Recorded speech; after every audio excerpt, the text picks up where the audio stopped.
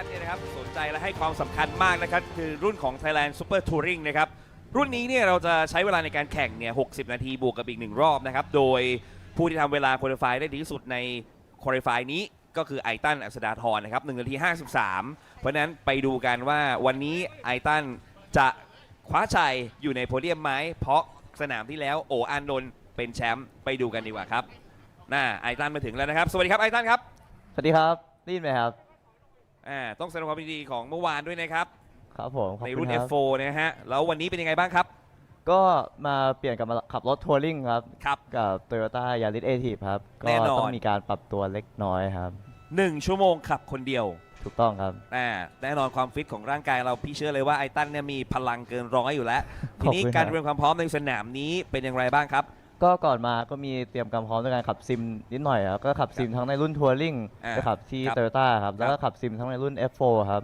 นี่ก็ยิ่งสนามมันมีเวลาซ้อมน้อยยิ่งชั่วโมงบินเยอะก็ยิ่งได้เปรียบครับหลังจากซ้อมซิมเสร็จปุ๊บผมก็มาถึงที่สนามวันอังคารครับมาเดินแท็กวอล์กพร้อมกับนักแข่งทุกคนครับมาดูรายสนามไม่ว่าจะออฟแคมเบอร์ออนแคมเบอร์สนามมันจะมีข้อต่อบัมตรงไหนก็ต้องศึกษาไว้ดีๆครับครับคุนี่พี่โอรู้สึกจะอยู่ข้างๆนะครับกลัวไหมเดี๋ยวเจอกันครับนี่งั้นเดี๋ยวมาดูกับรุกกี้ของเรานะครับสำหรับในรุ่นทัวริงจะเป็นอย่างไรฝากถึงแฟนๆหน่อยครับไอตันครับฝากเชียร์ตันด้วยนะครับไอตันอัศธรหมายเลข51ครับครับโอ้โหเป็นกำลังใจให้ครับขอบคุณมากครับขอบคุณครับครับสุดยอดเลยครับท่านผู้ชมในเรื่องของการเป็นนักแข่งแนวหน้านะครับแล้วก็มีความมีวินัยนะครับในการที่ออกมาเป็นแชมป์ได้นะครับแต่ก็มีอีก1แชมป์ที่อยู่ตรงนี้นะครับกับโออานนท์รอดประเสริฐครับสวัสดีครับเป็นยังไงครับพี่โอครับสวัสดีครับก็วันนี้ก็พักผ่อนมาเต็มที่เพราะว่าแข่งเช้ามากถูกต้อง1 ชั่วโมงเต็มๆครับแล้วก็ที่สำคัญเราขับคนเดียวด้วยครับนะฮะเราก็ต้องใช้พลังเยอะกว่าน้องก็หน่อยนึงเยอะมากสนามที่แล้วก็แทบจะไม่ไหวแน่นอนแต่สิ่งที่สำคัญในวันนี้อย่างที่บอกว่ามันเป็นสนามสุดท้ายในรายการบางแสนกลางปีแล้วครับอยากจะบอกอะไรแฟนๆบ้างครับที่เข้ามาที่นี่ครับก็ฝากคอยติดตามเชียร์ครับไม่ใช่ผมคนเดียวก็รถทุกๆคันก็เชียร์ทุกคันได้หมดเลยครับก็จะทำให้เต็มที่แน่นอนเป็นกำลังใจนะครับครับผมขอบคุณมากครับขอบคุณครับครับโอ้อานนท์รอดประเสริฐนะครับอีกคันหนึ่งอันนี้เป็นนักแข่ง2ท่านนะครับมีอาร์มชนกนันทมานพขับคู่กับโอมธนพัฒน์สุทธิสว่างนะครับเอาวันนี้ไม้แรกเป็นโอมเนาะสวัสดีครับโอมเป็นไงบ้างครับเป็นยังไงบ้างโอมก็ดีครับดีครับดียังไงครับก็วันนี้ก็ออกเป็นอันดับที่3ก็ถือว่าโอเคครับไม่ได้ยากมากเพราะเมื่อวานก็ยังครั้งก่อนก็ยังติดอะไรนิดหน่อยใช่ไหมฮะครับครั้งนี้ก็โอเคแล้วมาเต็มที่แล้วพร้อมเลยเมื่อวานก็เจออาร์มก็บอกว่าวันนี้ก็พร้อมแล้วอยู่ในกริดที่เหมาะสมเรียกว่าเหมาะสมในเรื่องของการออกสตาร์ทนะฮะและเรื่องของการทำเวลาครับวันนี้ก็เต็มที่ใช่ไหมโอมฮะเต็มที่ครับครับฝากถึงแฟนๆหน่อยครับโอมครับก็ฝากเชียร์ด้วยครับรถคันสีน้ำเงินเบอร์55ครับครับขอบพระคุณครับไปอีกคันหนึ่งนะฮะท่านผู้ชมฮะเดี๋ยวเราย้อนไปดูอีกคันหนึ่งอันนี้ก็เป็นอีกหนึ่งในทีมของ YK Motorsport นะครับภูกับพี่ย่งนะแต่วันนี้พี่ย่งจะขับก่อนเป็นไม้แรกนะครับสวัสดีครับพี่ย่งครับขออนุญาตครับขออนุญาตครับสวัสดีครับพี่ย่งครับวันนี้ไม้แรกของเราเป็นยังไงบ้างครับก็ไม่มีอะไรครับก็พยายามไปข้างหน้าให้ได้ครับครับมันไหมสนามบางแสนก็สนามบางแสนก็สนุกอยู่แล้วครับทุกปีครับชอบอะไรในสนามนี้บ้างครับพี่ก็จริงๆก็ชอบทั้งแบบเลเยอร์สนามแล้วก็ทั้งคนดูแล้วก็ทั้งทุกๆอย่างก็ทำให้บรรยากาศมันสนุกสนานมากครับครับก็ถือว่าเป็นสนามที่ทุกคนอยากเข้ามาบางแสนอยากจะบอกคุณผู้ชมที่อยู่ทางบ้านยังไงบ้างครับก็ฝากเชียร์ด้วยนะครับหมายเลข22แล้วก็หมายเลข14ครับ YK ครับครับสู้ๆครับเป็นกำลังใจให้ครับคุณผู้ชมแน่นอนยังมีอีกคันหนึ่งของ YK นะครับก็ไม้แรกจะเป็นน้องแคทณัฐนิตลีวัฒนาวรากุลขับคู่กันนะฮะกับเบฟธนโรธนาเศรษฐินิติเกตนะครับและข้างหลังอีกหลายๆท่านเลยนะครับหลายๆทีมที่มาร่วมแข่งในรายการนี้ใครจะเป็นแชมป์ในสนามนี้ติดตามกันให้ดีสำหรับรุ่น Thailand Super Touring นะครับกับ B Quick Thailand Super Series 2025 ครับ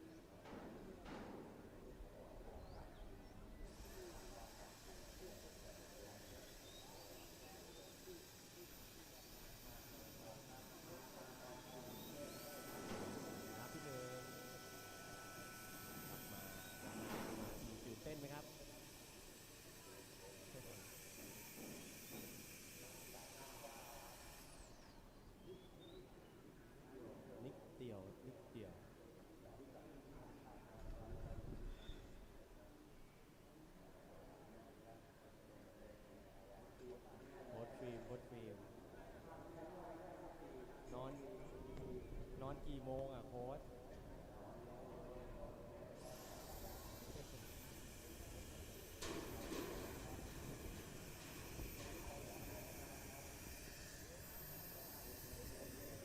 ครับทีมมันนะครับปีนี้จับคู่กับเชสชาคิดพาร์ค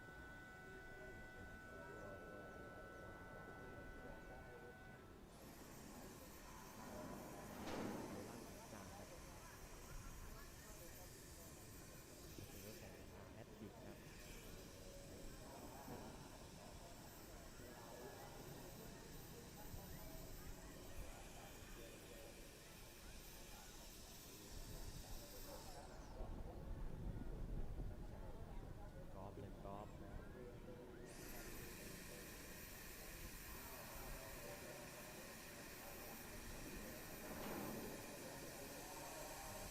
ครับไหลมาก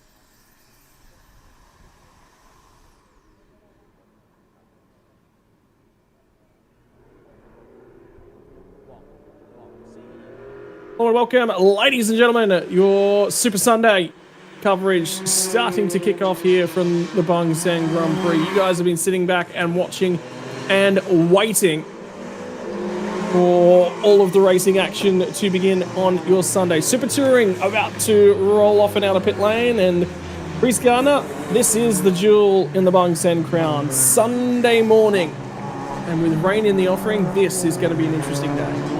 Yeah, Scott Rankin, it's a pleasure to join you here for Sunday's action. Super Touring about to get started for their 1 hour and 1 lap race off the dummy grid and out onto the circuit.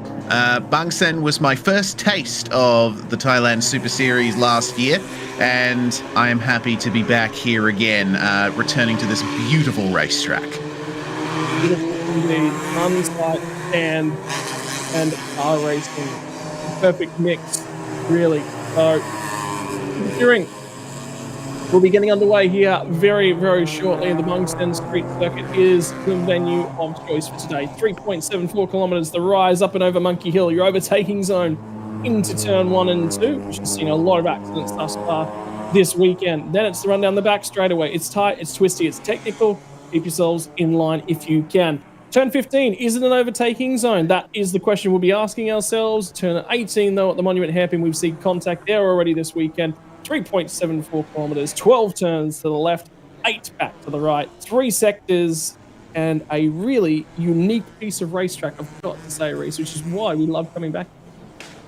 Yeah, absolutely. It's got that real sort of old school street circuit vibe, much like Macau and Villarreal in Portugal. It's a fantastic circuit, and these are the tyres they're going to be driving on for the race. Thanks very much to Hankook for their continued support of TSS action. The Ventus F200 Slick should certainly be put through its paces here on this low grip public road surface.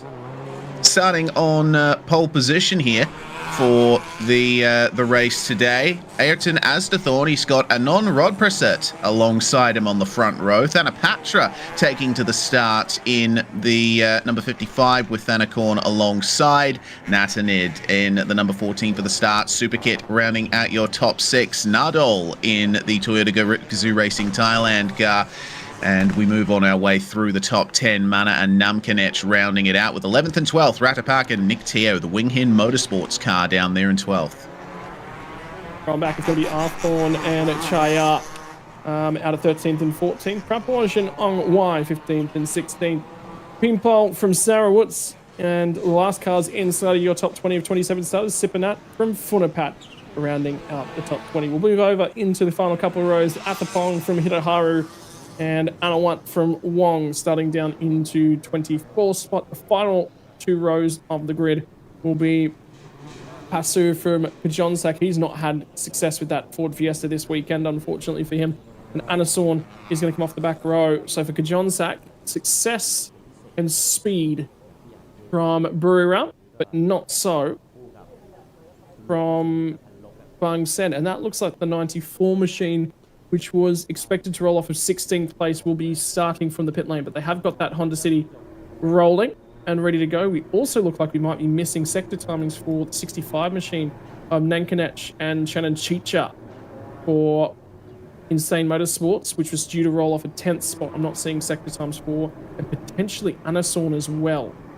So we'll wait for this one, but we are coming to the green flag here, Reese, and the run out of the final corner. We'll wait for the lights at the gantry. Indeed we will. Then it's the run down to turn 1, very treacherous corner.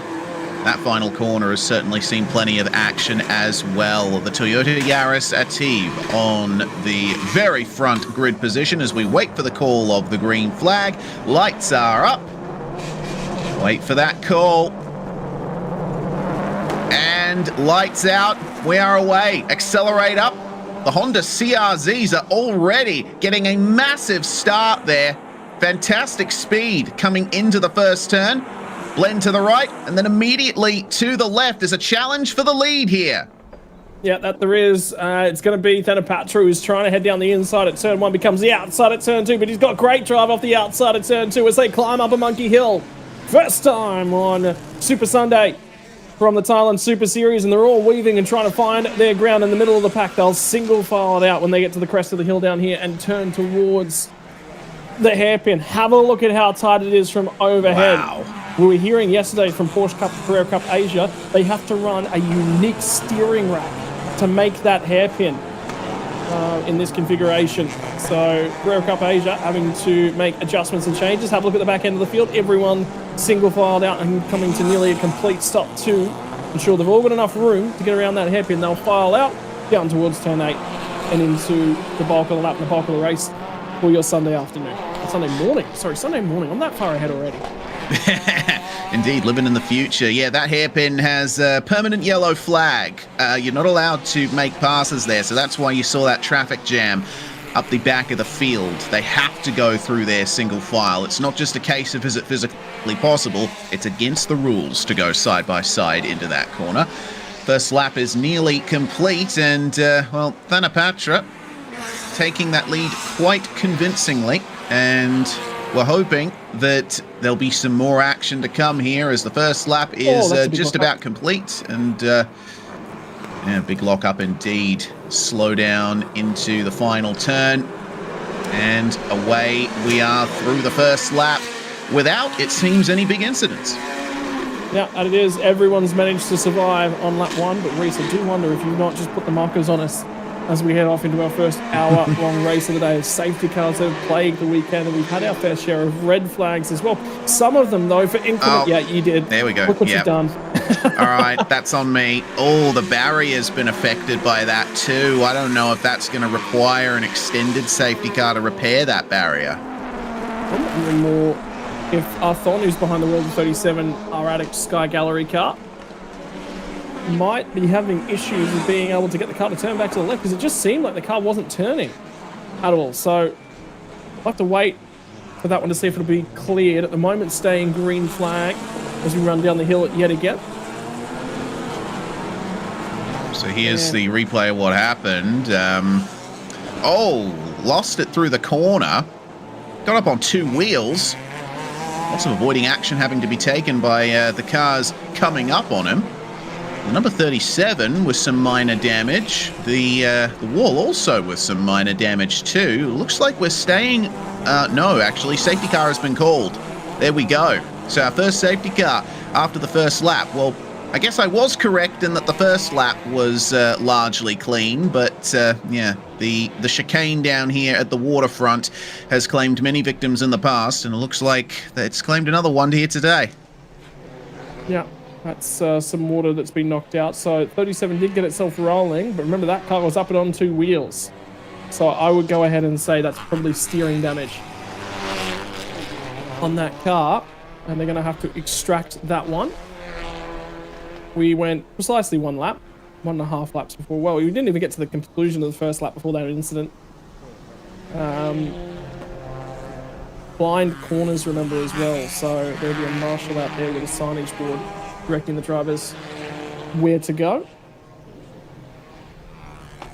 And for the moment, with 55 minutes and about 40 seconds left on the clock, we are under safety car. There was a couple races yesterday without them. I'll tell you what, GT4 racing action yesterday had 4.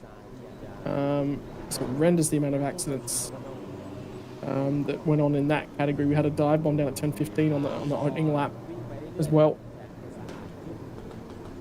And unfortunately had some issues.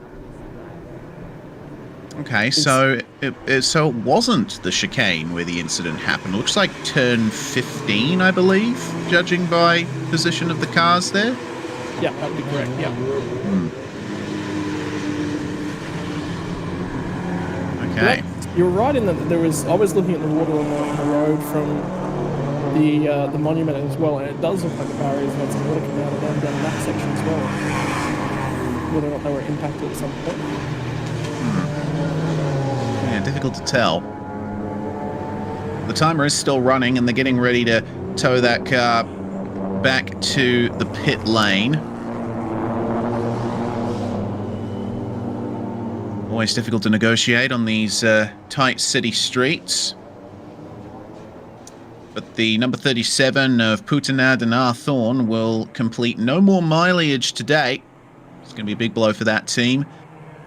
Final race of the weekend, and they're out after not even getting to the end of the first lap. And judging by the fact that the safety crews are out there focusing on getting the car away, it doesn't look like maybe the barrier will need repairing. I think they're still trying to assess it at the moment.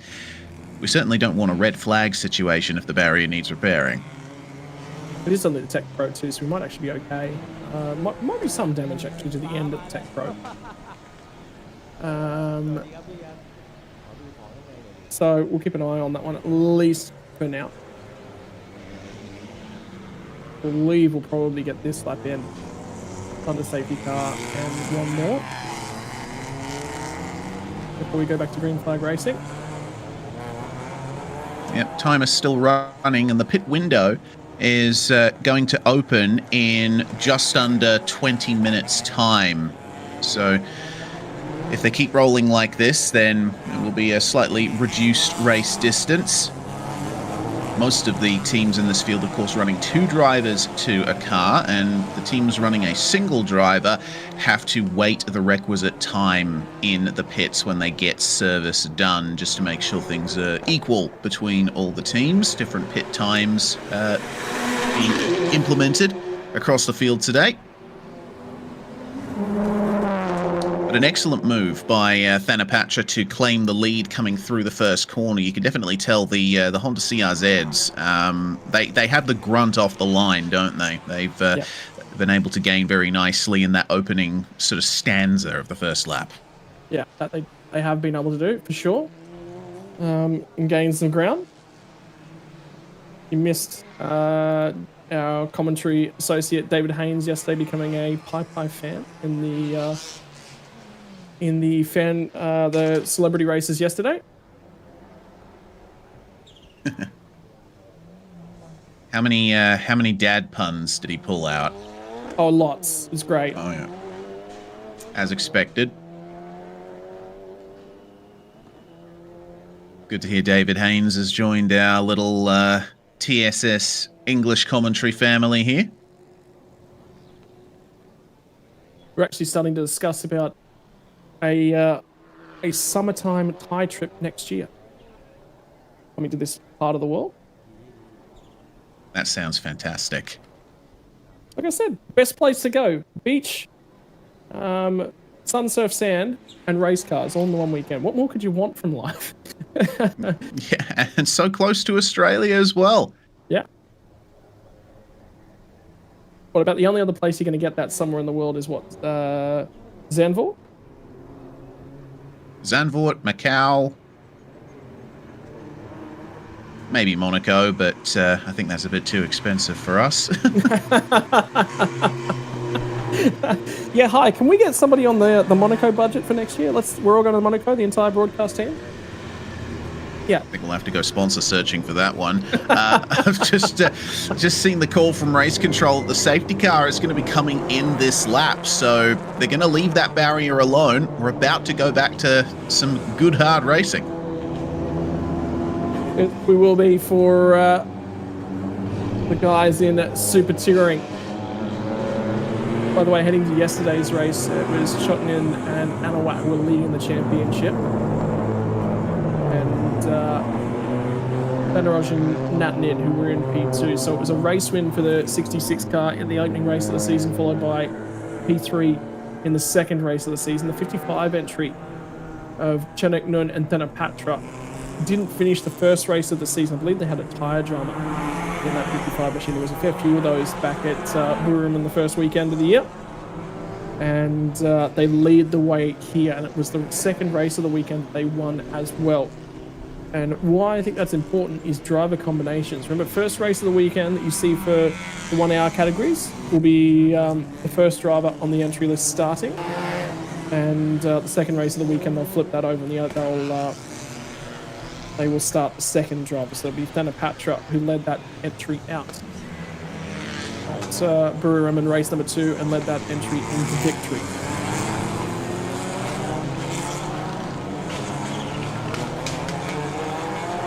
Well, still very early days in the season. A lot of form to set up.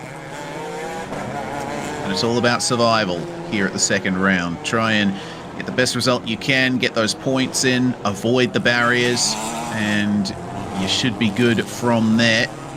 Currently halfway around the lap to get things restarted for this race.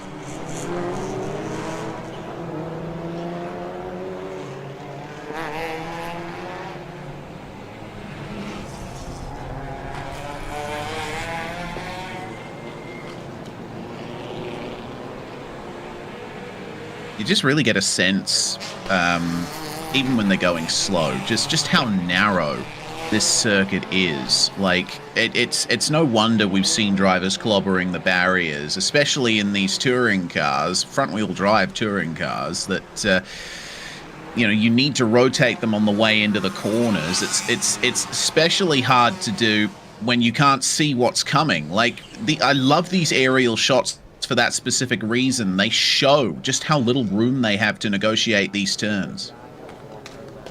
I think the biggest intricacy of the weekend was actually watching the Formula 4 cars, because remember, their visibility is way down lower, and the other thing is those cars quite stiff and the suspension quite low on the ground as well. It means that they do bounce all over the ground. Right, we are heading down into the safety car restart zone. So Thanapatra's got control of the field and trying to put some heat into those tyres.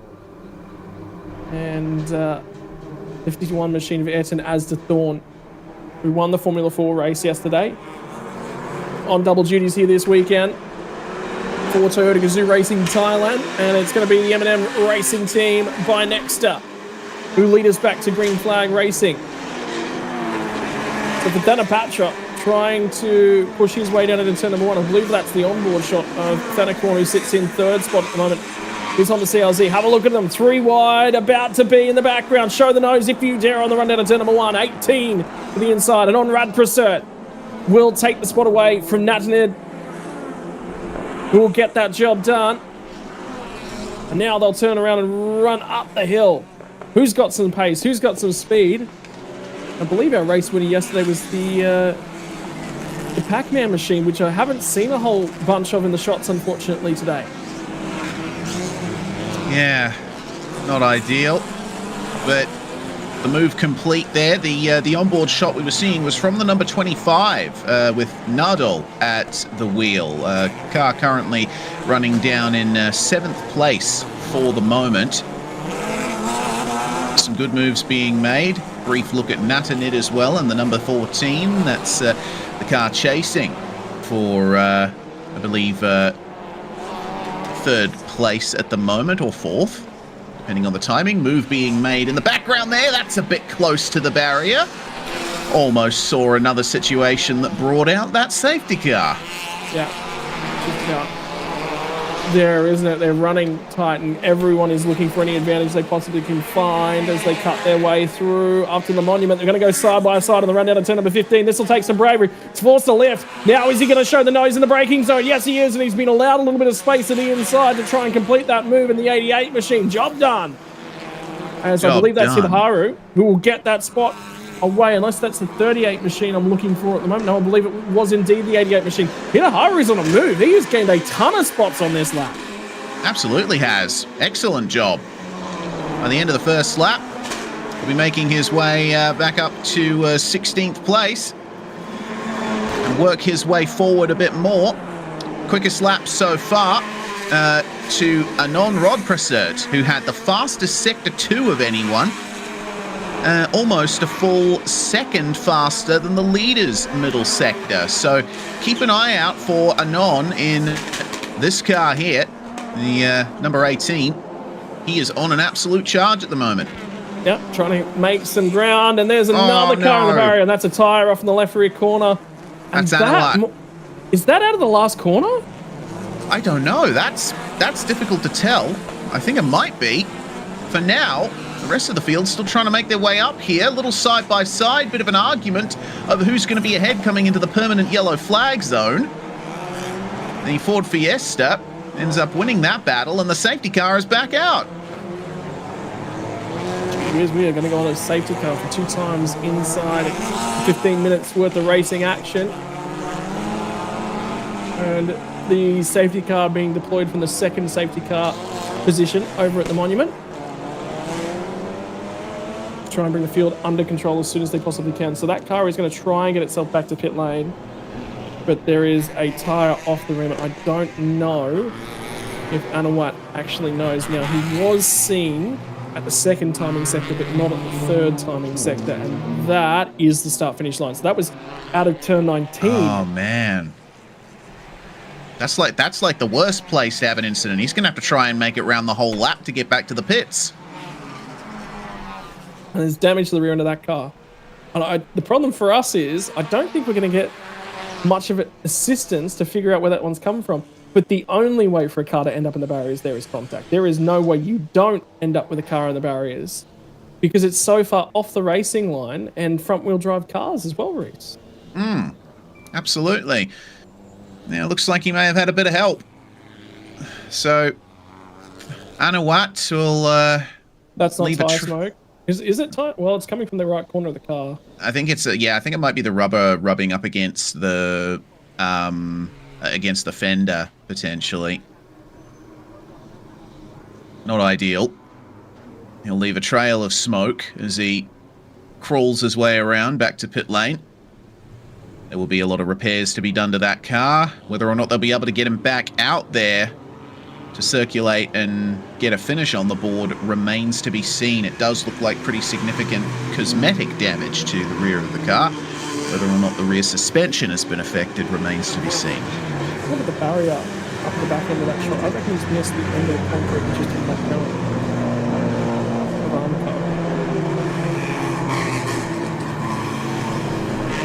Yeah, looks like it. Back on board with the number 25 of Nardal.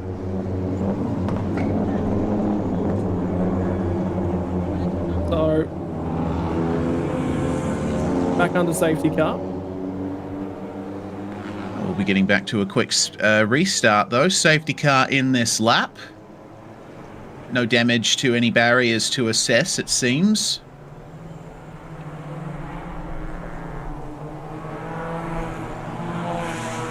Anawat has passed the Sector 2 line, so it looks like he'll be able to make it back to the pits and we can get the race restarted once more. How far are we going to make it till the next incident is the question. Just having a quick look into final race results from yesterday as well. It was the number 18 machine that did get the job done. It was a non-rod pursuit from Nat Ned and Thanaroj in the 14 and Nardal and Norat in the 25. So those were your top 3 finishes at the end of the race yesterday. And they got 21 laps in, and that was mostly run under green flag conditions. We're at 6 laps at the moment. I believe we're on our 7th circuit. And we're only 20 minutes in. You know what? We're right on board for that 21 laps yet again. So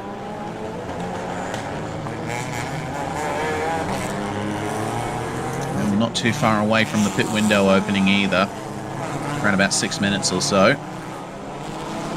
worthwhile pointing out, Reese, winning margin yesterday back to 5th spot was 5.2 seconds. Well, looks like we're in for some entertainment today as the 66 is getting its damage assessed. New tyres on the rear, and it looks like the rear bumper getting buffed out a little bit. Is it just me, or did he only take one bolt off? Although Yeah. he kind of might not have picked up the other bolts being removed, so we might have come in Maybe. a little bit close. I think that might have been the case. Well, either way, it should only be a short service for them. They're still going to have to take their mandatory pit stop within the pit window, so a lot of time lost there, but they should be able to get the car back out. See if there's any further damage to be assessed, and hopefully get to the finish. Safety car pulls away from the field, and we'll see Thanapatra lead us away once more. But Ayrton Asdathorn will be hot on his tail, and on Rod Prasert as well, looking for that podium. We'll see if Thanakorn can use the power of his CRX to try and find his way past the Honda City and Toyota Yaris in 3rd and 2nd respectively.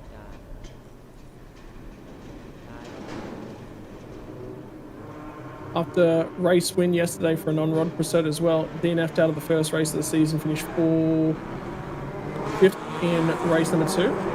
25 points will go a long way to helping his championship charge as well. This will be incredibly tight, but he was quick at the end of yesterday's race.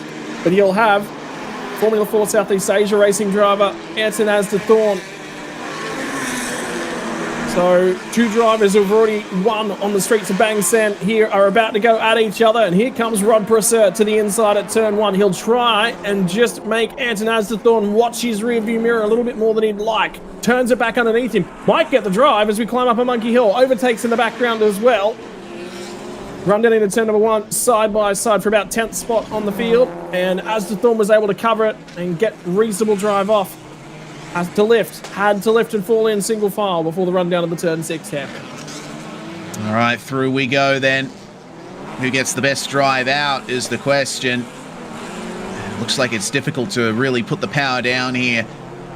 Now, if I'm ever driving on the sim in a front-wheel drive car, super tight hairpins like this one are always a challenge because you've got to try and balance the power application. Otherwise, you'll understeer straight into the barrier. Fortunately, there's a bit of extra room beyond the curb at the hairpin there, but it's never easy. Check back in with car number 88 briefly. Hiraharu, who was steaming his way up the field, has got a battle ahead of him. The number 57 with Pinball at the wheel. Battle of the CRXs, CRZs forming, sorry. I went back to the 90s briefly there, side by side for second. Here comes Ayrton Asdathorn, trying around the outside of turn 15. What a move! Ayrton Asdathorn is going to defend on the inside into turn 15. Will have to lift before they get to 17. So it's a non-Rod Prasert, who's gone the long way around at 15. You just don't see that. It just about doesn't happen. Asdathorn's now going to cover him and try to fire it back down the inside at the final corner. So job done. Moves 1 spot further up. And now, next car to get after, albeit he's going to have the longest pit stop of the lot of them, with the success compensation time added to the pit stop, which will open in about 2 minutes. For a non-Rod Prasert, get the feeling though, single driver entries, they might run long. Yeah, I think they would want to get out in clear air and try and gain some time, sort of dull the pain of the longer compensation time in the pit stop. So keep an eye out for that. The single driver entries staying out a little bit longer. That pass between Rod Prasert and Asdathorn has brought Thanakorn and Superkit right into the fold for the battle for second. So there's a bit more to be said about that before the pit window opens. A bit of a lock up there. That's a very tight entry into the hairpin, but just manages to get through. Bouncing all over the road as well as the drop away happens right in the middle of the corner. pit window about a minute away from opening. As they feed down through the monument. Whoa. Gee whiz, he got away with that? He didn't even touch the barrier. Oh, wow. That was fantastic. Well, I mean, Anon Rodprasad, he is right in tune with that Honda City, isn't he? That was crazy. I thought for sure he'd be headed for the barrier. Yeah, and going in hard was what I was thinking, because he had that thing all crossed up at the apex. But he's got away with it. Look at this. Oh, hard on the power. Front wheel drive. All you got to do is bury the throttle pedal to the floor and the car will straighten up. But some good technique being used there through the chicane. And, well, he's kept the gap to Ayrton Asdathorn. Anon Rodprasad taking the fastest lap of the race so far. 154.7. That was 3/10 or so faster than Thanapatra out front. So it looks like Anon is on a mission here. Yep, making time. 3 or 4 tenths of a second. It'll take him a couple of laps to close that margin. But hopefully he won't have so much of an issue through the monument.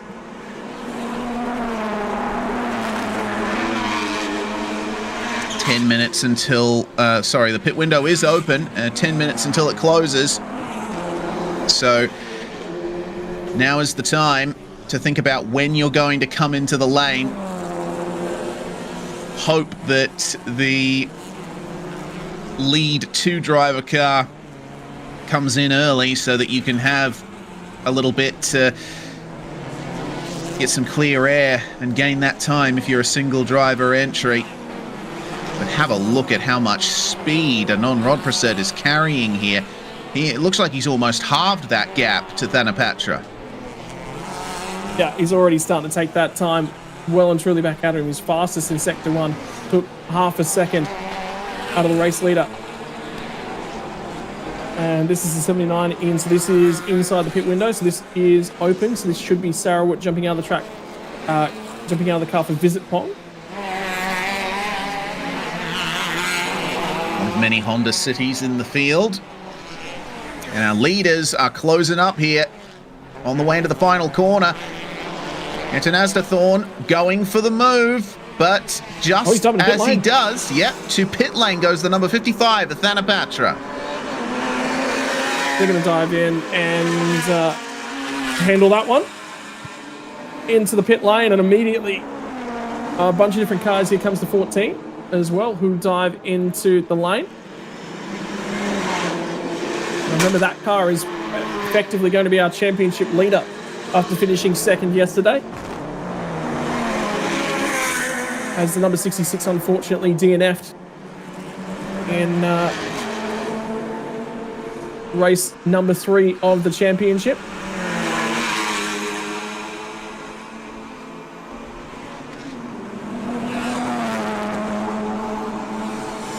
Fastest lap still held by Anon Rodprasad, down to a 154.4 now, and this is optimal for Rodprasad and Asdathorn. They are the only cars running in the 1 minute 54 second bracket, so they stand to gain here by staying out a bit longer. As long as they enter the pits before the 10-minute window is up, then they'll be able to satisfy that requirement for the regulations. I would wait until the last possible moment if I was them. Take advantage of that pace. Oh dear. Problem for the 88. That was Hitaharu. That's got damage on the front left corner of that. Is that at the hairpin? You know what, that looks... Yeah, I think it is. He might have clobbered the barrier out of turn 7 potentially. Turn 4, sorry. Yeah, so might have caught the barrier at the top of the hill and just been able to resurrect it down and into the runoff area with bent steering. Either way, it doesn't look like it's going to force anything, but what will be forcing something is the 57. As Peenpole gets down the inside, and I believe that was Timothy Thomas in the 38, and indeed it was. So there'll be a swap of positions for P9 on the racetrack as drivers continue on past the pit lane. Looks like they might respond to that by jumping into the pit lane. Speaking of pit lane, 72 in as well. Superkit jumps out and Teo getting ready to jump in. Goodness me, Anon Rodprasert is steaming around out there. He's just set a 153.5 out in the lead.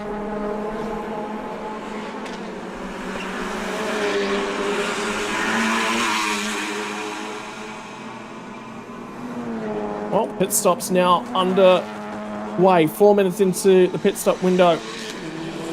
Door closed on the number 25 machine as Nardal climbs out and Noarat will climb in for Toyota Gazoo Racing Team Thailand.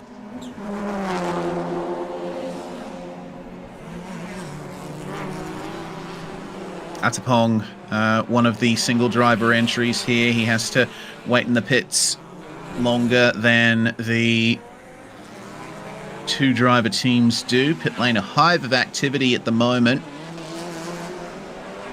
Got 6-7 cars making their way through the pits at the moment. On their way out, the number 72. Tayo now in the car. Superkit getting a well-earned rest there. See where they filter in and things end off.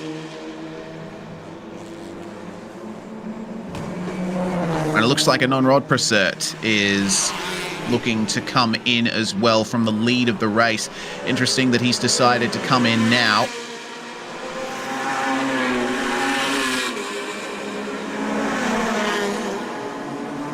Ayrton Asdathorn will assume the lead of the race here. And on with that pace, I mean, he's obviously going to have a slight disadvantage pitting a bit earlier than he ideally could have, but who knows, maybe this is part of a grander plan with half an hour remaining for the race time. Well, it's being on the halfway mark as well. The big thing for me is if I was in his shoes, he knows that after winning the race yesterday, he's going to have the longest compensation time. So going late, generally considered the best thing. But the longer you go, there's a risk of a safety car as well. And I do believe the cars that haven't pit actually lose out if there is a safety car. Anyone who has pit will drop off the lead lap. And given that he was the leader, you know, he'd sort of be losing bulk time. So staying out's a risk. He's already been able to show that he can make the overtakes, Reese. I think that's the big thing for me, is that if he can get the job done, why not continue on with it? Yeah, certainly not afraid to get the nose in. Kajon Sak as well, making his way out of pit lane in just a few moments' time.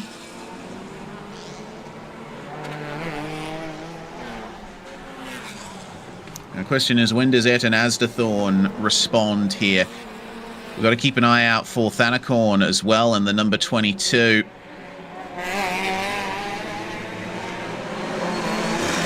Hard battles going on out on the track here. The number 72 making way for Ayrton Asdathorn, who stays out again for another lap. And there is Anon coming out behind the number 56. He's going to be making his moves very shortly indeed. Another lap complete here for Ayrton Asdathorn in the lead of the race. And his last couple of laps have not been up to scratch. His last lap was a 1 minute 57. He lost a lot of time there. He might lose touch with the lead, potentially lose a podium.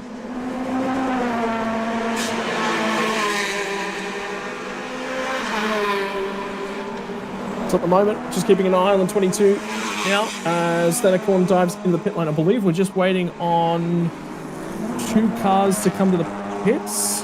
Actually, sorry, make that 1 car because it was Hitaharu was the other car I was watching on the timing screen. So we're just waiting on Ayrton Asdathorn, and this is the strategy we were looking at for the single driver entries of just trying to run along. So he'll have to come in at the end of this lap, bar none.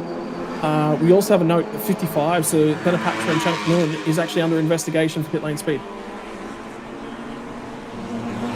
That's not ideal. Given to the pit lane speed limit, one of the most important parts of negotiating a race. Pit window only 1.5 minutes away from closing. And considering that Ayrton Asdathorn is on his way through into the final sector now, little lock up in the rear. That's not the end of the world in a front-wheel drive car. He will get into the pits right before the window closes.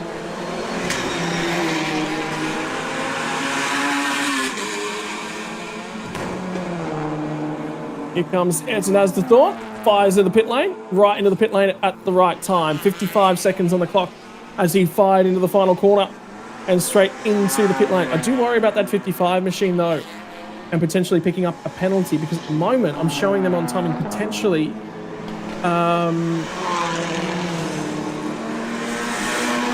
he is in a great position, and that's the problem for him.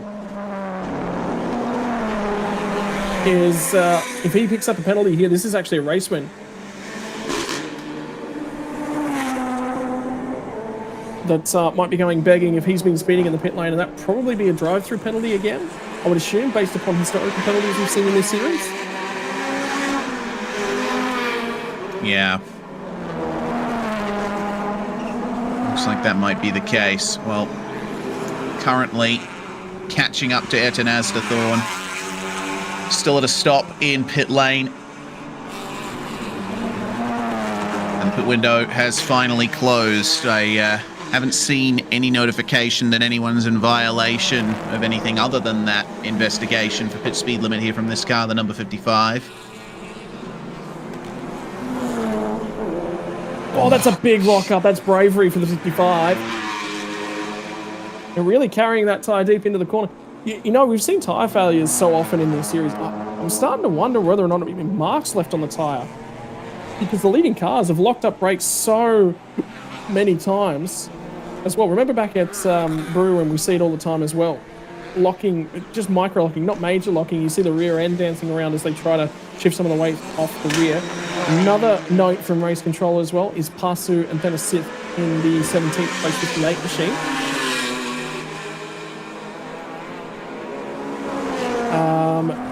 He will be looked at and investigated for not staying to the correct side of the pit lane entry line. There was one note about that yesterday during racing proceedings, and it was they were looking at it and nothing came of it. So, is that the 18? Hard to tell. The replay of it. Oh no.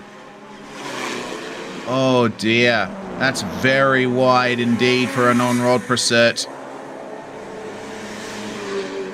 And just comes to a stop there on the exit of the corner. He's got no drive. No drive? Yeah. Yeah.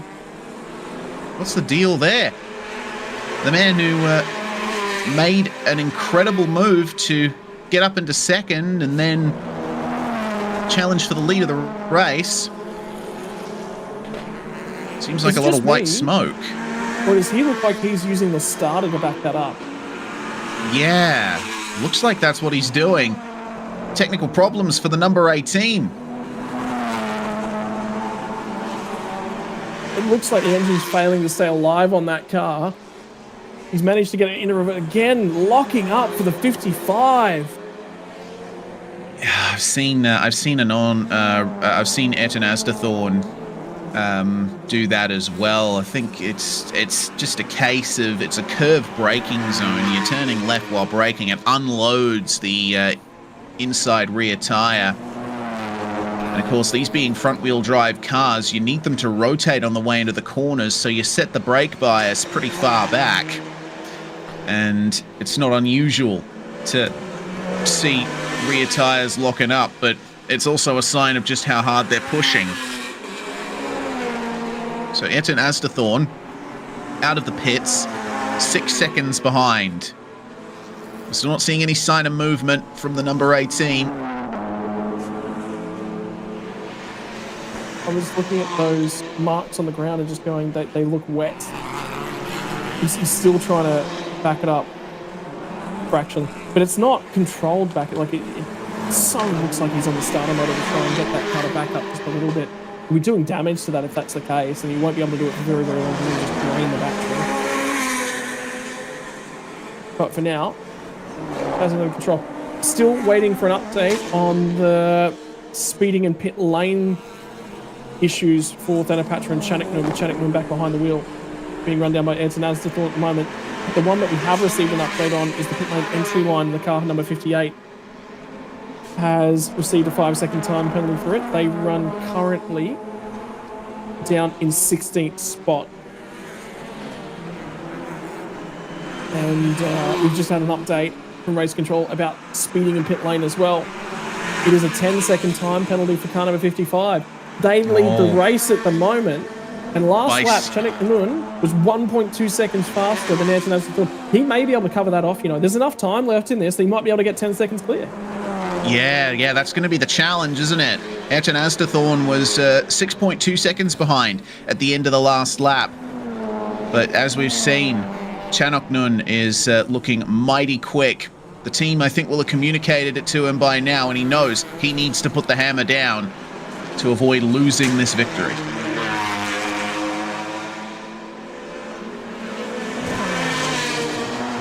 Well, he's going to have to go after it.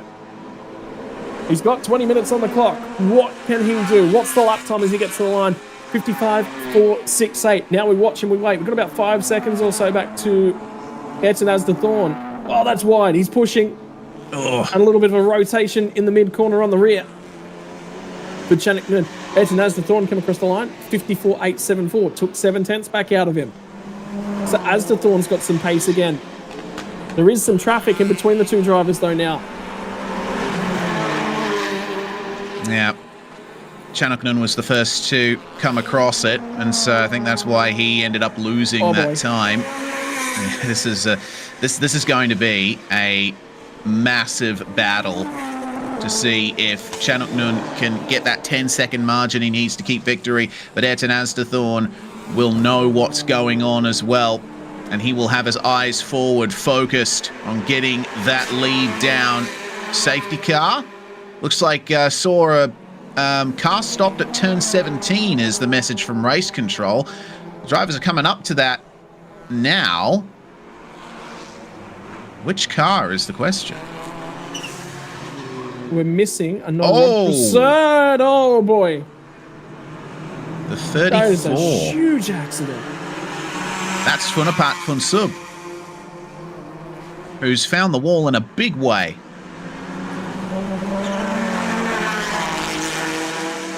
Oh boy, that's a big accident. So that's on the run up to the final couple of corners, right? Yeah, that's the exit of turn 17. So 17, it's funny because on this track, the monument the hotel hairpin is turn 18 and turn 19. Turn 20 is the kink onto the front straight, but turn 17 is both the left and right flick. So it's both corners over here. So that is the high speed left, right, and that's the exit of that and the run down to the hairpin at the pit lane entry. So basically the camera that we're showing you that from is parked up down at pit lane. Now, if you have your map of the Bangsaen circuit handy, now's the time to take a look at it and find turn 17. Because there's debris over on the left side of screen there as well, right side of the track. Oh, we're about to find out what happened. Oh, okay, little tank slapper fishtailing on his way out. Looks like we didn't get the exact moment of contact, but it seems a little bit of rear instability in the number 34 that just got compounded. We're carrying a fraction too much speed. We saw the line. Did he potentially turn in too hard on the left-hand side initially into 17? He's clouded the barrier, and then it's just been a tank slapper out of that. Because the problem I have with where that car was placed when we started seeing the tank slapper through the 17 was the positioning on the track. Normally, if that's the case, and he's carried too much speed and he'd be wide through 17 and be nearly up against the barriers on the other side of the track. But he was, off the exit, he was very far to the left-hand side. So I get the feeling he's turned in early and picked up the barrier on the left. But he hasn't hit it with the front end of the car. He might have glanced it in the middle of the car. I think you might be right there. Generally, when the rear is hit, then or the sort of middle side of the car, that's a lot of force going through the chassis, and it majorly unsettles the rear. And sometimes when you're trying to recover it, you correct to the left, you correct to the right, but the car just keeps swinging, and it just becomes this pendulum that oscillates out of control after a certain point. Yeah, well, either way, you know who really suffers out of this? Cars that have penalties or time penalties. There's two of them, and one of them's the race leader. And remember, we were just talking a few moments ago that Chadwick Noon might have been able to build enough of a margin to run away and actually still hang on to a race lead after speeding in the pit lane and getting a 10-second penalty. That's not the case anymore. That's not going to happen. There's not enough time left in the race. Yeah, and you know, before the safety car came out, the only position that Thanapatra was likely to lose was okay, so this is where I think this is where the 55 picked up the penalty. See the pit exit line here. Does he come off the limiter early?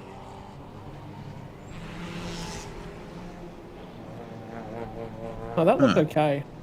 Yeah. Not sure what the deal was there, but yeah, basically he would have only lost the lead, or maybe even second place at a stretch, if the race had stayed under green flag conditions. Now that the safety car's out, and we've seen, you know, he could stand a chance of being demoted to anywhere from 9th to 10th with this safety car. He'll have to get the power on, drive as fast as he can here for the final 14 minutes or so of this race, maybe even 12 minutes. The safety car is going to be out for another lap, I think. It's a tough job to do. He basically need twice the power he has now in order to get that 10 seconds up.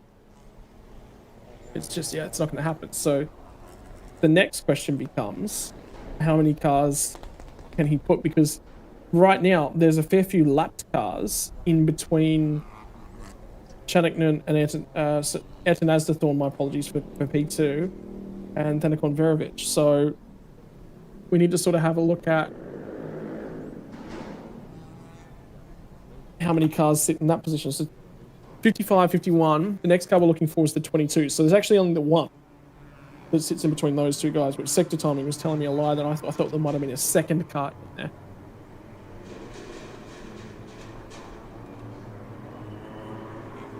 Verovic at the wheel of the 22 looks to have lost his left side wing mirror there, and maybe a bit of damage to the right wing mirror as well.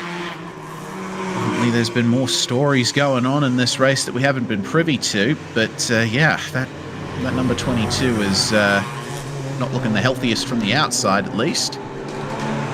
One of the unique things actually about the non-rock perception, which is now obviously out of the race with its damage, was it actually had very slim mirrors.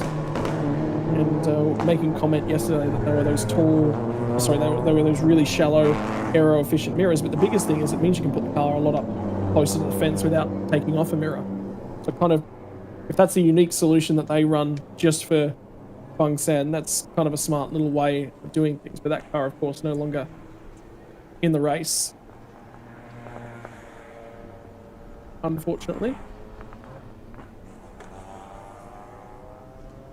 So we're now coming up to around about 12 minutes to go in the race, and still no sign of the safety car being sent in.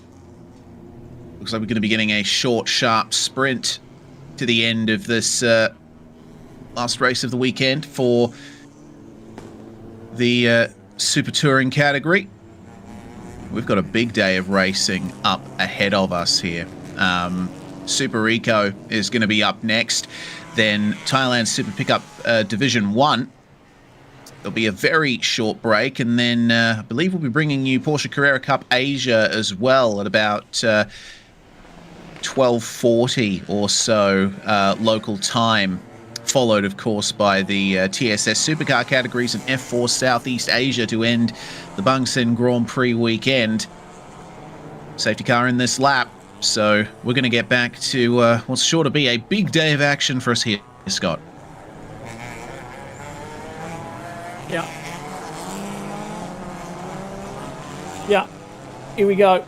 We're going to set up for, it's going to be close to a 10-minute sprint race to the end of this one. We have 17 cars on the lead lap. Keep your eyes on the 25 machine, the Norat Nardol, Guzzi Racing Thailand entry. Don't forget 2 YK Motorsports machines in the middle as well, 22 and the 14. So Chanuknen will lead this race back to green, but he has a 10-second penalty. So his goal will be to run as far as he can. Now, if Anton Asdethorn is faster, he will need to let him go because he's not racing him. And the biggest problem that he'll have is if the team have told him about that penalty, if he's going to lose time fighting Asdethorn, let Asdethorn go. If Asdethorn's faster, sit, watch, follow, chase. Don't worry about trying to race him. I wonder if they've told Anton Asdethorn as well. Yeah, I wonder. This will be an interesting conclusion to this race, how hard Chanuknen may or may not fight this, knowing that he has that penalty hanging over his head. Not getting ready for the green flag. Safety car's already pulled away. And there goes Chanuknen. Bit of a slow start from the lapped car, the 59, with Kritipas at the wheel. That's going to help Chanuknen at the very least.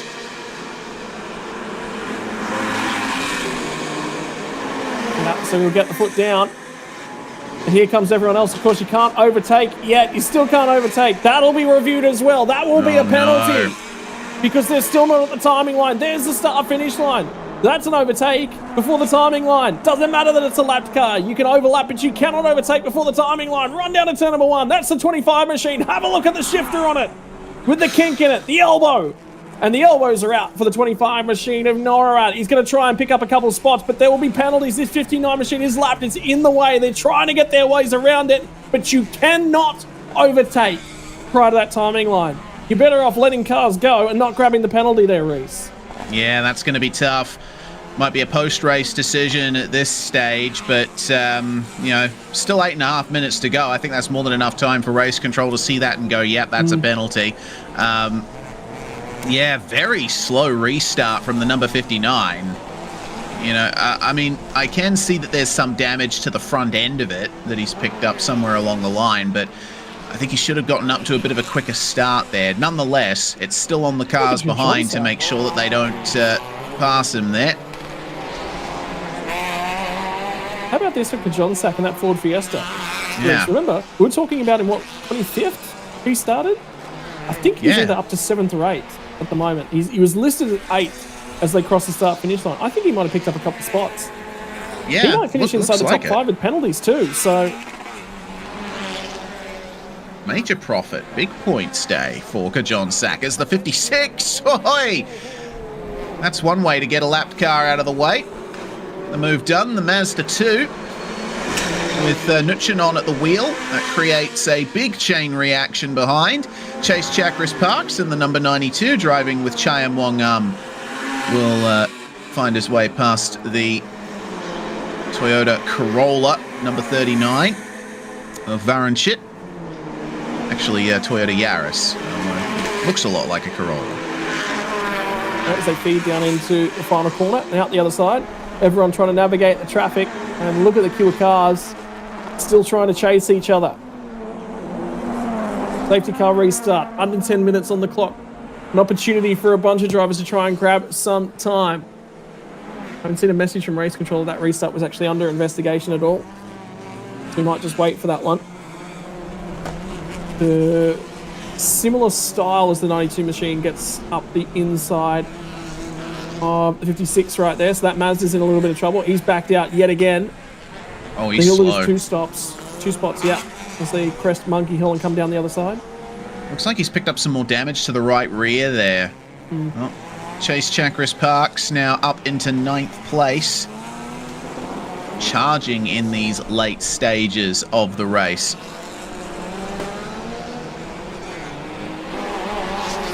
Meanwhile, look at Kajonsak again. He is right on the rear of Nabil and Tayo. Battle for 6th place at the moment. Kajonsak's put on a great drive in the Fiesta.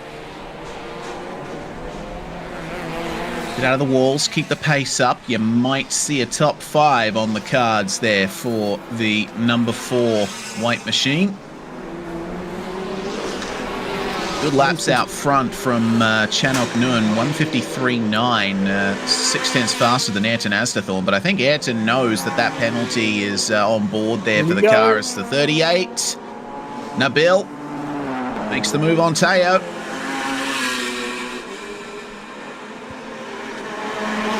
Yep, Up into job 6th done. place. Grabs 6th spot. Kajonsak is going to try and take advantage of that one as well. Weaving left and right, looking for any opportunity he possibly can. Pulls alongside. Does the Fiesta have what it takes in a straight line to keep the car there? Just about even, I tell you what. Reese on the run down the main straight. Going to stay alongside as they feed into turn 1. Is he going to try and feed up the inside into turn 2? He will. And he backed out just. Nearly didn't get that car pulled up. There was nearly a 72 Honda CRZ rotating off the front bumper of the Ford Fiesta. Yeah, close indeed, and Kajonsak will have to stay behind here through the hairpin.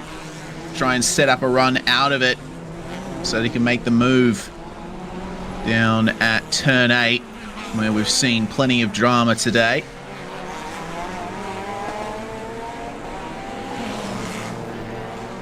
Continued on today, hasn't it? That hairpin down at turn 6 has been a sight today. And where's the GT4 in the barriers? One of the Caimans yesterday hit the barrier on the run down. Number 8's going to get down the inside. That's hazard lights flashing on the 56 machine. I wonder whether or not he's bumped that accidentally. Yeah, maybe they're not on anymore. Yeah. So he'll try and settle back into himself, see what he can find. But that car is definitely struggling with something going on at the moment in the Mazda. Meantime, still holding on to 11th. Race leader. So 10-second penalty right now would demote him to 4th spot. There is such a big margin. And there is finally an update. We waited a few minutes for it. It's been about 5 minutes since that restart. We finally got the number 14 is under investigation for passing before the control line. So that is being looked at. And the other thing I thought back in my mind, Reese, was, did you watch much of the Bathurst 6 Hour this year? I did not. That was a huge... For those of you watching along at home that are international members, may not keep up to date with all the events going on at Mount Panorama. It is a production car race with a myriad of classes. And there was about 70 cars registered for this year's race. And the thing was, every single time we got a safety car restart, all the classes would be mixed up and down the field. They harshly penalised anyone overtaking other class cars before the start-finish line. And even though that 59 car was off the lead lap, that's what it looked and felt like to me. Yeah. And our race control team, James Taylor's the head steward for the weekend. I believe he was the head steward for that weekend as well. So you can expect the same standards to be applied. Penalty potentially incoming for the number 14 of Thanaroj and Natanid here on screen. But for now, they'll keep cruising along in 3rd place. Ayrton Asdathorn just disappearing out of frame ahead. And it looks like the news has come in. Number 14 has gotten a 5-second time penalty for passing before the control line. Now, with the gap that they currently have, that should only... Oh dear. Ooh. Oh dear. Berovic in the 22. I noticed that, I noticed the damage to the car earlier. I don't know if that was a sign of something worse or if it's, if that's a separate incident. We might see a safety car here in the final couple of minutes of the race if that number 22 doesn't get out of the way. Well, just think about it. If that's a safety car, and we've seen a 5-second penalty for the 14, we've seen a 10-second penalty for the 55. So what, your leaders would be 51, 25, 38, and Kajonsak would finish 4th if we see a safety car. But we haven't seen that yet. We are getting messages it stopped at turn 7, so that's the kink on the run between turn 6 and turn 8. And there's confirmation car 14, 5-second time penalty passing before the control line. There we go. considering the gaps as they are at the moment, that would put him back to 4th place. So doesn't cost him too much in terms of position. There he is, yeah, up there. I think they're just going to leave it yellow flag waved. I don't think they're going to... Yeah. It's not in a critical portion of the racetrack where it gets single grooved. I've got to be honest. Yeah, and there's about, there's less than a minute remaining on the timer, and they'll go an extra lap after that. You don't want the race to finish under safety car. That's not ideal for the spectators or anyone, really.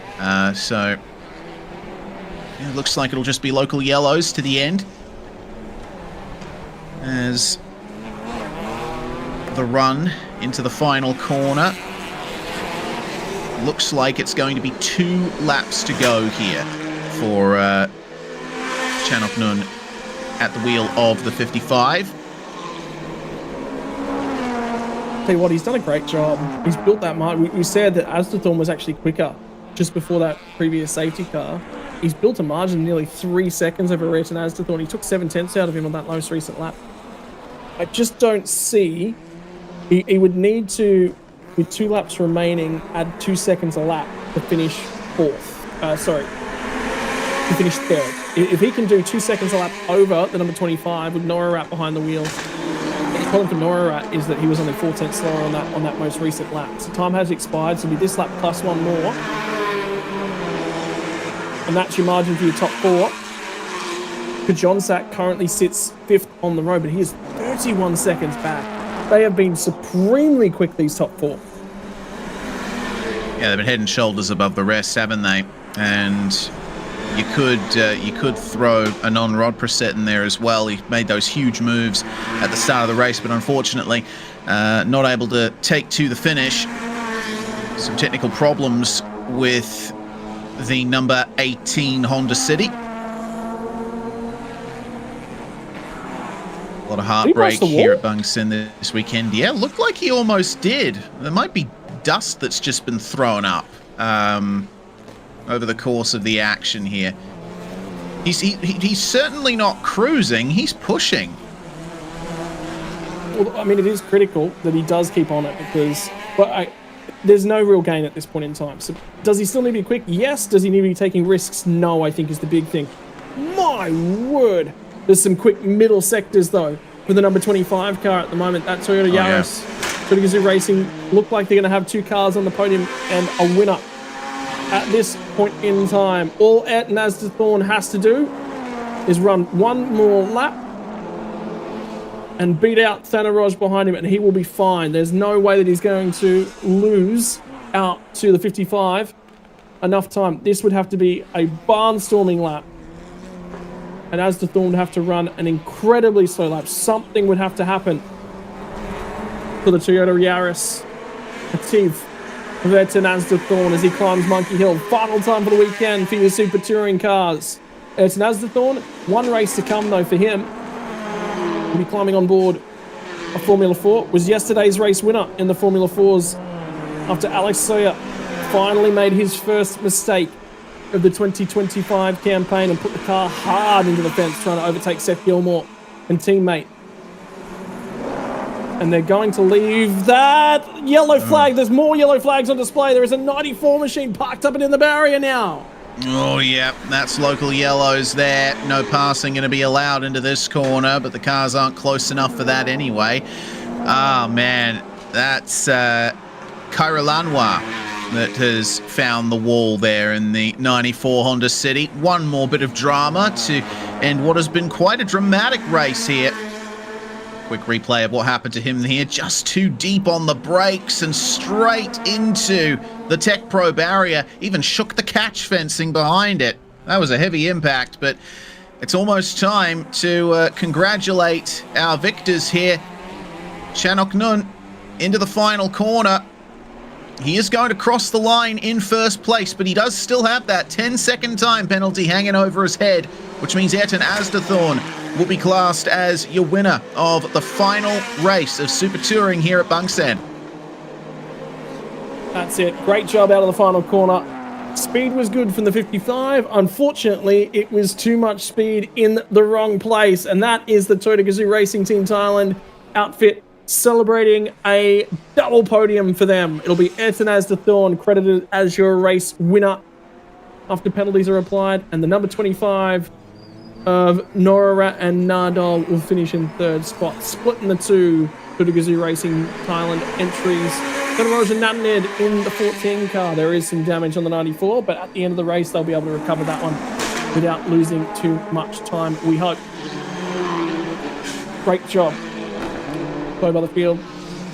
That is the difficulty of the streets of Bangsaen. You come here, and you come here with the idea in the mind that you might need to bring a fair few replacement parts, because the walls will bite on the streets of Bangsaen. They bit in a big way already today. This is only the first race of Sunday's action. We got so many more to come.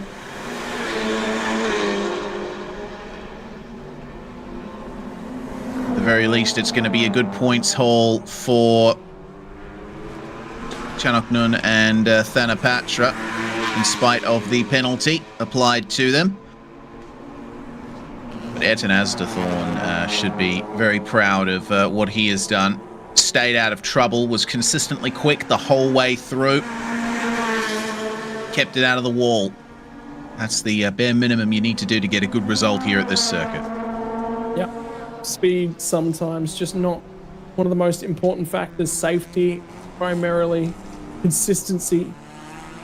And the walls of Bangsaen are always not far away. Neither is the safety car. They've been action right across the weekend. Ertanaz de Thorn from Noah Ratnadal and Thanaraj and Natnid bring it home in P3. Fastest lap of the race, I believe, was actually the Noah Rat machine. I think second last lap of the race. Went ahead and set 153.207. By the way, we completed more laps than we did yesterday. Yesterday's race, we only got 21 laps in. Today, 26. They got an extra 5 laps worth of racing action. A few extra safety cars yesterday. There were cars still in the barrier here on your Super Sunday. But local yellows prevailed. The non-Rod Preserve did well to get that car out of the way down at turn 8 as well. You know what, Reese, I'm actually going to go out on a limb and say it. The officials have done well here. They've looked at all of the cars, looked at the positions that they're in, and gone, it doesn't make sense to throw... We can keep them running, and we can just do it with local yellows. They didn't throw the safety car when there was a case for it, and you know, there's strengths, there's weaknesses to that approach, but racing was the benefactor. Yeah, certainly was. We managed to get consistent action all the way to the end. And of course, these are the slower type of race cars, so it's not as dangerous to leave a car out there with local yellows. A very sensible decision. Being back in the pit lane, we'll get highlights coming your way in just a few moments. The Toyota Gazoo Racing Thailand outfit will be celebrating down in pit lane. Naz de Thorn is becoming a rising star in Thailand at the moment. Formula 4 wins. He's been quick in the Formula 4 category so far this season. He's been on the same level as Alex Sawyer. No, but he's been there and he's been consistent. A big chunk of the points taken back out of him in Formula 4 Southeast Asia. But that's the team all celebrating, and that looks like that might be Natanid, who's wanted up to celebrate with his teammate. And 3 drivers from the Toyota Gazoo Racing outfit on the podium.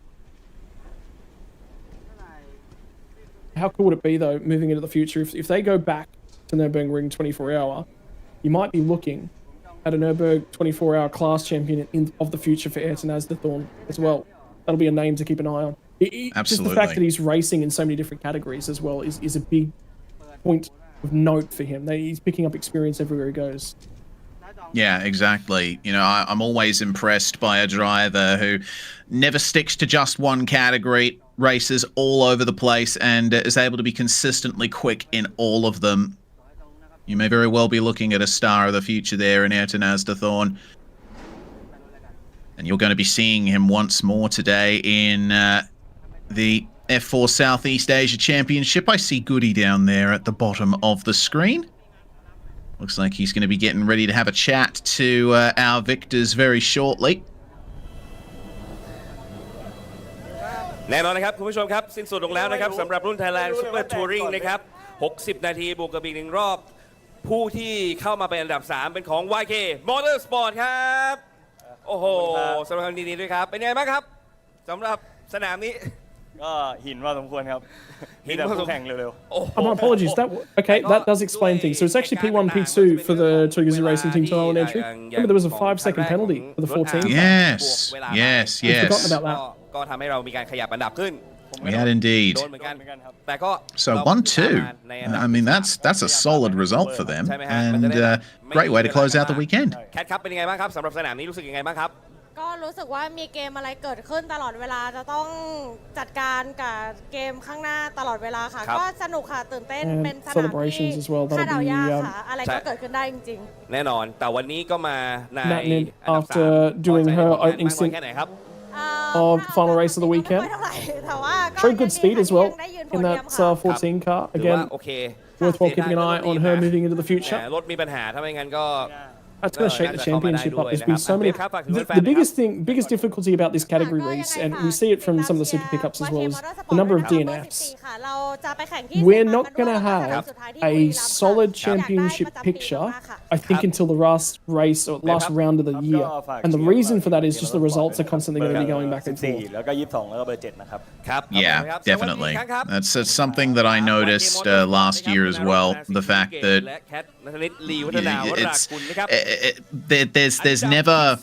there's never a solid picture you can form of who's really on form, who's going to have the reliability they need, who's going to avoid the mistakes. It's incredibly difficult to tell in this collection of series we have the pleasure of bringing to you all. แต่ว่าออกมาดีเน็กซี่ขับดีมาก Yeah, another celebration for Maxi, Team Gazoo Racing Team Thailand. หายเลย And that'll be Nora Rat, who's just been handed the microphone. He's climbing from the car. You can see quite sweaty. In the meantime, Nardol's been sitting back in the pit lane, doing his hair, enjoying the race. He looks very much like he hasn't just climbed out of a hot race car. Yeah. And it would be quite a hot race car as well. I mean, we are getting to it's the middle of winter down here in Australia, a bit closer to the equator in Thailand. So it should still be reasonably warm up there. Can't tell how hot it's going to get inside the cockpits of these touring cars. พอใจกับผลงานมากครับสามารถทำโพเดียมได้ทั้ง2 Strong results. Gazoo Racing Thailand. They're going to be very, very over the ก็ moon ถือว่าปีนี้ with รถ those ใกล้เคียงกัน results. มาครับ 14 machine. แข่งก็ยาก Though I think he's going to walk away from this one with the best results in the championship thus far. They're going to pick up a second from yesterday and a third from today. So it'll be สาวๆครับพี่ดม will be 18 and 15 points, so 33 points across the weekend. Will actually beat out their points total from Brewery Round. They scored 26 points across the 2 races back at Brewery Round, which will move them to 59 points. So I guarantee you they'll be our championship leaders, and they should have a good margin. So for them, for the rest of the year, they've just got to make sure they keep finishing the races. Will be their first point that they need to conquer. รวมทุกคน Remember, one round at Sepang for Super Touring to come, and then one round at Brewery Round ใช่สนุกมาก in the end of November to finish the year out.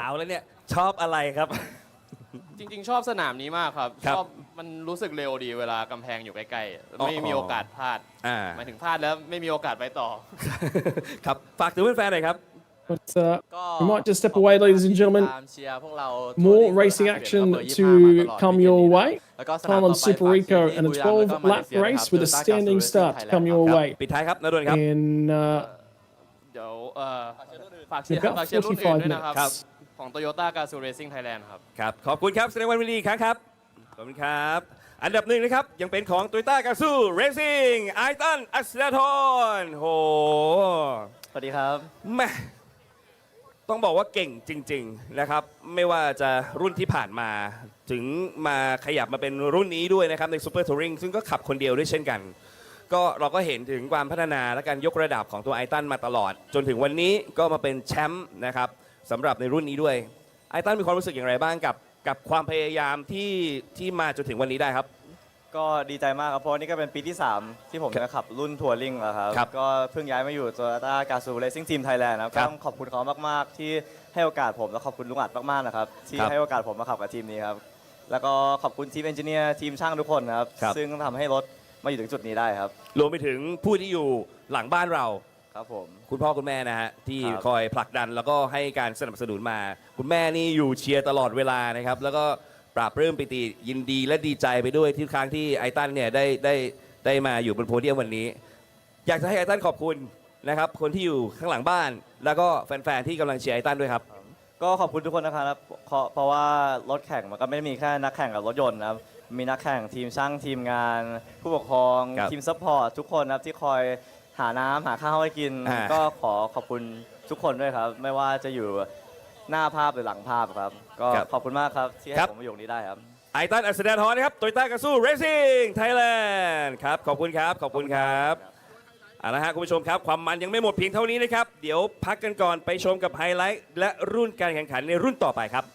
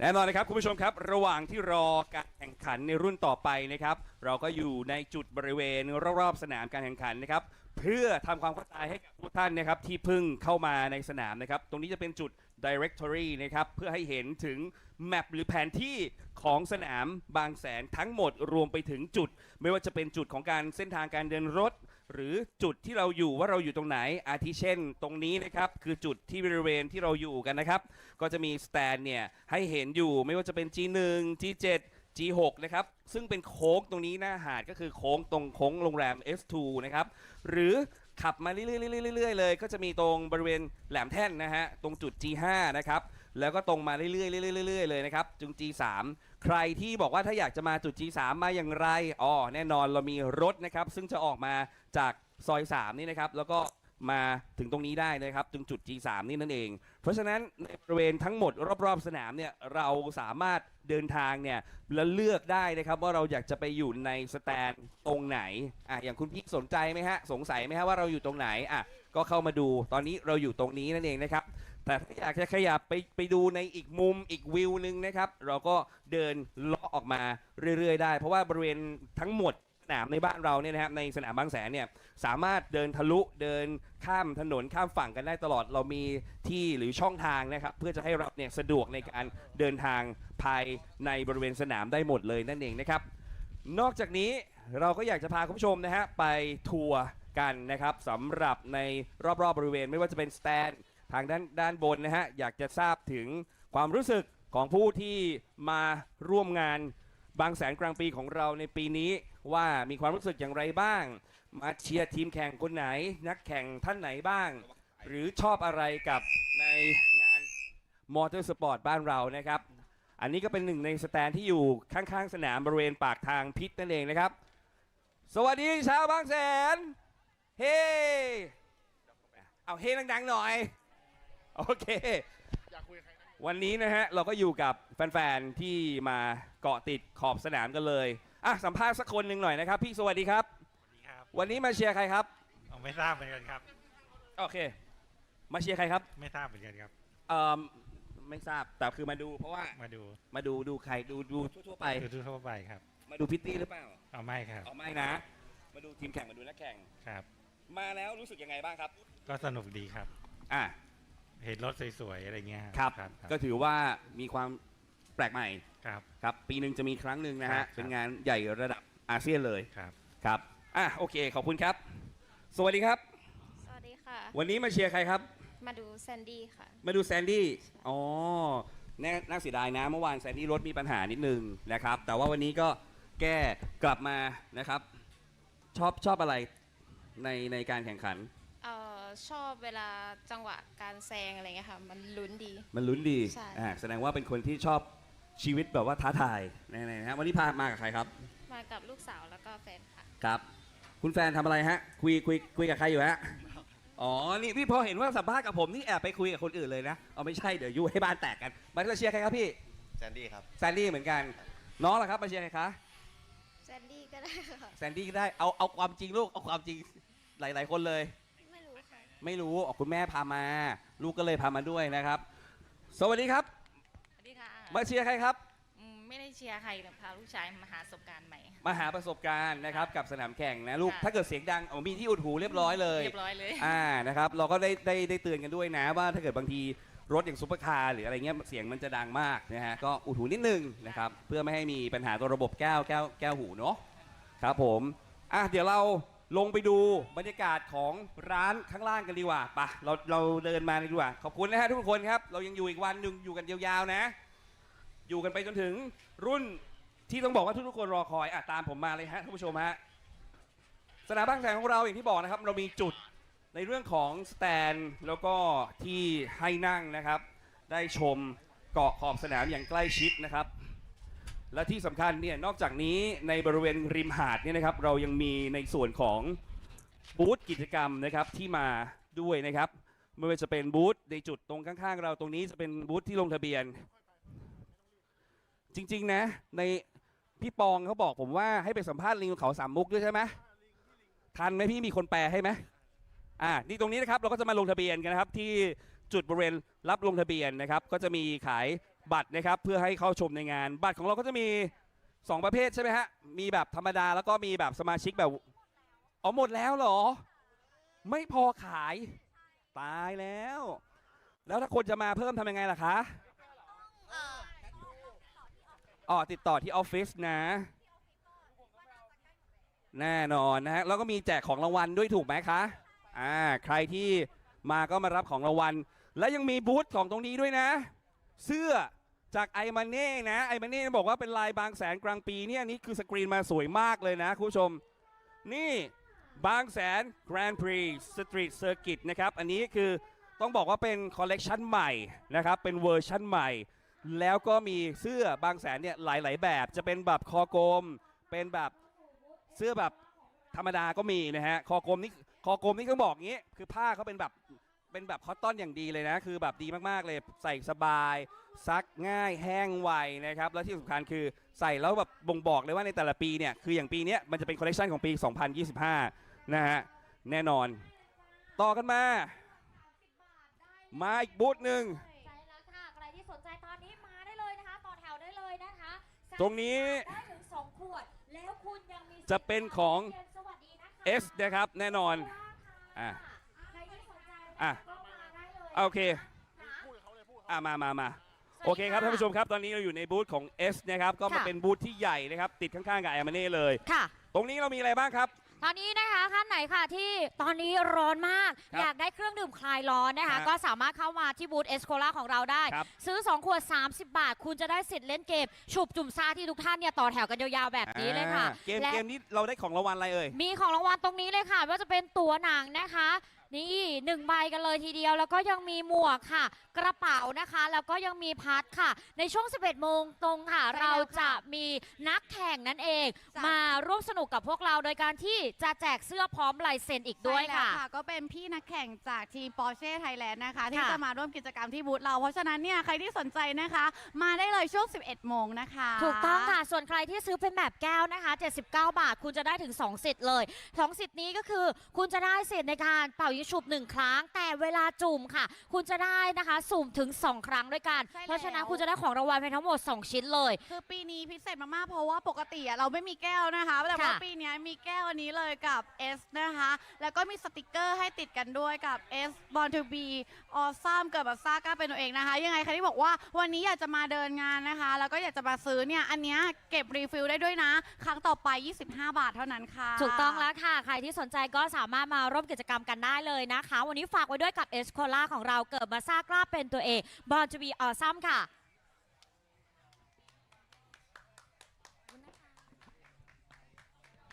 โอเคกลับมาที่บูธของเรากันต่อเขาตัดยังนี่เลยนะคะตอนนี้เนี่ยก็คนเยอะมากเลยที่บูธของเรานะคะคุณพี่คะมาทางนี้เลยค่ะนี่อันนี้ที่เป็นแก้วแล้วถ้าตัดแก้วก็คือได้สติ๊กเกอร์เลยนะอันนี้เสิร์ฟกันถึงที่เลยนะคะคุณพี่เขาไม่ใช่คนไทยเขาเลยแก้วของเราก็20 คนจุ่มซ่านะจ๊ะไปทางไหนไปไหนรางวัลของเราก็คือตรงนี้ไหมครับตรงนี้ครับไปไหนกันนะไปไหนกัน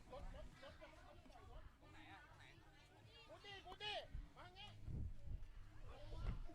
เคเด็กๆเนาะ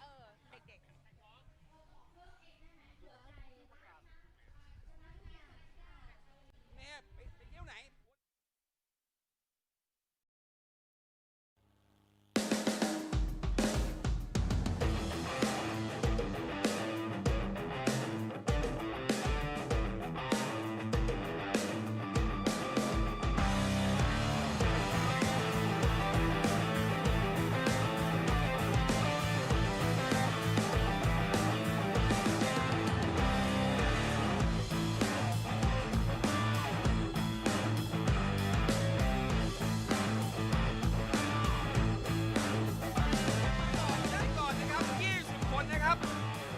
น้องๆ20 คนเท่านั้นนะครับวันนี้เรามีโอกาสแล้วครับสำหรับการเปิดโอกาสให้น้องๆได้มาทัวร์ขึ้นรถกอล์ฟของเราเลยออกทางด้านนี้เลยครับออกช่องนี้ได้ไหมออกมาเลยแน่นอนนะครับสตรีทเซอร์กิตอะไรก็เกิดขึ้นได้วันนี้เราเป็นโอกาสของเราได้ไปสัมผัสกับบรรยากาศของสนามจริงๆออกด้านหลังนะครับออกด้านหลังแล้วเดินออกมาเลยฮะตามผมมาเลยครับเร็วครับเดินมาเลยครับ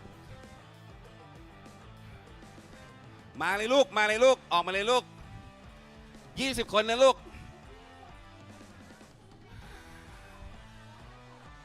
เดินออกมาเลยครับเดินออกมาเลยครับเดี๋ยวเราจะพาไปทัวร์ให้น้องๆได้สัมผัสถึงบรรยากาศของสนามบางแสนสตรีทเซอร์กิตแห่งนี้นะครับ 3.74 กิโลเมตรว่า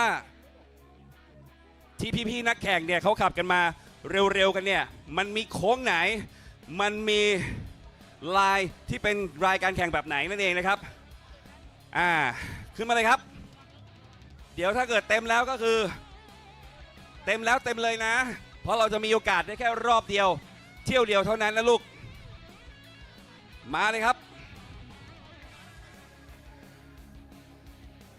คุณพ่อคุณแม่ถ้าเกิดพาลูกมาซ้อนตักกันเลยนะครับเพื่อให้มีที่นั่งสำหรับน้องๆคนอื่นๆด้วยนะคะมาเลยมาเลยแน่นอนนะคุณผู้ชมนะอยากให้คุณผู้ชมได้มีโอกาสมาสัมผัสบรรยากาศดีๆแบบนี้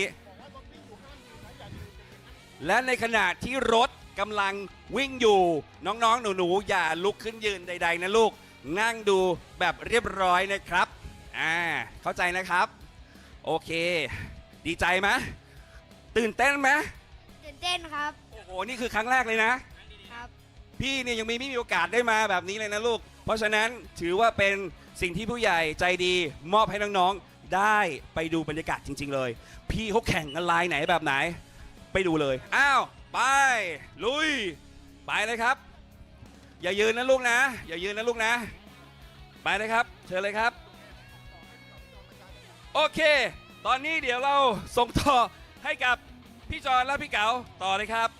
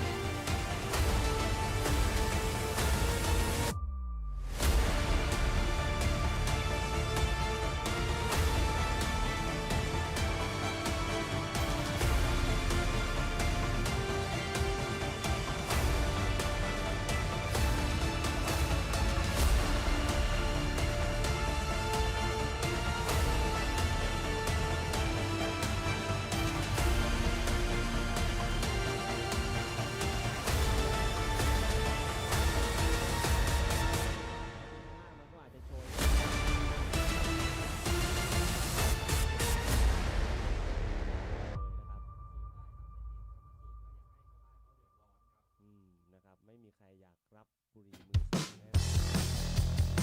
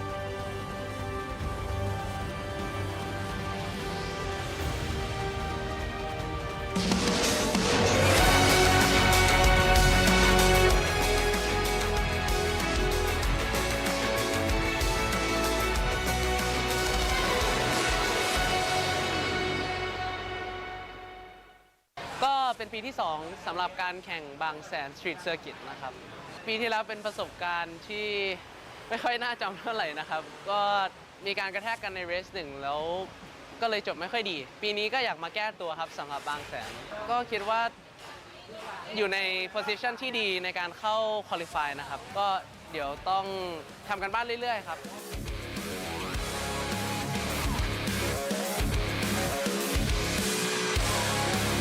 ก็บางแสนปีนี้นะครับต้องเริ่มที่สนามก่อนนะครับผมมองว่าตรงชิเคนของวงเวียนก็กว้างขึ้นครับแต่ก็มีบางส่วนเหมือนโค้งก่อน Porsche Corner ที่แคบลงครับก็เป็นอะไรที่ท้าทายครับเพราะว่าบางแสนก็มันจะเปลี่ยนทุกปีอยู่แล้วครับเราก็ต้องทำกันบ้านดีๆไปวนสนามก่อนคุยกับพี่ๆที่ชินกับสนามบางแสนมาหลายปีแล้วครับ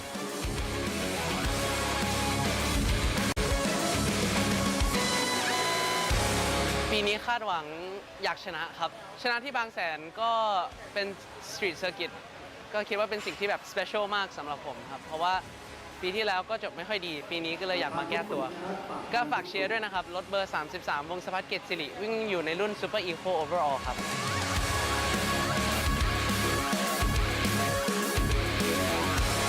รอบนี้กับห่างสนามมา1 ปีเต็มๆก็แข่งปี 23 เสร็จแล้วก็เว้นปี 24 แล้วก็มาแข่งปี 25 ต้องเคาะสนิมค่อนข้างเยอะครับเพราะว่าเหมือนคันอื่นเร็วกันมากเลยครับก็เลยจะต้องเพ้นตัวเองให้มากขึ้นแล้วก็บวกกับตอนนี้คือยังหาจุดลงตัวของรถยังไม่ได้ก็เลยได้เวลาออกที่6หรือว่าออกที่ 3 ในรุ่นครับ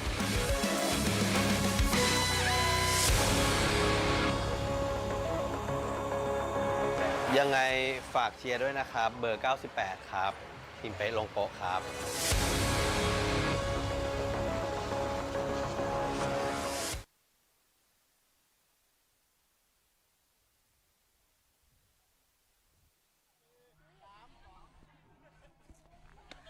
แน่นอนนะครับคุณผู้ชมครับความมันยังคงอยู่ต่อนะครับสำหรับรุ่นที่อยู่ข้างหลังผมนี้คือ Thailand Super Eco นะครับเมื่อวานนี้นะครับจากสนามที่แล้วชินวิทย์รมยานนท์และบุญทวีนายจิตเนี่ยเข้ามาเป็นอันดับ1และอันดับ2กฎของการ reverse grid จึงทำให้เขาต้องไปอยู่ในกริดสตาร์ทที่4และ5หมายความว่าที่5ของวันนี้จะอยู่ที่5ของเมื่อวานจะอยู่ในกริดสตาร์ทที่1นะครับนั่นคือปัญจไหวพริบหรือเจจาก Big Quick Racing ไปคุยกันครับว่าวันนี้เขามีโอกาสในการทำเวลาเป็นกริดแรกเป็นอย่างไรบ้างตามมาเลยครับสวัสดีครับพี่เจครับครับสวัสดีครับเป็นยังไงบ้างครับสำหรับวันนี้เรามีโอกาสแล้วเพราะเมื่อวานเราเข้ามาที่5ถูกไหมครับพี่เจครับผมเป็นยังไงบ้างครับก็ดีใจครับที่ได้ออกที่1วันนี้ครับก็จะรักษาตำแหน่งให้นานที่สุดนะครับครับแน่นอนเรามีโอกาสแล้วนะเพราะว่าเราไม่ได้ถูกถ่วงน้ำหนักด้วยนะฮะขับแบบสบายๆตัวเบาๆเลยครับพี่เจครับฝากถึงแฟนๆหน่อยครับครับฝากติดตามทีม B Quick Racing ด้วยนะครับผมขับเบอร์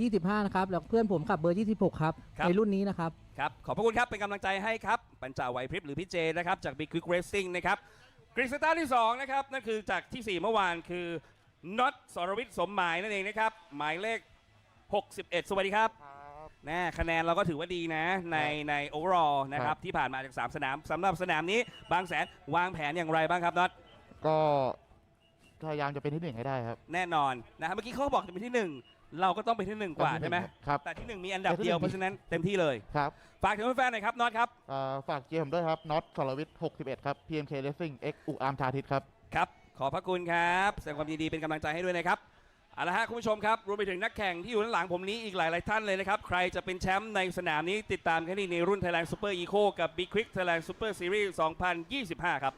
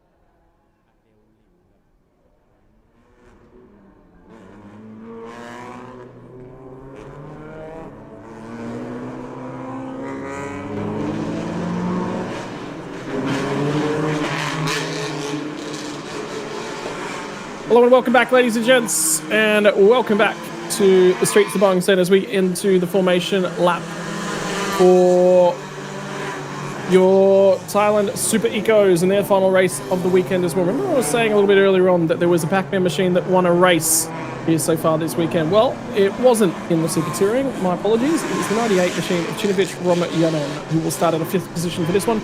Won the race yesterday with an opportune overtaking move at a very, very important point in the day.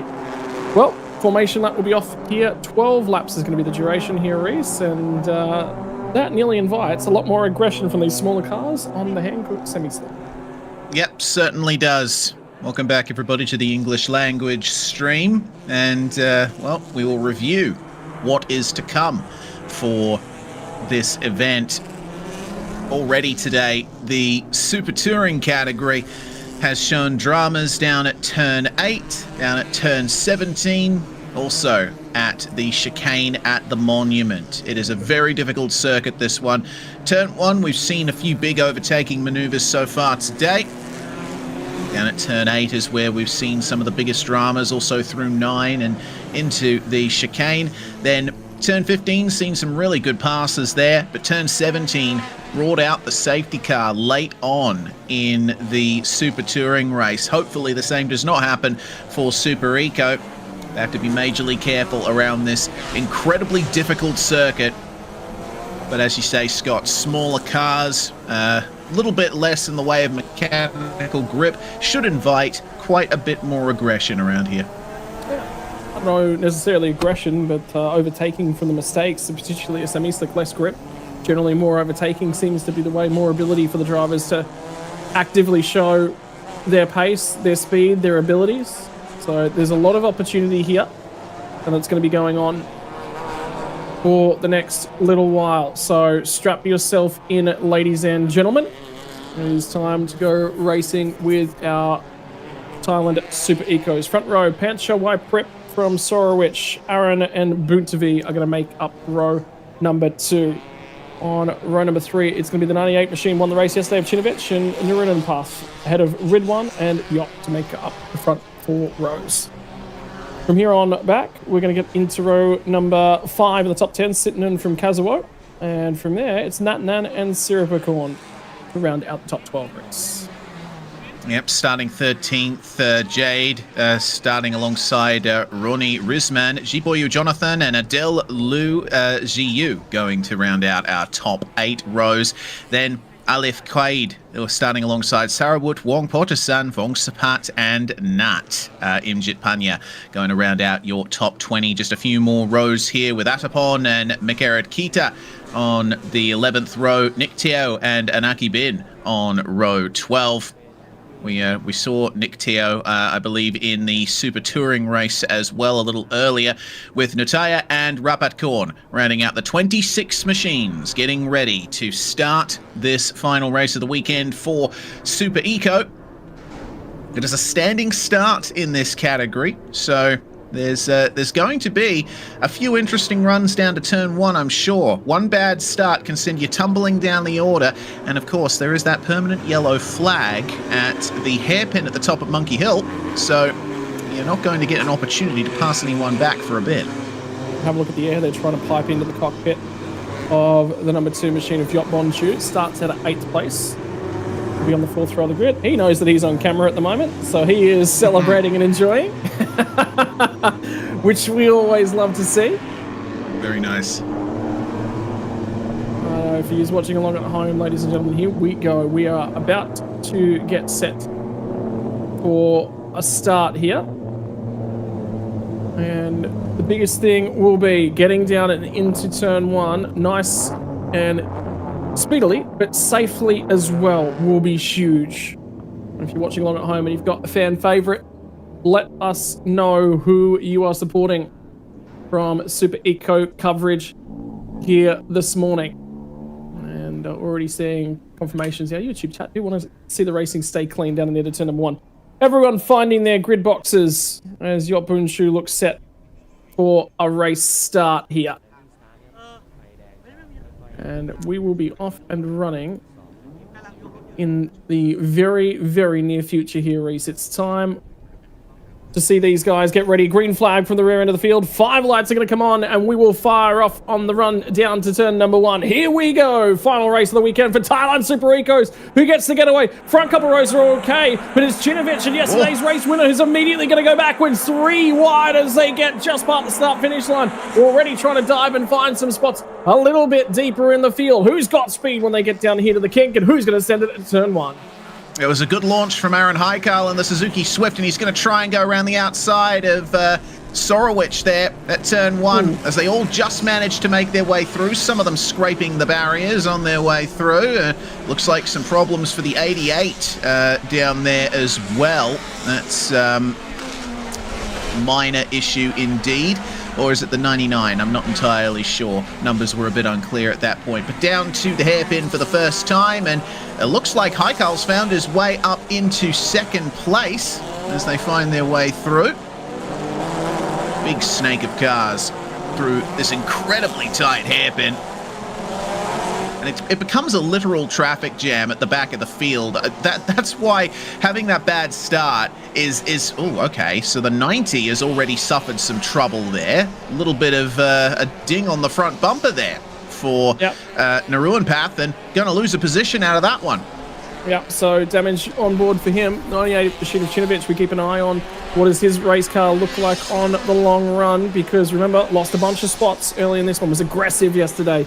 He really tried to open the door and see what he could do, and worked out in his favor with a race win. And that is going to be a car from the rear end of the field. I believe that's the 46 machine. 44. Yeah, of Nat Tanya, and that's another car. That's that's the 25 machine. That was our race leader, Pancha Wyprip. That's gone down into the barriers down at turn 15. Yeah, that's big for Pancha Wyprip. Falls down the order. This is what happened to the number 44 of Alif Qaid. A bit too deep on the brakes there. And meanwhile, the 25 goes straight into the barrier. And that's down at turn 15, I believe. Yeah, turn 15, fastest part of the racetrack. So unfortunately for Pancha, he might have had the race lead, and now he's going to go ahead and lose it. Buntavi Najit will lead us back to the start-finish line from Aaron Haikal. Sorowich Sumnai and Chinovich Romnya Non will be trying to cut his way through the field. They'll feed down into turn number 1. And out the other side. Race start under investigation from race control. That's interesting. Apparently, maybe a couple of cars were out of position, potentially a couple of jump starts. We'll wait and see what the ultimate decision is on that. But Pancha Wyprip down there in the number 25, he has found himself falling down the order to 10th place. That's not ideal after starting from pole position, and he's got a lot to work through on his way through the remaining 11 laps of this race. Not much room in the way of passing down at the hairpin. You obviously can't pass here. Well, I was just about to say, there was a car wide at the crest of the hill as well. That's some fluid on the road that's been cleaned up since the most recent race, so that's been left there since Super Touring. And remember, we lost one of the cars down through the exit of actually the hairpin, so there was some issues. So again, we said we might have, that car, we didn't get in shot, but we thought it might have clouded the barrier at the crest of the hill. It turns out it had, and it dropped a bunch of fluid, which they've managed to clean up down there. Buntavi still in control of Super Eco race number 6 of the championship. Oh. Bad run out of turn 15, though. Here comes Haikal. My apologies. Race number 5 of the championship gets to the inside as well. And Aaron Haikal is going to be a new race leader as they set towards the final corner. And now the 61 machine of Sorowich Samai.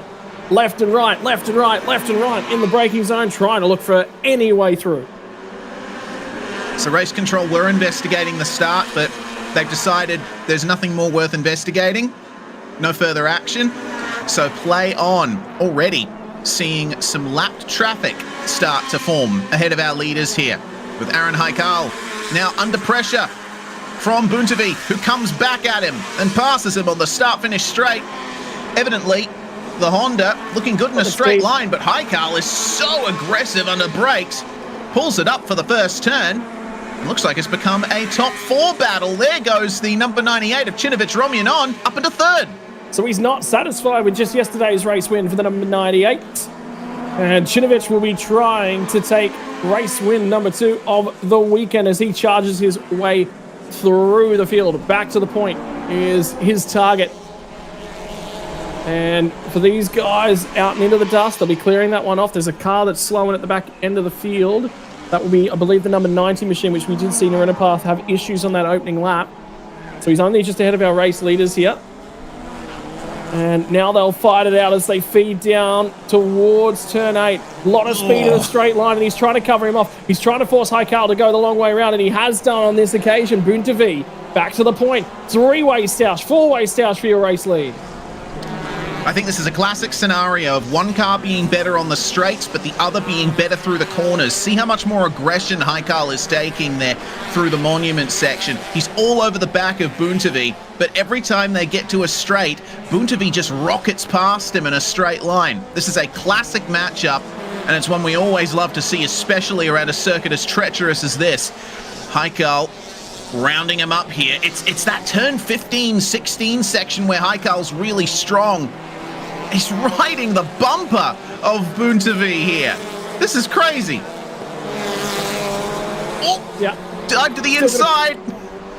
Fire it down into the final corner. He's going to get into him and knock him a little bit offline. So it's going to take him a lot more time to wind that car back up as they come off of the final corner. And Chinovic has just been sitting here and being a little bit opportunistic. He's never really had to make an overtake as a part of this group.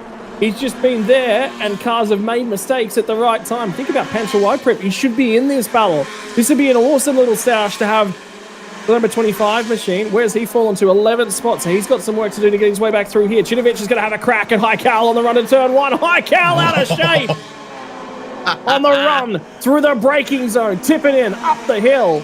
And now it is a 5-car fight because the 17 of Shibon New Jonathan has shown up. And around goes a car up Monkey Hill. Oh dear.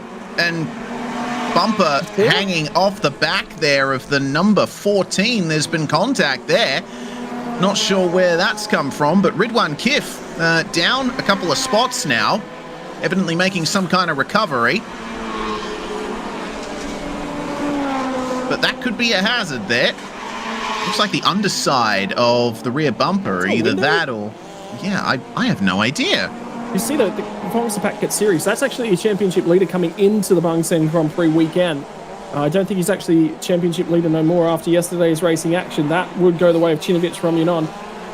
But the 33 machine of Bangsaen Packet Series has a window hanging out at the moment, and in race control have noted that as well. And he's actually been shown black and orange flag for mechanical issues. And also being shown to the number 16 car as well. Although the 16 car, I have a feeling that might be a case of mistaken identity. That might be the 17. No, sorry, my apologies, it was the 14. So it's those two cars that were next to each other on the road. Yes. Yeah, because from what I can see on the timing screen, there is no car 16 in the field. So maybe a slight typo there on race control. Has been clarified, it's the 14 car. All right, so car 14 and car 33, black and orange disc flag, what we lovingly call the meatball flag, means they have to come back into the pits and get those repairs done. It is not safe to remain out on the racetrack with the car in that condition. Well, we're starting to see them really make tracks here on the lap traffic, and here comes Chinovic Romyanon. I mean, it just looks like a straight up straight line speed disadvantage for Aaron Haikal. He is having to defend like an animal into every single braking zone here. But he's mid-corner and exit. He's braking mid-corner and exit speed, and the risks he's taking, if he can't control the car under brakes and the run into turn 1, that's in the fence. And he is taking a lot of risk to keep that car at the pointy end of the field at the moment. Whatever it is they have done. Pulls the car up. Is that a locked brake? I think that was a major locked brake for Cinovic. There's the 14 car that's still back out there. But you notice, Reese, the 33 machine has come to pit lane to get that window torn out. Oh, no! Oh, boy! Oh, dear, that's the 25 involved. That's Pancho Wayaprip in the wall. Our pole sitter is out of the race. That's up the hill at Monkey Hill. Yeah, okay. How on earth did this happen? We're about to find out. Oh, so Wayaprip tried to find his way through on the number 9 car of Mekared Kita. And, oh, good lord. The 65 of Ronnie Risman had nowhere to go there. So ultimately, our pole sitter trying to make a move up the hill, wanted to get past before the hairpin. That has not worked out for him. And now we are under safety car conditions. Well, it was never far away, was it? No. The way these guys have been racing. Not the only car currently parked up on the side of the road. The 39 of Nick Tao Hongzhou has gone missing somewhere, and that's the exit of turn 2. So that's actually before the incident. So there's... Well, Pancho Wayaprip's out of the car. Did you see him? He's pulling his best Fernando Alonso impersonation. Yeah. Next thing you know, he'll be attempting to direct a camera.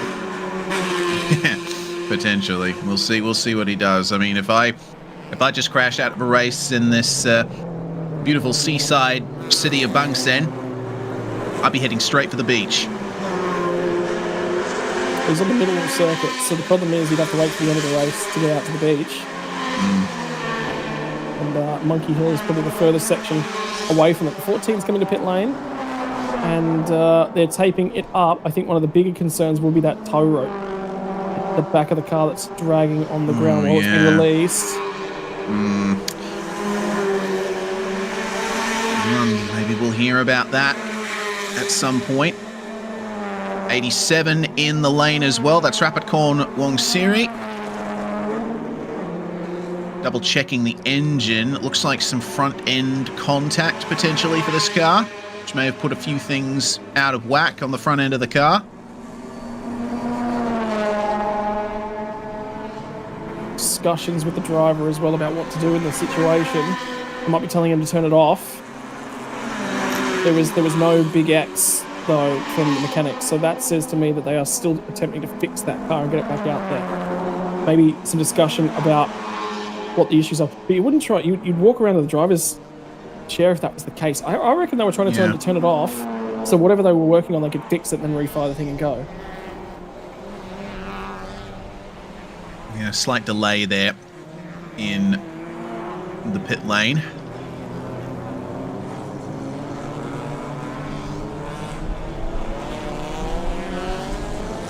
Out of the car, who's that? Ah, yeah, looks like he is out of the car after all. Rapidcorn Wongsiri.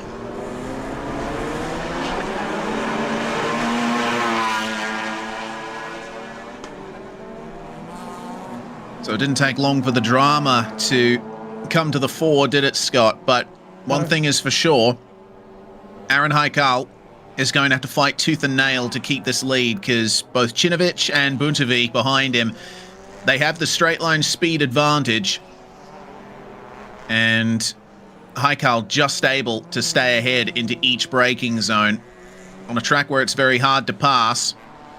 That might be his only ace up his sleeve. Well, I don't know, hard to... It is, look, difficulty of overtaking is high around here for sure. But these guys, they've been able to throw it at each other multiple times, Reese, and that's what I'm enjoying about it. The racing's good. Yeah. The racing, it's offense, it's defense, it's switchbacks, it's trying to force the opposition to cover you, it's trying to force the opposition to go a little bit deep, watch you in the mirror. You know, there's a lot of racing IQ and manipulation and psychology going on between these guys, which is just awesome to see. Awesome to see. Yeah, great race indeed. Hello to you as well, number 2, Yacht Bunchu. Seems like he's looking for a little bit more. Wants to move his way forward. He's made up some good time. There's 6JUL25. And this safety car brings him a bit more in touch with Natanan Puratonkam up ahead of him, so might be able to make some moves when we get back to green flag racing. Still no word on when the safety car is ending, though. I think there's still a bit of work to be done.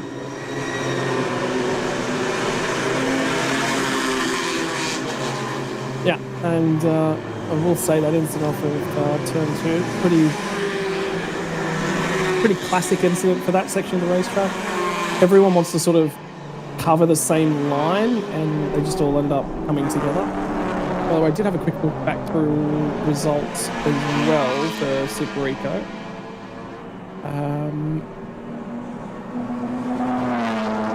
I was seeing some issues. Bangsaen gets Siri got disqualified, so he's won race 1 and race 3 of the championship, was disqualified in race number 2. Have a look at the amount of fluid dumped on the race. That's going to be concerned when they get up there. Oh, yeah. There's going to be some dust thrown up when they come across there next. Here comes the pack and the safety car. Looks like Panchawayaprip's car is the last to be removed from the racetrack. Fortunately, the incident happened right by an opening in the fence. So if need be, they could keep the car there until such a time as they can return it to pit lane. I think they're having so many... I don't think that car can actually move on its own. No, I don't think they can roll it either. Like it. You notice they were dragging it, and they'll have to do a fair bit of work to try and get it up and onto the truck as well. Yeah. It didn't seem like that big of an impact at first, did it? But the entire front of the car's been torn off. Yeah. Looks like the steering's not working as well. Yeah, just the wrong angle at the wrong time. Yeah, my God. It's taken out the intercooler and God knows what else. And race control has taken a look at that incident between the number 9 of Mekarad Kita and the 25 of Panchawayaprip. And they've decided no further action. Evidently a racing incident between the two of them, and I understand that. Wayaprip was trying to make the move, and it was at a very risky part of the circuit. It just didn't work out for him. Yeah, got to be aggressive. The problem with the racing and the Super Ecos is if you're not being aggressive and you're not looking for a pass, you are going to get passed. So you're better off being aggressive because it shows the guys behind you that maybe follow me on through. But like we said, just natural pinch point on the run up through turn 2. Two drivers thinking that the car is, they've got a little bit more room to work with when they don't. And aggression of the utmost. Really interested. If I'm in Aaron Heikal's shoes here, Reese, I am leaving this until the last possible moment to go back to green flag racing. Yeah, I want to try and take the guys behind me by surprise, right? Because they're faster in a straight line than Aaron is. He needs to try and get that advantage early. And that doesn't necessarily mean going early or at the apex of the last left-hander like we've seen drivers do so far this weekend. Wait until there's a moment where you can catch him out. Put the power down instantly. And maybe you'll be able to hold on to the advantage.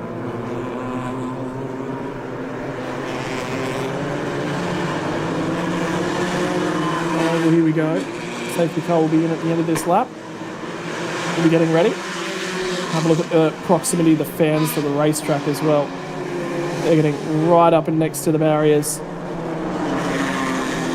We're going to be going back racing with 5 laps left to us. Here we go. About time to see what we can do. Down in the pit lane, enjoying themselves. There'll be 4 laps left to go when we go back to green flag racing. Look at the damage on the front end of the 90 machine. Arena path. Unfortunate for him. Yeah, always difficult. We'll see him come on through Turn 2 at the very back of the grid. Meanwhile, at the front, Aaron Haikal with all the pressure on him to try and take this victory. Incredibly strong car through the mid-corner and on corner exit as well. Handy on the brakes too, is Aaron. But he has Cinovic, Rominon and Buntavi Najit chasing him down. Two cars that have each gotten side by side with Aaron at points. None have been able to overcome him just yet. Will we potentially see JUL25 or JUL25 jump on in and have a go at this? How's Yotbunchu going to go in the number 2? Gesticulating that he wants to move forward in this race, starting out in P7.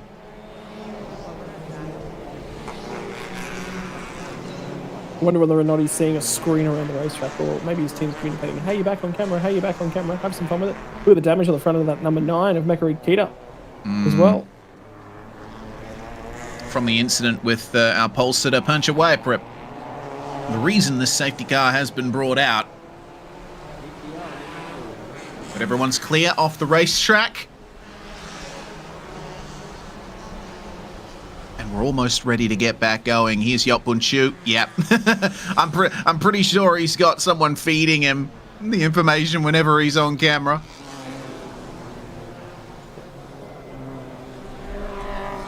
Down into turn 15, the field will back themselves up and get ready.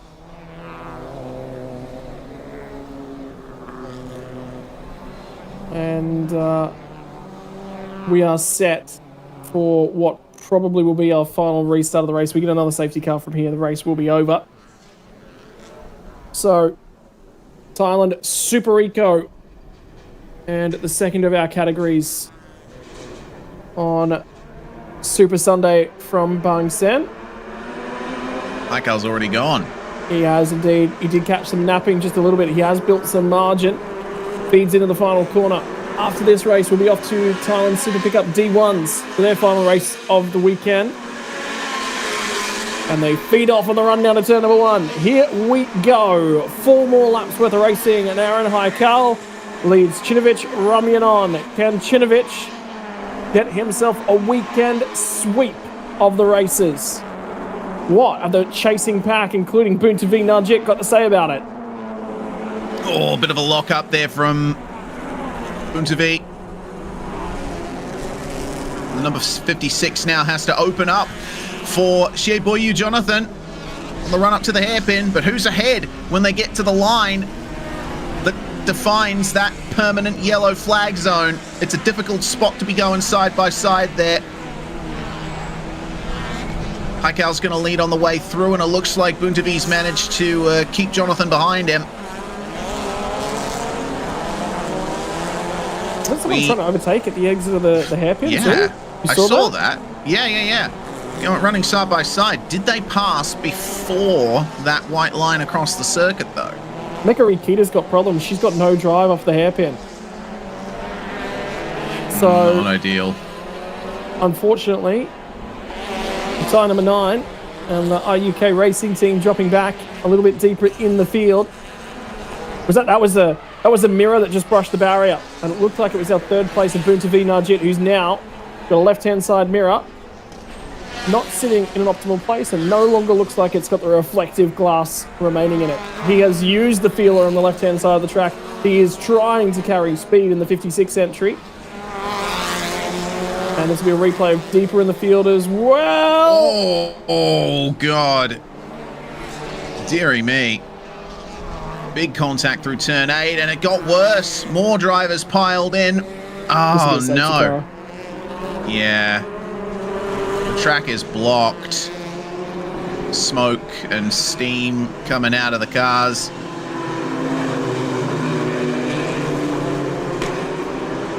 Yep, safety car back out. Also saw a message from race control that cars 90 and 91 were under investigation for passing before the control line. Both of those cars have been given a 5-second time penalty. So that's the number 90 of Narun Path and the 91 of Anaki bin Hafifi.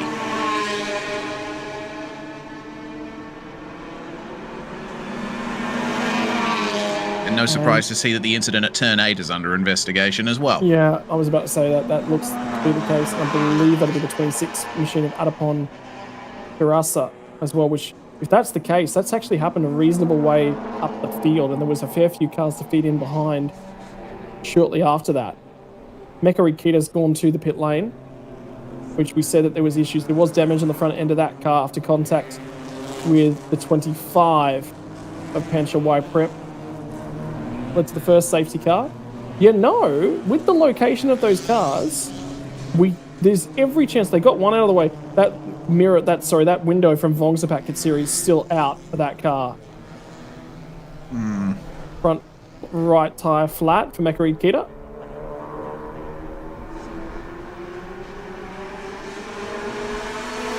New tyre on. And, oh boy. That Suzuki Swift looking like it's got a bit of a broken nose there. That's the number 14 car of Ridwan Kif. Got damage to the front and rear. I believe was one of the first cars to arrive on the scene of that incident at turn 8.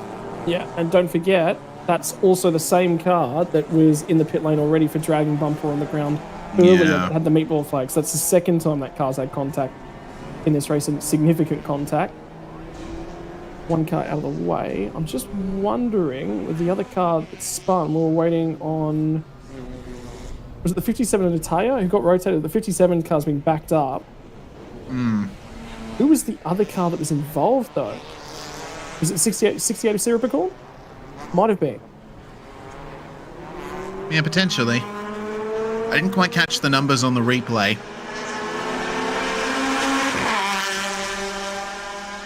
But if we do get a replay of that incident, I don't think we'll be able to, because we're actually getting the race going again very quickly. Hello. Something sticking out of the window of that car. I don't think there's a single car in the field that doesn't have some kind of part loose on the outside. It's Bangsaen Katsiri again. That's the same window that he was having issues. He'll be told, come to the pits. If I was in his team's shoes, I'd be telling him come in before we get flagged again. Yeah, I would too. Speaking of flags, yeah, that's dangerous. That could cause some very big difficulties for others. Well, as we get this race restarted, green flag is out and Aaron Heikal's going to lead us away. The number 46 was the cause of that incident, Scott. That was Nat Imjitpanya has been given a drive-through penalty for causing the collision at turn 8, and we're still waiting on any word from Bangsaen Katsiri for that window. But the race is go once more. We have 2 laps remaining at Bangsaen for Thailand Super Eco. What a race it has been so far. Much excitement throughout the field, and the fight is still going to be on for the top 5 now. Joining the party is Sorowich Somai in the number 61. Boozaby was going to go side by side through turn 1, and it's nearly 2 by 2 when they get down there. And have a look at the 26 machine of Adapon, who's managed to cut his way up through just outside the top 5 at the moment. He's on the outside looking in. 2 more laps worth of racing action. There'll be 1 more at the end of this one. And now, Vacinovic. What is he going to be capable of when they get down here to turn number 8? Is he quicker in a straight line? Because remember, in this series, it's success ballast that gets added to the cars. Every podium will get weight added to the car. And that might be part of the reason that the Aaron Haikal entry is having some issues, because I believe it finished very, very strongly back at Buriram in all 3 races from memory. It did. Oh my god! Whoa! That's a big lose under brakes there. For the 61 machine of Sorowich Somai, he does get going. Big dramas there. And I want to point out some drama for the 98 of Chinovic as well. We can see that. Oh, okay. Potentially a move under brakes there for the 70 of Shibuya Jonathan, but definitely a lockup for the 61 machine. But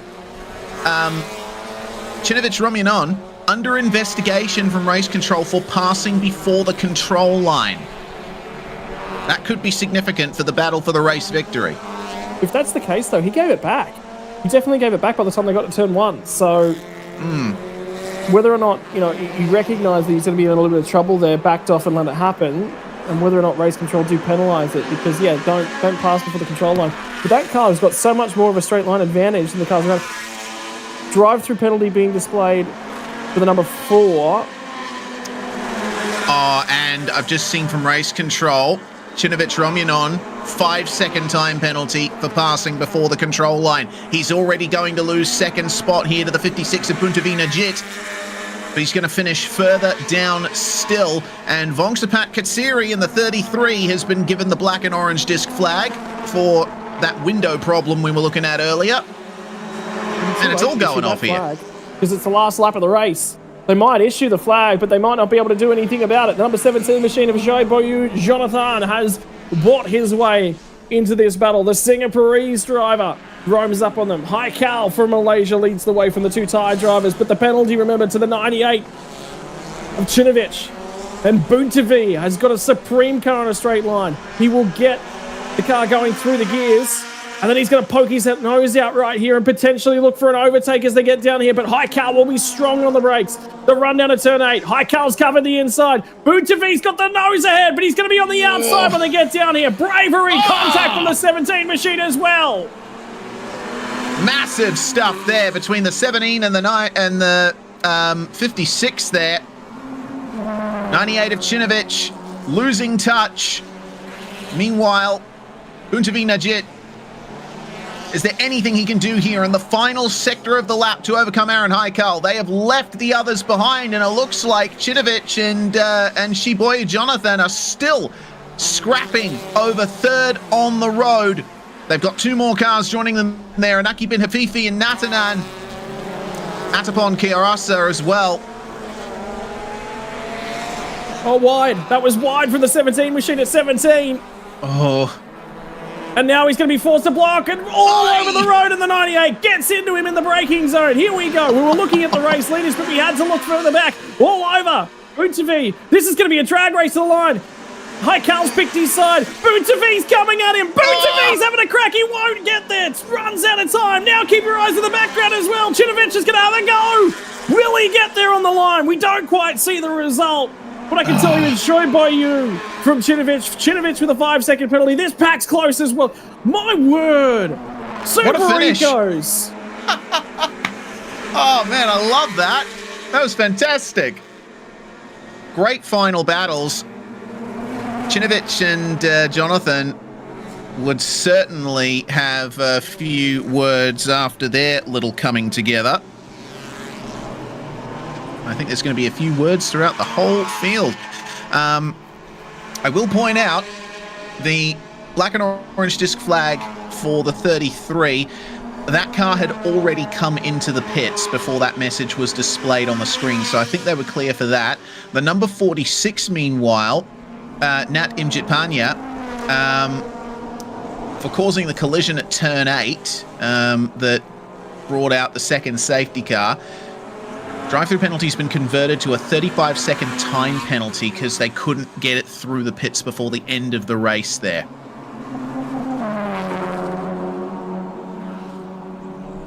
Gee whiz. This is why we like Super Eco, isn't it? Yeah. Always Absolutely. some of the best racing action. The smallest, the narrowest cars, the smallest capacity engines of the weekend. Barring, of course, the one-make Toyota races with the celebrities in them earlier on in your racing weekend. And Aaron Haikal going to win here this weekend. Chinovic Romyanon gets demoted to 5th place overall after his 5-second penalty gets applied. Buntavi Najit, 0.08 of a second away from winning race number 5 of the season for Thailand Super Eco. Shiboy Jonathan manages to pick up a podium as well. How about that one, race fans? Yeah, magnificent stuff. Aaron Buntavi and Shiboyu there are your podium. And, well, class overall, we have Ronnie in the number 65 getting a Eco All class podium. In the C+ class, it was Buntavi, Atapon, and Chinovich, your ultimate podium there. And in the Class C category, Siripicorn and Adele will round things off there. Nataya, unfortunately, retiring from the race there, so only 2 of the C-Class cars finished, but what a great job from Aaron Haikal. I don't think I've seen anyone so aggressive on the brakes as they did here today. Vongsapat Katsiri, despite the black and orange disc flag, has the fastest lap of the race as well. Yeah, great job for him. Managing to set a 204, albeit with all the issues with the window, that's robbed him of a potential for a better finish.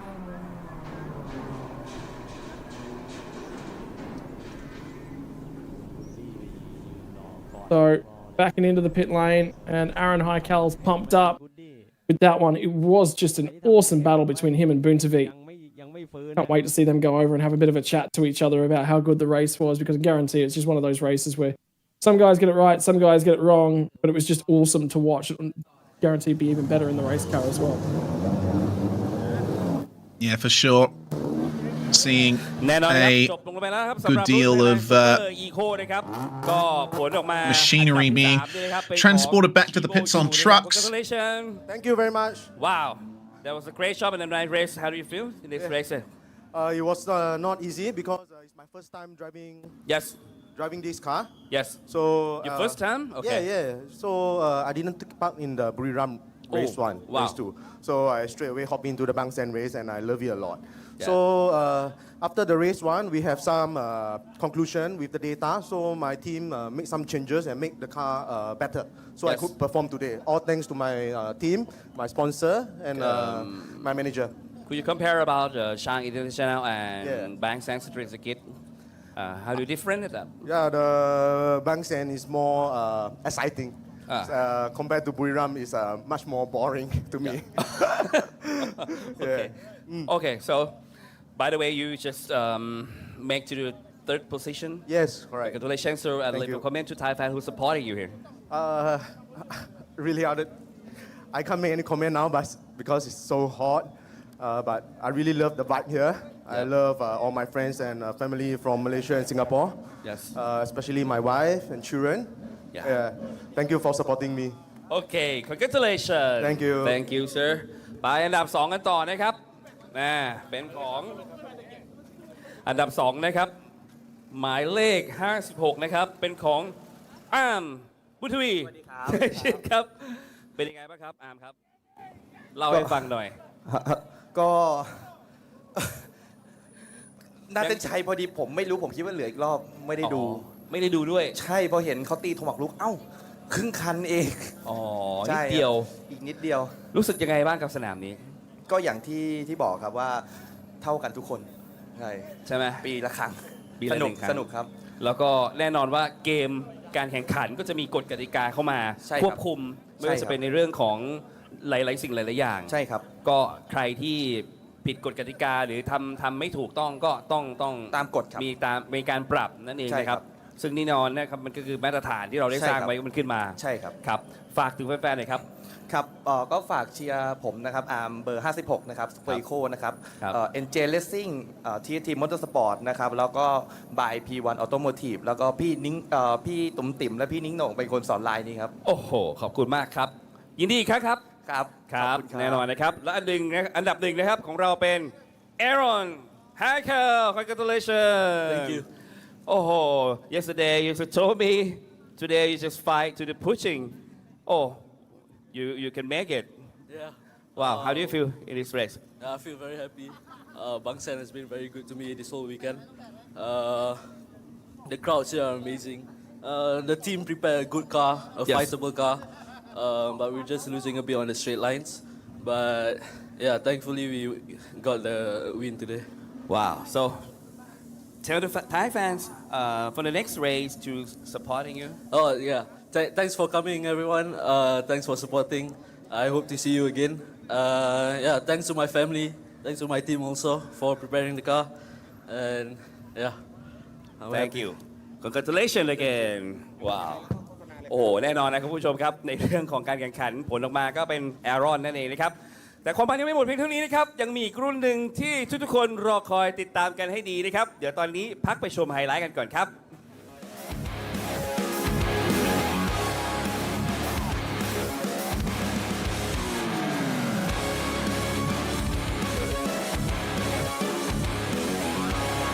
Well, after the interviews down and on the post-race podium, it's time for the post-race highlights as well. 12 laps of Thailand Super Eco and Yot Bon Chu saying, I want to be number one. And unfortunately for Yot Bon Chu, he'd actually lose spots before the tail end of the race. A lot of chaos, a lot of commiserations to a few drivers in this one, but this is how it started off. 61 versus 56 in the run down to turn number one. Sorit Samai, unfortunately, it would not stay that way. He'd finish way down the field in P11. It survived turn one. Have a look how deep the 98 machine is as it cuts its way through turn one. Have a look at the field, 3 wide at the back end. Panels being rubbed right the way up and down the field. A couple of cars that have issues on this opening lap. Have a look at the 90 machine with already damaged when they get here. And this was the 44 machine struggling to pull the car up all the way down here. First issues, one car into the barrier. Pancher White Prep, he'd get into the barrier, locking the brakes. He was leading the race when that happened. He would struggle to cut his way back through. Aaron Haikal and Butavi Najib would start an amazing battle as they would fight each other off to just barely hang on to the race lead at this point in time. The 61 machine would be there and try his absolute best, but then Chinovich started to mount a comeback. Yeah, he certainly did. Brilliant job from Chinovich. Some contact between Aaron Haikal and Buntavi as their battle started going on further. This is what happened to Pancha Wayaprip, involved with the number 9 of Mekarad Kita on the run up Monkey Hill. The front end was torn off the number 25, who was challenging for victory early on in the race. That brought out the first safety car, and we had a bunch of cars brought into the lane to fix loose panels and what have you. As we found our way through that safety car period, finally getting the track clear. And then things started to get interesting up at the front once more. The 98 of Chinovich still making his way through. Contact down at turn 8 for the number 68 machine of Sirapakorn. And it was the number 46 of Nat Imjitpanya that was given a penalty for causing that incident, blocking the track and bringing out the second safety car of the race. Yeah, Mekari Kita would come back to the pit lane, the 14 machine as well. We wouldn't see Rid Run Kif again. And unfortunately, that would be car rotating on brakes on its own. 33 machine, several trips to the pit lane to get that window fixed up. Contact to the final lap of the race would elevate Jai Boyu Jonathan, and it was an 800th of a second differential at the line. Aaron Haikal would just barely get it done over Buntavi Najit at the end of the race, and the closest finish we've seen in Bangsaen history. Yeah, super close. Loving Super Eco. Turns it up every single time. Well, we haven't got too long here, Scott, until we get things started up again for Thailand Super Pickup. It's going to be 12 minutes until everything gets going for that one. I cannot wait for the Super Pickups around here. Yeah, A and B class race in about 12 minutes. So time for me, ladies and gentlemen, to jump up, grab myself a copy, a quick bite to eat and reset, because here we go. The rest of your racing action for the Bangsaen Street Circuit underway in a bit over 10 minutes. See you shortly.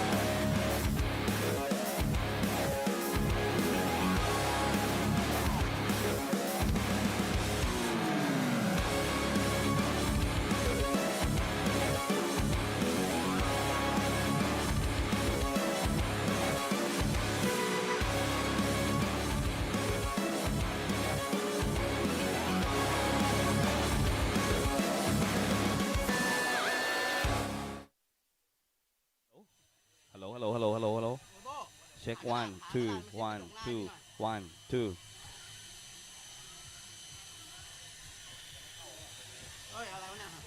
แน่นอนนะครับท่านผู้ชมครับเรายังอยู่กับบรรยากาศของการแข่งขันในรายการ Prix Thailand Super Series 2025 นะครับซึ่งในขณะนี้กำลังจะมีอีกรุ่นหนึ่งที่ทุกคนรอคอยไม่ว่าจะเป็นรุ่น Thailand Super Pickup Division 1 Class A และ Class B นะครับขณะนี้ก็จะมีท่านสุนิยาคุณปลื้มนะครับประธานการจัดงานการแข่งขันนะครับก็ได้พาสมาชิกสภาผู้แทนราษฎรนะครับพรรคประชาชนนะครับมาเดินดูงานในสนามนะครับว่าเราเนี่ยจัดงานออกมาได้มาตรฐานระดับโลกเนี่ยเบียกแบบไหนเพียงใดนะครับก็จะให้มาลงในแทร็กเลยครับดูนะครับบรรยากาศของนักแข่งที่อยู่ในรุ่นนี้นั่นเองนะครับทางสนธยาก็ให้การต้อนรับนะครับกันเป็นอย่างดีนะครับเพื่อให้ท่านสมาชิกสภาผู้แทนราษฎรพรรคประชาชนนี้นะครับได้เข้ามาดูอย่างใกล้ชิดกันเลยสวัสดีครับสวัสดีท่านสมาชิกสภาผู้แทนราษฎรทุกท่านด้วยนะครับแน่นอนนะครับสำหรับกิจกรรมของเราในวันนี้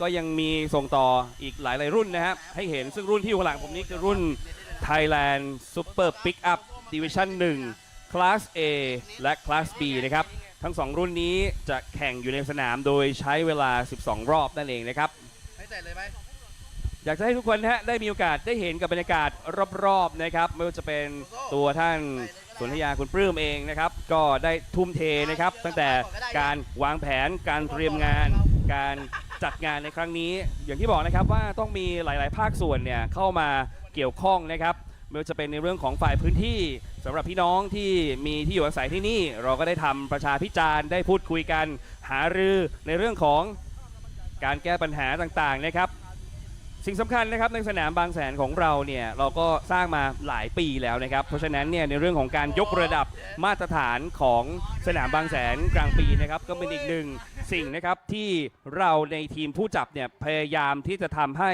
ดีที่สุดและก็ให้ดีขึ้นเรื่อยๆไปนั่นเองเพราะฉะนั้นวันนี้เดี๋ยวเรามาพูดคุยกันนะครับสำหรับเรื่องของสนามแบบนี้วันนี้เราก็สำหรับรอบๆสนามนี้นะครับก็อย่างที่บอกนะฮะว่าเราอยากให้ทุกคนเนี่ยได้มาสัมผัสบรรยากาศของเราอย่างใกล้ชิดนั่นเองได้สัมผัสถึงขอบสนามได้พาน้องๆไปเที่ยวนะครับลงดูทั้งพื้นสนามที่มีความกว้าง 3.74 กิโลเมตรเนี่ยอย่างจริงจังเลยและแน่นอนนะครับคุณผู้ชมตอนนี้เราอยู่ในรุ่นของ Thailand Super Pickup Division 1 Class A และ Class B นะครับอย่างที่บอกนะครับในสนามที่แล้วเนี่ยธนพลชูเจริญผลเนี่ยเข้ามาเป็นอันดับที่1นะครับหมายความว่าทำให้ต้องมีการ reverse grid หรือสลับกริดไปอยู่ในกริดสตาร์ทที่5ซึ่งก็หมายความว่าผู้ที่ได้ที่5เมื่อวานนี้เป็นของบัณฑิตรัตดาแย้มจึงทำให้มาออกตัวในกริดสตาร์ทที่1ไปพูดคุยกันว่าวันนี้ตุ๋มติ๋มเขาจะโมหรือไม่โมตามกันมาครับสวัสดีครับพี่ตุ๋มติ๋มสวัสดีครับสวัสดีครับทุกคนสวัสดีครับ แม่พูดเต็มที่เลยครับพี่ผมปล่อยให้นาทีนี้พี่พูดเลยครับมาใส่เลยเป็นยังไงฮะฝากเชียร์พวกผมด้วยนะครับผมติ่มเบอร์24สายโมของแท้วันนี้อยู่ที่1แล้วกิจสตาร์ทที่1เราจะขึ้นมาเป็นที่1ด้วยไหมต้องเอาแล้ววันนี้ต้องเอาแล้วนะต้องเอาครับมั่นใจนะมั่นใจชัวร์นะชัวร์บอกทุกคนหน่อยวันนี้ตุ่มติ๋มต้องได้ที่1วันนี้ผมจะต้องจบที่1โอเคเชียร์ทุกทีมสายโมเบอร์24ด้วยนะครับฝากเชียร์ด้วยนะครับฟูตอนเล็กที่ทีมใบอุดของระยองครับผมขอบคุณครับพี่ตุ่มติ๋มครับขอบคุณครับไปต่อกันครับอันดับที่2ของกรีกสตาร์ในวันนี้นั่นคือผู้ที่เข้ามาเป็นที่4ของเมื่อวานกับพี่ชินวุฒิเหล่าชินชาตินั่นเองนะครับสวัสดีครับพี่ชินครับสวัสดีครับโอกาสเรามาถึง2อันดับแรกแล้วนะแล้วแน่นอนว่าวันนี้เราไม่ได้ถูกถ่วงน้ำหนักด้วยอันนี้เป็นภาระเป็นหน้าที่ของอันดับ1และ2เมื่อวานแล้วพี่ชินวางแผนเตรียมความพร้อมอย่างไรในสนามนี้แล้วครับก็จะไปให้เต็มที่ครับทำให้ดีที่สุดครับครับพยายามขับเก็บรายละเอียดให้มีสมาธิแน่นอนรถนี่สีแบบเหลืองอร่ามมาเลยนะครับเพราะฉะนั้นใครเป็นแฟนคลับพี่ชินนะฮะติดตามกันให้ดีนะฮะกับพอลซ่านั่นเองฝากด้วยแฟนๆนะครับครับขอบพระคุณครับพี่ชินครับไปดูอันดับ3นะครับแน่นอนเบอร์5นะฮะหมายเลข5ณัฐวุฒิพึ่งพรหมอาร์ตนั่นเองสวัสดีครับสวัสดีครับตื่นเต้นไหมครับก็ตื่นเต้นอยู่ครับครับ ข้างๆคุณเนี่ยฮะคืออะไรครับ นับตัวนถ่วยอีก50 โลครับเมื่อวาน50 กิโลเป็น80เป็น75แล้วเป็น75 กิโลแล้วแต่ก็ยังอยู่แต่ก็ยังน้อยกว่าคันหลังนะเพราะคันหลังนี่น่าจะเยอะกว่าใช่ครับถูกไหมฮะครับผมแต่เขาก็บอกว่าเขาก็ยอมแบกน้ำหนักเพราะถือว่า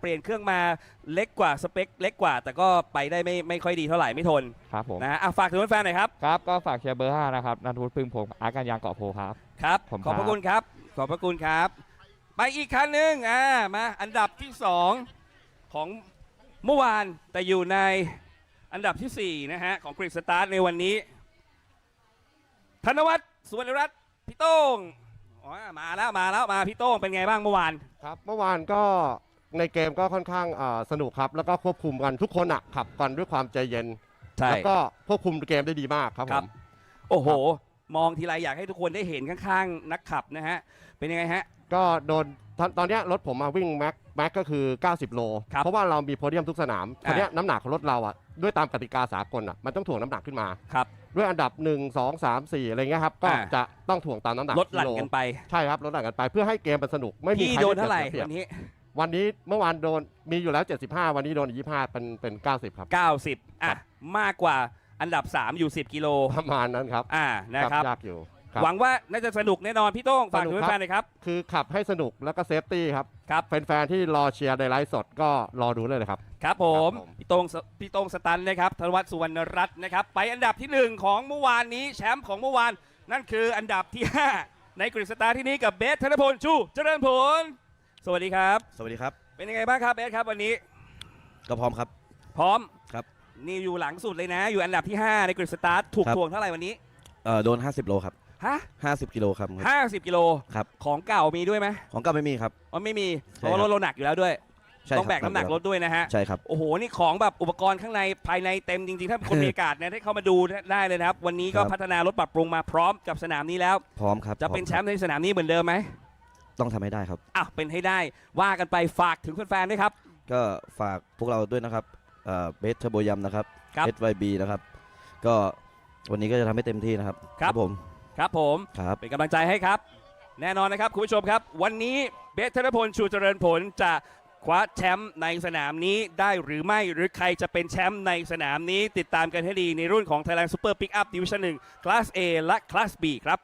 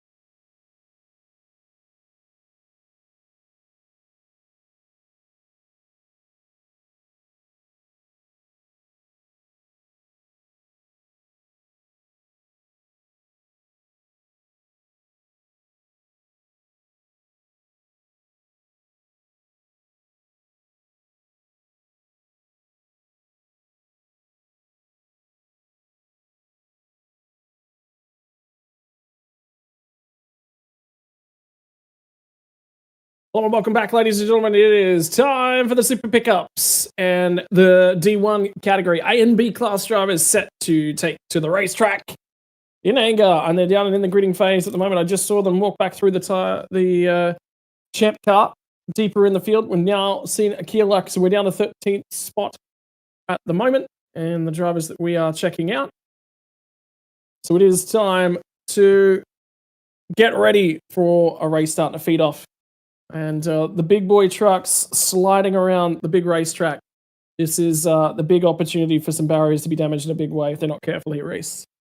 Oh, yeah, absolutely. I mean, memory's still fresh in my mind of Buriram and just how crazy it was there when they were full on ragging it around open circuit. Wait till you see him around these narrow city streets. Good to see that Bandit Ladayem is on pole position there. He will certainly have a good advantage coming into the first turn there. Sandy Stuvik a bit further down the field than we expected. He's going to be starting 22nd for this one.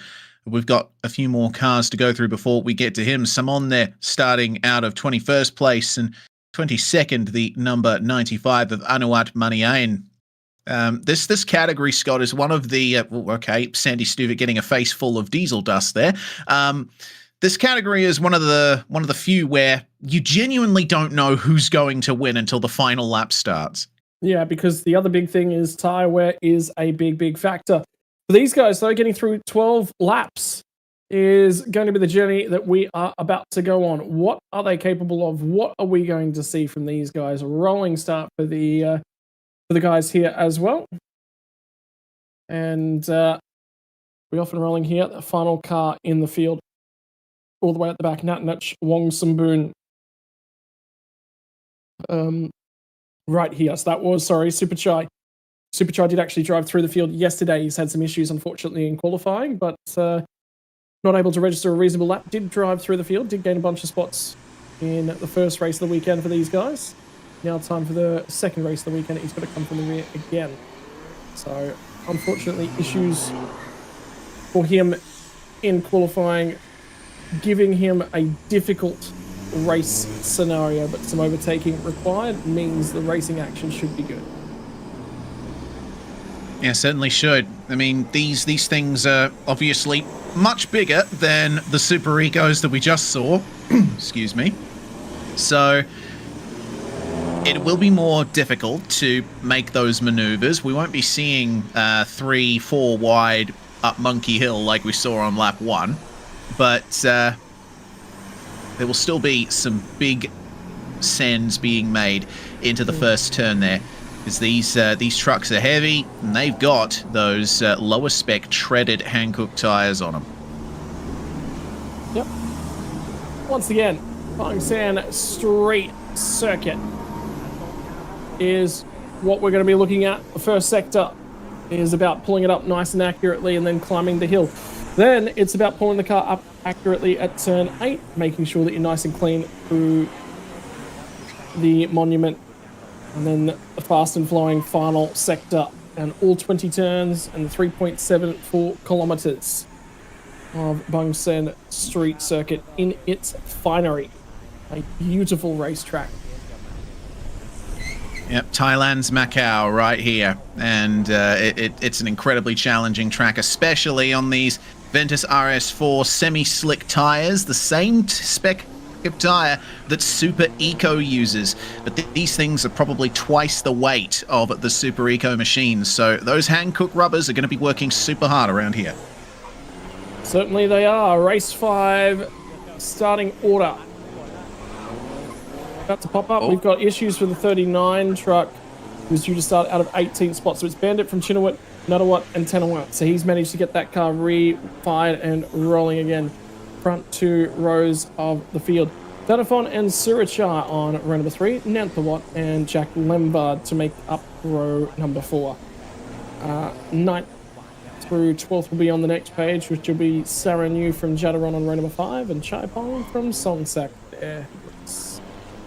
Yes, 13th place, Akilok Narkod, going to start alongside Chalampon Von Lukin, Alongkorn Saitung and Ekasek Namsengpa, going to round out your top 16. Chanon Rojana starts alongside Firawat Paijachat, with Akasit and Samon rounding out your top 20. In 21st place, we have Anuat and Sandy Stuvik sharing the 11th row. Suat and Frutifong on the 12th row. Just a few more cars to go. Waris on Rayab starting out of 25th place. Then Superchai Kongman having to work his way through the field here. Got one of the quickest trucks out there, though. Nutanuch will be hoping to go with him from the very last spot on the grid. 27 trucks getting ready to begin their race here. And this is another standing start category. So we're going to be seeing a big cloud of diesel smoke descend over this grid very shortly. Rolling start for these guys, Reece. So standing start back at Buriram. you're right, but I think the right decision is not to make these guys start here at Bangsaen. I was on autopilot there. My apologies. Yeah. I mean, it's a lot of force being put through the rear end of the car, and if that was a car feeding in the pit lane, yeah, somebody definitely did not take the race start here. Remember, Firawat is actually in the 39 machine. Is going to come from the rear end of the field after issues on that opening lap, potentially stalling the car on the run up Monkey Hill, and has gone to the rear. Lights are on, lights are out, and here we go. 24 and the 23 on the front row. Bandit from Shinawat, 3 wide on row number 2. As they all start to feed down in there, it's the 15 machine of Thanafon who's managed to make some ground. He's going to try and fire it down the inside. Started out a 5th spot. Now he's 3rd on the road. Now he's going around the outside looking for P2. Is there going to be space? Yes, there is. 15 machine, 5th on the grid to 2nd at the end of turn 2. Great job from Thanafon there, taking great advantage of the start. And, man, visibility is a big issue coming up Monkey Hill there. You couldn't see the rear of the grid from the front as they make their way into the hairpin for the first time. Crank those wheels around and hope that you get out the other side cleanly and power down. All of that torque being put to the tarmac. These are incredible machines, these trucks. Love watching them race. Plenty of black smoke on the exit of the hairpin as well. Remember, race control is going to be assigning penalties for too much black smoke, so the drivers do need to be careful of that. Yeah. They're allowed to produce some, but remember, this category is trying to reinvent itself moving forward into 2025 and beyond. Slightly new spec of car, slightly better spec in terms of the amount of smoke, and it definitely has improved compared to last year. That category does want to keep that improvement growing into the new years. The number 92 machine in that champ car started at a 12th spot for Songsap. I want to see if he can continue to make some gains. Unfortunately, issues for both of the Ford Rangers yesterday too. Did not see strong performances from either of those cars, so we'll see what they're capable of. And tell you what, Danafon's actually going to have a go down into the final corner. Gets up the inside, 5th to 1st on the opening lap. Enjoying a little bit of a challenge and some overtaking required, and some rear tyres that are being lit up. He'll have to be careful, because if this goes green the whole way, he's going to want those rear tyres in about 3 laps time. Yeah. This is a street circuit with many slow corners, and that means traction is one of the most valuable things you can preserve. Don't want to push too hard on the rear tyres going forward. Spin at the final couple of turns. That's the 66 machine of Chayapon Chantakit that's going around. Thanafon, though, maintaining the lead coming into turn 1, and the pack starting to form here for the top 5 in the field. Find our way through to the hairpin for the 2nd time. We've got 11 laps remaining on the scoreboard. No passing allowed into the hairpin. But once they get down to turn 8, you might see some runs being set up. Have a look at that. We might have just seen one of them start right there. Yeah, I think that might have been Namtawat Chimnan, who was having a little bit of issues with traction. The 19 machine, indeed it was. And here comes the 22 then of Tanawat, who will have a bit of a look at him. He's forced the cover. Not close enough. It's a good recovery. Back through the gears for Nantawat, who did gain a spot on the opening lap. It was Tanawat, unfortunately, the 22 machine, who was looking like he was trying to grab a couple of spots. Not really able to gain all that much. Tanawat actually still staying quite close to Nantawat. So those two will continue a fight down to the final couple of corners. Tanafon, no, sorry, my apologies. That's the battle we were just looking at. And first of penalties coming our way, number 13, which will be deep in the field, will be Chalonpon Fonlukin, has been given a penalty for black smoke. Yeah, running down in 12th position at the moment as there's a move up the inside from the 22. Tanawat making the move on Nanthawat there. Move up into 4th place. Some good moves being made. It might be on here between the 16 and the 89. Akirluk leading Surachai. Surachai having a fairly good run here today. Side by side behind as well. Natawat and I believe Jack Lemvard as well. Side by side on the way down to turn 1. Lots of oversteer there from Tanawat's machine. You got to try and nail the exit here because the run up Monkey Hill, carrying the speed uphill, so important. Ooh. And there's someone that's gone into the runoff area there. I think that might be a retirement. Which one's that? The 16. Machine. That's a Kieluk. He was at a 6th spot at that point in time as well, and that's actually down at turn 2 that he's gone behind the barriers. Look at the 5 of Natterwood. Was at 8th spot start of the lap. He'll gain 1 spot thanks to a Kieluk. And unfortunately for a Kieluk, retirement of him, so that will move him up to 7th spot overall. Shame for a Kieluk. He was having a good time out there. Black smoke also being shown for the number 5 of Natterwood and the number 66 of Chayapon Chantakit. Yeah, I mean, have a look at the clouds descending over the circuit here. There's almost a sort of a pall of smog that you find here as number 41 machine. That's Jack Lemvard looking a bit slow through the seaside section. Oh no! What on earth?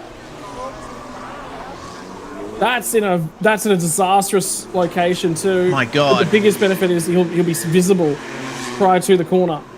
Oh, there's barely enough room for them to squeeze through on the inside, though. Safety car for sure. That was bizarre. It was like a tire was off the rim.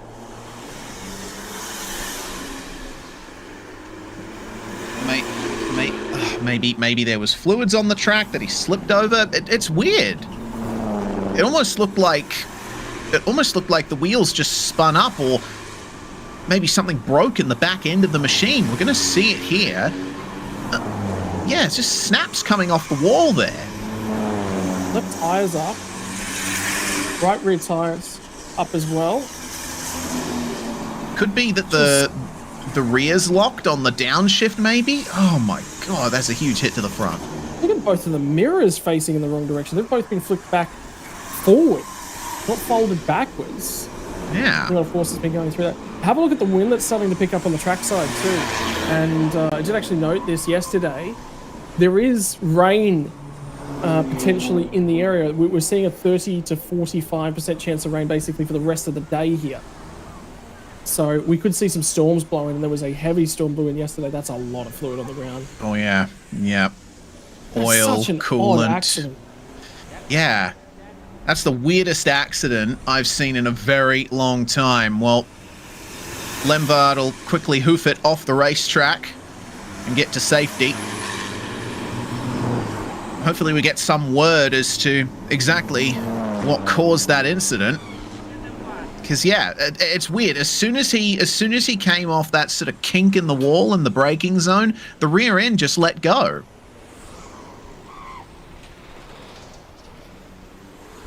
Let's see if we can't quite grab a replay. What's going on? So just keep an eye on towards the rear tires here when we get a replay. So yeah. Okay, so rear tires. As we zoom in here, it's at half speed. So look at the rear tires of the truck. Oh. Black streak that came out near the middle of the truck. Potentially there was a fluid issue there. Was that black streak already some rubber that's been laid down from one of the earlier categories? I do know that in Super Eco and Super Touring we had cars locking up all over the place into that corner. That might have already been there. So that just induces even more mystery to this incident. He would have just been getting off the throttle and onto the brakes at that point, right? yeah, he definitely would have been on the brakes. I can tell you over to the west of Thailand and towards Myanmar, there's a couple of really big storms hitting the west coast over there, but nothing that's due to come across and hit Chonburi province to the southeast of Bangkok. So it looks like there's actually a lot of storms in the region, all around Thailand, basically, but nothing looking like it's going to hit us Some stuff may be starting to form in the bay in the Gulf of Thailand, but yeah, not actually in this area. And so we should be staying dry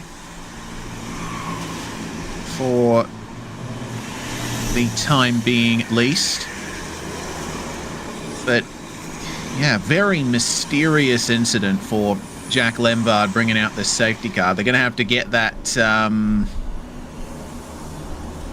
cleaning powder. I've been watching motorsport for a very long time, and I still don't know exactly what that is that they they put on the track to soak up fluids. But there's going to be more of that down at the sort of turn 15 area. Not to mention lots of debris and a sizable dent in the Armco. Get your brooms out and get that truck off the circuit so we can go racing once again.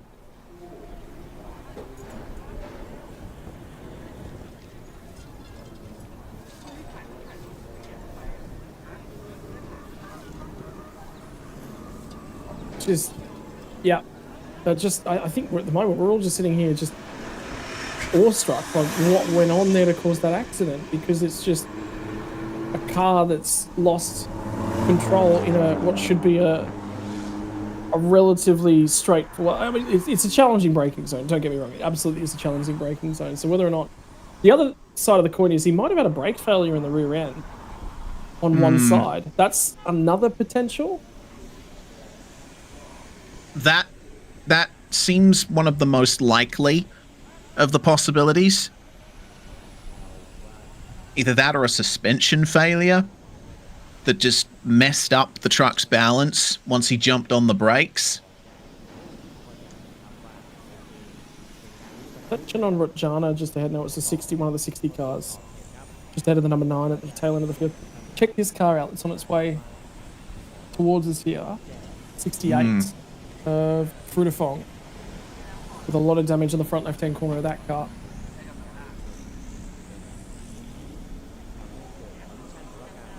Yeah, that's quite a bit of damage there. I mean, there's obviously a lot of melee that goes on in this category. And the TV cameras cannot catch all of it. No, they cannot. There's so much that goes on a weekend here. You literally cannot capture it all. So, it looks like the number 9 truck of Samon Mapake has been given a 15-second time penalty for causing a collision at turn 18. Or no, that message isn't the 9 and the 15, surely. Well, that's 15 time. It is, plus 15. Yeah. Yeah, okay, cool. 15-second time penalty for car number 9. So, you never know, that might have something to do with the damage that we just saw.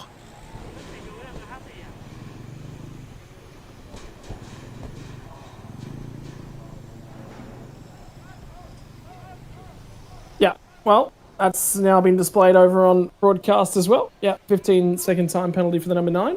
Unfortunately for Samon Mapaki, he's the back end and a lap down, so that penalty is going to be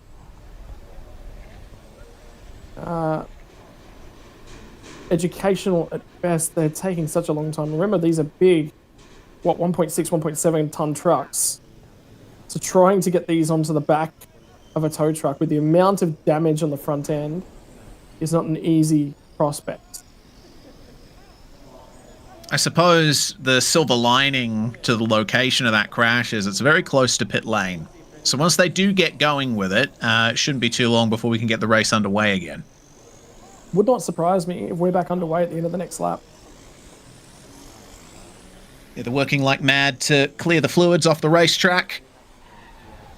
Get the truck on the trailer, as it were. It looks like that front left isn't really connected.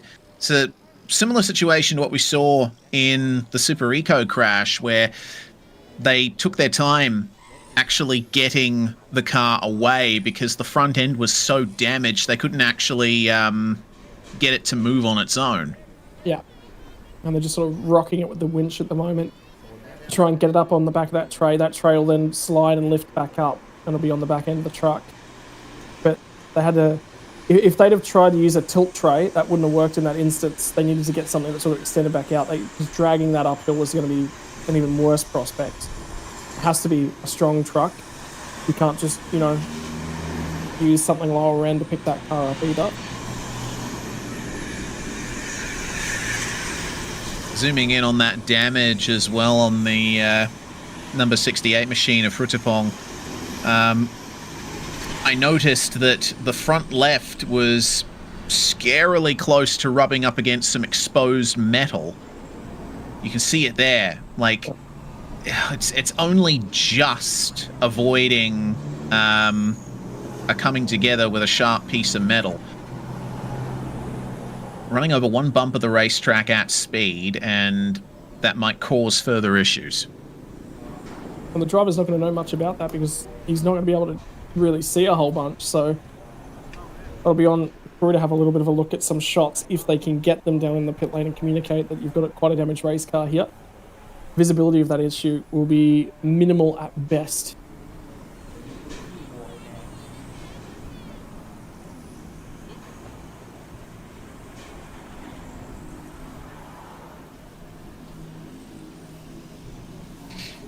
Well, the fans are having a great time here in downtown Bangsaen.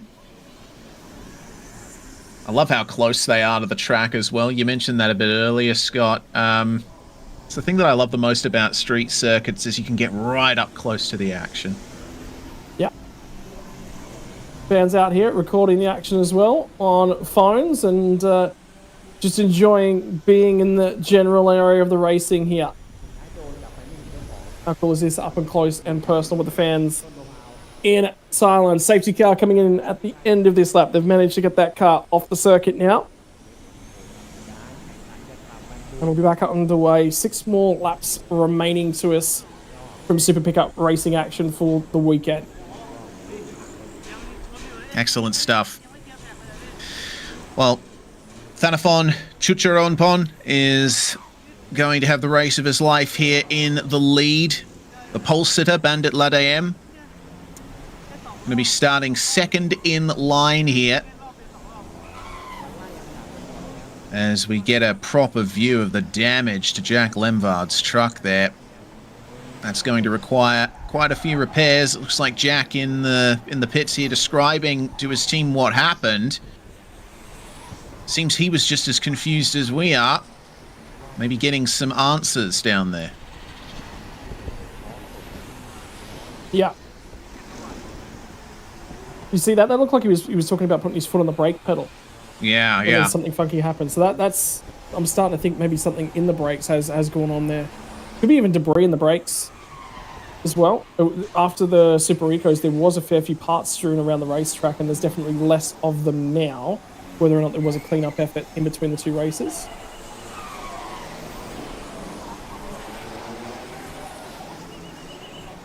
But safety car about to return to pit lane, and we'll be back underway here in just a few moments. Thanaphon has not waited for the safety car to get back to pit lane. He has gone already. Green flags back in the air as the safety car peels off. And the fans down at the pit lane entry get to see the action of Silent Super Pickup as it rounds the last corner and starts the second half of their race. That was a very quick getaway from Thanaphon. They were already at racing speed by the time they were coming up to the last corner. So away we go. The number 5 and the number 66 have received warnings for black smoke as well, as Thanaphon leads us into the first corner. Bouncing off the curbs on their way up Monkey Hill with 6 laps remaining in this race. It looks like Thanaphon has nailed this restart. Bandit Ladayem was 1.6 seconds behind at the start-finish line.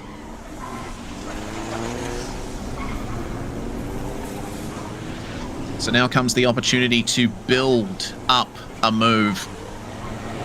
Down at turn 8, one of the prime overtaking opportunities on the lap. Looks like a bit too much space between the trucks for any moves to be on here. I think it'll take a couple of laps before we really start seeing the passes.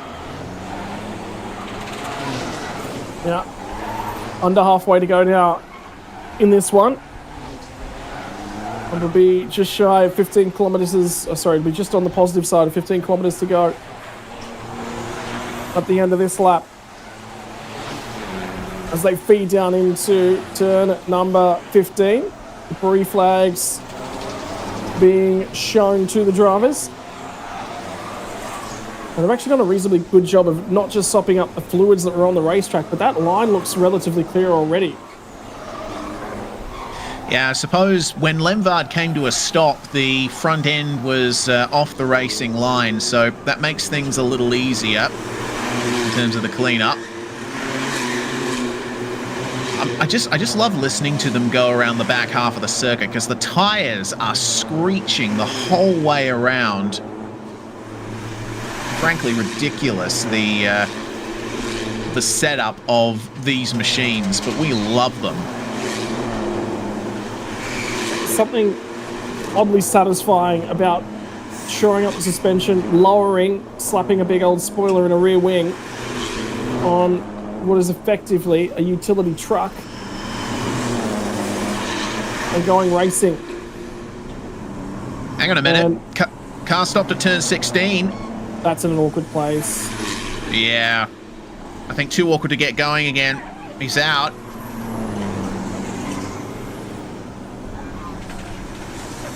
And yeah, safety car boards and flags. It's back out again.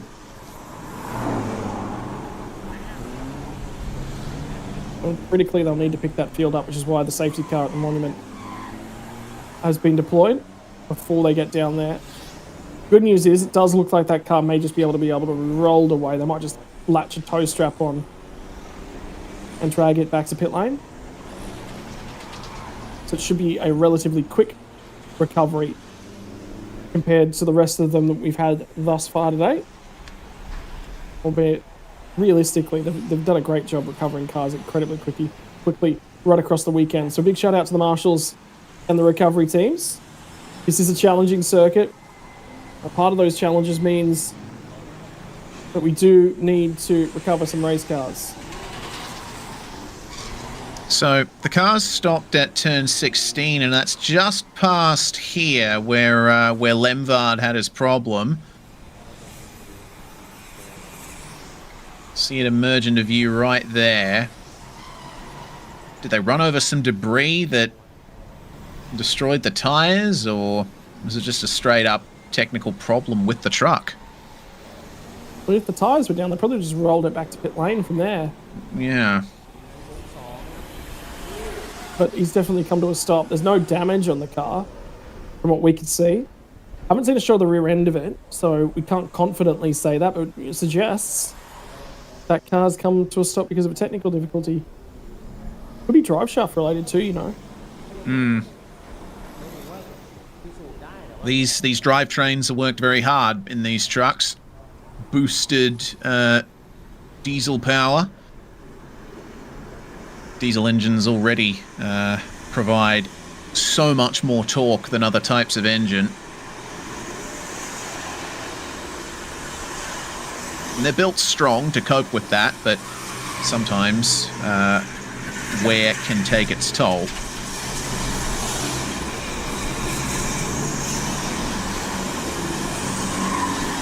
So 4 laps to go here, and hopefully we'll see the crews clear that truck very quickly so we can get back to racing. At the very least, hopefully, 2 laps worth of racing left to run here in Thailand's Super Pickup.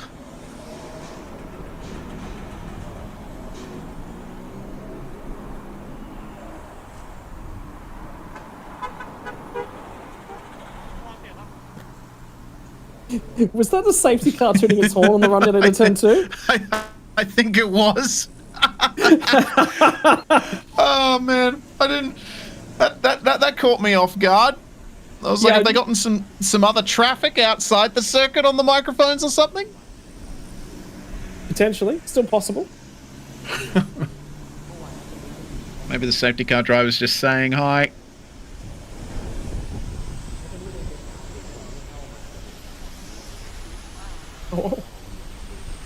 Oh.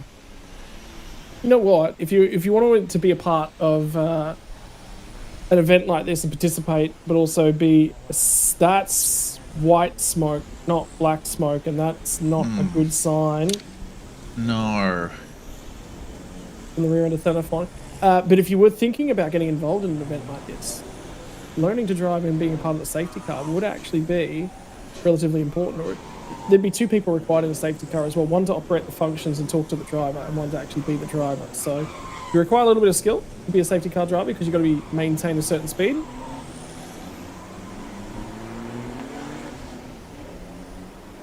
But certainly being part of and then you get to do laps of the track as well. Yeah, and I guess the big benefit at an event like Bangsaen, considering, you know, the nature of this event, is you're practically guaranteed to get some work experience.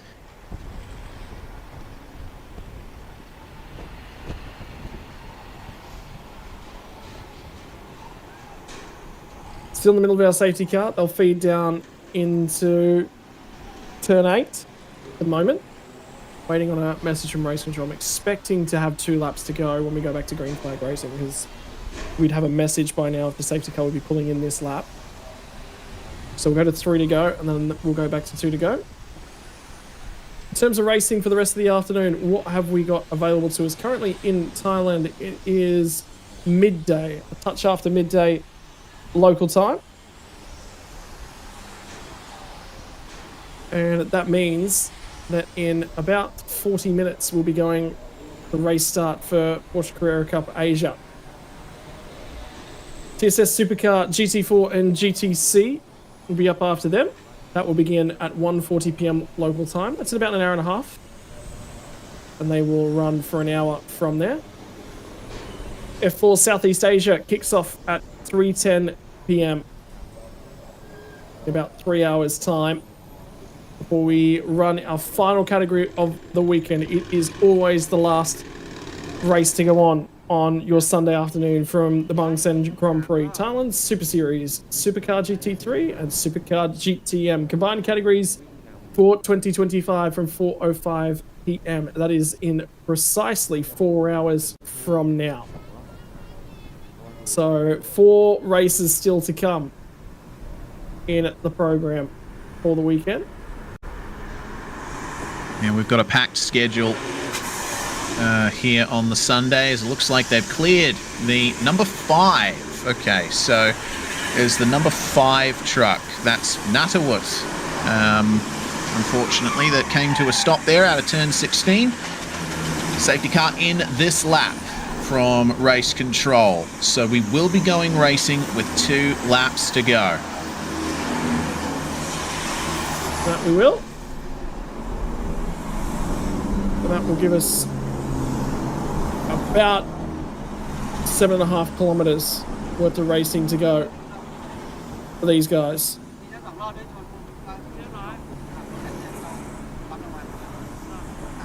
So still a fair bit of racing action to come. But I am concerned about the smoke coming from the rear of Thanaphon. Is that potentially a turbo with some issues? Is that potentially some overheating? Yeah, I mean, you expect black smoke to come out of these things.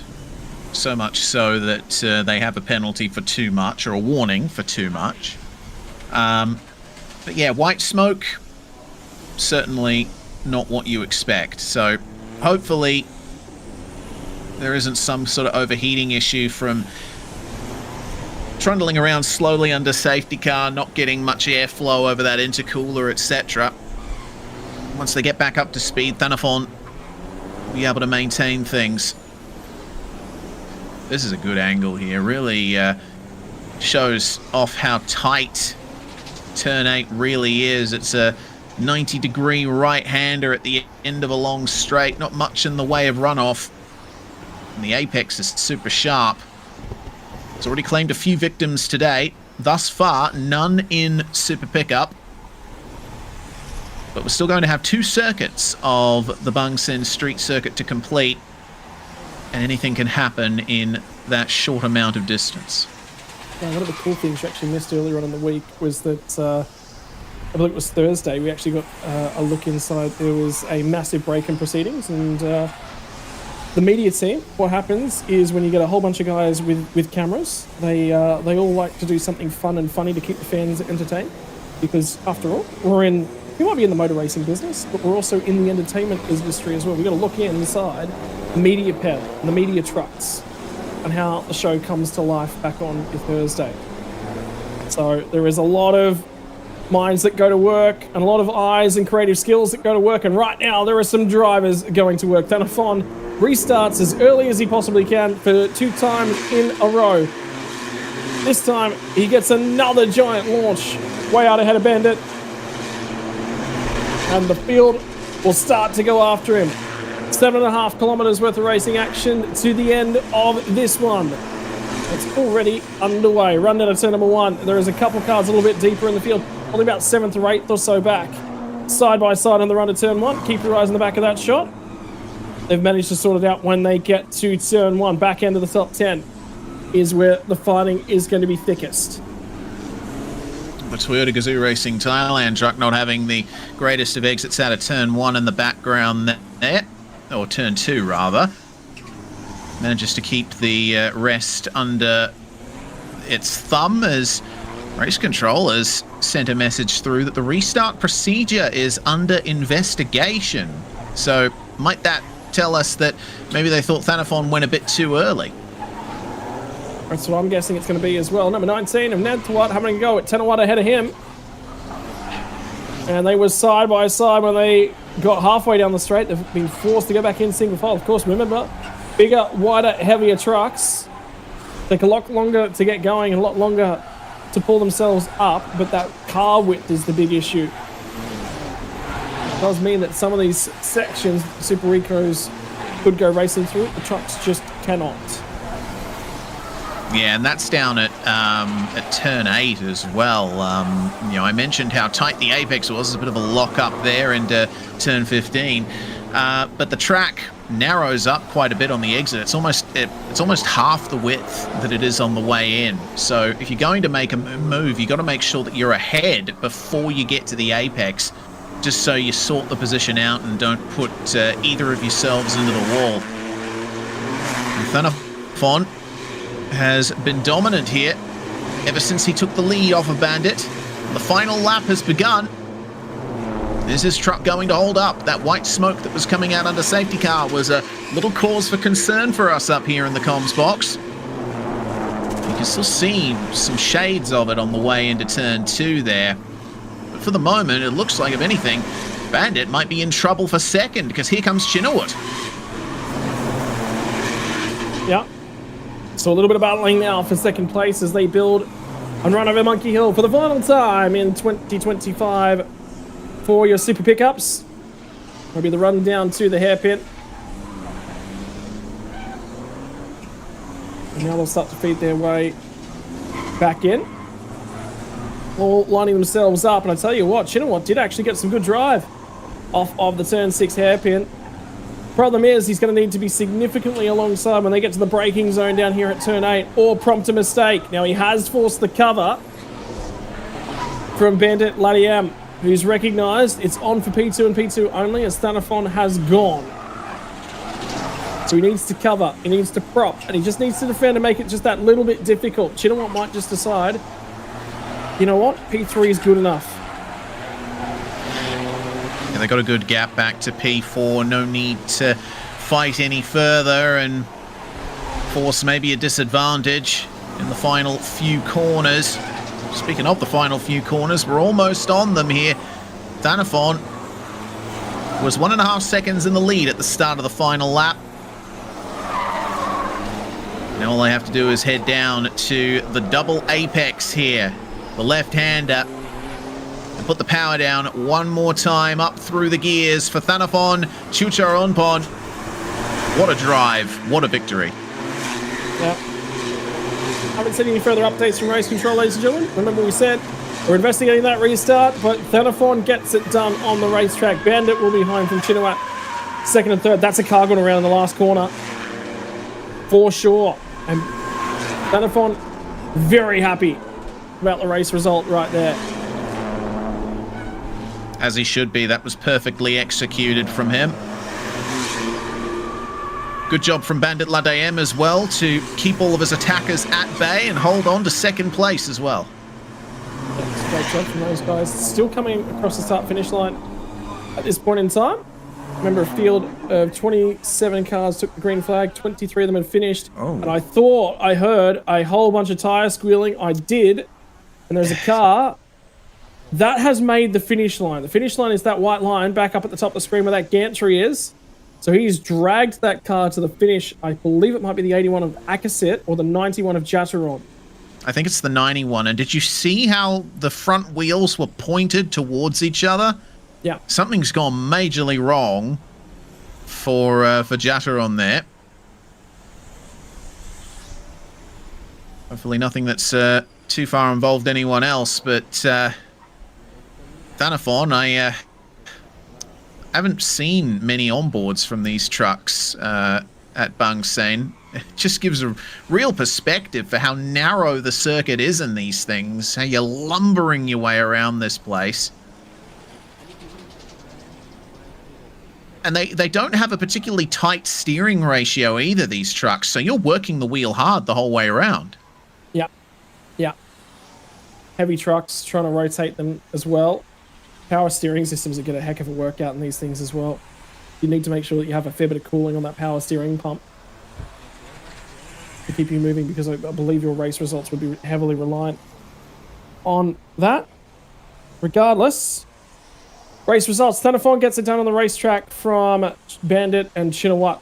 Also, 1, 2, 3 in A-class drivers. Your race winners in the B-class is going to be Sirichai in the 89 machine, who finished out of 6th spot. Saranyu finished right in behind him. And in 10th spot, Suwat Limjurapanya is going to take out 3rd spot. You see him at the back end of the 10 right there. Fastest racing lap, 55.553. That was put together by Tanawat Suwanarat out of 4th place. So great job by the 22 machine, as they finish in reverse order in 2nd, 3rd and 4th, 24, 23, 22. 2nd through 4th. They certainly do. Well, good pace from Tanawat. Wasn't quite able to get on the podium, but he came here with a very fast truck indeed.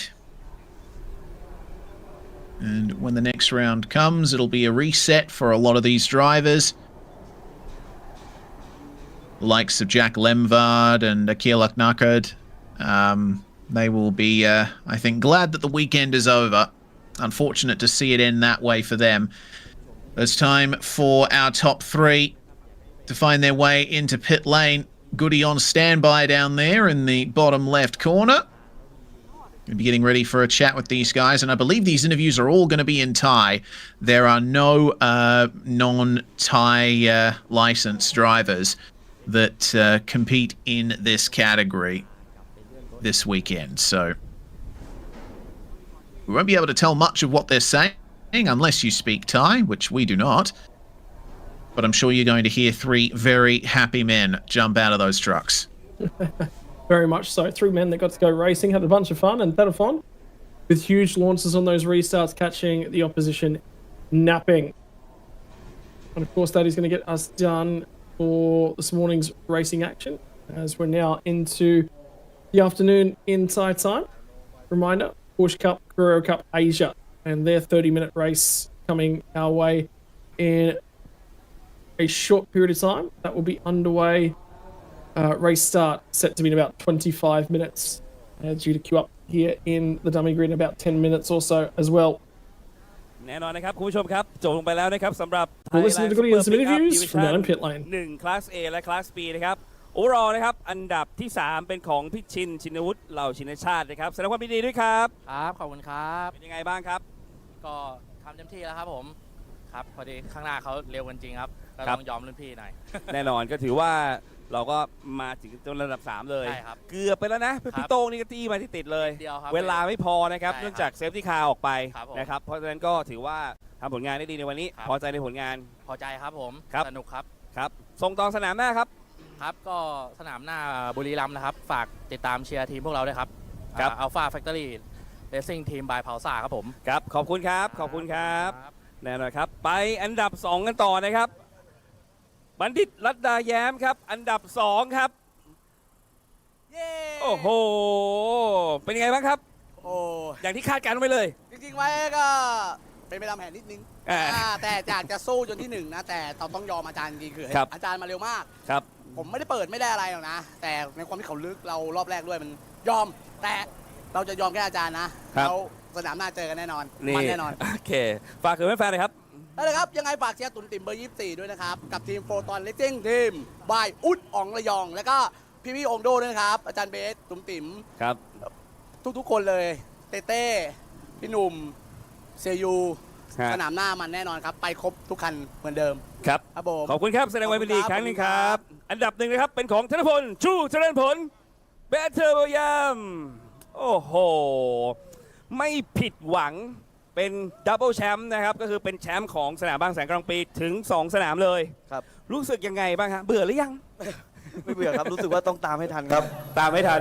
ใช่ครับ แน่นอนวันนี้มาถึงจุดนี้แล้วอีกเช่นเคย ครับ นะครับมีความสุขมากๆแน่นอน สุดๆครับ โอ้โห แล้วกับการตัดสินใจที่เราเปลี่ยนเครื่องยนต์ ครับ มันมีผลจริง ๆ ใช่ไหมฮะ มันมีผลครับ แล้วพอเราเจอแล้วมันก็ไม่มีปัญหาครับ ครับ มันพาเราเข้าเส้นชัยได้ครับ โอเค แม้ว่าเงื่อนไขกติกาบอกว่าครับ เรา ตาม จะ กติกา ใช้เครื่องที่มันใหญ่ขึ้น ใช่ครับ ก็ต้องแบกน้ำหนัก ถูก มาก ต้อง กว่า ครับ ชาวบ้านเขา ใช่ครับ ครับก็ถือว่ายอมรับเพราะนี่ก็คือมาจากฝีมือจริง ๆ นั่นเองนะครับคุณผู้ชมครับเบสครับฝากถึงสนามหน้าหน่อยครับ ก็นะครับผมก็ที่ทำเต็มที่ทุกวันนี้ก็เพื่อรักษาแชมป์ให้ตัวเองนะครับ ครับ ก็เจอกันอีเวนต์สุดท้ายครับ ครับ ว่าวัดกันไปเลยครับว่าใครจะเป็นแชมป์ครับ เบสเทอร์โบยาม never give up ไม่เคยยอมแพ้จริง ๆ นะครับแสดงว่ามีดีอีกครั้งครับ กับ ขอบคุณครับ ธนพลชูเจริญผล ขอบคุณครับ ขอบคุณครับ ขอบคุณครับ แน่นอนนะครับคุณผู้ชมครับ ยังมีสิ่งที่น่าสนใจอีกมากมายนะครับ เพราะฉะนั้นไปพบกับไฮไลท์ได้เลยครับ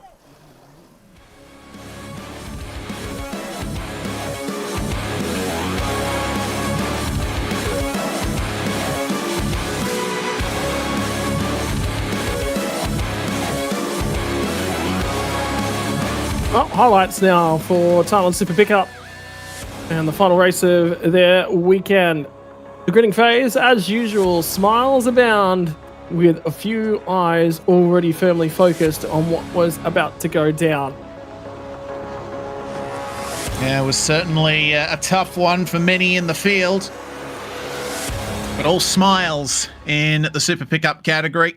I love the crew of drivers that race in this category. It was a solid start from the front, but keep an eye on that number 15 truck because it made its way to the lead in very short order around the outside at turn 1. Absolutely mammoth start. Run here down towards the final couple of corners, and you're right, it was that run. And look at the rear tyres that we were worried about on Thanaphon because he was really using them up as best as he possibly could to get the advantage. 22 on the 19 machine would go toe-to-toe, 10 and 1 and Nantawat. And that was the overtake there. This moment, we still cannot for the life of us figure out what happened to Jack Lemvard. And it looks like he was very confused as well when he got back to pit lane. But it was a huge incident. It was an awkward one. And it left a fair bit of damage on the front end of the 41. It was difficult for them to arrest that car, tow it, and get it back to pit lane as well. So we lost a few laps on the safety car process there, and we'd restart just the other side of the halfway mark in this one. Certainly did. Plenty of trucks gaining some damage. Another view of the damage for Lemvard's truck. I think he might have been a bit perplexed as well. Something happening under brakes. We also had the number 5 of Natawut pull over at the side of the circuit and trigger the second safety car of the day. But after that, race got started again with 2 laps to go, and we saw Bandit Ladayem have to defend second place from Chinawut Lauchinchat, but nothing could stop Thanaphon Chucharonpon, who took a dominant victory up the front here. And that will conclude the pickups racing at the Bangsaen Street Circuit for this year. An absolute highlight category of the Be Quick Thailand Super Series.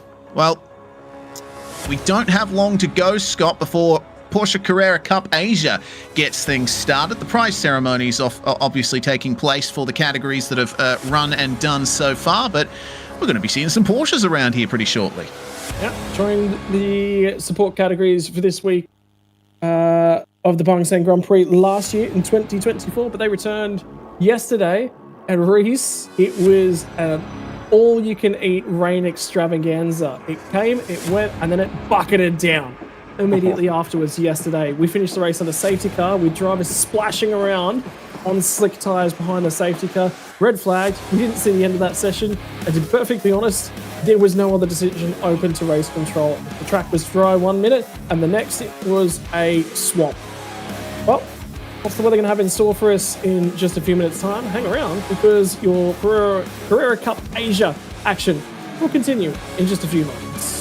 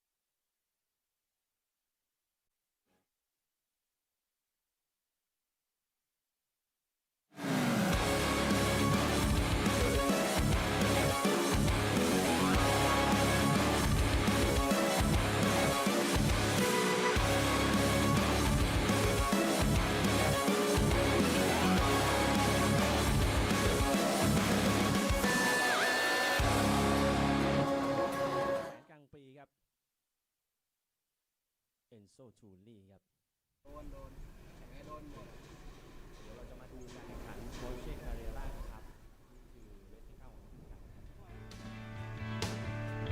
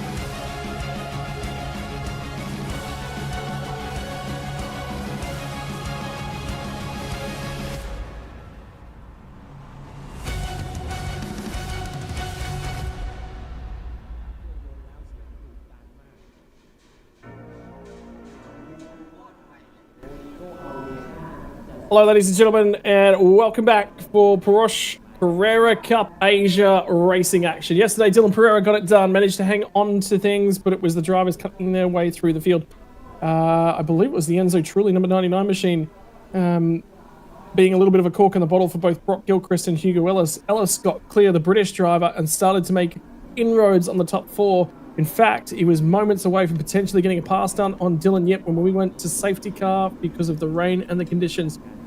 Lap times yesterday swung as much as up to 10 seconds due to the changing conditions. We started out dry, got a little bit of rain, dropped off to about a 147 or so, and then it came back into the 140s. We got back underneath the 140s down to a 138, and then it started to go away from us again. When they did call the race, we just went about 145s again, restarting yesterday, but yeah, there was some chaos. This category is chaos every time it comes to Bangsaen. Last year, so many red flags in the qualifying and the practice sessions and the races. Indeed. Good view of the hairpin, which these cars are going to be turning extra tight through. There's a lot of unknowns here coming into the final race. As you said, plenty of chaos happening over the course of the weekend in Porsche Carrera Cup Asia, but I'm just ready to sit back and enjoy these super fast machines. It's been a while since I've seen Carrera Cup racing, let alone around a circuit as great as this. Well, you see, Reese, I'd love to be able to actually getting some of the details out of Porsche Carrera Cup Asia's website and actually be able to bring us up point scores. I get locked out of their website. Apparently, my computer's not functional for their website, or there's some sort of issue. So, unfortunately, I have no point scores or information about how the 2025 season has been going, unfortunately, for viewers watching along at home. So we literally only have the racing as it happened yesterday to basically give you a rundown of. And like we said, it was Dylan Pereira from Rodrigo Diaz Almeida, Dylan Yip, and Hugo Ellis in top four. And there was a huge battle pack on. Just in behind those guys as well, like you said, it was the, I believe it was the Enzo Trulli entry that was giving us a huge battle pack starting to form in behind him.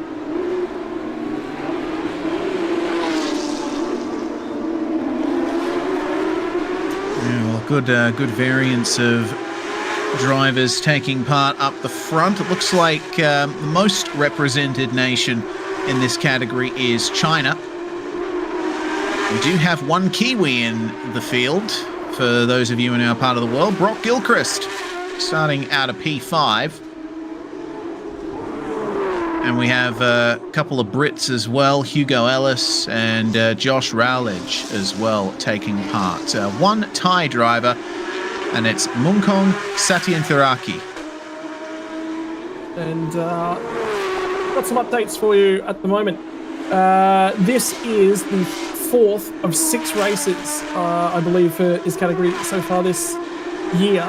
Sorry, fourth of 6 rounds so far this year. 2 races at Shanghai and Motegi. Those are the first 2 rounds. They went to Sepang on their most recent racing weekend.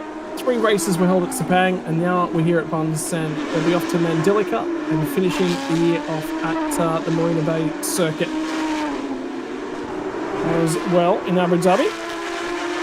And that will bring us home for Porsche Carrera Cup Asia. At the moment, Dylan Pereira has a hefty coming into this weekend, of course, not regarding the first round, but he built on that yesterday at a 73-point lead in terms of the championship standings over Enzo Trulli. Trulli finished back about 5th spot yesterday, so that margin he might now have more than double Trulli's points. Getting a notification from race control at the start of this race has actually been delayed, and that would be because of issues. That's 2 cars with contact, and that's Dylan Yip, who was scheduled to line up on row number 2. I think the front left wheel looks like it's not where it should be. Oh my god. Okay, well, that explains it. Dylan Yip in way too hot there on the formation lap. The blind corners on this circuit, putting pay to what should have been a good start to today's race for Dylan Yip. That was scary. And that's him following around in formation, so that would have to be, we can't see a number on that car ahead of him, but that will definitely be Rodrigo Diaz Almeida. Yeah. And that was red flags being displayed, I think, around the circuit just there. Oh, no. That was a huge hit. Yeah. Highly different speeds between the two cars. It looks like Diaz Almeida was warming up the brakes, and Yip just didn't see it. Yeah, Yip was coming in at like full racing speed. That would have been terrifying for Diaz Almeida. Well, it would terrifying for Yip too. Yeah. What are they going to do with the cars here? Are they going to return them back to pit lane, or are they going to park them up on the start-finish line? Gesturing to the start. Gesturing to the grid boxes. Okay. So yeah, they're going to be forming up on the grid, and they will wait for the call to get going again. Two stricken cars out of what looks to be turn 15. And yeah, I think I can see 55. That is Rodrigo Diaz Almeida.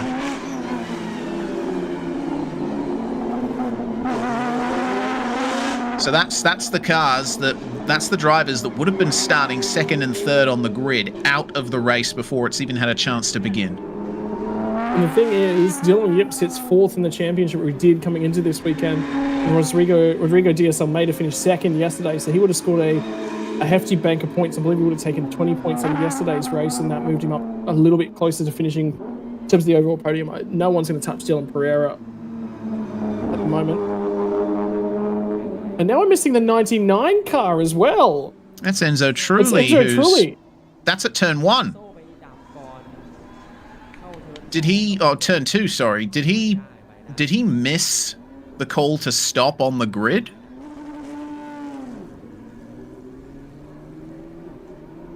He must have. Is that a? I mean, that's a door off the 55 car. There, you see that? Yeah. So what's happened here is, see the 10 car is Brock Gilchrist. So that's 5th spot. We've lost Enzo. So Enzo Trulli we saw. So now they're waving them through. So what's happened is we've lost 2 cars ahead of them, which is Rodrigo Diaz Almeida and Dylan Yip. But I would say Pereira and Trulli have gone past before they were giving that command to slow down, stop on the grid. So what's happened is Dylan Pereira, and that's why you're seeing these guys now circulate. Cars have now been directed to move to the pit lane. So Dylan Pereira and Dylan Pereira and Enzo Trulli have gone through. Trulli's got down to turn 1, looked up in his rearview mirror and gone, oh, there's no one following me. So he's stopped there. So occasionally you will get commands. So this is something I was taught at motocross tracks as a kid. You see a red flag. Occasionally it's pull over and stop straight away. Occasionally it's move back to the pits at a safe speed. Now see Trulli's crawled his way up through the hill and gone, there's no one in the rearview mirror. Now there is cars in the rearview mirror, so he's proceeding slowly.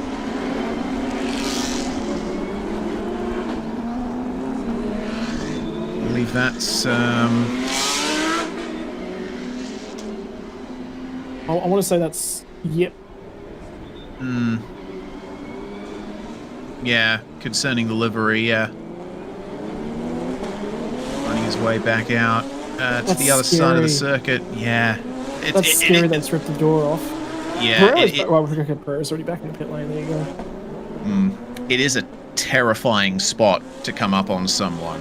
Like, you know, you've just made your way through the chicane of turns 10 to turn 12, and then you're going through the sweeping S-bend along the beachfront, walls on all sides, and then there's the kink before turn 15. I mean, Yip would have come into that kink, getting ready to brake, and heat up the tires, heat up the brakes, etc. Only to see electronics race. That's the Dylan Pereira car. They're going to work on the electronics in this car. They're trying to change something. There's something wrong with the Dylan Pereira car. We're going to be missing our front 3 cars when we go for a start here. Are they allowed to do that? Well, they return to the pit lane, and they're waiting on further instruction, and there's going to be a reasonably hefty wait here because they've extracted one car, and now they're going to extract... I would say they're fine to work on the cars in the pit lane.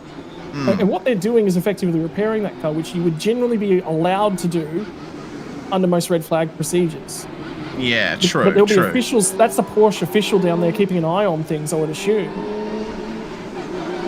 So the team would have had to have alerted the official to what's going on that car, and then they've gone in there. We might be missing the front 3 cars out of this race. This is bizarre. This is just bizarre. We've had a lot of strange incidents happen already today in the TSS categories, but Porsche Carrera Cup Asia, I think, saw that and decided, yeah, we can go 1 better. How about 3 better? Well, we haven't had an incident on the formation lap so far this weekend. We've had certainly cars retiring on formation laps, but no contact. So that's a new one. Again, DSL Mater just didn't check his mirror before he turned in there. Yeah, the door was gone from the 55. Yeah, that's just... I mean, that could have been a lot worse. Certainly. I think we all got very lucky there. That was actually at race speed. Yeah. Oh boy. All cars on their way to the pit lane, and we'll get some semblance of a plan of action for what is to come.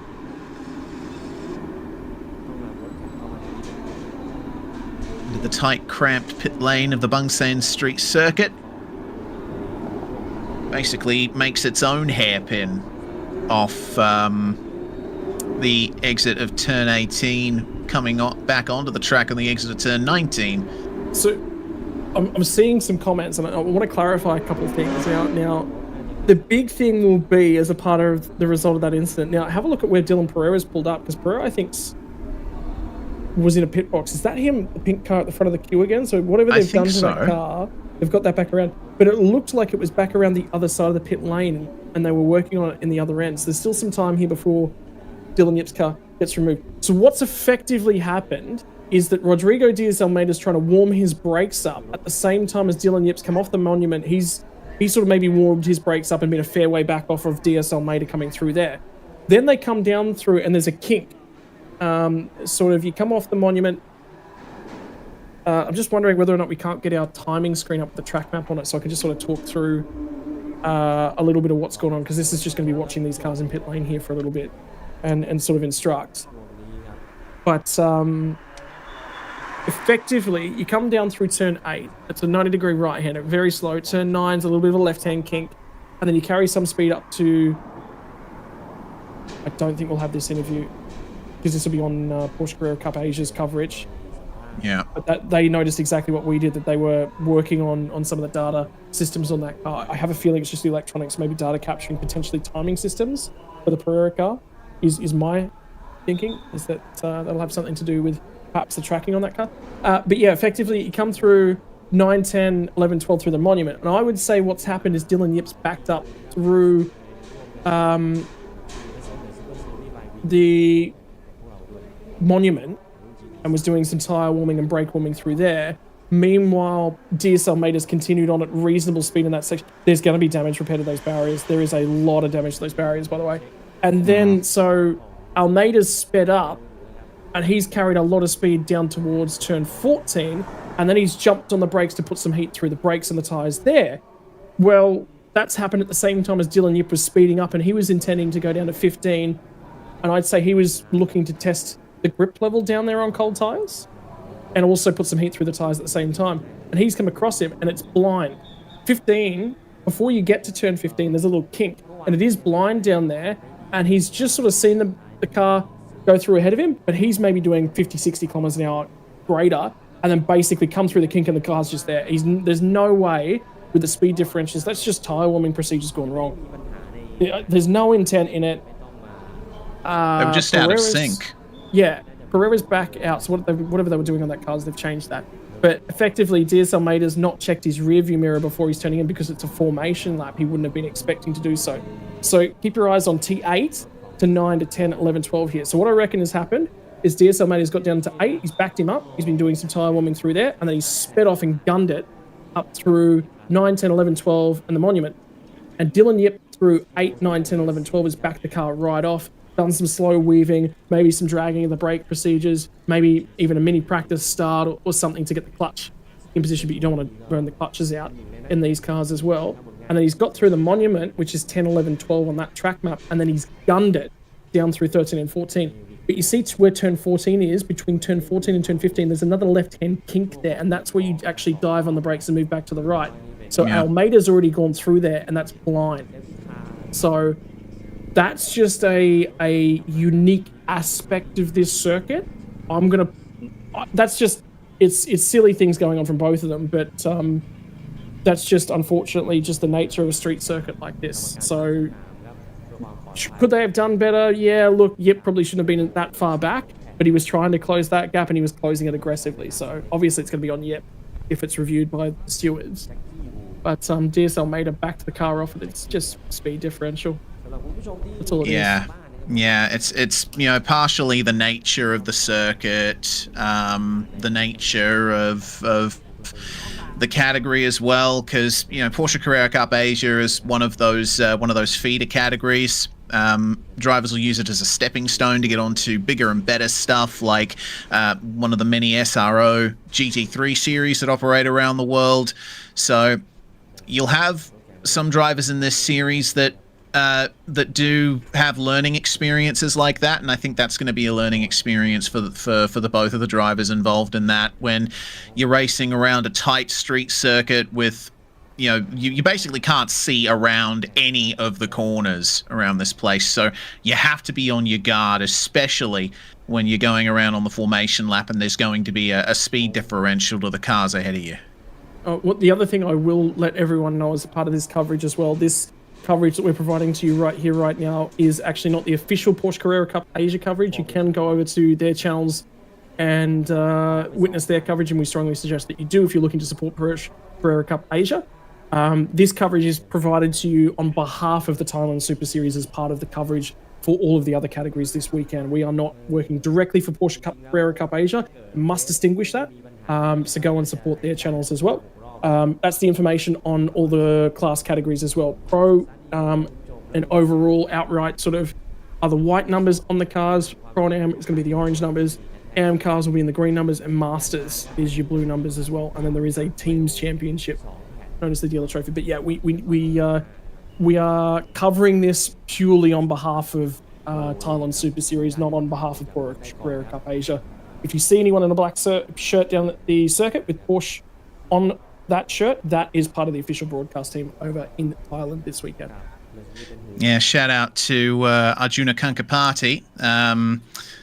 Much like myself, Scott, and Dan behind the scenes, Arjuna comes from the world of sim racing, and if you watch anything on Race Spot TV, the high-profile iRacing events, for example, you would have heard his voice. He's on the commentary team for Porsche Carrera Cup Asia this weekend, so give some of your love to Arjuna and tell him Reese sent you.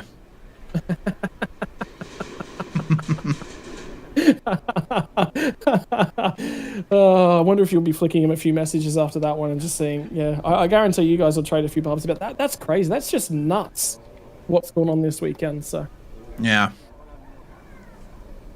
you missed Formula 4 Southeast Asia coverage yesterday, by the way, Reese, and it was the two teammates. It was actually pretty much kind of a similar incident, only it just happened during the race between the two teammates of Seth Gilmore. You remember how quick Alex Sauer was back at Buriram for Formula 4 Southeast Asia? Well, he got a terrible start. Seth Gilmore overtook him before they got down to turn 1. And then he tried to go in on the outside at turn 15, and Seth Gilmore just come back across the track and squeezed him against the fence. So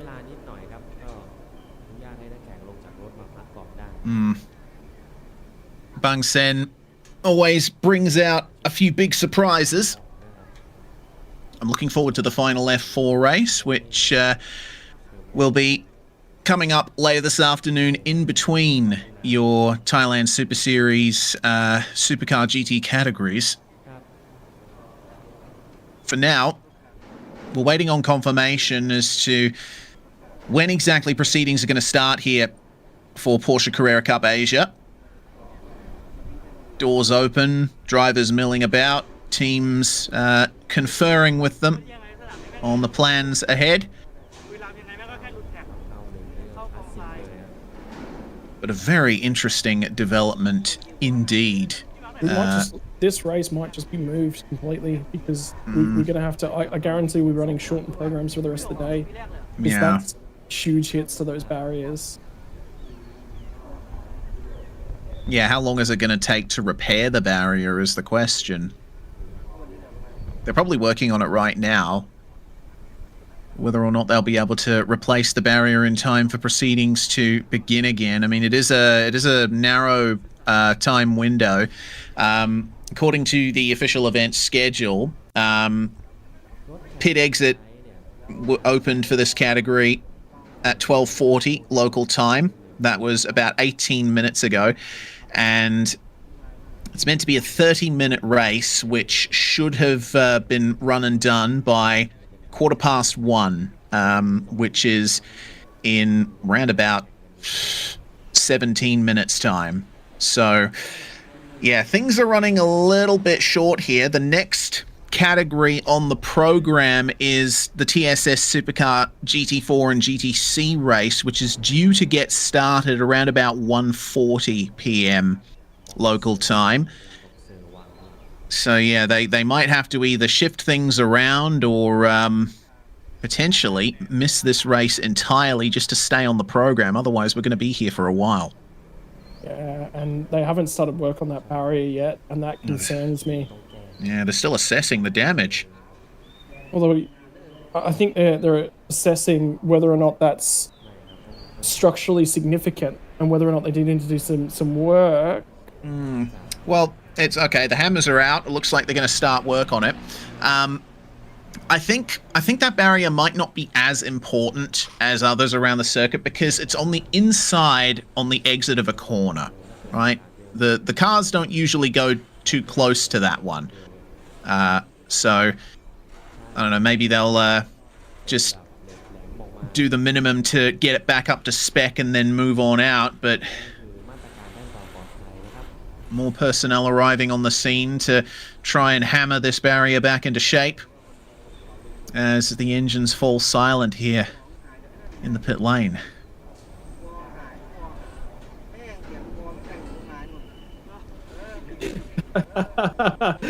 Thank you for everyone out in the YouTube chat as well. If you're joining us right across the English language coverage of the Thailand Super Series this weekend, of course, we love hearing from our fans and where you're based internationally. The entirety of your English language coverage based in Australia, but based completely in different regions of Australia. So I'm saying a big hello to you guys from a couple hours south of Brisbane in northeastern Australia. Reese is joining us all the way from the western side of the country, and in actual fact, you are on Thai time. 1 hour ahead. Yeah. 1 hour ahead of Thai time. So the conversion's pretty easy for me.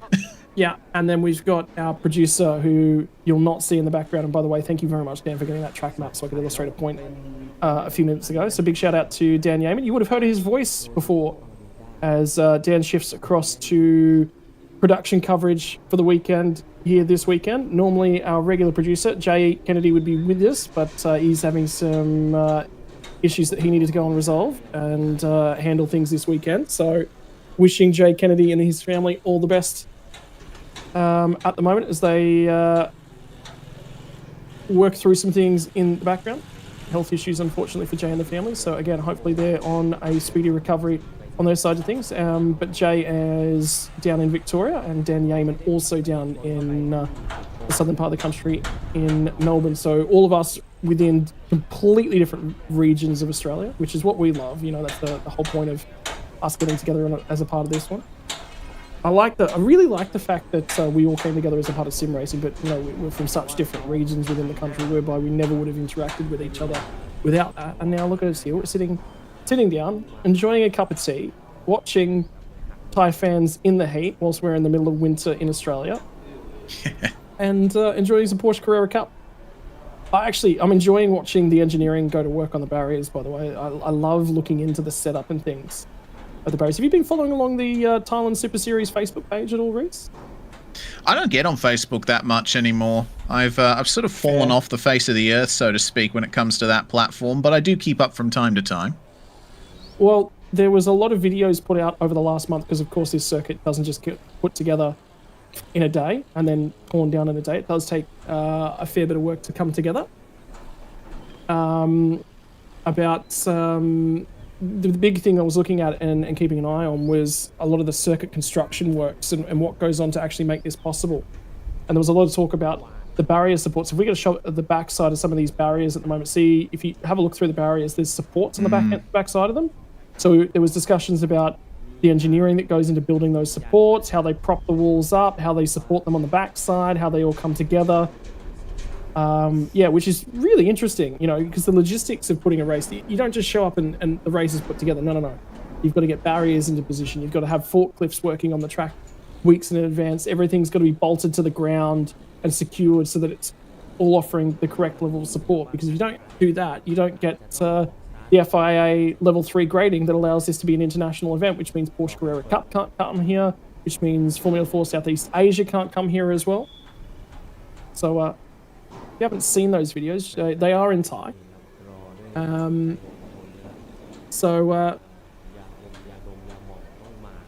It is mainly watching for the footage, unfortunately, on my side of things. Yes, but pictures can tell a lot.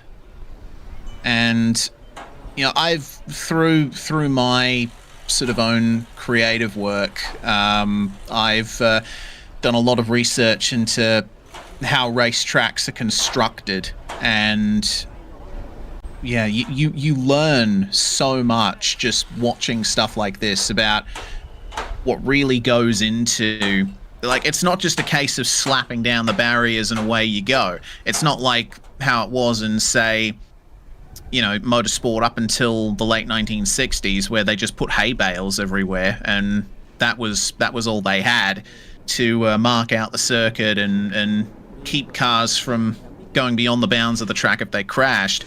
There's full-on engineering that goes into every aspect of these barriers. Like, look at them taking them off here, putting them on the back of the truck. Big sections of steel. They rivet to the posts, and to those posts then are attached the catch fencing, and they're all bolted into the ground as well. Like you say, a lot of work it takes to set up a circuit like this. Tracks like Monaco, like Surfers Paradise here in Australia, it takes weeks to set up a circuit. Weeks at least, sometimes months. But it's all taken down in just a few days. It's a lot of prep work. But the big thing about this one is that they come back here each and every year as well. So they've obviously taken up quite a number of the roads in the Bangsaen area, located in Chonburi province to the southeast of Bangkok. And from there, you've got to shut down the roads for a few weeks at a time. But the big thing is this is Bangsaen and Bangsaen Centre for 48 weeks of the year, effectively. You get 1 week of racing out of those 3 weeks whilst you're piecing a track together. And it's got to live on. So there are some bits and pieces around here that would be semi-permanent. There's bolt holes and bits and pieces so they can just put the walls back down nice and easily each and every year. There's curbing and structure and white lines on the ground that'll stay there throughout the rest of the year. Timing loops will be built underneath some of the roads and left there because it's far easier to just come back and plug and play next year, provided that everything is put away and looked after. And by the way, it's not simple that either. I was actually chatting to, where I am, I'm actually back living where I grew up in Grafton in northern New South Wales. So my family have for, gee whiz, so I'm 33 now. I started motocross racing when I was 6, and I think my parents got into officiating when I was 7. Some openings happened at the club. My dad was an enduro racer before we got into it as well, so he was racing for a couple of years leading up to that, and then 2 Pee Wee 50s came down the chimney and landed under the Christmas tree. So me and my brother got into racing. That was Christmas 1997. So we were racing in 1998. So yeah, I would have been 6 years old, 5 into 6 years old when I first started racing. And mum and dad got into officiating from there, and they've been officiating ever since.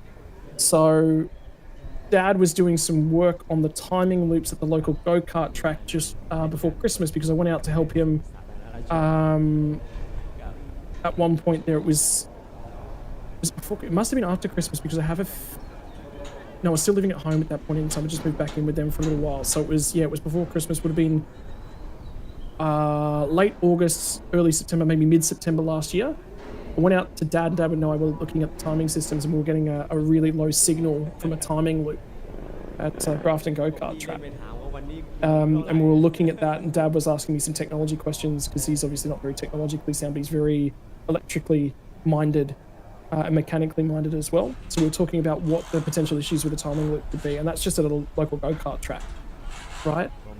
So dad and I were chatting about it, and we basically came to the conclusion that there's either something wrong with the cable under the track, or there's something wrong with the signal coming up from that cable.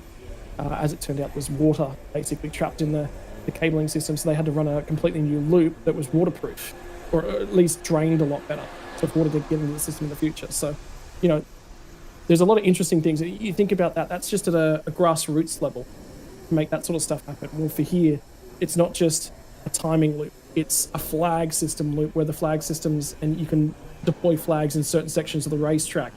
Then that flag system is also going to be bound into a track-wide system, which might be tracked into a Motec system that would be on board these Porsche Carrera Cup cars as well, that would feed into their steering wheels. Then you've also got to have marshals at different posts around the circuit. That is the most Bangsaen Grand Prix thing I've seen this weekend. Yes!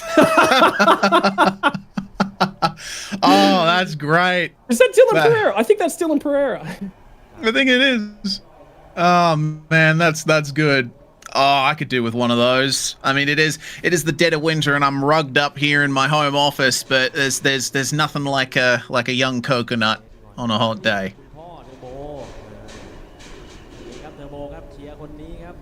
Yeah. Oh my word, that's hilarious. Good points that you make, though, about just how much goes into setting up a racetrack. It's no wonder that it takes certificates and diplomas to get into civil construction, and such hard workers as well, because a racetrack is a giant civil construction project, and when the event comes, it's almost like a giant organism, all of these parts working in unison to bring you an event. It's very easy, especially for non-motorsport people, to go, it's just cars going around a track, but it is so much more than that. So much goes into preparing these events. And speaking of preparations, well, they're working hard to finish that barrier, and we're going to be having a restart at 1:15. So let's see if we can avoid any further dramas and get these Porsches revved up. Yeah, here we go.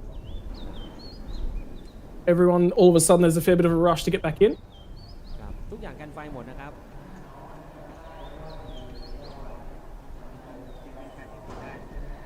So we can have a little bit of a chat potentially about the Carrera Cup Asia standings, and this is again resources pulled from the Porsche Carrera Cup Asia website, and we might get some images and some graphics up about what's going on there.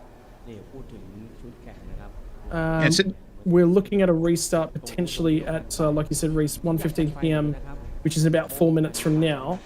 But we'll be under a safety car condition. So effectively, that'll be a sighting lap. That's what they want to get out there. They also want the cars rolling around to have a little bit of a look at what's going on.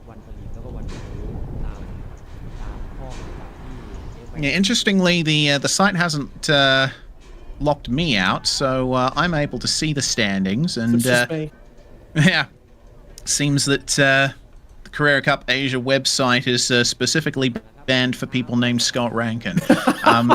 Gee, thanks. But yeah, I'm looking at this championship lead that Dylan Pereira has. 73 points in the lead over Enzo Trulli, and just for notes, that doesn't count yesterday's results. So the first race results of this weekend have not been added to the official standings just yet, but could be a big blow for many of the drivers here, or a big points haul, considering that we've lost some crucial drivers in our top 3 ready to take the start. Yeah. Just looking if there was any documents that came out of yesterday's racing, and there wasn't.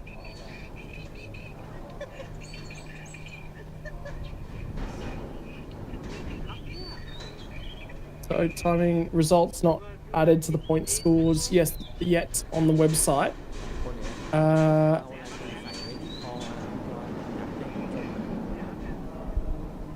can tell you actually, just communicating with one of the Australians that's actually over and assisting. Update on the restart will be at 1:20 p.m.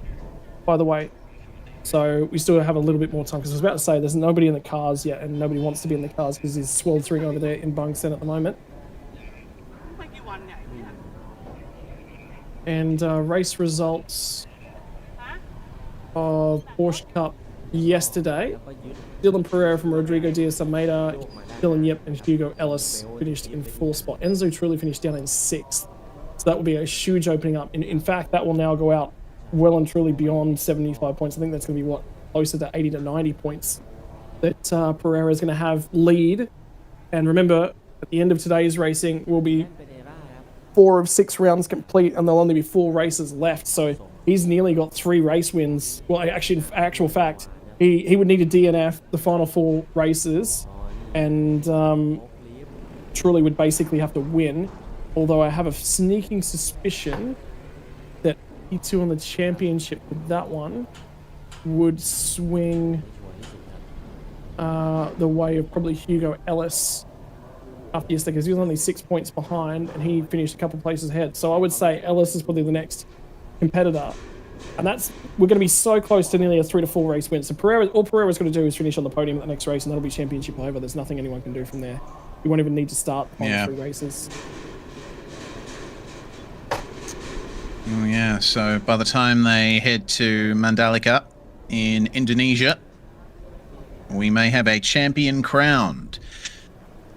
So, Pereira, the most consistent of the drivers in this category this year. Yeah, looking through everything, Pereira, the only driver to really consistently get the sort of 26 to 28 points per race bracket, which is in line with a race victory or a second place, maybe just missing out on a couple extra points for fastest lap or so. So he has been the picture of consistency. The championship points system does give you 1 point for pole position and 1 point for the fastest lap, with 25 points for a race win. So that means that race 2 in the opening round at Shanghai, both races at Motegi, all 3 races at Sepang, Pereira won, plus he got either 1 or 2 extra points for pole position or fastest lap, or both. Yeah, and I'm just looking, Enzo Trulli finished 6th yesterday, so that's 10 points, and Hugo Ellis finished 4, so 14 points. So Ellis is currently 2 points behind Enzo Trulli.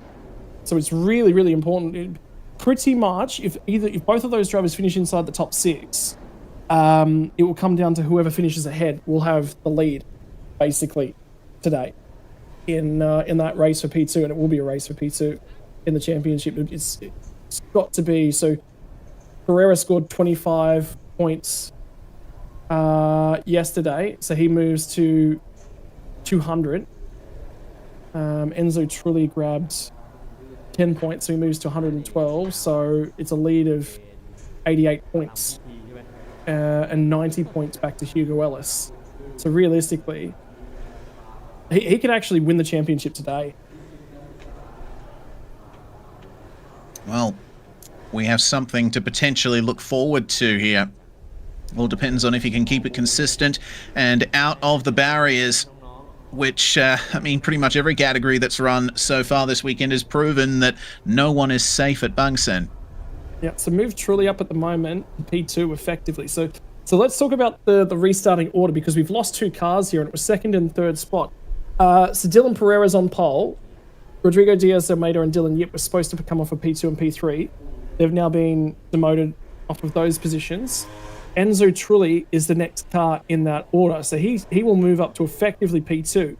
Brock Gilchrist will then become P3, and Hugo Ellis will become P4. Now look at those standings. We said it was 88 points the margin. Now if we just wave the checkered flag here and score points based upon that, Diaz Almeida and Yip will be hoping that that doesn't happen, because obviously every other car scoring points is not going to be good for them. But realistically, if we wave the flag now and Trulli's second and scores those points, remember, if this is, we'd have to meet a minimum requirement for racing laps too to score points today. And there will be some concerns over hitting those laps. If we hit a safety car nearly straight away, we may not hit that marker. It may just end the race right there and then. But if that's the case, so that championship margin back to Trulli will become 93 points. So from the final 4 races, Dylan Pereira's got to score 7 points to win the championship. Yeah, so basically if he just gets 1/9 place and DNFs everything else, he's got it. Yeah, so that'll be worthwhile keeping an eye on. And just having a look at results from last year, because I know Pereira was a part of this championship last year as well. It was Alexander Goretti who actually won the championship last year. Pereira took the first race win from Shanghai International Circuit. They swapped. So Pereira won that race, Goretti won the next 5 straight. Goretti didn't show up at Bangsaen, and Pereira had issues in qualifying last year. I remember him hitting the barriers very, very hard in qualifying, and we never actually saw that car again for the weekend. That was his big opportunity to sort of grab points back, and he just wasn't able to take advantage of it, unfortunately. But he went on a rampage at the back end of the championship and did start tracking down Goretti. But the next driver back was Matthias Herbert. Sorry, I believe that'll be Herbert. And he's not in the championship this year. Rodrigo Diaz Almeida finished 5th last year, just ahead of Dylan Yip. So those drivers have been racing each other for a number of years as well.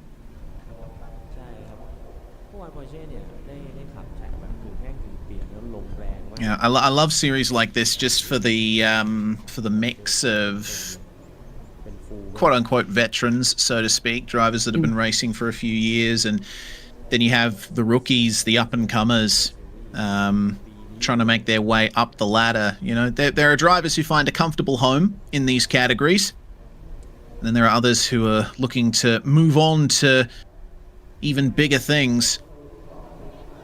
You never know, you could be looking at a few future GT World Challenge stars, or maybe even better in this field today. And don't forget, for Dylan Pereira, he's Porsche Super Cup champion in 2022 as well. So he's incredibly capable race car driver. But he actually got his start in iRacing.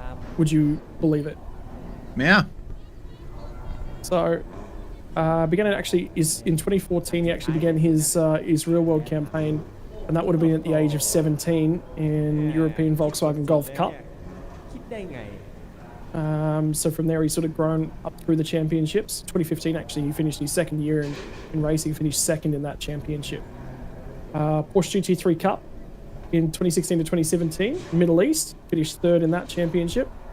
Onwards and upwards, he's been so quick, so consistent. 2020, 2nd in Carrera Cup Germany, Porsche Super Cup 2nd in 2020 as well. Backed it up with LMGT AM World Endurance Championship P2 in 2021. ADAC GT Masters. Sorry, my apologies. Second at 24 Hours of Le Mans that year as well. And hey presto, championship standings loaded for you guys as well. Very nice. So there we go. That's the top 10 as things stand. And yeah, Pereira effectively unbeatable as things stand. But still pretty close runnings in the back half of the top 10. I mean, Diaz Almeida won't be taken to the start for this final race here, so he's going to lose out a lot, being P6 in the championship. Josh Rowledge will easily move past him as long as he finishes in the points. Dylan Yip was making ground yesterday as well, up to finishing third. So he would have been right there and in contention for an overall second place finish in this championship, but that's not going to happen now. That DNF is going to wreck both of those guys' championship runs. Yeah, it is. And it all happened when the race hadn't even begun. It's in the same pit lane. I believe you'd be aware of Jack Widdis, by the way, Reese Gardner? Yes, I would. Yeah, sim racing star from Australia. In a V8 supercar on a number of different things. I've actually just got a couple of messages from him. He's actually over assisting with the number 44 Rat, I believe, Mercedes AMG from the GT4 classes. He's currently sitting down in pit lane inside that car, getting ready to feed out to the dummy grid.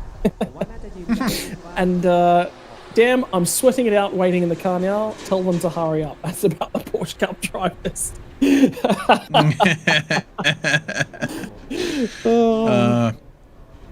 Well, I did see that looks like the start's been delayed a little further to 30 past the hour. So rest assured, we're not too far away from it. We did see on those shots around the circuit, the barrier has been repaired. So looks like under safety car conditions, we'll be getting started in about 6 minutes' time. So timer hasn't started on that race as well. The other problem I have with this is that we are moving into 1:30. So there is going to be some adjustments to the schedule for the remainder of the day, and TSS Supercar GT4 was actually supposed to be getting underway from 1:40 p.m. So that's not going to happen now. I guarantee you every race for the rest of the day will be shortened. There's no way to get the hour in. Well, they might just run it late. Depends upon sound restrictions in the area.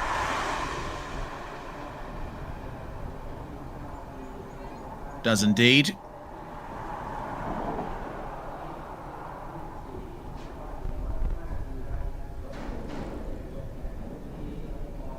Well, here's hoping that we'll find some good action at least to make up for this delay. Porsche Carrera Cup racing is always intense.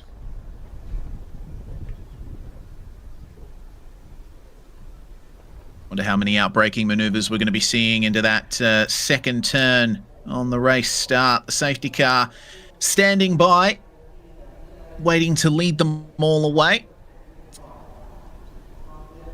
My timing screen is showing that the race will start at 1:29 p.m. So not quite 1:30. With the barrier just being repaired, they can move that forward by about 60 seconds. And now it's just counting down the minutes until we get rolling. That's it. Everyone's a couple minutes away. We'll get race start. So what I'm thinking is exactly what happened yesterday with the GT3 racing action when we started behind the safety car. They fed out a pit lane, they started the timer immediately, basically, is what will happen here. So I'll probably there'll be at least one siding lap. I guarantee you they'll probably be looking to do 2 to get some heat into these tires. Given the way that we've seen Carrera Cup racing all weekend, it's been 2 formation laps. So what will happen is as soon as the field starts trundling out of that pit lane, they'll start the 30-minute timer. We're scheduled for 14 laps. I don't know that they'll be looking to give them 14 laps, but we still have a 30-minute timer on this one as well, so race hasn't been shortened as yet. Which means at the conclusion of this race, we're going to be approximately... We're going to be approximately an hour and 45 minutes behind schedule. Yeah, it'll be an hour and 45 minutes behind schedule at the end of this. So we've lost That's quite substantial. As if they don't shorten this one any, so regardless of where the timing stands at the end of the day, we will be here to bring you it.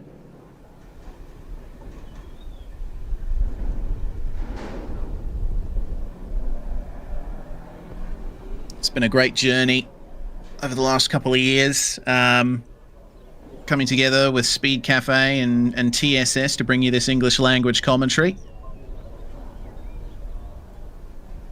I cannot tell you the amount of tabs I have open on my browser right now to keep track of so much stuff that's going on and trying to bring you guys research as well. I've learned to multitask. That's the one thing TSS has taught me. Yeah, indeed. I got plenty of tabs open on my browser as well.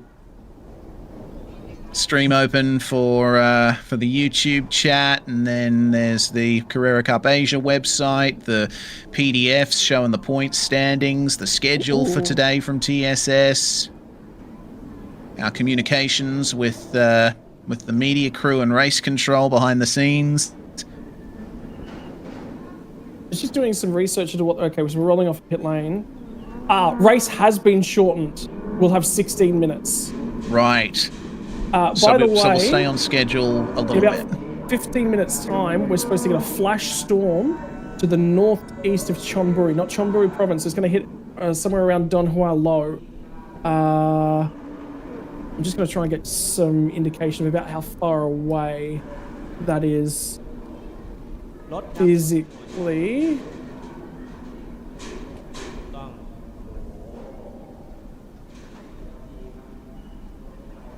I reckon it's probably somewhere 15-20 minutes away to the northeast. But the maps I'm using don't actually have scale. ตรงนี้นะครับก็จะลดระยะทางหรือว่าเวลาของการแข่งขันลงจาก 30 นาทีเหลือ 16 นาที Well, I'll see what I can do to pull up a couple of weather radars as well. Keep an eye out on things.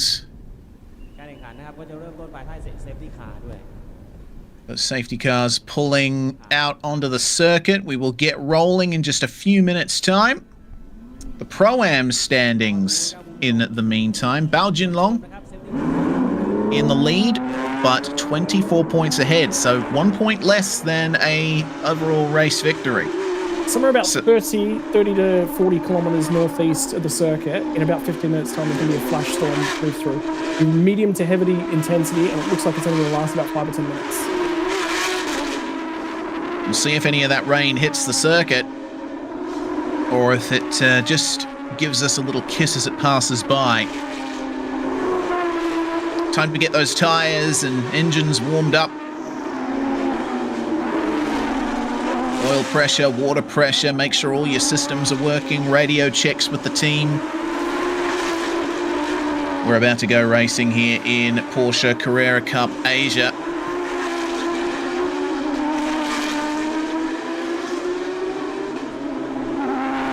In terms of Pro-Am, Francis Gia and Li Chao looks like the closest of those standings, aside from Eric Zhang and Wang Zhongwei. Down in P5 and 6, only 4 points separating them. So a few different championship battles to keep an eye out on. We've got somebody out in the YouTube chat already trying to curse this one. Please don't crash on the formation lap this time, yeah? A little bit of spice to throw things a muck. And that timer is what we have left available to us. And like I said that timer was going to start ticking when we moved out of pit lane. There's no way there was enough time to give us half an hour worth of racing action. We're going to finish here somewhere about 1:45 p.m. local time, which will move us back to about an hour and a half behind schedule. So already starting to try and catch some of that time up, because we've got our two big categories of the Thailand Super Series weekend. The two GT categories to come before we're done this afternoon's racing action. Here we go then, safety car going to be coming in. And we'll get things started here. leading us away will be Dylan Pereira, with Enzo Trulli in second and Brock Gilchrist moving up to third. After we lost Rodrigo Diaz-Almeida and Dylan Yip from the front of the field. Amir Harris-Jeffrey has also not taken to the start, it seems. In the AM standings, Munkong is way... Oh, no. Oh, come on. No, not again. That's car number 69. That's Jackie Wu. They're going to proceed with the start, but what happened to Jackie Wu?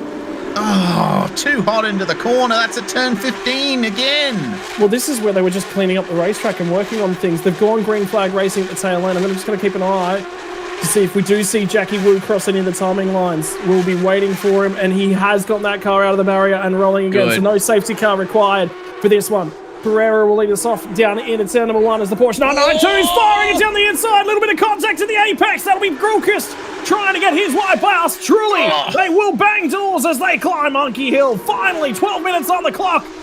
And Brock Gilchrist wasted no time in making room past Enzo Trulli. And do you know that actually might be enough points for the championship. If Trulli loses one more spot to Hugo Ellis, championship will be over before we even get to the 5th round of Porsche Carrera Cup Asia. Yeah, Dylan Pereira jetting away at the front of the field.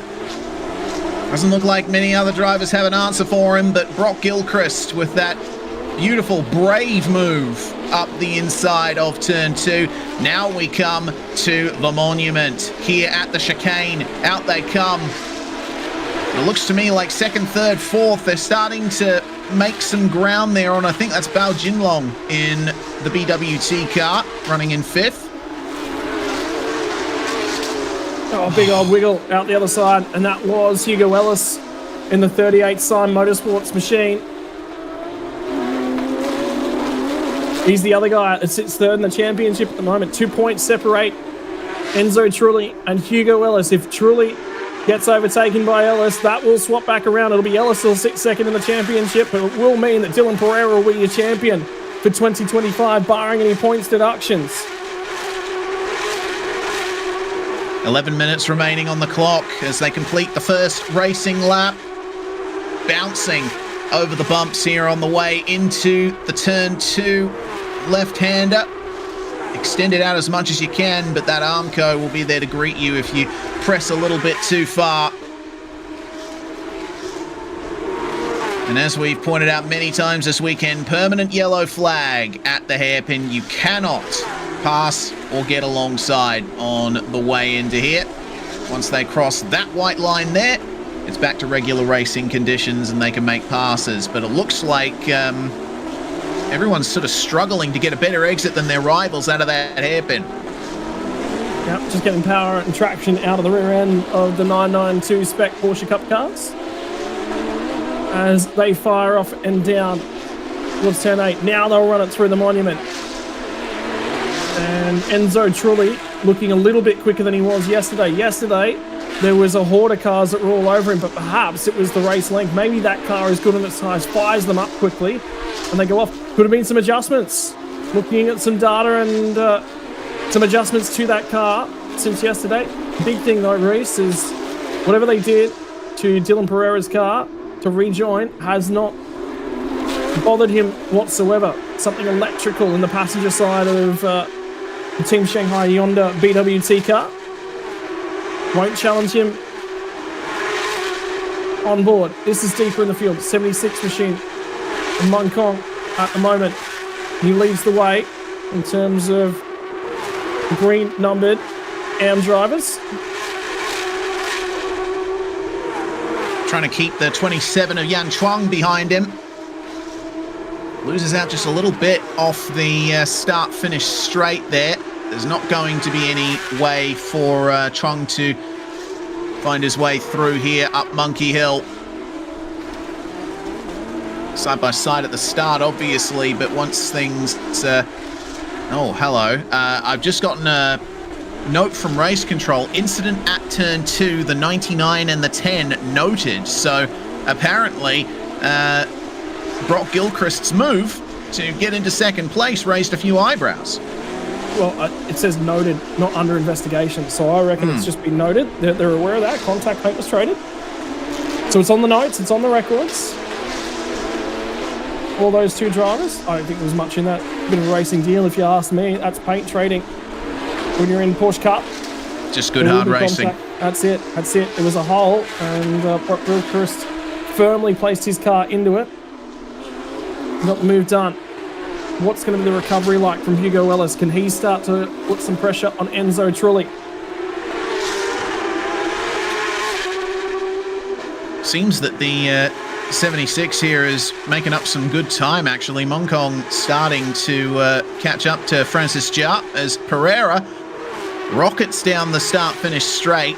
His lead is out to 3.3 seconds, and yeah, 135.9. He is running 1.5 seconds faster than anyone else right now. Yeah. Over P2, Brock Gilchrist out of Team Porsche New Zealand.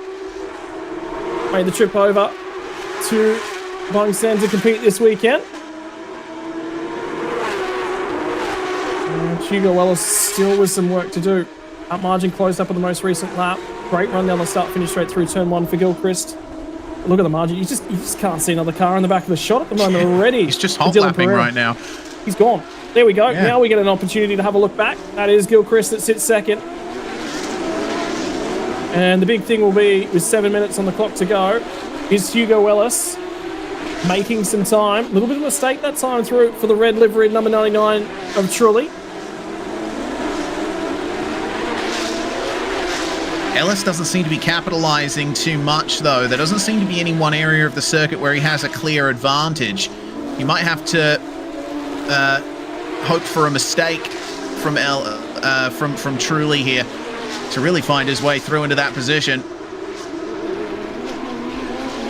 Well, sector time's looking like through Sector 1. A little bit of a gain for Trulli. Sector 2 saw about half of that gain back in the direction of Ellis. So Trulli was good in the first sector on the most recent lap. What's the final sector time going to look like when they get to the control line? And about bang on even between the two cars.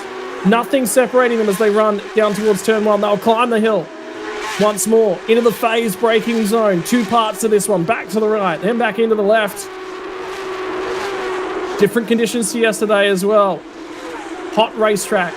No rain in sight. Ellis was supreme in the rain yesterday at cutting his way through. He just felt really, really confident in the all-round conditions. Yeah, some solid runs happening there for Ellis this weekend. Go on, Scott. That's the Baojing Long in the second of the BWT cars, albeit BWT Phantom G Racing, whereas race leader Pereira, Team Shanghai Yonder BWT. Good to see the BWT still has a very solid motorsports presence. Keep an eye as well here on Li Chao in the number 9.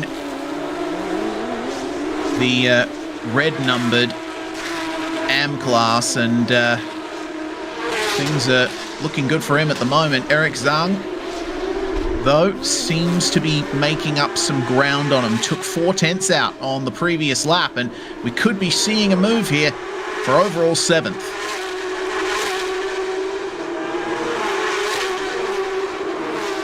Yep, keeping an eye on that one for Li Chao. It'll be a move on pro driver Josh Rolich as well, if he can pull that one off. 77 of Eric Chen, trying to buy his way in the back of that battle. So that's a class battle as well between Li Chao and Eric Zheng, second and third at the moment for Pro-Am. And still seeing the lead for Moncong at the moment, who leads out the AM class as well. Adrian De Silva currently in the 61 machine leads the Masters class as well. The 4 drivers entered in that one for this weekend. Top formation, Pro white, Pro-Am orange, AM green, Masters in the blue. Yeah, so I messed that up. Li Chao, part of the Pro-Am class there. Baojing Long doing a great job inside the top 5 in Pro-Am as well. as Hugo has been able to do over the last couple laps time, starting falling off just a fraction. What'd you spot there, Reese? That fastest lap has been brought down again by Dylan Pereira, down to a 35.5, sorry. That is crazy pace out front. Several seconds, 4 or 5 seconds faster than yesterday as well. Albeit yesterday there was a lot of wind in the area. Gale force winds whipped up a storm, pulled over the racetrack. We never actually got completely green, completely dry conditions at any point during yesterday's race. The tyres just barely got up to temperature, and the rain had started to come down to take some grip away from the circuit. I don't know if it's dirtier or cleaner today, though, with the amount of accidents, unfortunately, we've had. 61 machine, Adrian De Silva, and like we said, class leader in Masters at the moment. As he tipped it in, a little bit slow at 15, starting to get some pressure applied to him from the next Masters car in behind, which will be that of Christian Chia. 2 minutes 45 seconds on the clock. Chia deep in at the final corner. He'll lose a little bit more ground. That's going to affect his entire run down the start-finish straight here, and we'll see if Eric Kwong has anything to say about it. Across the start-finish line to begin the next lap. 2.5 minutes remaining, and that should be 2 laps to go. But now the positions stay the same there between Yan Chong and Henry Kwong. The car ahead, meanwhile, strutting its stuff, as is our race leader, who is looking supreme at the moment. Dylan Pereira is showing everyone here at Bangsaen why he is so far in the championship lead. Does run a little deep there at turns 18 and 19, but gathers it up nicely. He can afford to relax a little bit, but I don't think he will. No, he's just in the zone, and sometimes when you're in the zone, the best thing you can do is press on just a little bit. You'll drive fractionally beneath your limits. Big accident last year for Dylan Pereira. He came into Bangsaen weekend looking hopeful of running up at the top. And in fact, it was Chris Vandendrift who actually took an invitational entry for that weekend. Didn't score points, but I believe he took one of the race victories and finished second in the other race that weekend last year. But it was up here as we crest the hill. Pereira clouded the inside barrier right there at the crest of the hill, top of that shot, and then straight into the right-hand side wall. And that was his weekend over before it began. And that was enough to really decide the championship for Porsche Carrera Cup Asia. One of the rounds that Thierry, last year's champion, didn't attend was the Bangsaen weekend. It was Dylan Pereira's big opportunity to score points back. So he rued that last year. Lessons learned. And he was on track. I'm not going to say he's won both races yet, because he's on track to win both races. Porsche Carrera Cup Asia's trip to the Bangsaen GP in 2025. But a series sweep would be a little bit of redemption for the driver from Europe. A talented driver. Credentials don't need questioning. Gold license in FIA. So we all know he's capable of these sorts of drives. Generally first trip to a street circuit too is trouble. You always know that you've got to, either press on and push hard, and he pushed the boundaries too hard last year, and he found them. Final lap board is going to be displayed. So one more lap, Porsche Carrera Cup Asia for the weekend. And Pereira's got it in the bag at the moment, but what does Hugo Ellis have for Enzo Trulli? And Dylan Pereira will climb out of the car if Hugo Ellis gets by and be champion in 2025. As things stand here at the start of the final lap, it looks like it might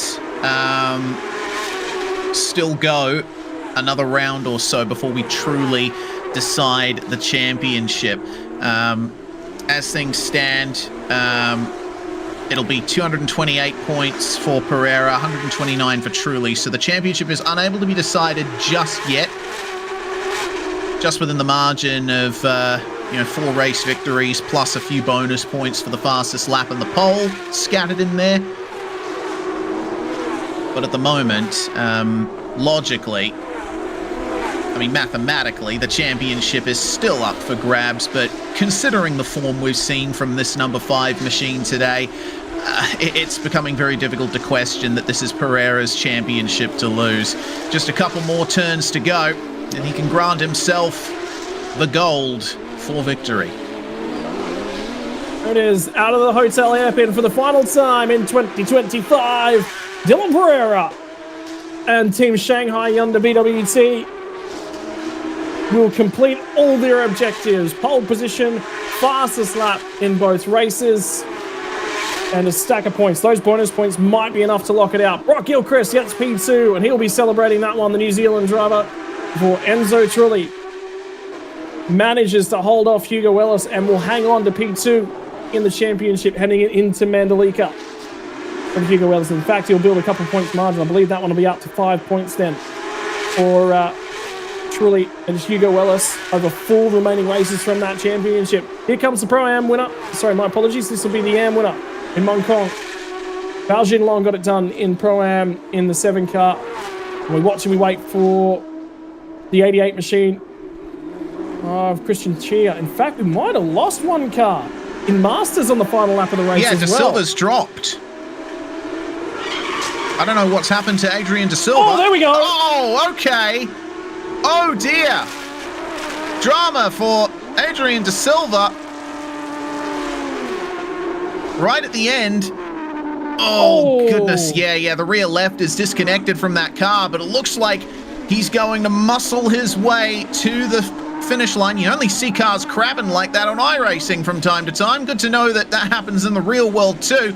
He just gets the checkered flag, but man, that's a tough way to end things for car number 61, who was leading the Masters category. He was indeed, up until the final lap. Christian Chia gets it done on the last lap of the race. Silva touches the wall, and that might mean more barrier repairs. That's right outside the pit lane exit. Again, we mentioned that. Why is that significant? Well, that's a section of the circuit we've actually never seen hit. There's been no actions in that section of the circuit in the last 2 years, I can tell you, Reese, since I've been covering this series until today. Today's the first time I've seen a car hit it, and it's hit it twice. That same section of barrier. Like lightning strikes and London buses. You wait for one and then 2 come at once. You would be thoroughly impressed with the amount of Lightning McQueen jokes we got out of co-commentator David Haynes yesterday, because there were some Lightning McQueen model cars on the outside of the circuit yesterday. Nice. That led into a tirade of hilarious jokes and references for the rest of the afternoon. But Porsche Carrera Cup racing comes to a close. Dylan Pereira makes it 2 from 2 in 2025 for the Bangsaen GP. Maybe he'll be off for a dip in the surf and sand in celebration before we get our way into GT4 and I believe our GTC racing action for, well, it's scheduled to go for 1 hour. And whether or not that will be the case, or whether we have a shortened race to allow our GT3, GTM races to go to their duration as well. Questions about what happened to the 61 machine of Adrian De Silva. Some contact. I'm going to say it's contact at the final corner. Or maybe he gassed it up and found the left-hand side barrier coming through the right-hand kink on the run to the start-finish line. So somehow found the wall and ripped the left rear tyre off that car. Did manage to crawl that car back to the finish line, but he went from leading the Masters class to finishing the last car across the finish line on the final lap of the race. I'm questioning whether or not there might have been more damage with that car, maybe going through turn 17, and then it's come down to the hairpin and gone on. Maybe. But the damage was clearly on the left side of the car. So, yeah, I'm not sure how you could get damage at turn 17 on the left side of the car unless you hit the barrier on the inside as you were going through the corner. Regardless, what a fastest lap from Dylan Pereira. Almost a full second faster than the next fastest lap from Brock there in P2. What an incredible race. And honestly, we didn't see much in the way of passing in that race, but a very decisive move there from Brock Gilchrist on Enzo Trulli. That was probably the move of the race there. Yeah, it was. Put the elbows out. Highlights now from the delayed start to Porsche Carrera Cup Asia. Before we jump ahead to our GT4 GTC, we're going to be running an adjusted schedule for the rest of the day and rest of proceedings this afternoon. It was, unfortunately, an incident on the formation laps to the grid. We were scheduled for a standing start. That got cancelled. And it was absolute drama on the run to start the race off. Cannot believe that this happened, by the way. There it is. And that is Dylan Yip getting into Rigos Diaz Almeida. Both cars retiring before we even saw green flag, red flag, cars back to the pit lane.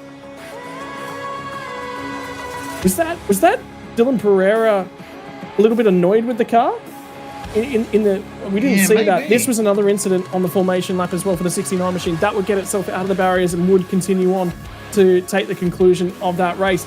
Contact as they climbed up and out of turn 2 between the 99 of Enzo Trulli and Brock Gilchrist, number 10. Then it would be Trulli trying to hold off Hugo Ellis for third spot on the racetrack. After that, things settled down. Air quotes, settled down, because it all kicked off again in the final laps of the race in a 40-minute shortened sprint. It certainly did. Successful job for the number 5 of Dylan Pereira. Would take the win, but yet more drama at the finish with our former Masters class leader of De Silva finding the wall out of the final corner, but able to get it across the line to at least score the finish. Well, that concludes runnings for Porsche Carrera Cup Asia for this weekend, Scott. Now we can move back to Thailand Super Series, Supercar GT4 and GTC. This is going to be a fun one. That it is, and yesterday we saw contact between two of the cars before we got to the end of the first lap, which meant that we had some retirements from Daniel Bilski in the number 36 car, and it was the 33 entry, and those two cars will be lining up next to each other once again on this next start, so keep your eyes on that one to get interesting at the back end of the GT4 group. Don't forget as well, we also have the 4 GTCs we're expecting to see out and in action. It looks like we've got the Ford Daytona Coupe on pole today from the Toyota Altis, the Honda Civic FK8, and Daniel Hamilton in the Trans Am Mustang to bring us to the end of the GTC field. They're going to fire through their gridding phase, I'm sure, because we have to catch up some race time. But for now, we'll take a quick break, ladies and gentlemen, grab some refreshments, and get back into our racing action.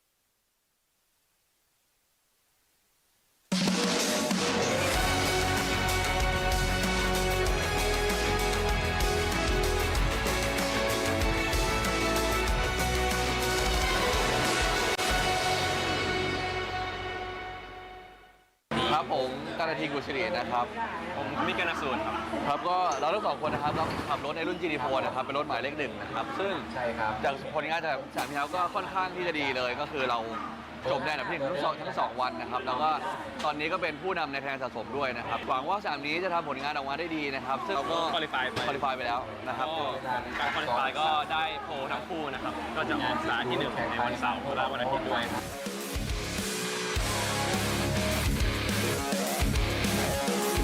ก็ปีนี้ ก็ค่อนข้างดีนะครับตั้งแต่วันแรกที่มาถึงก็มีกริปเลยปกติวันแรกก็จะมีทรายมีอะไรอย่างนี้เราก็ต้องระวังมากๆแต่ว่าปีนี้มาถึงก็มีกริปมาตรฐานค่อนข้างดีนะครับปีนี้เขาได้เพิ่มเทคโนในหลายๆโค้งที่มีความเร็วสูงเนี่ยเรานักแข่งก็รู้สึกปลอดภัยมากขึ้นที่จะได้ขับในสนามก็ฝากแฟนๆเชียร์ทีม TSS Motorsport นะครับ แล้วก็รถหมายเลข 1 ในรุ่น GT4 แล้วก็รถหมายเลข 99 ในรุ่น GT4 เช่นกัน ส่วนในรุ่น GT3 ขอเป็นหมายเลข 18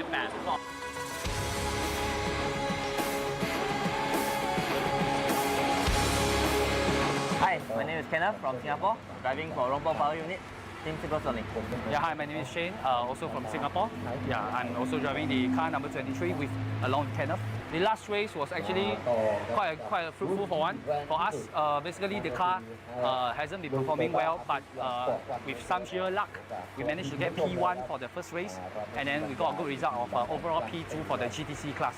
So yeah, we are leading a championship now, so bringing the momentum, we hope that we can do as well here at Bangsaen circuit.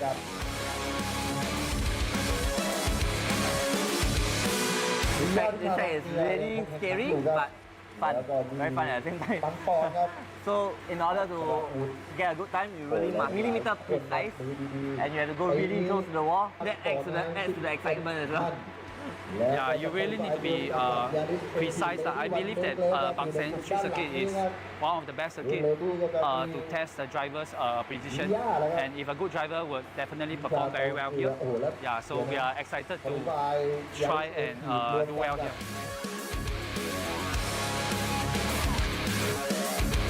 So basically, just like what you said before, we want to be stay safe. We want to survive the weekend as we are leading the championship. So and of course, not go too passive also. Yeah, definitely win overall P1 will be our goal for our class. Please watch us. Please cheer for us. We need your screams. The louder you scream, the faster you go. Yeah, we are from another country. So yeah, hope that we can get more followings and fans from the Thailand community and of course from the Southeast Asia.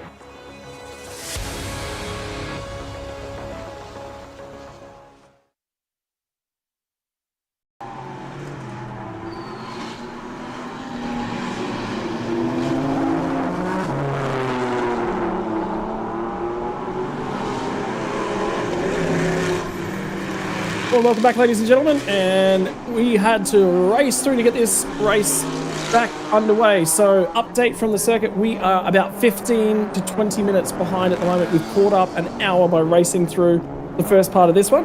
So congratulations to the team that's actually on the ground over in Thailand. Have done a phenomenal job to get us back ready to roll yet again. And I want to welcome to our viewers at the moment. We have GT4s, Pro and Ams in together, and then the GTC cars, which are looking out from the rear end of the field at the moment. 4 of those to go racing here this afternoon in Bangsaen. Yes, and what a day it has been. Plenty of dramas in just about every category that has raced thus far today, and well, this circuit has seen plenty of action. It's going to see plenty more. Turn 1 and Turn 2, best overtaking zone on the whole lap. Can't make overtakes into the Turn 6 hairpin up the top of Monkey Hill, but the long straight down to Turn 8 does provide an overtaking opportunity. Round about the Turn 15 to Turn 17 area is where we've seen a lot of the biggest incidents today over this 20-turn circuit. And, well, we've seen a couple of barriers being hit that we've never seen hit before.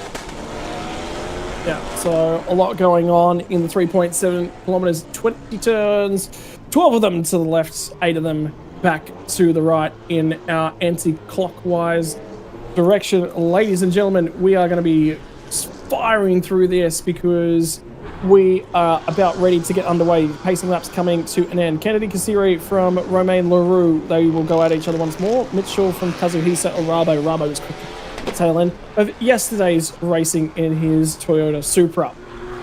On row number 3 is going to be Todd James Kingsford and Shui Pang. Pruderat from Sudapong only on row number 4. And we'll get back to Hayden Haikal and Philippon on row number 5.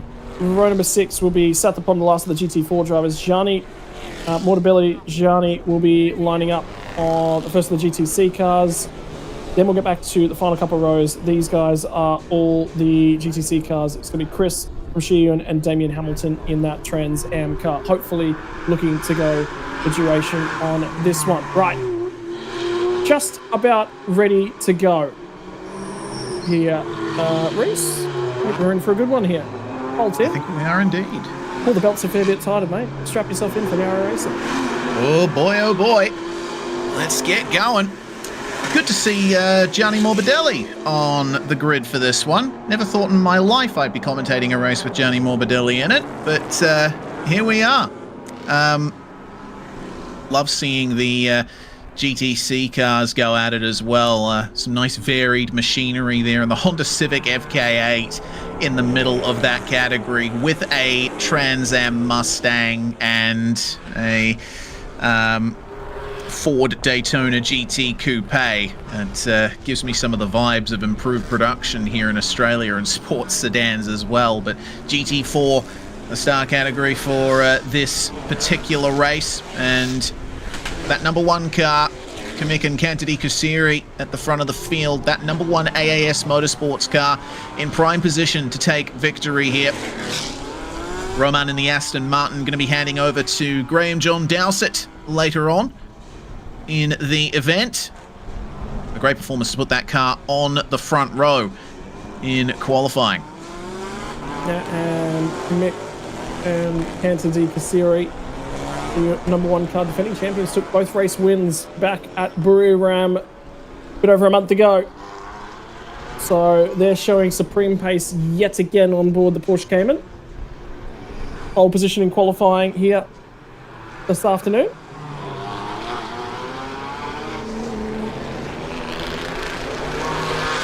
And they will be getting underway here in just a few moments. 1 hour worth of racing action to come our way. Local time at the circuit, 2:05 p.m. as we get set for a race start here. We are exactly 25 minutes behind schedule. Actually, my apologies, take that back. We are about 20 minutes behind schedule as they form up. What can Romain Leroux do from on board the Aston Martin that will start on the front row? Can he put the challenge to Kantadi Kusiri? Ladies and gentlemen, get set for your GT4s. They are going to feed off and fire off down towards turn one.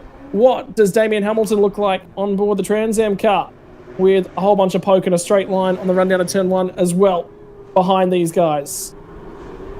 GT4 round in the final corners. They'll roll out towards the lighting gantry and we'll wait for the lights to come on before we will get underway here. Rolling towards the start-finish line. The driver's attention on the lights up the top of the gantry.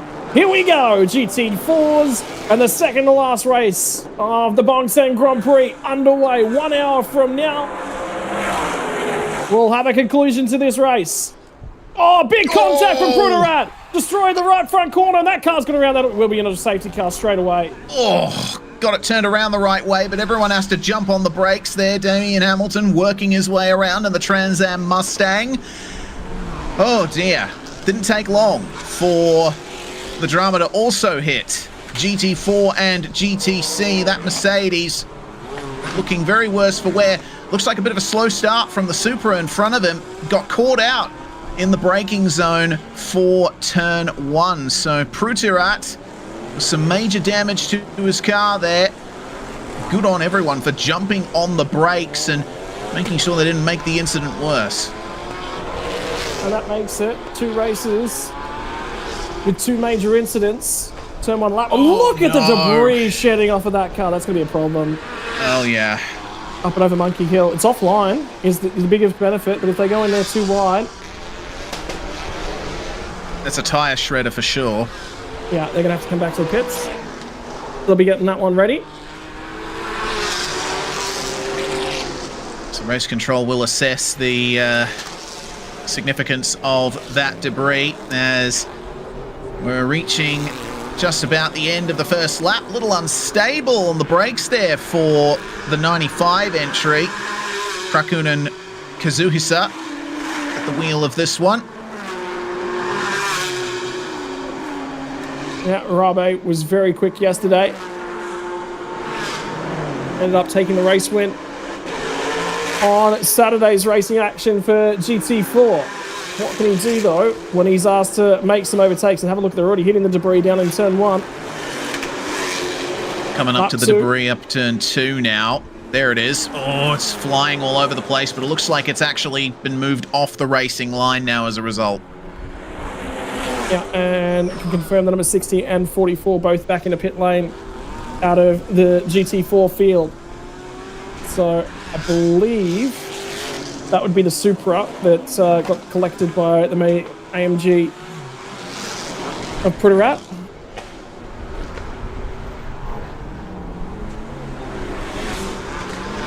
Bit of a cork in the bottle scenario forming here for Romain Leroux.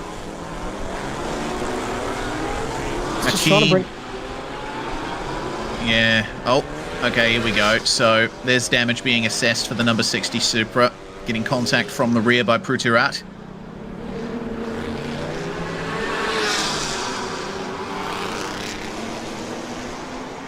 Going to work trying to get that away from the tyres at the moment as well.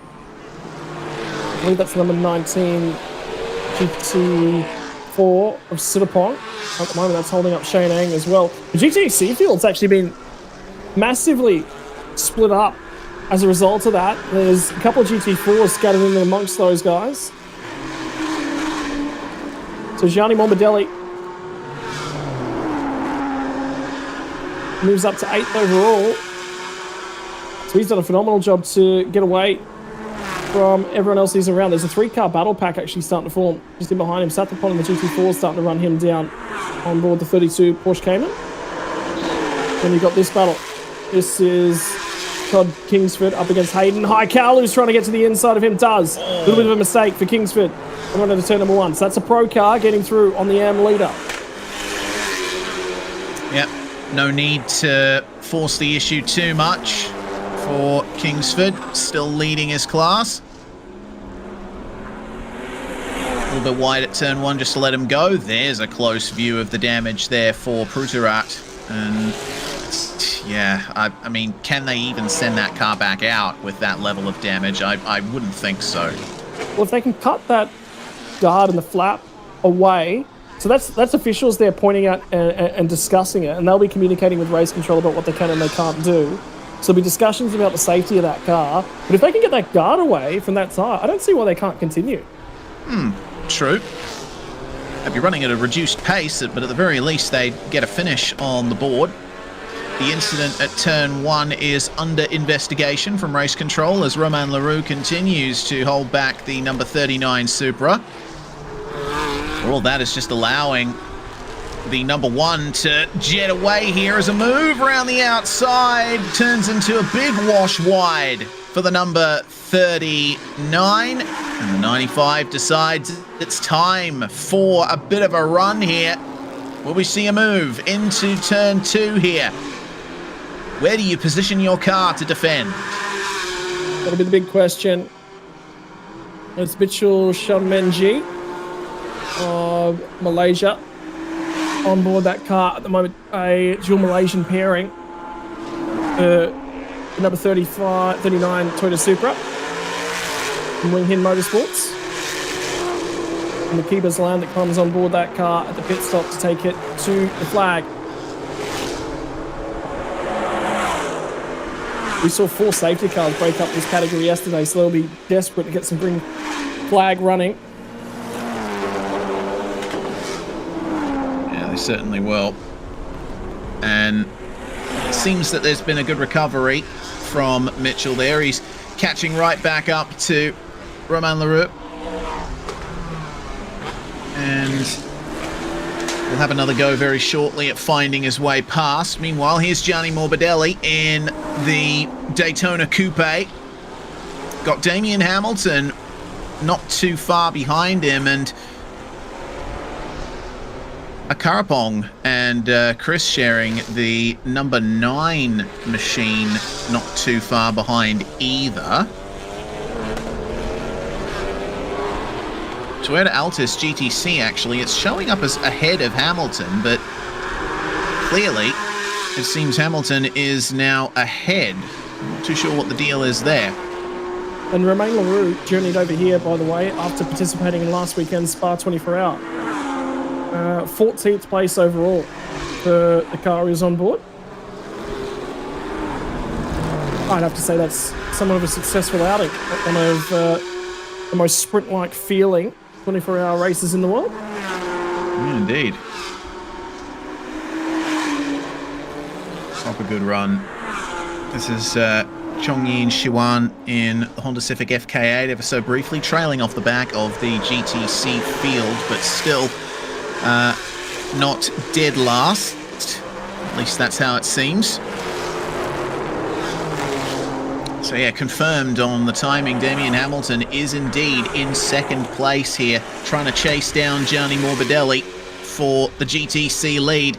This is starting to turn into a proper battle here. They do have a GT4 car separating them, though. It's the AM car. Sathapond at the wheel of the number 32.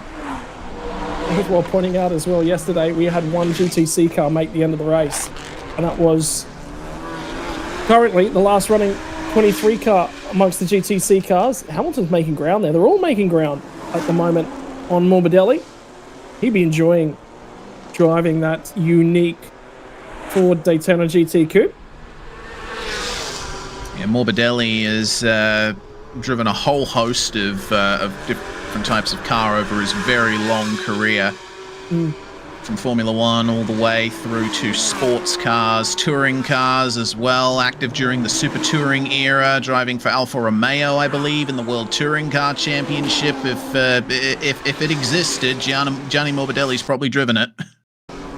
And that car, by the way, Rafael Galliana, that he's driving alongside, is actually the owner of Tech Pro Barriers. Oh. So there you go. How's that for a unique racing car to have out there? Formula One driver alongside one of the people involved in bringing Tech Pro and safety barriers to racing the world over. Yeah. He's certainly seen his product get tested today, hasn't he? The only hope will be that he doesn't go and test it any further. Yeah, for sure. Oh, boy. Well, Romain Leroux still holding off the number 39 Supra here. But look at the straight exit there. The punch out of these corners that the Supra seems to have is insane. Roman's holding on to some good pace here in the Aston Martin.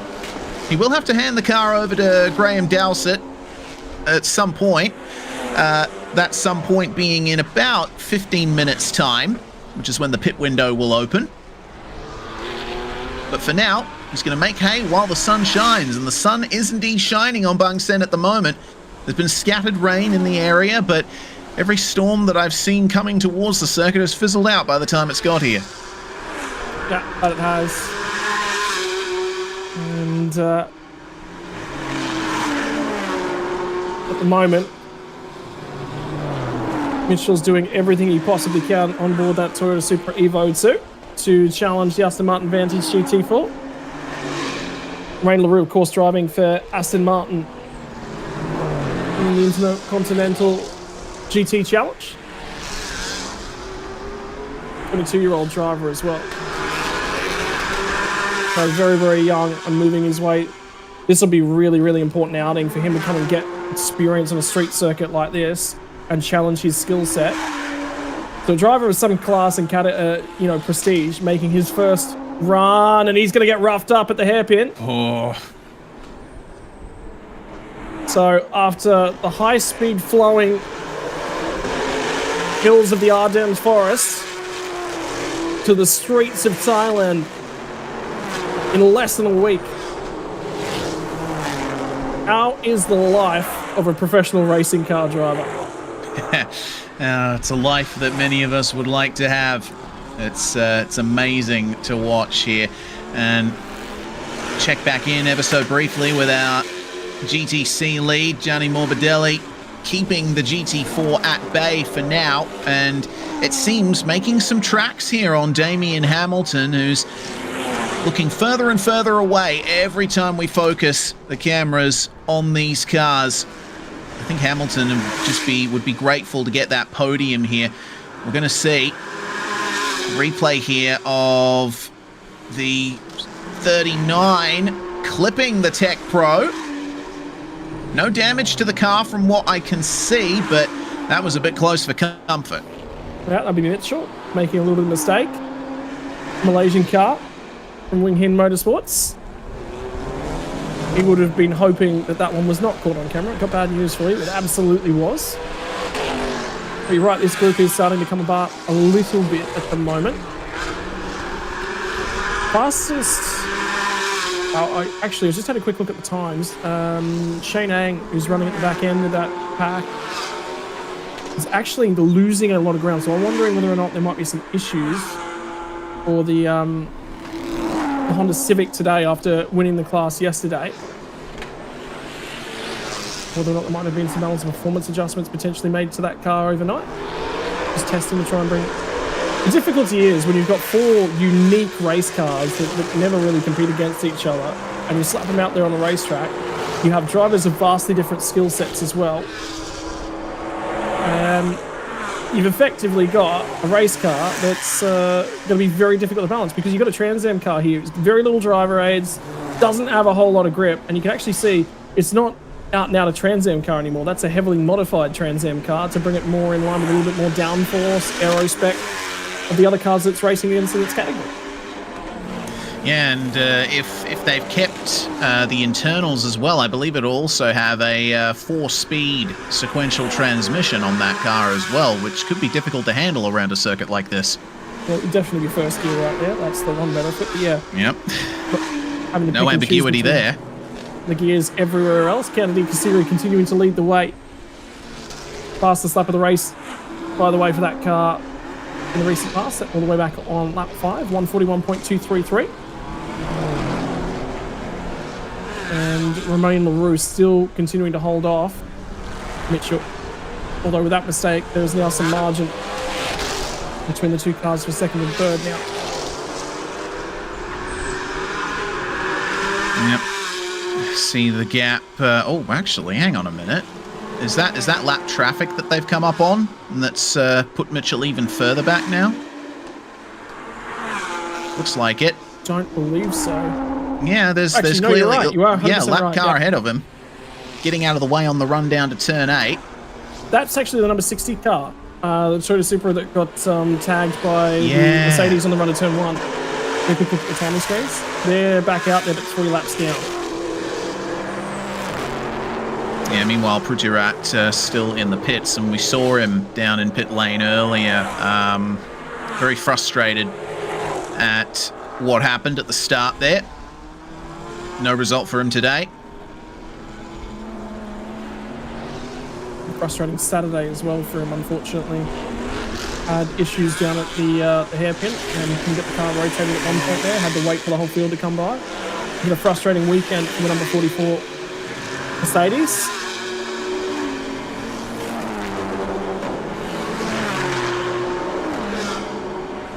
The Honda Civic team in GTC as well, coming off some heartbreak at Buriram last round. I believe they were actually leading their class, but they ended up running out of fuel on the final lap, or there was a technical issue, actually, an electrical issue that put them to a stop on the final lap of the race. So they've been putting a lot of effort in trying to get that car sorted out. For now, the Civic running 4th and last in the GTC category, but not too far away from Akarapong and Chris in the number 9.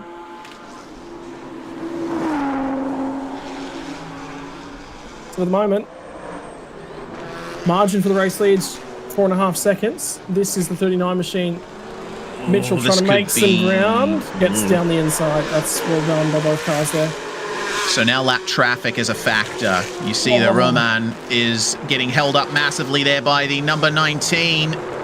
That's Sutapong at the wheel, and both of them are getting held up, and there's going to be the move up the inside there for Mitchell. Up into second place. Yep, nothing he could really do. He was just forced to sit, watch and wait. He was trying to predict where number 19 car was going to go ahead of him. He just kept picking wrong, unfortunately, for Romain Leroux. And now they're going to come across the Shenyang number 23 car, the tail end of the GTC field as well. They're both going to get to the inside. Pace carried out with the late apex there, the 39, which means Romain Leroux is going to struggle for straight line speed, start-finish line. And pit window will open in about 8 minutes' time. Not far to go to sort things out there. I can see that the front bumper of the Aston Martin is a little bit askew now. Obviously, bit of contact there with Sutapong through the monument section. So minor damage to that lovely looking Aston Martin Vantage.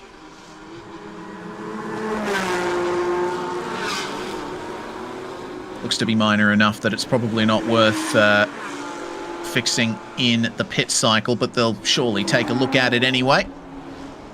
The lead for Kennedy Kusiri out to now 10.5 seconds. That number 1 car, the best prepared of all, it seems. The AAS Motorsports crew have come ready to fight this year, and as you said, taking both wins at Chang International Circuit last round, they are on course for a great 2025. They are. 32-year-old Kennedy Kusiri behind the wheel at the moment for the number 1 car. Looking strong. But it was the 95 Supra yesterday that took the race win. Kazuhisa Arabe drove a phenomenal final stint. A race that was marred by 4 safety car periods.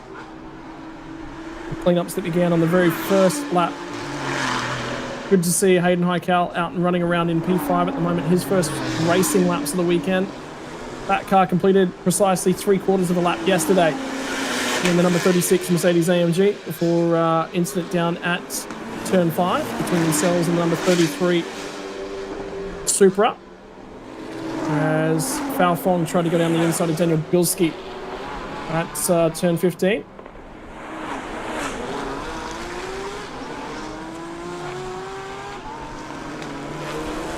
Five minutes away now from that pit lane window opening. We're getting closer. The final pit stops. The GT4s and GTCs of the Bangsaen weekend. A little bit of a think about the GTC category at the moment. Damien Hamilton's doing a great job to stay relevant with Gianni Morbidelli.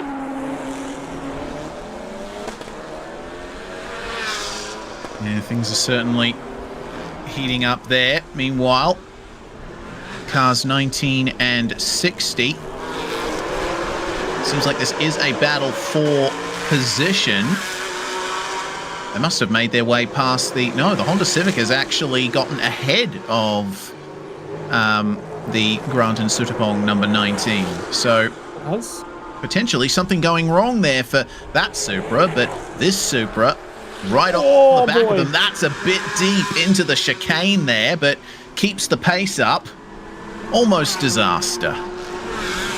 Yeah, definitely disaster averted. That's not a corner that you want to be going in to offline. You'll miss time the turn in point. Now he's going to look for an overlap at turn 15. 19 slows it down on the inside as well. Sutapong, he's just being a little bit difficult for Shupang Kanjan Putz to have a look at and a read on. If he could just carry the speed here, and he's starting to look at it, he's trying to fill those mirrors. Gets the overlap now as they run down to the final corner, and he'll get down the inside, get the job done. Now, having said that, this is 2 cars that are on different laps. And Sutapong is on lap 11 at the moment.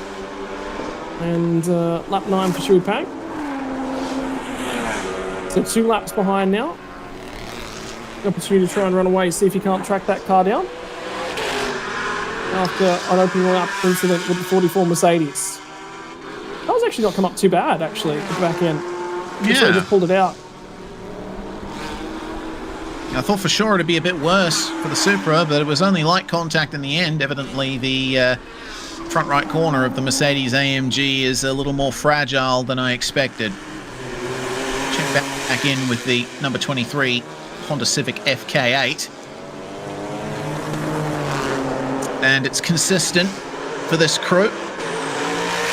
Chris at the wheel, but running lap times a bit slower than those around him. 2:05.8 for the last lap. There's no other car in the field that has done laps over 2 minutes in length.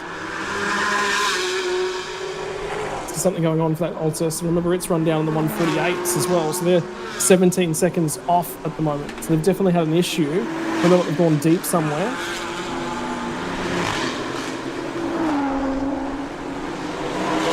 Oh yes, that is the Altus that I was feeding information from. Got the cars mixed up there. Honda Civic running on the podium and running 1 minute 52s, which is still a few seconds off the pace of what Damien Hamilton and Gianni Morbidelli have been able to set at the front of GTC. 146.2 actually the fastest lap for GTC by Morbidelli, and that was on the last lap. The speed's starting to come to those cars. I wonder whether or not the circuit temperature's actually starting to drop off a little bit here now that we're getting later in the afternoon. 2:30 p.m. local time.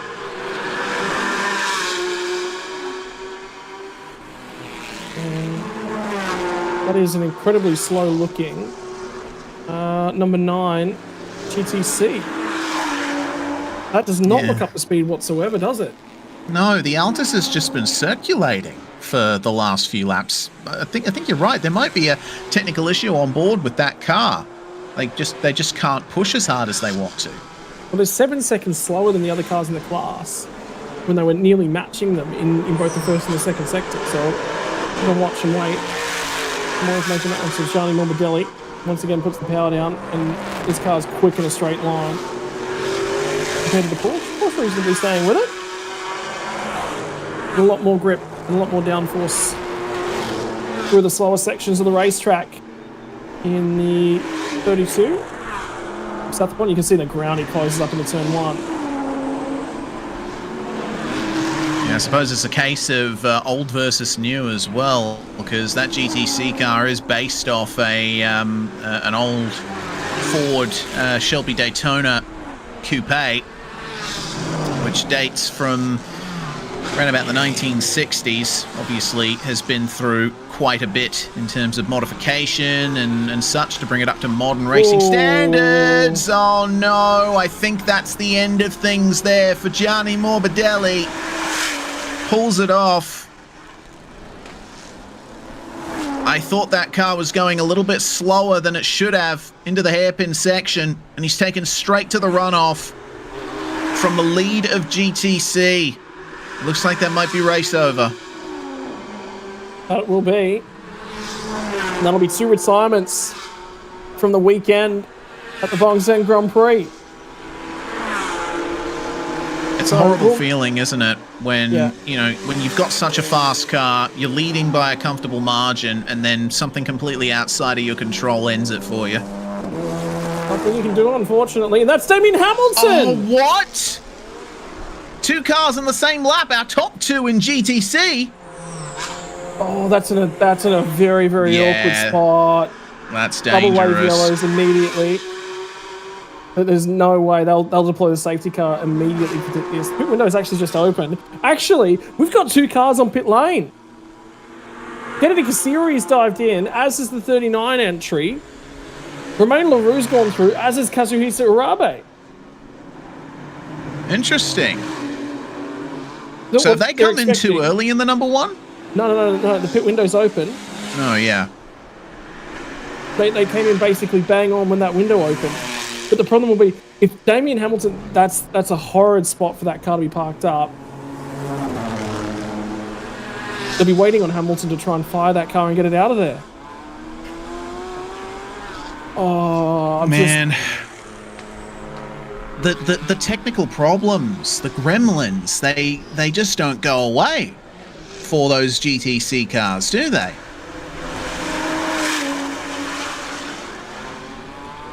And that's on the run up to turn 10, I see believe. that sign. That's just before the monument. Yeah, okay, so it'll be turn 9 then coming through. Yeah. Well, the window's still open. As soon as the safety car gets deployed, it'll be closed off. You're going to see the whole field dive in. Might as well get in now.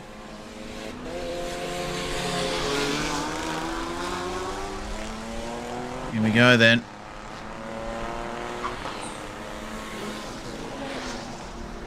So it looks like staying out for the moment, Romain Leroux. We have the 95 and the 36 also staying out here. But basically everyone else has jumped into pit lane on this lap, and we're still waiting on the call from race control as to whether or not we'll get a safety car for the stricken Damian Hamilton. Surely. The whole field's in the pit lane now. The only two cars we haven't seen come in are the two cars that are out on track that have just pulled it. Yeah, there they are. Wow. Big turnaround in proceedings here. We have lost our former top two in GTC, and that halves the GTC field now. Well, Chongyin Shiwan and the Honda Civic will now lead. There's no reason to deploy the safety car right now. Yeah, so that's Shane Ang trying to pull in because their pit stop's right here, but they had to come around the Aston Martin. There's actually no cars out on track. You can just hear them leaving pit lane now. So there's no reason to deploy a safety car yet. Yeah. There's literally no cars circulating. Yeah. The racetrack falls silent for the moment.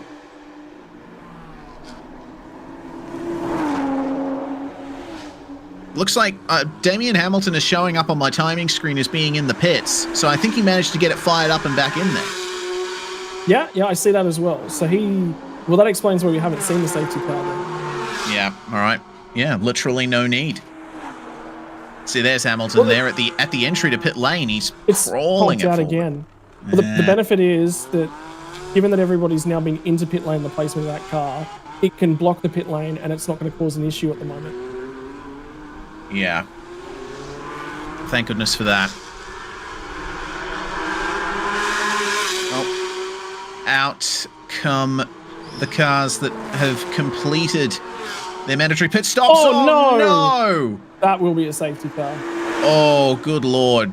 That is heavy contact with the barriers. It's knocked over some of the catch fencing as well.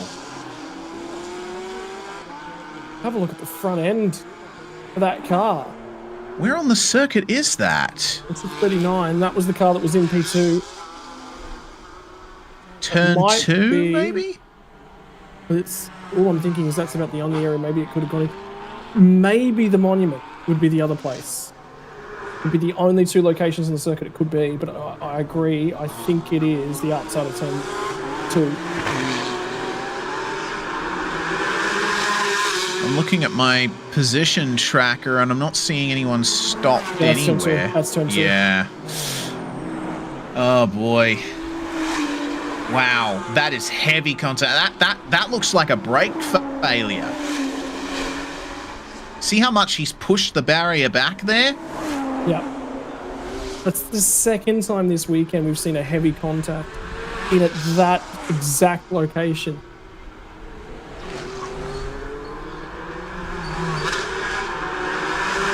Crazy. Well, that's going to require potentially another extended break, or maybe even a red flag, because I mean there is no barrier at turn 2. There's only half a barrier there, so that's not an estate that can be raced. That's going to require some extension. Well, it'll just be reattaching it, and that's the 19 back in a pit lane with smoke pouring from the rear of the car. They're going under the hood of this thing as well. What's going on in this? Here's the story. Oh, yeah, I think that might be brake failure. Wow. I've never seen a barrier just be moved out of the way like that. Front-on contact, that's the 9 returning from pit lane, so they've obviously had an issue and they've had the time to dive underneath that car and sort of have a look at it. It was a 3-minute stay on pit lane.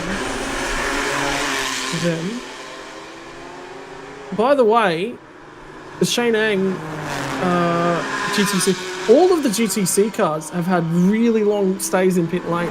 The shortest of the pit lane transit times is 3 minutes and 11 seconds. You know what? They've got that car back out there. It might be the only circulating GTC. It might win the race. Even if it is 17 seconds a lap slower at the moment. Maybe.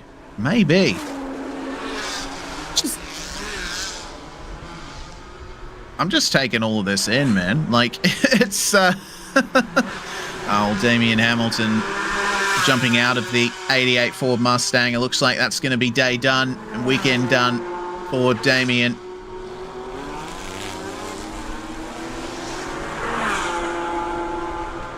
Unfortunately for him, he spent the last year really coming to grips with that car and trying to bring himself up to speed with it, and he was starting to look comfortable and set in it, and upgrade from 12 laps in a race last year in this category to the combination with GT4s makes it 60 minutes plus a lap. Well, it looks like those issues with the barriers have not stopped proceedings at all.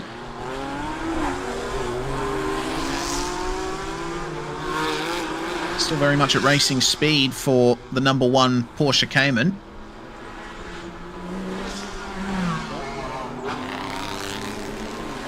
Back in control of the race, and we're sort of waiting for an update on where everyone's going to shake out because all the pit stops have now been completed.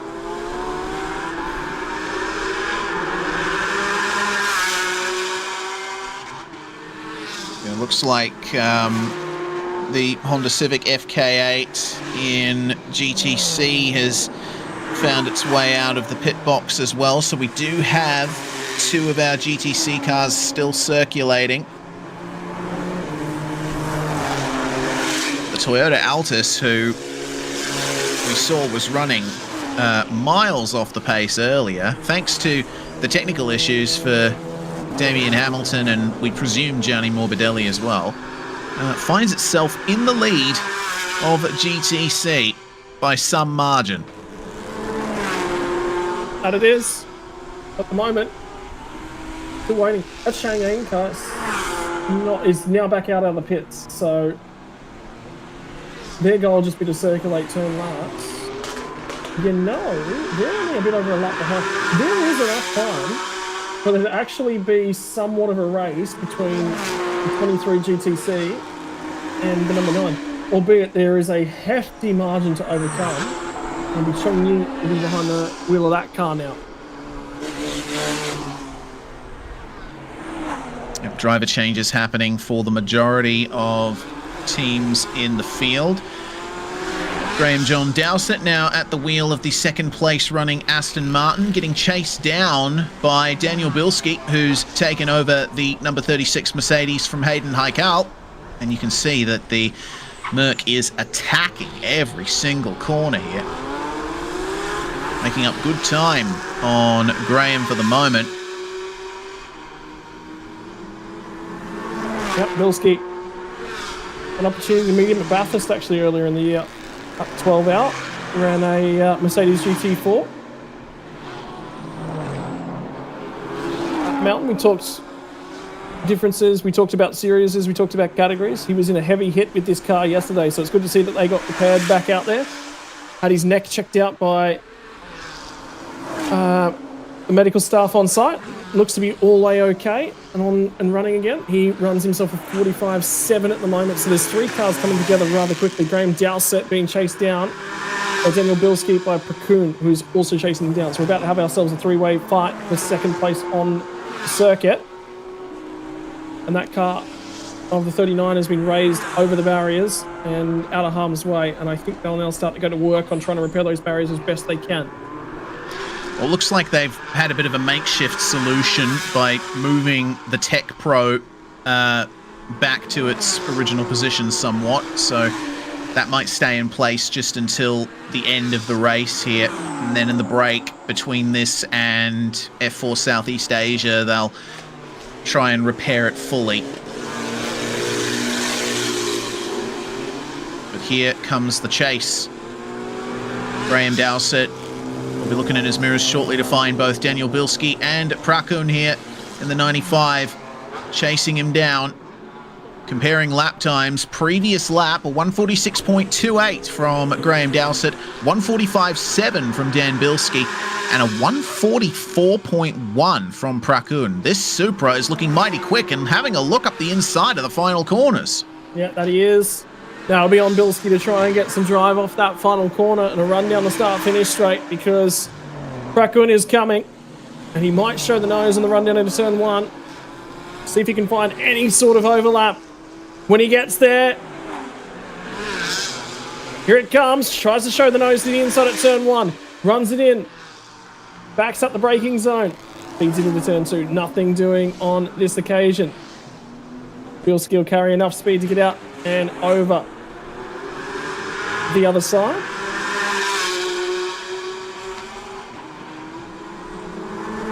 Love seeing these cars attack these corners and the way they swing it out wide as close to the wall as they can to turn in for the hairpin here.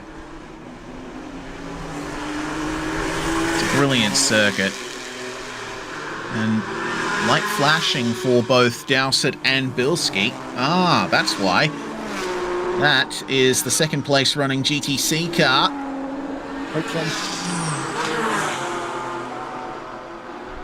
Just letting them go. I ran a 241 on the most recent lap. Yeah. So I believe that's also crawling around with issues.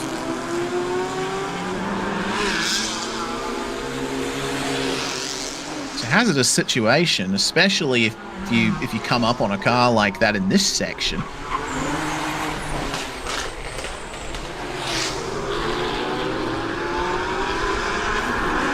Had a very, very slow sector 1 time, that car. I wonder whether or not it might have been a mistake. Slow in sector 2, but that also included letting that group of cars go. And is that a Supra at the rear end of that 95 machine flicking around off the final corner? We'll look for a little bit of time. We'll get the start-finish line. We'll have a look at what the lap times will look like. Daniel Bilski's going to find some time. 1.5 seconds. A 46.1 plays a 44.7, plays a 45.0. So he built some margin to Prakun in behind him and took a fair chunk of time. Graham Dowsett ahead. And by the way, if they can clear Graham Dowsett, trailing 2 have every opportunity of potentially running down Kamek. He ran a 46.1 on the most recent lap. Yeah, Kamek a little bit off the pace that Kantadi Kasiri was able to set. Here we go. Oh, so close to the wall for the 95. One thing that I've noticed around this circuit is how much more twitchy the Supra is. Yeah, particularly that 95. Now he's going to get on the lights as well. He wouldn't even know that the Mercedes was flashing the headlights at the Aston Martin. Nearly buries itself in the rear end of the Mercedes.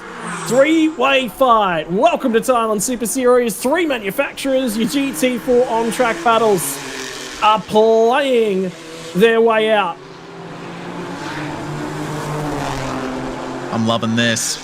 It looks to me like Bilski making up some more ground on Graham Dowsett, but right around this section, the Supra seems to come back at the Merc and the Aston. Find your way down to the last corner here. Is there going to be any move to the inside? Any looks? It looks like Bilski's going to do it, but also up the inside. Oh, elbows in wide. Comes Prakun, elbows out, and he is through. Well, he's got the job done, but whether or not Race Control are looking at that one and going, well, he's forced him way out and deep at the hairpin. Prakun will get the next opportunity. That's what Graham Dowsett a little bit of time. But that 95 machine is desperately trying. It wants to win both races this weekend. And it might be a Toyota Supra, but it should be named Super for Super Send It. That was a big send at turn 18. Might be any chance for Bilski to respond here with the permanent yellow flag in place at the hairpin. Full credit to Graham Dowsett as well. He's just been minding his business up the front there in the Aston, letting Prakun and Daniel Bilski fight amongst themselves. But I think now, with Bilski starting to drop off, he's going to have to really look out now. There's the signal. Is there going to be a... I reckon there's going to be another send at turn 18 here, considering how much the Supra's catching up. Yeah, he's all over him at the moment as they enter the monument section.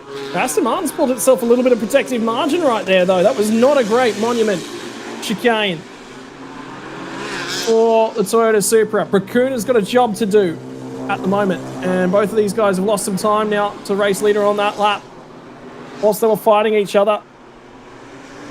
Now he gets close. Another flash of lights. He is trying to get Graham Dowsett to have a look in the rearview mirror. Dowsett is an esteemed endurance driver of his own. Moves to the inside. Wiggles back in. Another move. Fires it down the inside at the final turn. Does he get the car parked up? Aston tries to turn it back underneath. There's no room there. Through goes Prakunen to second place on the race. What has Bilski got now? He had the opportunity a couple laps to go to have a go at Graham Dowsett. Now he'll get another one. Yep, maybe a little bit too far back to get it done at turn 2, but considering the pace advantage he still carries, should have an opportunity to get by at turn 18. Now for Prakun, it's trying to catch up to Kamik up ahead. And Kamik's last lap was a 1:44.9, playing a 1:44.8 from Prakun with a pass being made in the middle of that. Considering the gap's around 13 seconds and we've got still 17 minutes to go, it is possible. Oh, I tell you what, Bilski got in the back of Graham Dowsett there. So Dowsett struggling for turn and rotation. Bilski's able to carry a lot more entry speed. Is there lap traffic ahead of these guys? Yes, there is. Yes, there is. It's going to be the 23 car. Yet again, they're trying to clear out of the way. Just taking another look at the 23 car at the moment. 2:36 on its last lap. It is 45 to 50 seconds a lap slower than the GT4s at the moment. It is having a real disaster. Oh, and then the monument. Oh, gee whiz. Oh, that's tough. Graham Dowsett's had good runs through the monument chicane over the past few laps, but not so on this lap. That gives half an opportunity there to Daniel Bilski. Oh, Dowsett's wide. Bilski's through. Yep. P3 now gone and nicked on the road. But Daniel Bilski, he'll pick that one up. 16 minutes on the clock. Is that enough time? Can Bilski in a little bit of free air start to track down the Kamik race leader? Graham Dowsett, what can he do in reply? Another one of the GTCs. And this is a shortened race because I believe we've just been shown the final lap board. Oh, yeah, we have. Interesting. So it looks like we're making some decisions here to speed up the schedule after the Porsche Carrera Cup Asia-related delays. And that means that this number 9 car, despite it trundling around the circuit, on its way to victory. Yeah, speaking of victory, it's in the bag for the number 1 car at the moment, as it is for that number 9 car. I wonder, Reese, whether or not they've shortened this one, because they're taking a look at those barriers out at turn 1 and gone turn 2 and gone, we actually need to do some work here. Yeah, I think so, yeah. The incident between Prakun and Daniel Bilski, meanwhile, down at turn 18 a few laps ago, under investigation by race control. So stay tuned for some news on that. But it is the final lap. It's a few turns to go here for Kamik and Cantadi Kasiri. The star entry of this series, the star car, the star drivers. They'll be making their way through for victory here at Bangsaen. And doesn't manage to claim the Saturday victory, but Sunday victory is just as sweet. 3 races from the 4 in the championship so far, and that might be a huge statement in the defending champions AAS Motorsports. Kazuhisa Arabe and Prakun are going to be phenomenally happy. P1, P2 from the 2 races across the weekend, and Hayden Heikal steps up into a GT4 in 2025, and Daniel Bilski brings that car home in P3. They will be over the moon with how their Sunday's gone, considering they completed 1 racing lap yesterday. That's really a tale of 2 completely different races. Oh, we just got an update. We just got an update. 5-second time penalty for car 95 for the incident in turn 18. Change for P2 in class. Bilski Heikal are gonna finish P2. Wow, big decision there.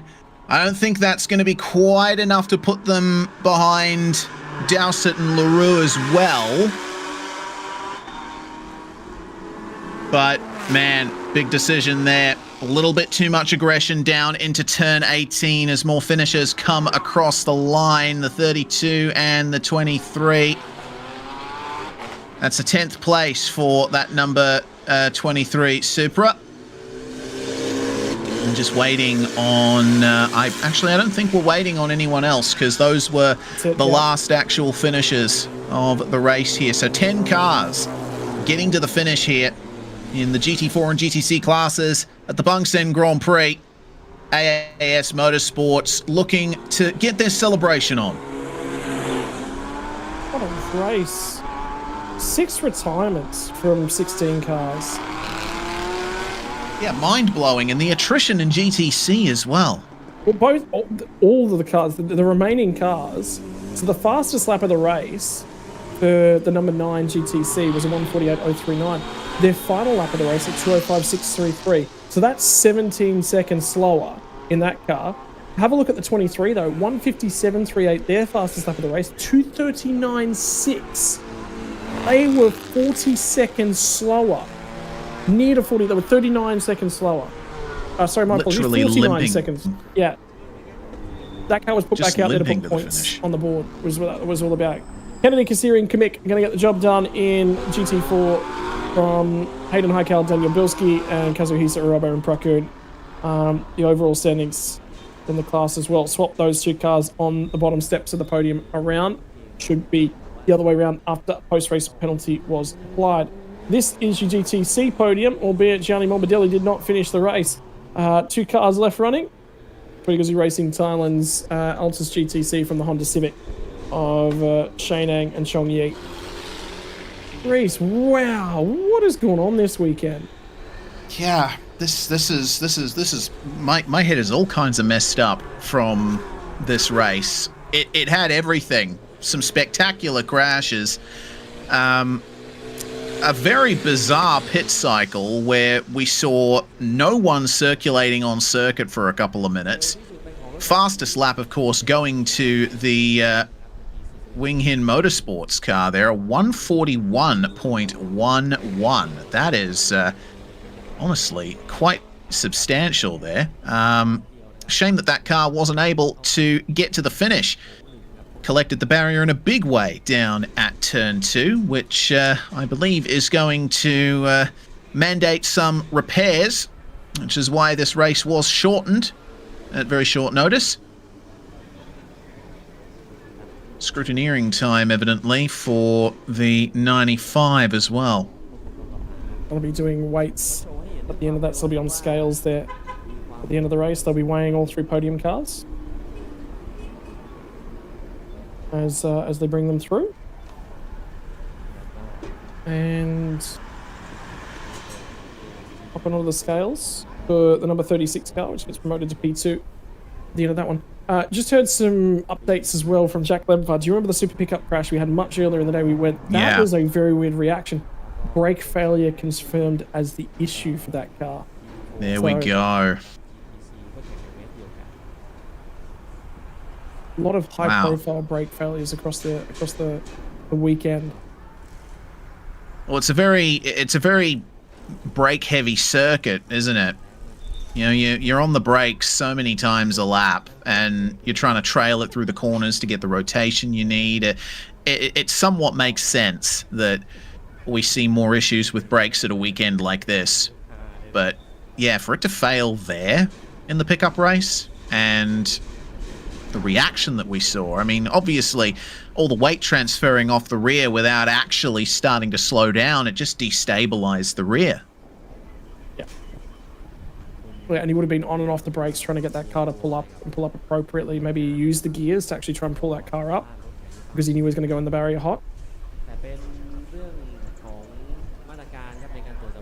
And rolling through scrutineering to finish the weekend for GT4 GTC. So we have a feeling this race was shortened on very short notice. We got no alert. All we got was the final lap board, was the only notification that we got here as well. So I wonder whether or not that was a very late call to do that. We feel like the reason that was done was potentially barrier repairs down at turn 1. It is currently 2:55 p.m. in Thailand. and we're expecting the dummy grid to be open immediately for F4 Southeast Asia, but we can only watch and wait for more updates from the circuit. There have been a number of heavy impacts to the barriers, extensive repair works done today, and to all the fans that are watching along at home, this is the nature of street circuit racing. Safety is paramount. We apologize for losing so much of the racing action across the weekend, but we have some racing still to bring you, and that is the reason that we do what we do, and we take effort to ensure that the barriers are repaired to the standard that they are repaired, because if they weren't repaired, we could not go racing no more. So that's the big notes moving forward. Right, we're going to get ourselves ready for Formula 4 Southeast Asia. That will be ready to go here in the very near future. But for now, we're going to step back, take a little bit of a break. I have a feeling there'll be no highlights coming out of the way of GT4 and GTC due to the shortened nature of that race. So, ladies and gentlemen, we'll be back shortly with F4 Southeast Asia.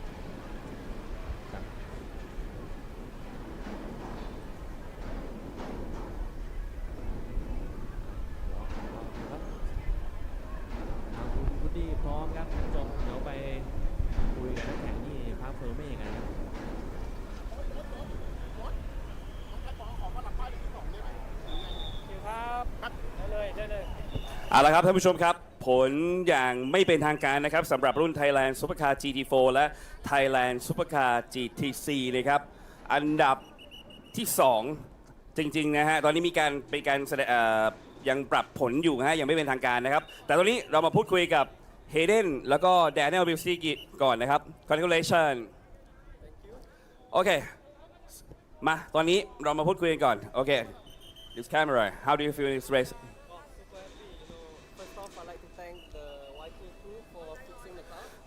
Yes. Without them, we wouldn't have been able to win out today. Yes. Yeah, also I'd like to thank Daniel and Sanjay. Yes. They both were on it this weekend. You know, Daniel as well. Just now was a mega drive. It was really hot. Oh, okay.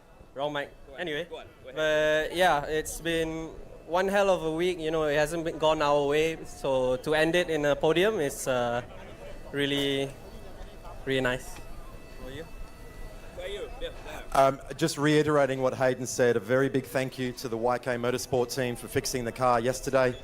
There was a lot of damage. They got us back on the track. Big thank you to the team, the crew, the engineers. Fantastic drive by Hayden today, and I can't go further without saying happy birthday, mate. That's a hell of a present. Yeah, thank you. It's his 21st birthday today, so I feel a bit old. But it was a fabulous drive. We pushed with everything we had, so really grateful for the result. Okay, last question. The Thai fan will support. To all of the Thai fans that have been out this week to the Bangsaen Grand Prix, this event would not be as great as it is without you. So thank you to everybody that came and supported all of the categories, all of the championships. Thank you very much. You make this a very special event on the World Motorsport stage. So thank you very much to the fans. Thank you. Congratulations.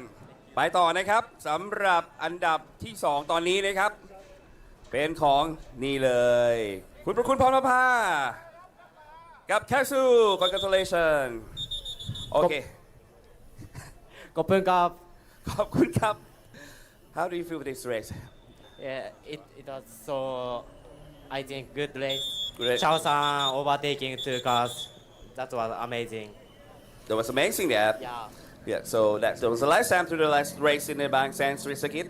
And so for the next race, you're going to go to Sepang, right? I will not join next Sepang. Right. Okay. But I can join September Sepang round. Okay.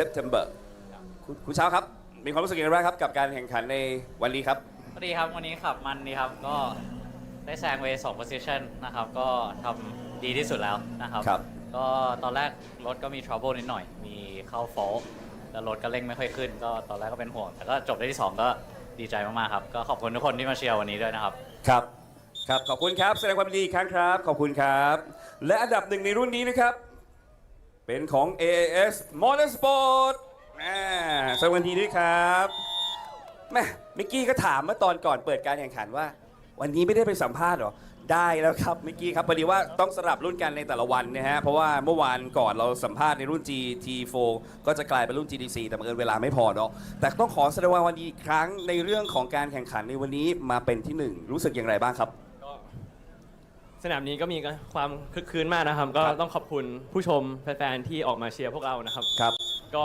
มีบรรยากาศไม่เหมือนสนามอื่นๆนะครับบางแสนมันก็พิเศษนิดนึงครับผมก็วันนี้พี่บูมก็สตาร์ทดีนะครับแล้วก็ยืดออกไปเป็นแกปที่ค่อนข้างมีมาร์จิ้นค่อนข้างเยอะผมก็พยายามไล่แซงแอสเซนมาร์ตินได้แล้วก็พยายามจะประคองให้จบเรสครับผมจนเป็นความรู้สึกที่เหมือนกับว่าถ้าเราดูทีวีทั่วๆไปเหมือนแบบขับอยู่ในทุ่งลาเวนเดอร์สบายๆชิลๆนะฮะเพราะทิ้งแกปแบบเยอะมากครับเป็นยังไงบ้างครับบูมก็ดีใจครับที่ได้กลับมาอยู่บนโพเดียมอันดับที่ 1 อีกครั้งหนึ่งเมื่อวานนี้ค่อนข้างยากเพราะว่าเรามีที่ต้องจอดในพิทค่อนข้างเยอะนะครับแต่วันนี้ก็ทำเต็มที่ครับแล้วก็ผลงานออกมาก็เป็นที่เราหวังไว้ขอบคุณทีมงานที่เตรียมรถอย่างดีแล้วเราก็ทำออกมาได้ครับขอบคุณแฟนๆเลยครับครับก็ขอบคุณแฟนๆนะครับที่ติดตามเชียร์ AS Motorsport นะครับแล้วก็เราทั้ง2คนด้วยแล้วก็เดี๋ยวฝากตามเชียร์รุ่น GT3 ด้วยนะครับครับผมครับขอบคุณครับแสดงความยินดีอีกครั้งครับขอบคุณครับเอาละฮะท่านผู้ชมครับเดี๋ยวเราไปดูกันต่อนะครับสำหรับรุ่น Thailand Supercar GTC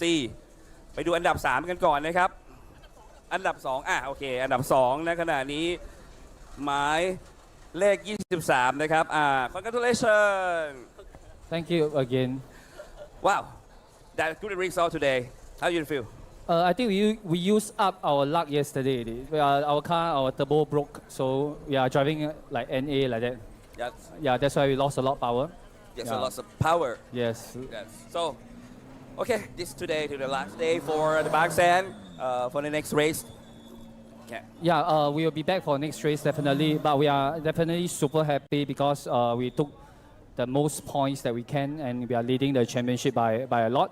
So that's something good over this weekend, and definitely one of the best weekend of the year. Kenneth, you got anything?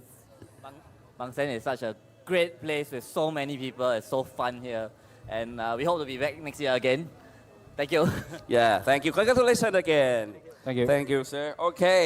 และที่1นะครับเป็นของ Toyota Gazoo Racing Thailand ขอแสดงความยินดีอีกครั้งหนึ่งนะครับX แล้วก็กล้านะครับเป็นยังไงบ้างครับสำหรับวันนี้ก็จริงๆก็วันนี้เราออกเป็นอันดับ2แล้วพอออกไปเนี่ยรถเราจะเสียเปรียบเรื่องทางตรงใช่แล้วก็ตามเขาเข้าไปก่อนตอนแรกแล้วก็เราจะพยายามไล่ในเซกเตอร์หลังครับใช่แล้วพอวิ่งไปแป๊บหนึ่งก็มีปัญหานิดหน่อยก็เลยพยายามประคองให้วิ่งจนถึงพิทวินโดว์โอเพนใช่ครับเพื่อจะได้เข้ามาเปลี่ยนตัวและแก้ไขทีเดียวเลยครับก็จัดการหลังจากอันเดอร์คัทเสร็จก็ออกไปเป็นยังไงบ้างครับเอกครับครับก็หลังจากที่เข้ามาก็มีการแก้ไขนะครับก็ได้แค่เบื้องต้นนะครับแล้วก็ผมก็พยายามที่จะประคองตัวรถครับเพื่อให้รับเช็คเกอร์แฟกให้ได้ครับก็ถือว่าวันนี้ประสบความสำเร็จในอันดับที่1ปิดท้ายกับสนามบางแสนกลางปีที่นี่เลยสนามหน้าไปยังไงกันต่อดีครับสนามหน้าก็ที่เซปังครับประเทศมาเลเซียครับคิดว่าตัวรถเนี่ยจะมีความพร้อมมากกว่านี้ครับผมคิดว่าน่าจะสนุกแน่นอนในเกมการแข่งขันแน่นอนนะครับปิดท้ายเลยครับกล้าครับก็ฝากติดตามเชียร์พวกเรา Toyota Gazoo Racing Thailand ด้วยนะครับครับครับขอบคุณแฟนๆอีกครั้งครับครับก็ขอบคุณทุกท่านนะครับที่คอยติดตามเชียร์ครับทั้งทางบ้านแล้วก็ผู้ชมที่มาดูที่สนามนะครับผมก็ยังไงก็ขอบคุณด้วยครับฝากติดตามเชียร์ต่อๆไปด้วยครับครับ Toyota Gazoo Racing Thailand ขอบคุณครับแสดงความดีอีกครั้งครับหลังจากนี้นะครับยังมีสิ่งที่น่าสนใจในรุ่นของ F4 Southeast Asia นะครับแต่ตอนนี้ไปพบกับไฮไลท์ครับ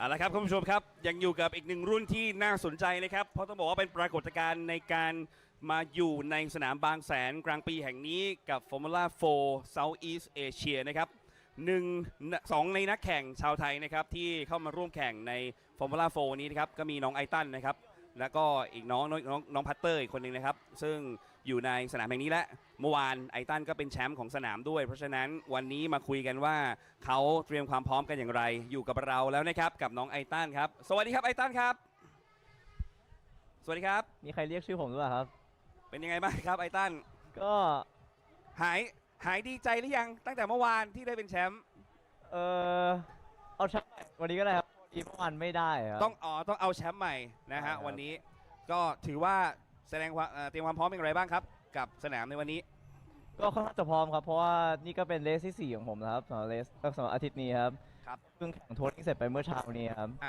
ก็พร้อม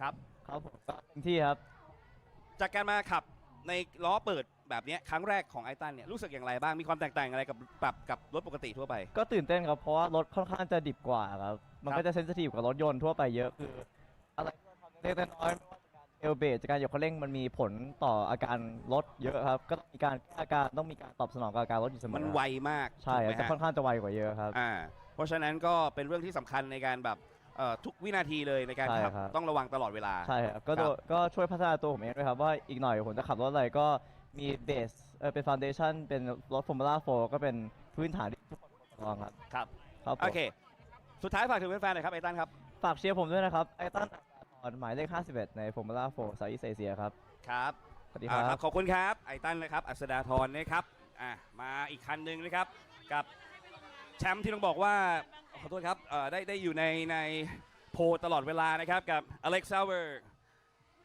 Hello How are you today Yeah, I'm doing fine. You're looking so hot Yeah, it's quite hot. I'm fine You're fine okay So how do you prepare for this race today That was a race in Bangsaen Street Circuit Yeah, with a lot of concentration. Yep. Yeah. Can you talking about yesterday? Yes, required more concentration. Yeah. Yes. So, how do you feel when you're back to race in Bangsaen? Yeah, I think it'll be good. Yeah. All right. So, last question, a little comment to Thai fans who's supporting you. You take on watching and have fun. Okay, appreciate that. Best of luck here. Yeah. Thank you, sir. เอาละฮะคุณผู้ชมฮะก็มาลุ้นกันนะครับว่านักแข่งชาวไทยของเราทั้งสองท่านนี้จะมีโอกาสขึ้นมาคว้าชัยในโพเดียมกับ Formula 4 Southeast Asia หรือไม่ติดตามกันให้ดีนะครับกับรุ่นนี้ครับในรายการ Prix Thailand Super Series 2025 ครับ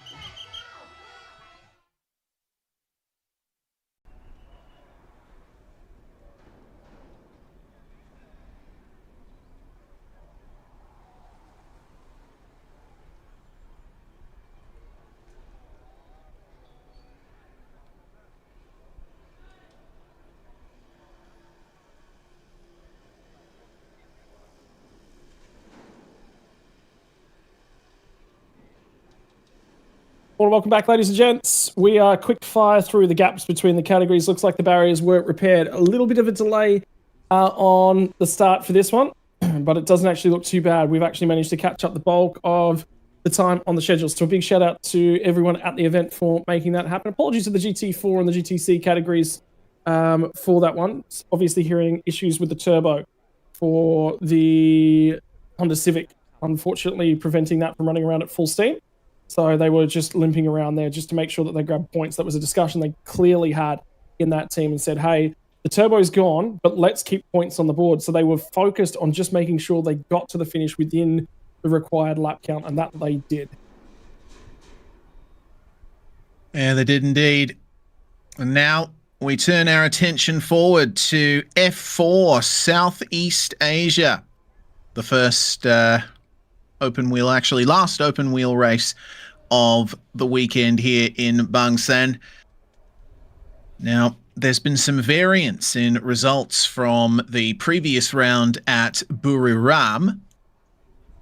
Alex Soa not as dominant here as he was at the Chang International Circuit, getting ready to roll out of pit lane and get things started. Ayrton Asdathorn, who we saw earlier today in the Super Eco category, putting on a absolute barnstormer of a drive. He will start P1 in this particular event, so looking forward to seeing what he can do here with Alex Saw joining him on the front row. Yeah, that he is. Here they look all gridded up. Looks like we've got 9 of them ready to fire off here this afternoon. And it was qualifying on pole position for Ayrton Asdathorn. Great moment for him in front of the home crowd. Race win yesterday. Can he double down on that? The thing is, Alex Sawa Hongdat is definitely the faster of the 2 drivers, but he's also made mistakes here this weekend, and that is critical. Is he going to make another one on the streets of Bangsaen here today? Is that going to present an opportunity for Ayrton Asdathorn to potentially build a championship hope as we move towards the middle of the year for the Formula 4 Southeast Asia Championship? That's the storyline coming into this one, Reese. And it was aggression, and probably too much aggression from Alex Sawyer yesterday. He's got confidence in his abilities. He's been exceptionally quick. He's just dominated the championship today. Once you see a chink in the armor, you start asking questions. As a driver, you start changing the way that you do things as well. Yeah, you certainly do. And there's not much that's going to teach you more than a race around a street circuit. If you're able to maintain speed and carry your consistency amongst the concrete walls and the Armco barriers over the bumps of roads that are driven on every day by regular traffic, then you can sort yourself out for even more dominance at dedicated racetracks later on in the season. So keep a close eye on Soa, on Asdathorn as well. Rishon Rajiv as well, the Indian driver, starting out of 3rd here with Seth Gilmore alongside him on the 2nd row, the Australian. Should be a very competitive one. Seth Gilmore got a huge launch off the line yesterday and catapulted himself into the lead. Now he'll be on the other side today, which is potentially going to be the dirtiest side of the road for Seth Gilmore, but if he matches the launch he got yesterday, he could be every opportunity of leading down into turn 1. And to give you the example of what Alex Sawyer's championship has looked like thus far, I will read them out race by race. Win, win, win. That's Sepang. From Buriram, win, win, win. And then we get to yesterday. Retired, unfortunately for him. So he will come into Bangsaen on 188 points, stays on 188 points. Seth Gilmore, his teammate's actually the closest driver. Ayrton Asdathorn actually missed the first round at Sepang. Since then, he has been on the podium largely, except for yesterday's race. Although I thought he won the race yesterday. There must have been a post-race penalty applied to that one. Yeah, must have been. Well, round the siding lap they go, and then will be formation lap and 25 minutes of racing plus 1 lap. And if you thought overtaking was hard in our closed wheel categories, well, the open wheel is carrying an awful lot of pace around here. It's going to be difficult to pull those moves off, but still, prime overtaking opportunities around the lap should be at turn 2, turn 8, down at turn 18 and 19 as well. How hard are they going to push here? It seems that clouds over the circuit here, so things should cool off a little bit. That should provide a bit more grip to the drivers, but it will make it a bit more of a challenge to get the heat into those tyres. And you see they're in, they're certainly hurrying that along, the amount of weaving they're doing.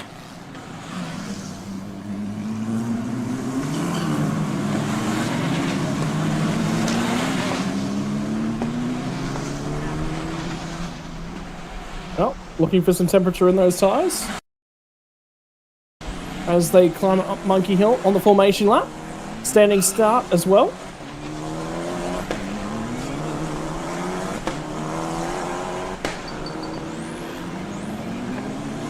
The permanent yellow flag at the hairpin is going to be a tough one as well.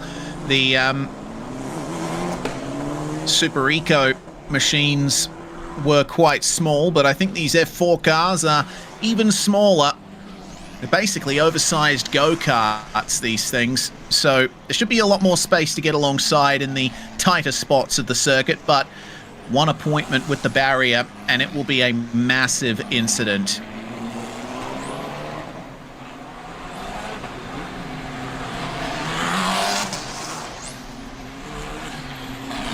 Well, as they feed through the Monument chicane and down towards turn 17, the high-speed kinks in the road, and the fans getting ready on the outside of the racetrack at the moment. Porsche fans wearing their garb to display their allegiances heading into the GT3 race this afternoon. And we're at the penultimate race of the entire weekend here. It's just F4 and then Thailand Super Series Supercar GT3 and GTM. And that will be the Bangsaen Grand Prix concluded. It's been a crazy weekend and a crazy day today, you know. I think the barriers have had more work done on them here today than they have in the entire weekend leading up to it. Yeah, 100%. There's been so many fixes across the weekend, so many big accidents. Now, they feed in to their grid slots. Ayrton as the Thorn has got an opportunity to win one here today.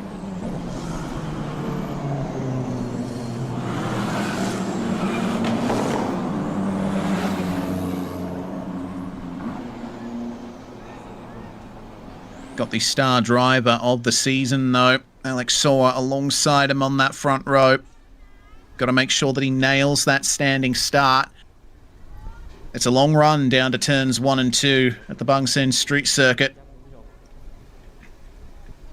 One single break of traction can define the entire race from that point on. Yeah, all right, here we go. 5 seconds before we are going to be green flag racing. Green from the rear end of the field. 9 Formula 4 cars. And the Tartus built machines. And again, have a look at Seth Gilmore. He has been lightning quick on the starts, but there's nowhere for him to go. Alex Sawyer's going to lose spots in both races across the weekend on the run down to turn number 1. He's going to be on the outside at 1, becomes the inside at 2 as he crosses the racetrack and covers off his teammate. Does not want to have to follow him through, but guess what? Seth Gilmore got good drive off turn 1. He lifted, he slotted back in. As the Thorn got there, Rishan Rajiv has also grabbed a spot on the run down to turn number 1 as well, so he is going to slot in ahead. And that says to Alex Sawyer, you've got some work to do here, buddy. 25 minutes worth of racing action in our Formula 4s, plus 1 lap. Here we go for the first time on the run down the back straight. Hello, was that an overtake at the hairpin? I think that's a bit naughty. I don't think you're allowed to do that. Was there a car missing a front wing as well? Or, I mean, the front wings are just bare carbon fiber in these cars for the most part. So, oh no, there is a front wing missing on that car. So that might explain it, and if there is damage to a race car, race control might just look at it and go, yep, that's okay, if they're off speed. But if that's been triggered by contact out the hairpin, you cannot do that in this category. They feed in to turn 17. Sawyer's nice and close to Rishan Rajiv. Ayrton as the Thorn is trying to build some margin. That will be his defense when he gets to the point where Alex Sawyer's probably going to have a dive. Sorry, my apologies. I thought it was Rishan Rajiv. Rishan Rajiv has lost spots in the Black Arts Racing car. That was actually the 33 machine. Vinigo Antoni's managed to scrap through. Yeah, good job. What is the 25? Do you see the 25 come through? I thought I did. Yeah, it is. It's Rishan Rajiv. So their time is the wrong way around. But in the meantime, Alex Sawyer's gone the long way round on the straight and picked that spot. So he will move back into P2. So the Black Arts Racing cars must have the wrong timing software or the timing chips on board both of those cars. Yeah, that's interesting there. Swap around to the transponders maybe? I'm not sure. The timing is clearly showing Inigo Anton in second, but it is Rishon Rajiva's teammate who's there in the number 25, so that's something to sort out. Etanasta Thorn, though, leading by 0.8 of a second at the end of lap 1, and here comes Alex Soa to make his mark on this race once again. Yeah, now he's going to have to go off and in pursuit of Ayrton as the Thorn. Purple in Sector 1 was as the Thorn on the current lap. Purple in Sector 2 was Alex Sawyer. So now it becomes, can he start tracking him down? And what are the sector times going to look like on the back half of the lap? And remember, as the Thorn grabbed pole position on speed in this race. And we're finally starting to find chinks in the armour of Sawa Hongdat. He's been weak on those initial launches. Could that pop up again later on in the season?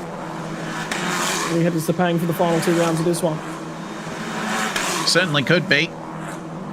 I guess part of it depends on, you know, street circuit versus dedicated racetrack. Street circuits used by regular traffic for most of the year, so they tend to be very low grip, especially around the start-finish area. And the nature of Bangsaen's racing line means that there's rubber being laid down more on the left-hand side of the grid. At Sepang, though, racing line crosses over the grid, so I think there's a bit more of an equal distribution of rubber. So worth keeping that in mind when we head there in the near future. We're off to Sepang on the 5th or the 7th of September, and I believe that round will line up with more action. 5th or 7th of September will be alongside Lamborghini Super Trofeo Asia, and then they'll return a couple of weeks later, 2 weeks later, 19th and 21st of September, to again be alongside the Thailand Super Series to finish off their championship. Starting to make up some ground here is Seth Gilmore on Rishon Rajiv. And up the front, Ayrton Astathorn will be looking in his mirrors at every corner to see Sawa Hongdat right behind him. As they bounce around on the rough street circuit, and Astathorn is making him chase for a little bit of tow. If he wants someone to punch a hole in the air, he's going to have to follow him back and forth down the start-finish straight. Nanton Astathorn, with under 20 minutes on the clock now, we'll be hoping that somebody takes that timer and wipes 10 minutes off it, because it is going to feel like an hour out there with Alex Sawyer chasing him around. Yeah, so tough having to defend against such a quick driver, the Vietnamese in the number 12. And picking up a little bit of slipstream down the straight on the way up to turn 8. Will be enough to get him a tiny bit closer, but it's really this back section of the circuit where so much can be gained and lost. Look at how close they get to the barriers there. Down at the Monument chicane. Yeah. He's all over the back of him. Oh, it's going to have to be defensive into turn 15, or is it? No, he manages to get in, but he's slightly wide to the apex. Can Sawa Hongdat find a way through? Well, for Sawa Hongdat, the 17-year-old of mixed British and Vietnamese nationality, is doing his best to use the lessons of yesterday. Yesterday, he would have sent that move around the outside of Ayrton Astathorn, but Astathorn just made it awkward. And after getting the car repaired and back in shape, again, Astathorn has control of this one down the front straight away. Tipping into turn 1. Astathorn looks good on the brakes down here at 1 and 2. It's the rest of the lap where Alex Sawyer looks to be the greater of the two cars. Don't forget there will be a battle as well for third place at the moment between these two guys. All the way down to minimum speed for the hairpin. Oh, so close to the outside curb there for Asdathorn, but it seems that he's getting the drive out of the hairpin that he needs to just keep Alex Soa at bay. Once again, it seems that Asdathorn is less strong than Soa at this point of the circuit. Once they get out of the Monument chicane here, this is where Alex really starts ramping things up. It all started with the exit from the chicane there, but the track is so winding here as it goes along the waterfront. There's very slim opportunities to find your way through, and this time Asdathorn nails the apex of turn 15. Yeah, it's going to be Soa Hongdat still in pursuit. He's going to get to the inside as they get to the final corner. He's going to run him wide. And that will be job done. No paint traded. He just took the apex away from him. And now Asdathorn's going to have to basically get a tie right here. And get it back done. He is strong on the brakes at turn 1. How brave is he looking to be? Keep an eye on Alex Sawyer. And he will be looking in those rearview mirrors. Sees no overlap as they run into turn number 1. And looking for anything he can possibly find as Asdathorn. Trying to make sure that his Tardis F4 looks big in the mirrors of Alex Sawyer. This the battle now for third spot as well. Seth Gilmore, the Aussie, trying to track down Rishon Rajiv, who sits on the podium at the moment. Yep, looking for that podium, but Rishon Rajiv has been strong here in the second race. Kept him at bay for a while. Seth, though, will probably be aware now that his teammates managed to make his way past Asdathorn, and so the Evans GP team will want both of their cars on the podium for the final race of the weekend. Oh, was that a little bit of oversteer there for Rajiv? It's benefited him, though. Just that little bit of a slide, some extra traction coming out of that, and he's extended the gap across the back half of the circuit here. You just hear a brake pinch, I thought, somewhere. So I'm curious about what's going on there, where that was. Gilmore makes a mistake coming off of 15. Does manage to start closing back in. Have a look at them bouncing all over the road as they run these cars as flat to the ground as they possibly can. Very little downforce, but they do generate a reasonable amount when you consider the size of the car. And you look right. Supersized go-karts, realistically.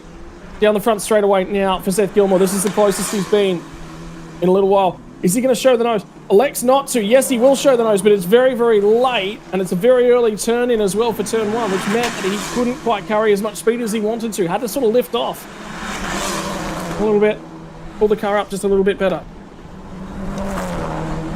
That's the big challenge, you know, because I think it's a sharper turn than it looks for turn 1, the right-hander.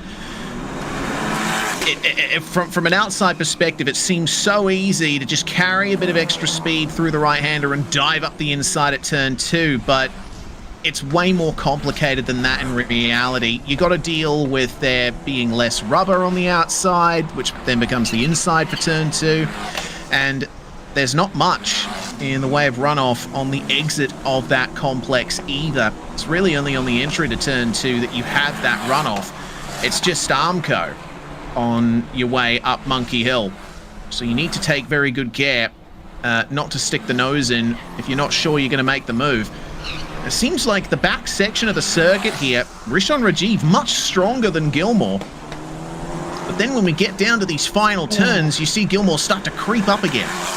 You just see him wiggle that car all over the road. He's lucky to keep that out of the barrier there on the outside. So, no matter what was going on right there, there was some issues for Seth Gilmore as he tipped it in for turn 17. New fastest lap of the race for Alex Sawyer.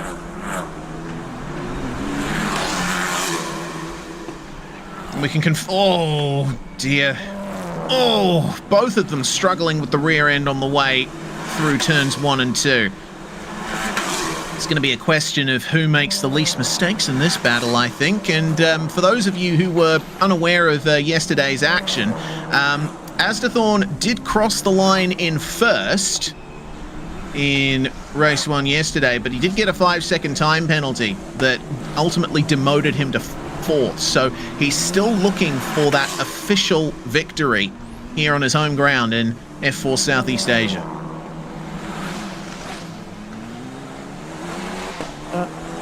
Seth Gilmore, though, is the guy still looking for podium. Did get promoted to race win yesterday.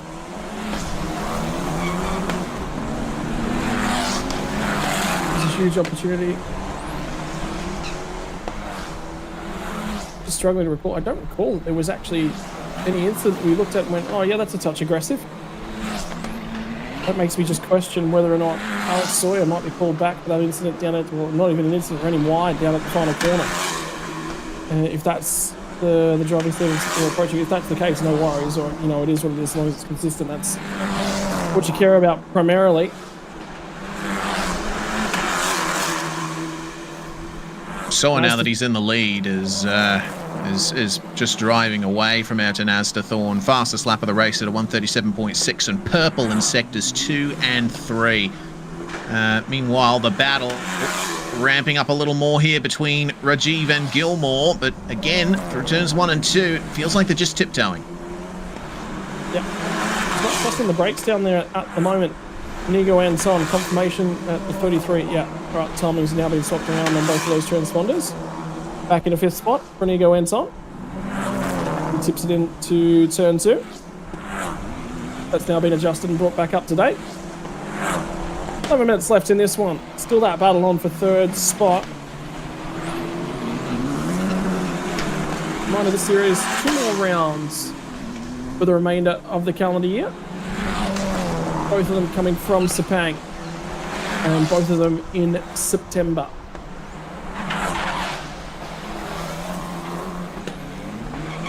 Checking in with the 22 of Zhongwei Wang. All on his own here. Got about 9 seconds to the next car ahead of Inigo Anton.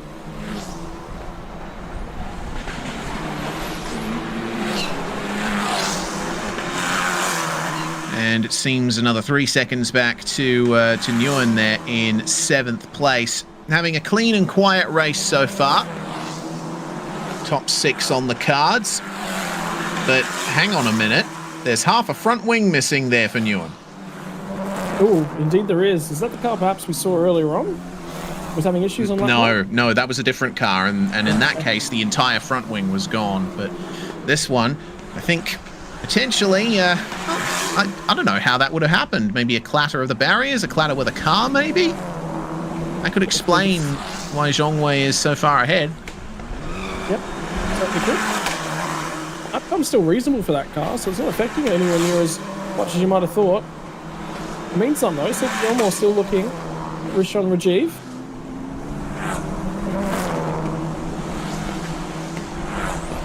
Not able to gain anything.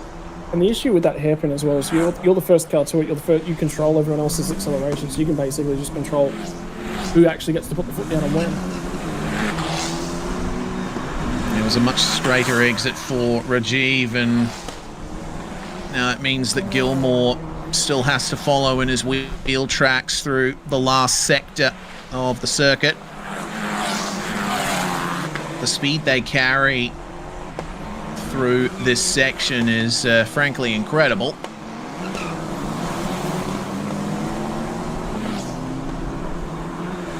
I always look on with a little bit of uncertainty at some of the barriers, the way they poke out on some of the apexes here. One little touch of one of the wheels, and that's going to be day done. Little look down at turn 18 there for Seth Gilmore. Unsuccessful though, and Rajiv lines up the power perfectly. Holds on to the gap as they come around to start the next lap. 8 minutes remain. Considering lap times, looks like that's going to be around about 5 laps plus 1. That'll make it 6 laps to go. 6 more opportunities at each of these corners. 6 more opportunities for a mistake, 6 more opportunities to prompt something. Have we lost Thomas Lee on this lap? I think he's had an issue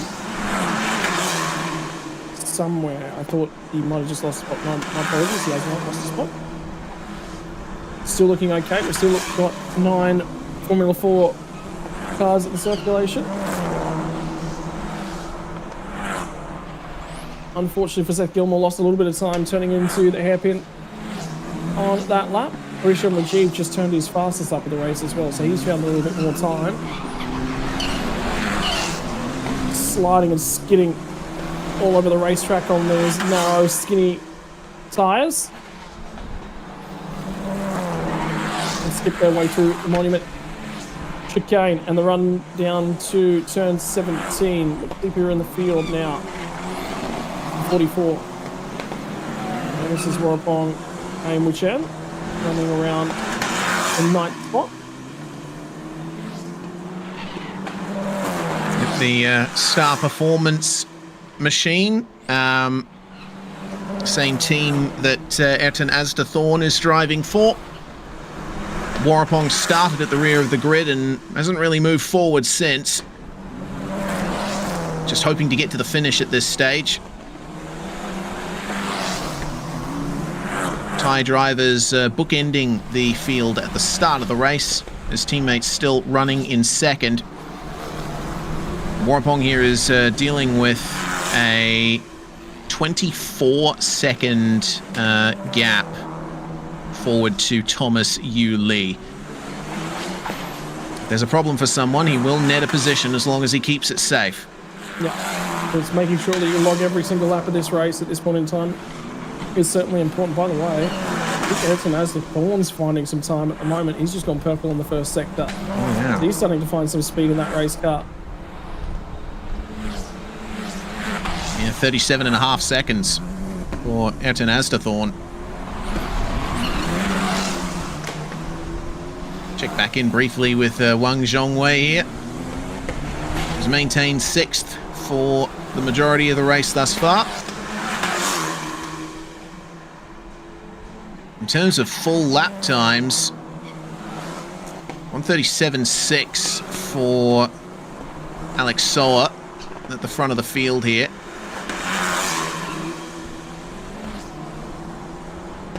He's running consistently. And he has left Ayrton Asdathorn in the dust, the gap being around about 6 seconds. And Asdathorn still able to get some time back in Sector 3 as well. Did a personal best in Sector 3 that last lap, but doesn't look like it's quite enough to overcome Soa Hongdat. Looks like they are running that car a little bit trimmed out. Ayrton Asdathorn as well, so quite quick in a straight line. This battle's getting closer and closer and closer by the lap. I did just see Seth Gilmore said his fastest lap of the race, 38.514, took 0.3 of a second out of Rishabh Rajiv on the last lap. But it's bravery down through here that's costing him a fraction at the moment. And being slow to pick up that throttle. Just look at Rajiv just get away on the acceleration out the other side. I think that's what's saving him here from a real attack from Gilmore, plus his strength here at sort of the end of Sector 2, start of Sector 3. Because through this section, you'll notice the gap between the cars increasing a bit. Rishabh Rajiv, it seems, is a little more confident on the exit of the chicane there. But then Gilmore starts to bring the pace back up as he comes through the final corners of the lap. And that's where he tries to mount an attack into turn 1, but he can't get past, and then Rajiv's the first one into the hairpin and just straight lines it on the way out and blasts down the straight to turn 8. If I was Seth Gilmore, I'd be a bit frustrated. Builds back all the margin he needs, doesn't he? And realistically, the one place that Gilmore's looks potentially like he might be able to get down the inside, maybe at turn 1, but you're stepping off line, you're stepping onto the dirty side of the road on the outside of turn 1. It'll become your line at turn 2. But you've also got to be a little bit closer than this. And the other problem is, have a look at the line that Rajiv's taking as well. Much later turn-in point. You just can't follow him. is the problem. The strength there for Rajiv is, you know, he turns in later for 1, and that means that he's got a straighter line of braking into turn 2. And that's how he sets up the exit coming up Monkey Hill. Right here at the hairpin, lots straighter. See that Gilmore takes a bit more time to get the car turned around. Seems like a much pointier machine, that number 25. We'll also consider that hairpin as well as a technical oddity from a driver's perspective. They've got to double their hands over. It just may be that whatever Rishan Rajiv is doing in that car and the way that he rotates his hands means that he can get them crossed and uncrossed quicker, better, more turning angle on the front tires, whatever it is. You know, think of Lewis Hamilton taking his hands off the steering wheel at Casino in Monaco, you know, to get that car around there. So it's, if anything, this hairpin is actually tighter. Oh, that's Gilmore. That's facing the wrong way, and I reckon that's the back end of the monument. Oh, it is. He tries to get it spun around. Does he emerge out the other side? He does. That is on the exit of the monument, and here comes Inigo Anton. Take advantage. And that is up a position there into the top 4 there for Inigo in the number 33. That'll be frustration building a little bit for Seth Gilmore, yesterday's race winner. So what we have figured out was the 5-second time penalty applied to Ayrton as the Thorn, robbing him of a race victory in front of his home crowd. Oh. The inside. Good on him. Oh, okay. I thought for a second good on him for keeping it out of the barrier, but evidently that wasn't the case. Oh, that looks like a fairly significant hit, but it was side onto the tire, so shouldn't be too much damage, hopefully. There's some contact we were hearing reported between 22 and 37, which that would be the contact down at the hairpin. Remember the car missing its front wing? Well, that's the 37, and that would be the contact that was down at the hairpin. Yes, yes. Well, that will be investigated after the race. 45 seconds on the clock, and Soa Hongdat now leads by just under... Oh, no! Oh, that's Nguyen. The man who had lost half of his front wing has found the barrier at the exit of turn 2. Double yellows. It's too late in the race to extract it while keeping the finish going. Oh, just lost the rear on the way in, and on the correction, he headed straight for the tyres. Man, the front right's off there. I was about to say, maybe you can pull that out. The front right suspension's actually been broken on that car. And we'll go +1 lap, and they will deploy a safety car. And I think they kind of have to, just with where that car's placed. Yeah. They can't let them run down there at speed, unfortunately. So, there we go. The safety car boards and flags have just been deployed there. And so this race will finish under safety car conditions.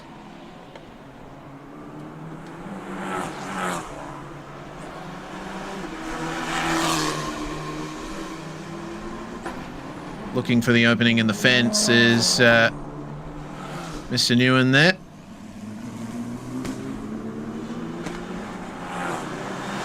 He's found his way out of the car and he's safe, so all good from there. He's done well to get that far with half a front wing, to be fair, it should be said. Yeah, absolutely. And that's the right side of the front wing, which means that the right-hand side of the car through the left-handers would have been understeering like mad, probably.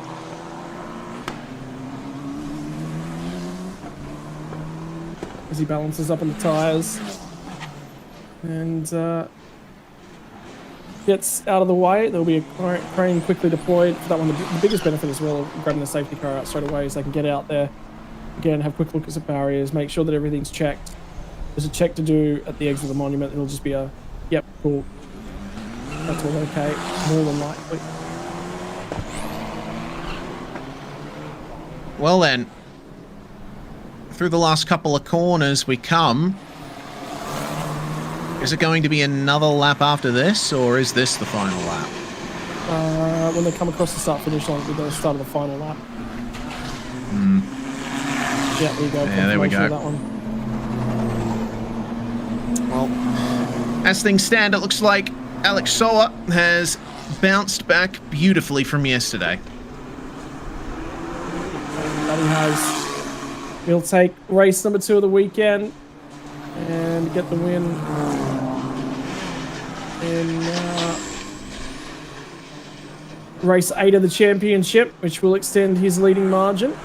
Closest rival was teammate Seth Gilmore. Gilmore finishing down in 5th spot. He'll open that margin up significantly once again. Put another 18 points over him. That margin will be up to 68 points now.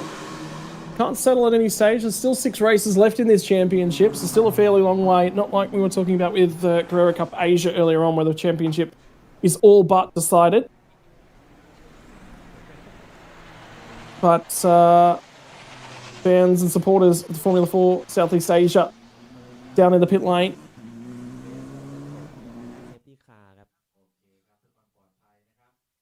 As we will go to the finish under safety car conditions. 5 of the 8 cars already underneath the safety car.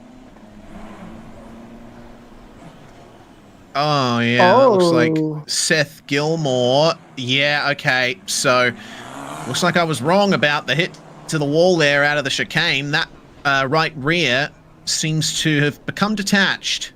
So that should be a retirement probably for Seth Gilmore there. That is just past the start-finish line. So he's taken the start of the final lap of the race, but he won't finish it. Oh, that's a big blow there for Seth Gilmore, and makes it worse as he did it all on his own there with that mistake through the chicane, clobbering the concrete wall with the right rear tyre. You can see the frustration from him as well. Could have been a podium. Yeah. He was struggling to find a way to attack Rishon Rajiv. Just couldn't do very much about it, unfortunately. The areas where he was strong weren't really passing opportunities.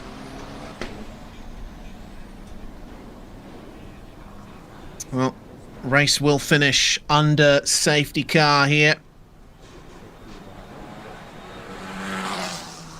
Mildly disappointing end to the weekend for F4 Southeast Asia, but it takes nothing away from the performance that Alex Soa has put on today.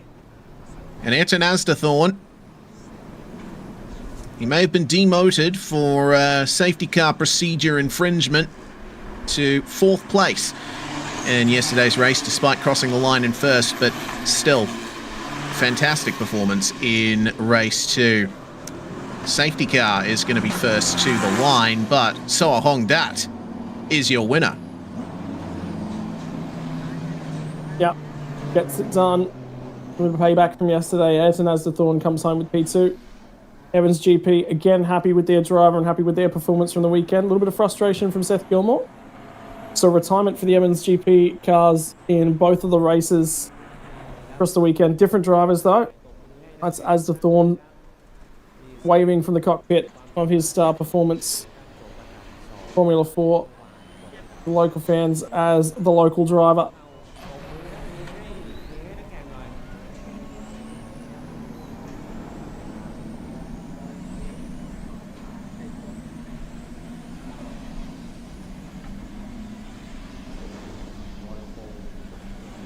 And the stricken car of Ben Ewan will have to be extracted from the barriers. Shouldn't be too hard of a job in time for the final race of the Bangsaen Grand Prix weekend. TSS Supercar, GT3 and GTM coming up next. But for now, the F4 machinery trundling around for the final time. Yeah, just see how much steering angle they have to put on for the hairpin there. It's any wonder they can even make it through the corner. Well, they're one of the better cars to make it around that section of the racetrack as well. Yeah. The smallest. I would assume they've got to run a custom steering pinion for this weekend, or a rack. So we'll look at the amount of stuff on the road down there this weekend. Confirmation of your final results as well. Alex Sawyer from Ayrton Azdathorn, Rishing Rajiv, Inigo Anton, and Wang Zhongwei, your top 5. Thomas Yu Lee will get home in 6th spot, last car on the lead lap. Seth Gilmore would not make the finish, but Warapong and Wuchan would on 1 lap down. And finally, the driver to make the barriers in turn 2, Hoing Naman Nguyen. And unfortunately for the 37 car, contact over the hairpin that ripped off a portion of that front wing. That is the final race of the weekend for Formula 4 Southeast Asia. And Reese just mentioned it. We have the big one. The one you've all been waiting for. GT3 action. Supercar racing action on the other side of these highlights, Reese. Yeah, absolutely. Looking forward to it. See the big guns come out. We had the sharpshooters in F4 just now. Highlights from the race just gone. It was a good getaway there from Seth Gilmore, but he ended up a little bit stuck. Rishon Rajiv, 2nd place very early on behind Ayrton Azdathorn, but then Sao Hongdat started working and he found his way past Azdathorn eventually and never looked back. There was a bit of a controversial move, very deep, coming into turns 18 and 19 as you see here, but no contact between the two cars. Had to open the steering a little bit there, did Azdathorn. The majority of Seth Gilmore's race was spent stuck behind Rishon Rajiv. Yeah, and from there, it was all Alex Sawyer as he ran away out in front. This battle between Rishon Rajiv and Seth Gilmore was the highlight until this mistake from Gilmore. That would eventually result in the right rear tyre of his car coming away. Oversteer at the apex, unfortunately, for the 37. Ben Nguyen would end his race.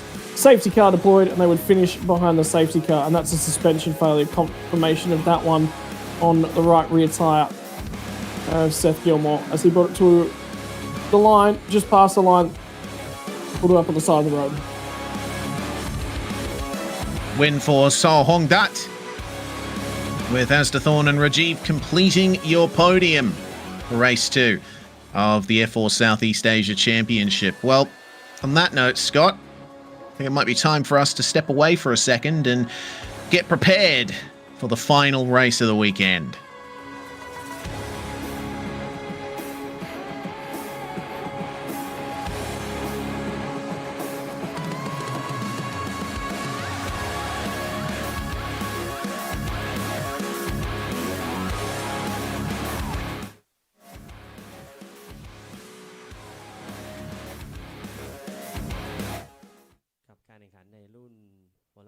Southeast Asia ครับ ในรุ่นต่อไปก็จะเป็นการแข่งขันรุ่นใหญ่ที่สุดนะครับ Thailand Supercar GT3 และ TTM ซึ่งตอนนี้ก็อยู่ในขั้นตอนการเตรียมความพร้อมที่ทำวิกฤตครับ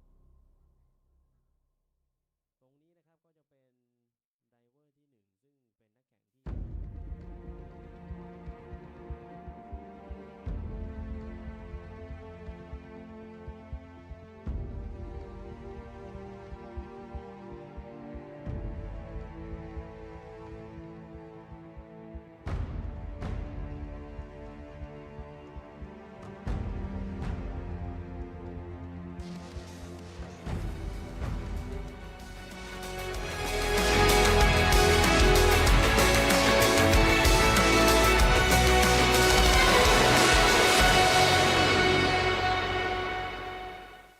Hi everybody, guess where we are? We're in Bangsaen.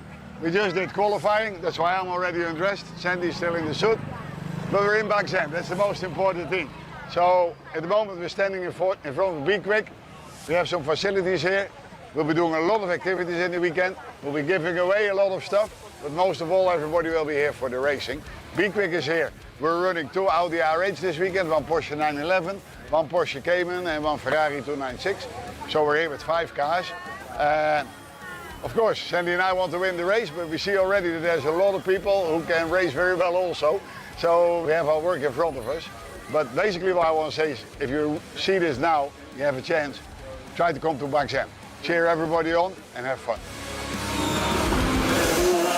สำหรับเบอร์ 26 ของเรานะครับที่ลงแข่งในรุ่นซุปเปอร์คาร์ GT3 นะครับเพิ่งควอลิฟายมานะครับคุณเฮงก็ทำได้สุดยอดแซนดี้ก็เต็มที่แล้วครับวันอาทิตย์จะมีเรส2นะครับก็ใครที่สนใจอยากมานะครับต้องมาเพราะว่าเข้าได้ฟรีเข้าได้ทั่วเลยครับงานนี้พลาดไม่ได้ครับเจอกันที่สนามครับ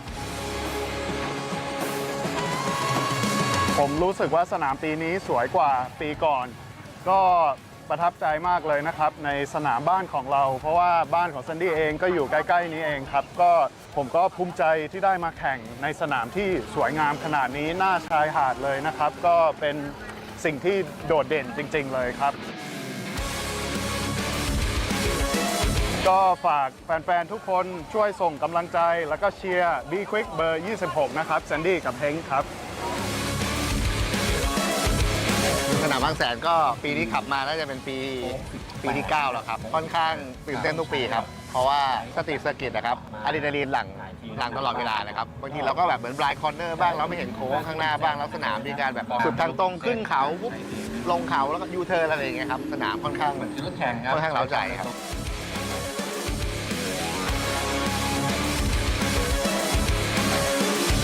I think it's a very interesting track. It's one of I think toughest street track I ever raced. It's really good. I think this is my fifth year racing in this track. I really love it. I enjoy it. So I hope I will race again next year. รถใหม่ก็สวยครับสวยดีครับเทคโนโลยีก็ใหม่กว่าคันเก่าคันนี้ก็ปี 2025 เพิ่งออกก็เทคโนโลยีวันนั้นกับวันนี้ครับก็แน่ๆคือขับแล้วสบายขึ้นขับง่ายขึ้นบาลานซ์รถดีขึ้นแล้วก็ขับแล้วค่อนข้างมั่นใจครับผมก็เพิ่งขับสนามบางแสนสนามแรกนะฮะก็อาจจะต้องใช้เวลาเรียนรู้กับรถนิดนึงเพราะว่าพอเวลาไปถึงจุดลิมิตสุดๆแล้วเบรกเนี้ยมันจะมีอาการแบบสายไปสายมานิดนึงก็คือจะต้องเรียนรู้นิสัยรถให้มากกว่านี้ Keep on supporting PSC Motorsport with the 296 Ferrari 296 challenge car number 77. So I hope to see you guys in the race weekend.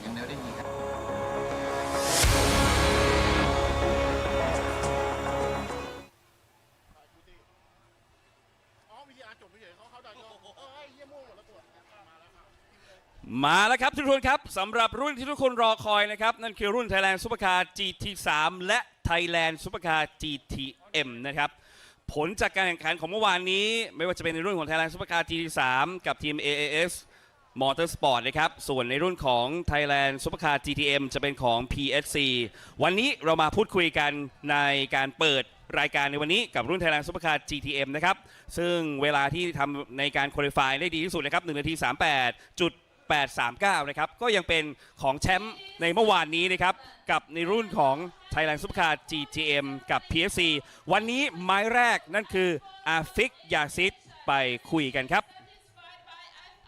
Hello Afik Wow congratulations for the best qualifier in this last race How do you feel on this race here Yeah, I think it's going to be a good race.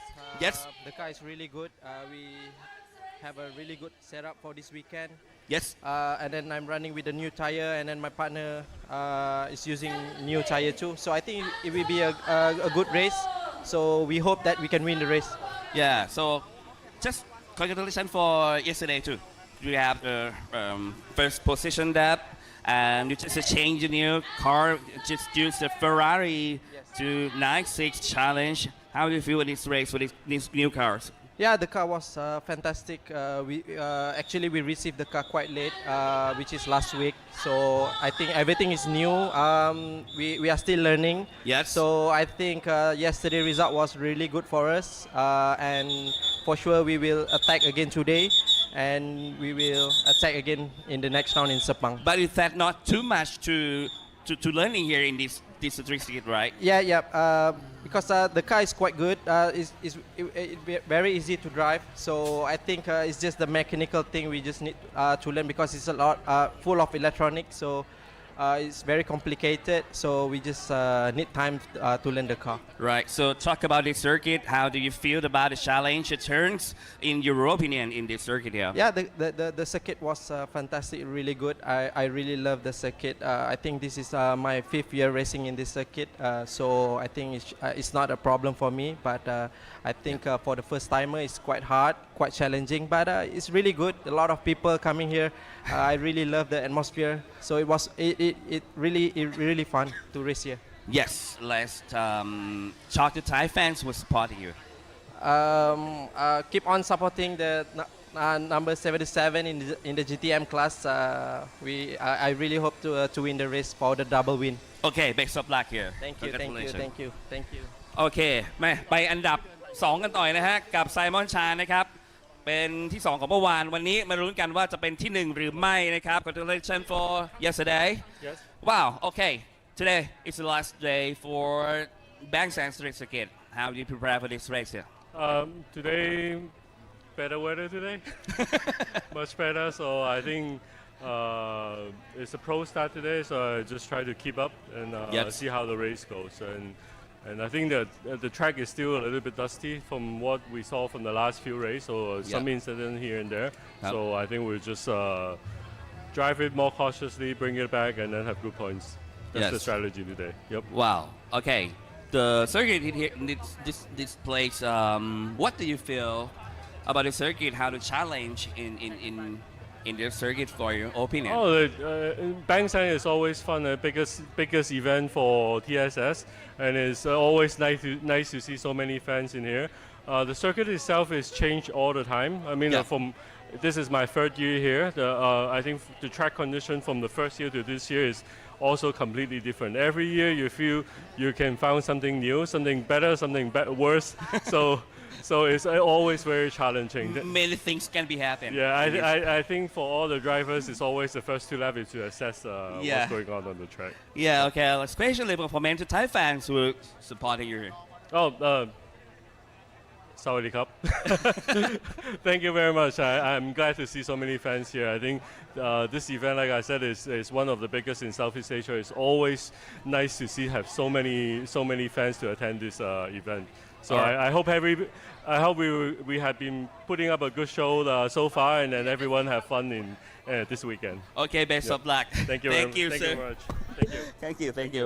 ไปต่อกันครับ อันดับที่ 3 นะครับสำหรับการคุริฟายนะครับ นี่เลย Toyota Gazoo Racing Thailand นะครับวันนี้อยู่กับเดี๋ยวขอก่อนนะแมนเดี๋ยวเราเอาให้หมดเลยดีกว่านะครับเป็นพี่วัวก่อนใช่พี่บอกไว้แล้วมาตรงนี้เลยสวัสดีครับพี่อัดครับมาแล้วฮะพี่วัวสวัสดีครับคุณพ่อครับสวัสดีครับพี่วัวครับโอ้โหจะเข้ามาถึงตรงนี้เป็นยังไงบ้างครับพี่วัวสำหรับสนามนี้ก็สนามหนึ่งก็อย่างที่ทราบดีนะสตรีทเซอร์กิตที่เราต้องเขาเรียกว่าอะไรแก้ไขปัญหาเฉพาะหน้าตลอดนะครับตรงนี้โอ้โหต้องบอกว่าผมนี่นะที่ผ่านมานะมีคนเดินเข้ามากระซิบบอกเนี่ยเป็นแฟนคลับพี่วัวมาตลอดเวลามาเอาใจแล้วก็ตามพี่วัวไปแทบจะทุกที่เลยแล้วก็ภูมิใจทุกครั้งเวลาเห็นพี่วัวเนี่ยขึ้นไปอยู่บนโพเดียมนะครับรับรางวัลมามันเป็นกำลังใจที่ให้พวกเขาเหล่านั้นนะครับได้เห็นแล้วก็ได้ติดตามพี่ตลอดเวลาเลย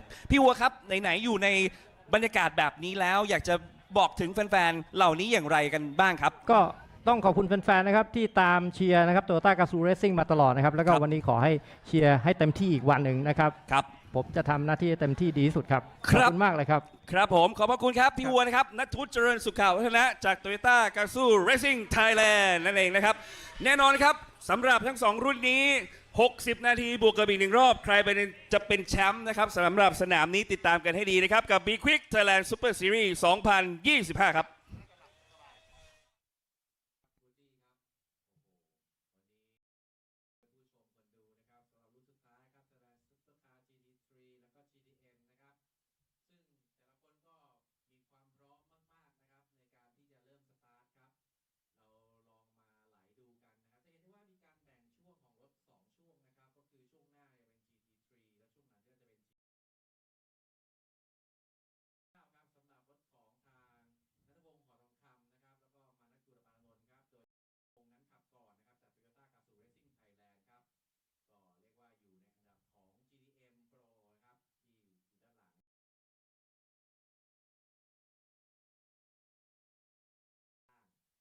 Hello and welcome back, ladies and gentlemen.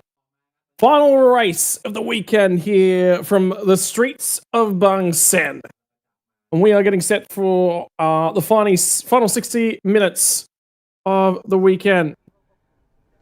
To have a quick look at things nice and simply, it's going to be an hour of the GT3 racing against the GTMs as well. And you heard from the Ferrari 296, that is a brand spanking new car. A lot of technical details to work out on that car.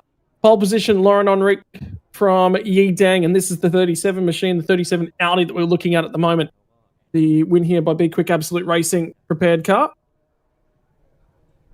And there is not much more that we've sort of got to say and talk about, unfortunately. It's just going to be sit down, get into this race, and see what you can do.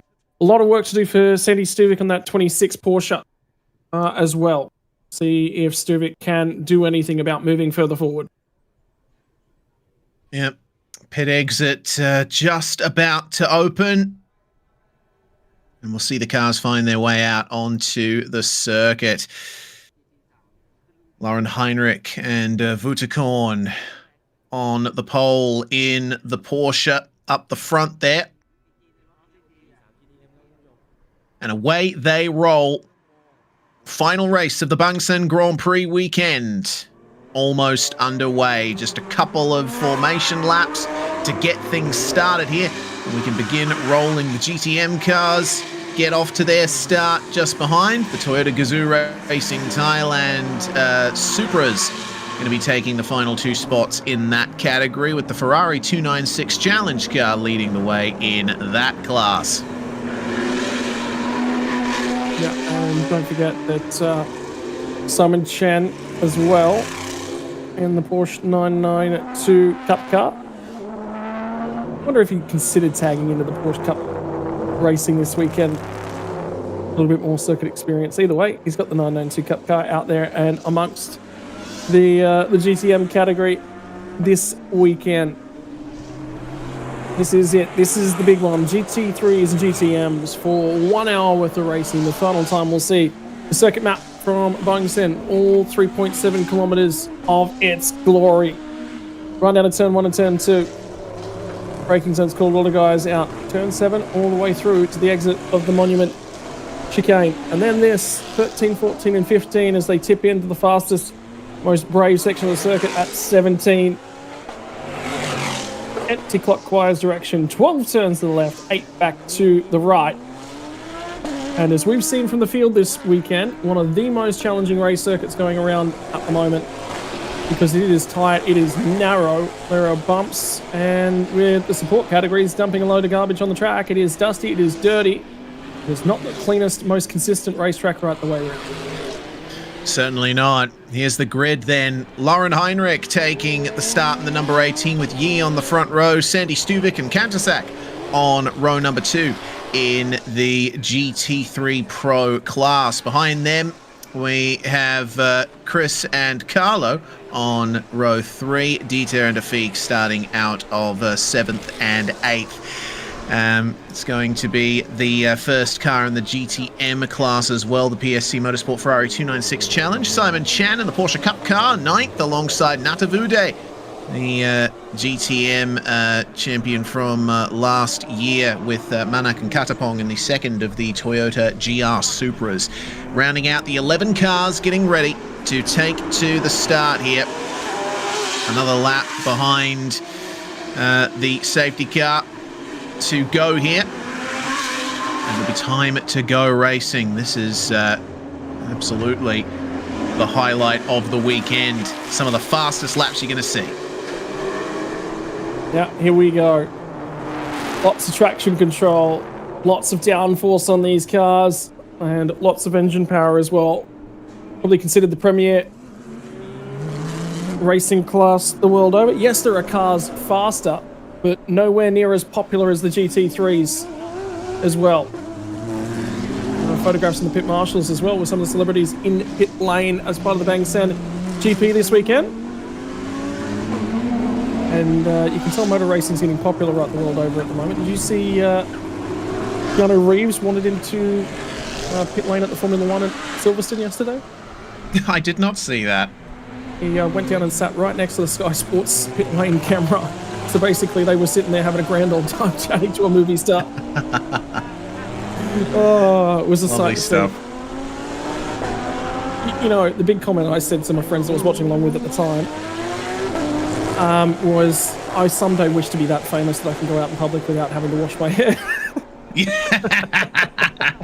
Well, I don't have that problem. I don't have any hair to wash. Righto, ladies and gentlemen. Actually, by the way, I just messaged Daniel Bilski and just said, congratulations on P2 in the GT4 race. Oh, and tell Hayden hi, Cal, happy birthday from all of us here in the English language broadcast team. They're enjoying their celebrations for their second place in GT4. Best result for that car so far. Yep, fantastic job. It's those little moments in these series, isn't it? Being able to chat and enjoy racing. And a big shout out to our YouTube audience that's been here, actually YouTube and Facebook audience that's been here right throughout the weekend. We enjoy you guys because you guys also make the experience of being a commentator a lot more entertaining, because you guys are here with the bulk of the entertainment on right throughout the weekend as well. We get to chat to you guys, and you guys add to the value factor for us as well. So big shout out to our audiences internationally. And now, for those audiences who've waited a long time, it is time for the big one. This is the GT3s and the GTMs. It is time for the jewel in the crown of the jewel in the calendar. And Lauren Unrick is going to lead us out of the final corner to a start. Yi Dang will line up alongside of him in the win here by Be Quick Absolute Racing Audi. And they will form up, waiting for the lights to go off. They'll fire off into turn number one. Here we go. One more racing hour, and they've been released on their run down to turn number one. The 296 challenge car did not get a good getaway back in the GTM stuff as well, but Lauren did get a good launch from the front row in the Porsche as they feed into turn one. So it's Porsche, Audi, Porsche, and then it's the Honda NSX as they climb up and over Monkey Hill and tear through the local streets of Bangsaen for the final time. One more race on the first weekend in July in Thailand. Already, Simon Chan falling behind the two Toyota GR Supras in the GTM class, so he'll be hoping for some technical problems ahead of him to try and get more positions. Lauren Heinrich, though, holding on very nicely to the lead. Sandy Stuvik settling into third place there, ahead of the number 12 Piti Birimbakti and Kantasak as well, driving that number 12 Honda NSX. And the speed just climbs up here on the way up to turn 15. Sharp apex. And then flat out again all the way through to turn 17. Maybe a tap of the brakes, a slight lift through this very treacherous corner. And then the heavy braking zone of turns 18 and 19. This is where you're going to be seeing some passes, hopefully. Got to nail the exit because you're out onto the start-finish straight after just a few seconds. And the first lap is complete. But it is. At a time of 1 minute 36.214, Laurent leads the race for the Porsche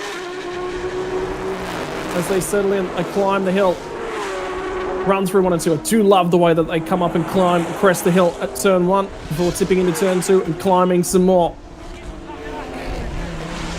And at the moment, excuse me, under control of number 18. AES Motorsports, excuse me, as they tip down into the hairpin. That's the margin they've got at the moment. Still trying to build some tyre temperature and pressure. And it's the pro drivers releasing anger at the moment. They do have to hand over to the co-drivers and the amateur elements of these combinations later on. I wonder how nervous Piti Birimbakti would be after yesterday, having to start that car, that Honda NSX, right there, the number 12 in the rain yesterday, right through this section. Spun the rear end of the car around, managed to keep it out of the barrier, keep it rolling. No safety car was deployed for that one in the rain yesterday. Beautiful dry conditions today.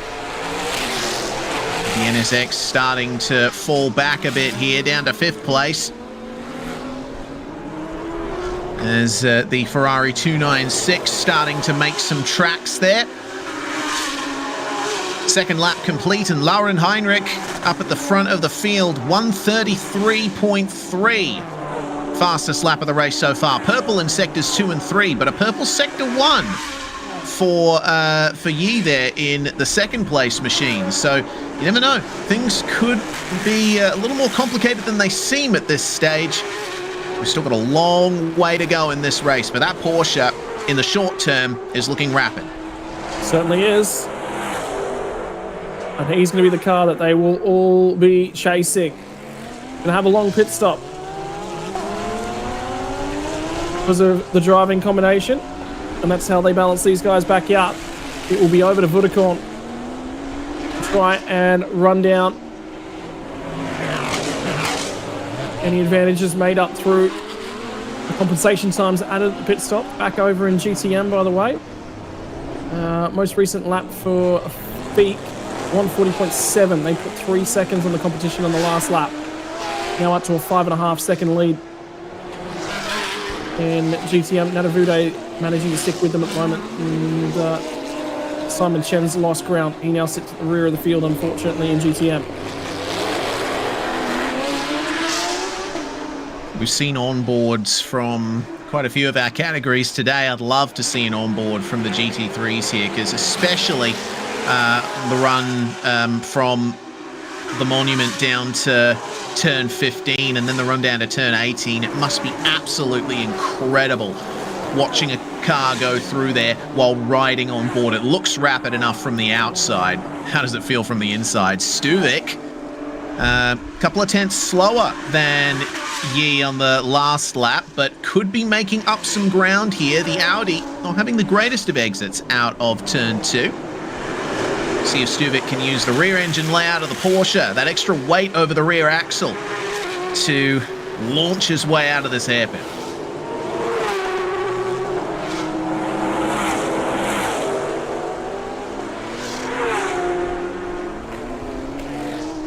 Well, run down the back straightaway now for the Audi of Yideng. I know that they've been running this Audi in a couple series within the Asia region. In here by Big Quick Absolute Racing branding. It's so iconic on the front grille of that car. You'll spot it anywhere as it just pops. Yeah, lovely livery as well. Very close to the apex there at 15. It always impresses me how much these drivers push the limits. You know, there's barely anything between them and the barriers at a lot of the places around this circuit. But that's how you build the margin. That's how you set the fast lap. And that's how you grab the position eventually down the line. That's what Sandy Stuvik's going to be thinking here as he's still in the wheel tracks of the Audi. Not quite close enough to get the full benefit of slipstream down the start-finish straight, but not that there's much slipstream to speak of. A little bit wide there in turn 1 for Stuvik. He does bring it back for the entry to turn 1, but might be having a couple of issues getting that car turned into his liking. Yeah, and it'll be the native tyre driver that spent a season off racing open wheel cars in Sandy Stuvik before returning to Taiwan Super Series as of last year. He'll be up against the Chinese and Malaysian driving pairing. Yideng, the Chinese driver behind the wheel, before he'll hand on over to Akash Nandi. Don't forget Hinks, the Dutch driver.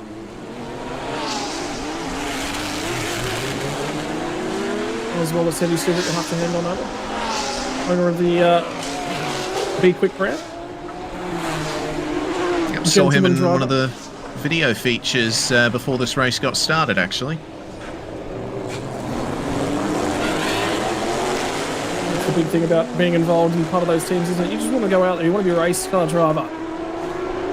And that's what happened for the large part of that Be Quick Absolute Racing outfit. two Tim Singer Motorsport Thailand entries. Number 12, the Honda NSX, currently driven by Kandasak Kasiri. And Carlo Van Dam currently behind the wheel of the number 89 Ferrari 296. I believe they're still becoming accustomed to that car. At the moment, there's some work to do, but that time's starting to look a fair bit better. Yeah, still a very new machine to them, the Ferrari 296 GT3. Here's the other Audi in the field. 786 with the pit window starting to emerge upon us at about 4:40 p.m. Local time. The pit window will open and then we'll see those driver changes. Back to the lead of GTM here, the Ferrari 296 Challenge car, showing some very good pace here. This team running a 488 Challenge car last year, upgrading to the latest and greatest spec. Actually, no, I got my teams confused there. This team used to run a Lamborghini Huracan Super Trofeo, but switching allegiances. 296 GT3 car apparently arrived last week for this team, and I've given a go of the virtual version on iRacing, released recently. It is a very fun car to drive, and I'd certainly love to have a go taking it around Bangsaen. Yeah, I've picked it up actually, but I haven't had the opportunity to, unfortunately, have a crack in that machinery on the platform as yet. But I've heard good things. And apparently a completely different beast to the Ferrari 296 GT3 car as well. Apparently it's supremely quick in a straight line because it's not restricted by GT3 regulations. Yeah, exactly. It's quite interesting, actually, the difference between the 296 Challenge and the 296 GT3. They run similar engines, but of course, due to GT3 balance of performance and regulation requirements, the GT3 version of the car produces less power. So we unfortunately have lost the feed for a second. We'll try to bring it back to you very shortly. But while we're here, yeah, the 296 GT3 has a bit more downforce and a bit less power. Basically, what that means is the 296 Challenge car, much quicker in a straight line than the GT3 version of the car. A lot more power being put down. It also has a little bit more that you can do in terms of the electronics. But the lack of downforce makes it quite the different beast to handle in the corners. Yeah, for sure. And particularly when you're effectively carrying around quite a much more raw machine as well. It'll be a little bit more handiwork. So for the team to not just pick up that Ferrari 296, but to grab it under their belts, wrestle it, and get an eye on it very, very quickly at the moment. I guarantee there'll be probably some balance of performance updates coming to that car in the near future. At the moment, running around 4 seconds faster than P2 in the hands of a Afik Gazid.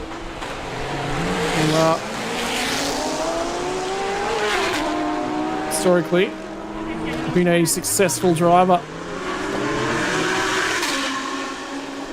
as well. Yes, so adding to my confusion about the Ferrari Challenge cars in this championship, the Singer Motorsport Team Thailand car, which is the 488 Challenge machine, still registered for the season, but during practice on Thursday was involved in a crash.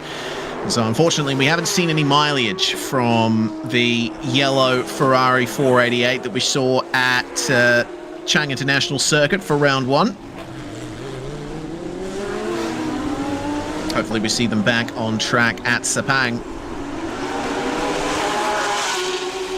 For now, keep an eye on Simon Chan here, who's currently running last of them all, but still has the 2 Toyota Gazoo Racing Supras right in his sights. Managing things very nicely. Natavude and Natapong at the wheel of these machines. Upgrading to the Supra. Last season they ran these cars as Lexus RCFs. A little bit of a bodywork change, still running the same engine and same internals as before, but shiny new body. It's worked out well for them so far. Just doing some reading as well on my feet, Kassid. Open wheel star of years gone by. Back in 2011, managed to win 6 races in a row in the JK Racing Asia Series and Formula BMW cars. Culminating in 2 race wins in the Singapore GP weekend back in 2011. So, you know, phenomenal talent from him years gone by.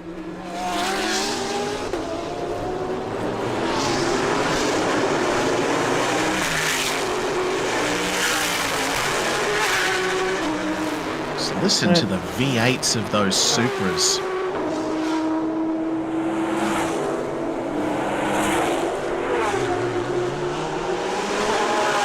That's a proper engine under the hood of those cars.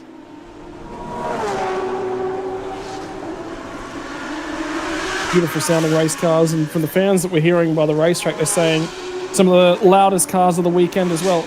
Up there with the Trans Am as well. There is our current race leader, 15 minutes into this one for Laurent Heinrich. We'll work on my French pronunciation across the weekend and across the series as well. I used to be very, very happy with the way I used to speak French at one point in time, but it seems as I've gotten older, I've lost that ability. But alas.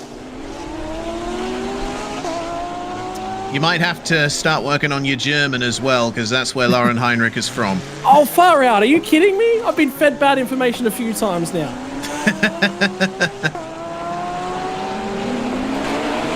I give up. Yeah. You know what? You know what? Trust no... When a commentary team hands you information, trust nothing you read. Trust absolutely nothing. Oh, dear. No, I'm not taking up German. I'm sticking to French, thank you, even if my pronunciation is terrible at the moment. Currently competing as well in the IMSA WeatherTech Sports Car Championship. He drives the AR Racing Rexy machine as, oh no, that's the 786 that's had a problem. Dieter in the runoff area for turn 2. Recently rearranged barrier from the GT4 Supra clobbering it at high speed. Fortunately, he gets it turned around, but looks like a missed braking point there. The big thing is you see the car actually lurching towards the wall on the right, so he's done a very good job just to pull it up. Yeah. And that was the smart approach down there for Dieter.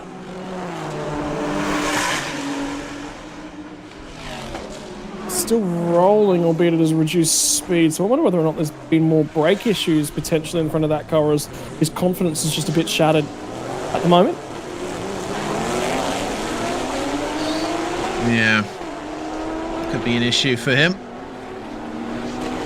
But full credit, managed to keep it out of the wall. And the car remains undamaged for now. Hasn't got long until the pit window opens either, about 8 minutes or so until we can expect that pit window to open. And he can hand it over to his co-driver and have a well-deserved rest, as it looks like Heinrich making his way through these machines, lapping them.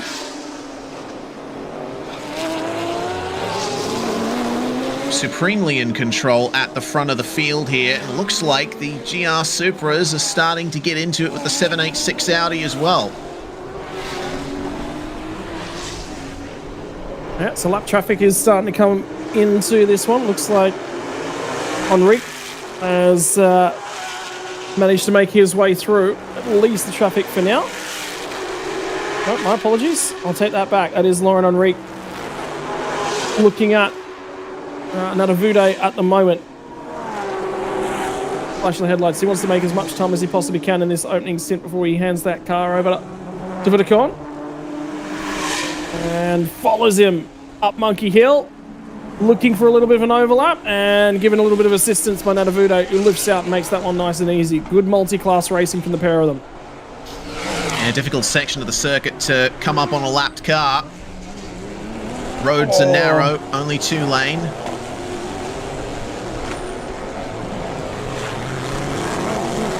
So at the moment, looking at that, there was actually a fair bit of time lost by Laurent Henrique. And that was to do with the lap traffic, and this is the lap traffic that Yi Dang's now having to deal with as well. He cannot find a way past Natapong as they run into the monument section. There probably was enough space for the Audi to find a way by. Finally, he will find some time to get by. But what that has allowed is Sandy Stuvik to close back up in. That gap was out to 3 seconds at the start of the last lap. Not no more. There is nothing back between them again. So, can Sandy Stuvik find his way through on Yi Ding? There's seeing some activity down in the pits there. It looks like the 786 Audi has been brought in. And that's ahead of the pit window, so they won't satisfy their requirement. Is that a retirement for the car? Is there anyone in that car at the moment? It looks shut down. Yeah. I don't think there's anyone in it right now. And that was not Saknana taking his helmet off. No, it wasn't. Dita, the driver who started the car.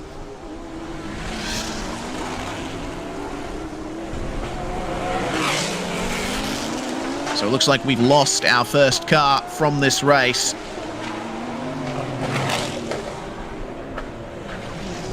It'll be the GT3 AM entry. The only one for this weekend. One of the 5 cars prepared by the Be Quick stable. In the Super Series. And have a look at the headlights flashing. Natavude is about to get absolutely monstered all over because there's Yi Dang and Sandy Stuvik gets given a gift. Yeah, Stuvik looked like he was timing that. Did you see that he lost touch with Yi Ding out of the hairpin, but then caught right back up once they made their way past Natavude? Still starting to track back towards him at the moment. This one will come down to co-drivers. The benefit of the 37 machine is that it has 2 silver drivers on board. So they will have a penalty at the pit stop to pay for that. Yeah, so Sandy Stuvik doesn't have to worry too much about not quite matching the pace of Yi Ding here. The number 37 has the faster race lap than the 26. Talking about a 133.3 versus a 133.6. So Stuvik not quite faster than the Audi, but that advantage will be paid back in the pit stop time. Henk Kicks will take over the car once Sandy jumps out. Interesting to see how Henk Kicks matches up against Akash Nandi. That was so close to the barrier there for Sandy. Longest pit stop with a lot of the cars, by the way, for this 37 car. And Akash Nandi drops on board. Next closest in terms of pit stop length is the bronze-gold combination of Vudakorn and Laurent Henrique. So 141 seconds through the pit stop for the number 18 Porsche. It'll be 156 seconds for the number 37 Audi. So a 15-second longer pit stop. The silver-silver combination.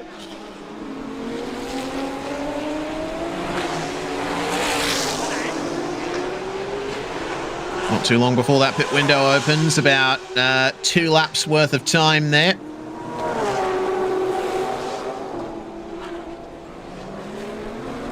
Interesting case. I think some of these cars are starting to catch up to...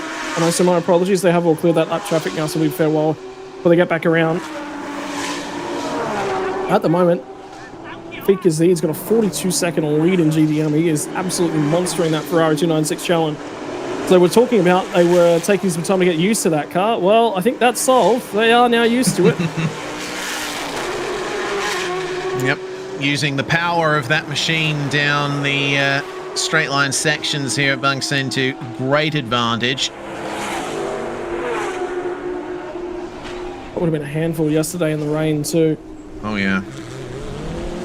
And the biggest issue is, well, that's a brand spanking new race car. The first thing you don't want to do is go out and put it in the fence.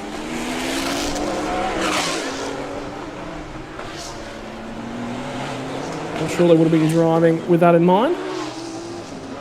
Good gains being made by the Ferrari GT3 here on the last lap. Sandy Stuvik with a 134.2. This car right here dipped into the 133s. So you never know, it could be a three-way battle for second place starting to form here, especially when we start taking those pit stops into account. Well, of the cars remaining, this car has the shortest pit stop. So shortest pit stop in GT3 was 95 seconds end to end for the bronze rated pairing of the 786. 31 seconds longer is bronze and gold of Chris Vanderdrift and Gregory Bennett when they hand this number 11 car over.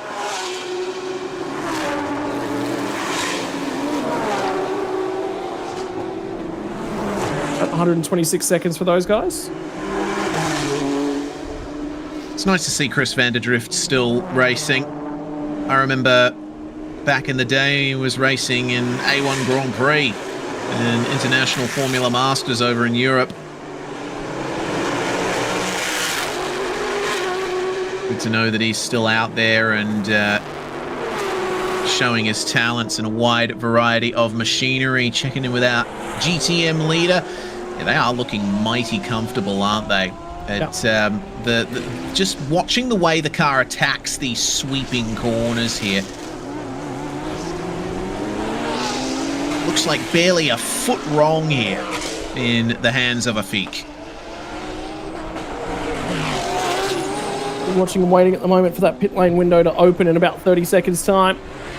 You expect that most of the pro drivers will stay in those cars for a fair while. About the one car that might split down the middle will be the Yidang, Akash and Andy. We've got two drivers that are fairly equivalent in terms of outright pace. At pit stop, you just take advantage of whatever opportunity comes your way.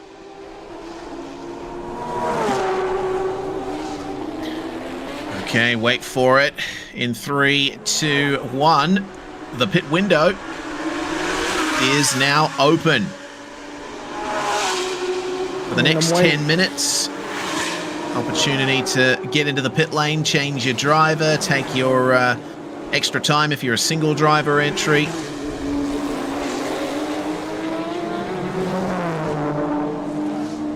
Now we wait for that shot from the pit lane, showing us that sign held up, signifying that window is open.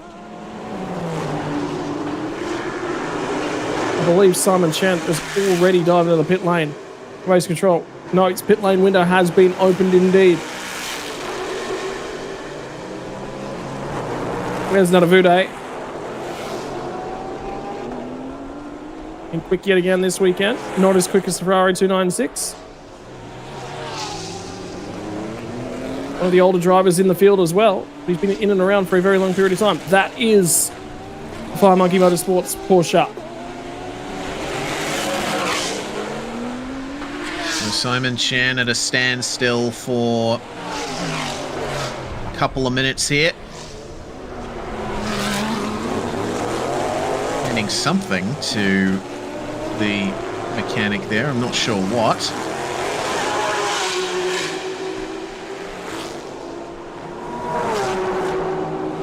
Natavude, as you mentioned, yeah, he's been around the block a few times, but certainly with a great breadth of talent, running second in the GTM race for very good reason. Meanwhile, there's our class leaders together on track. It's Lauren Heinrich, who's just found his way past Afik in the 296 GT3. Almost insurmountable pace from Lauren Heinrich, but tell you what, Yi Deng is starting to ramp up the pace in second place in GT3. His last lap, 1 minute 32.7. That's the personal best for the number 37 Audi in this race. Only 0.2 off the best lap set by Heinrich.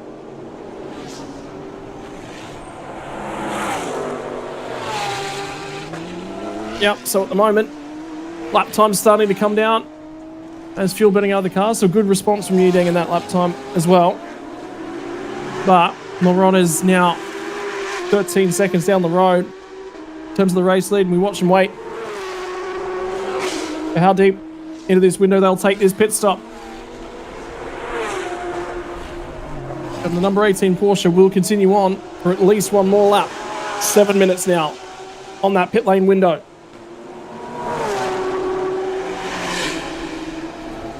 Love seeing the speed that they carry, as it looks like the number 9 is in, so Natapong handing over to Manat. Only one of the two GR Supras in this race needs to change drivers. Natavude in the number 24 driving solo. That will carry with it a slightly longer pit stop time to compensate.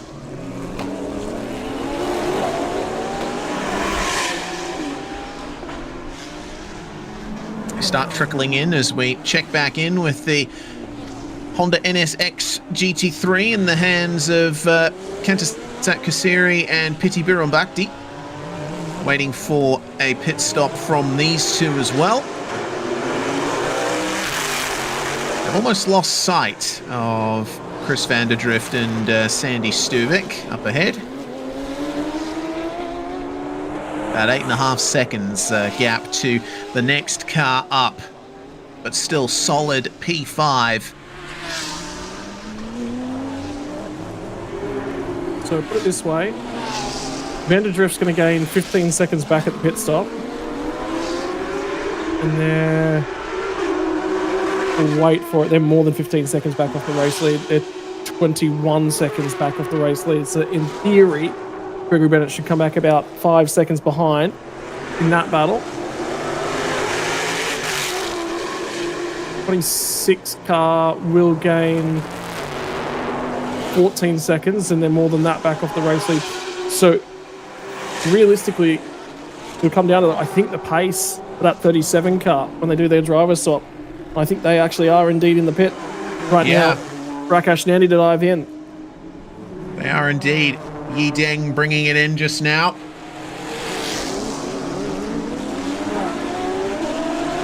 They've gained 14 seconds back on the race leader in the pits as well. There's Akash Nandi getting comfortable in the seat. Win here by Be Quick Absolute Racing. Tyre change as well. Brand spanking new tyres. You see that? Sticker's still on them. Yeah.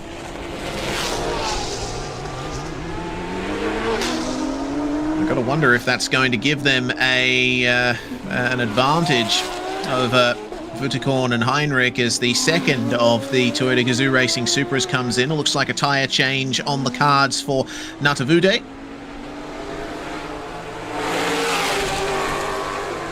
So he'll get fresh rubber for the final run to the flag.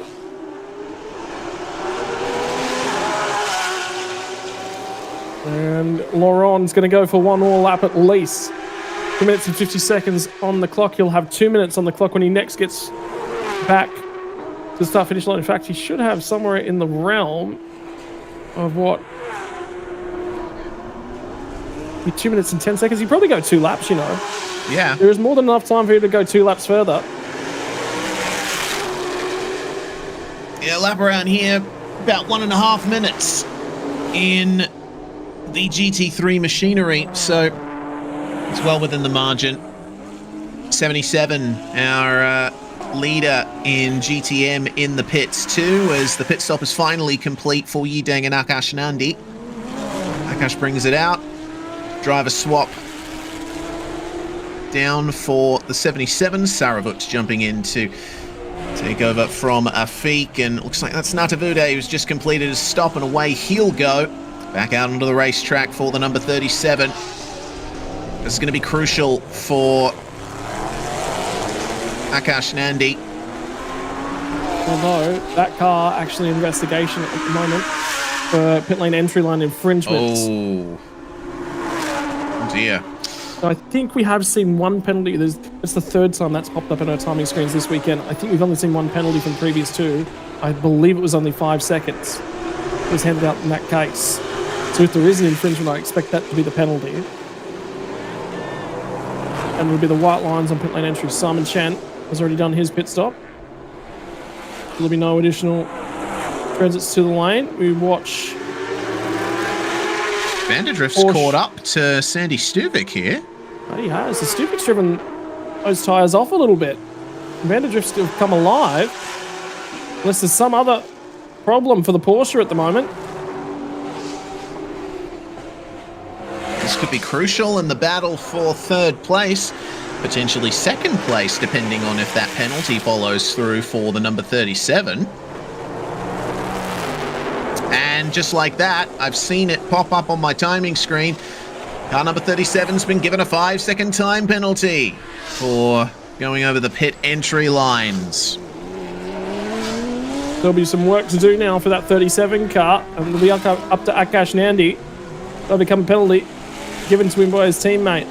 Again, tyre changes headed for Pity Biron Bhakti. Kandasak Kasiri gets out of that car. And they will bolt him in. Grab the belts. Hopefully give them a yank a little bit tighter. Make sure he's comfortable and set behind the steering wheel of the number 12 Acura. Sorry, Honda NSX, as we're in Asia. More pit stops about to come to us, and the only one we were waiting for really was number 18, AAS Porsche. And there he is, 50 seconds on the window. So they took that car as deep as they could have into the window. That's Vanderdrift in as well. Confirmation of the 5-second time penalty. 25 minutes and 40 seconds remain in the Bangsaen Grand Prix.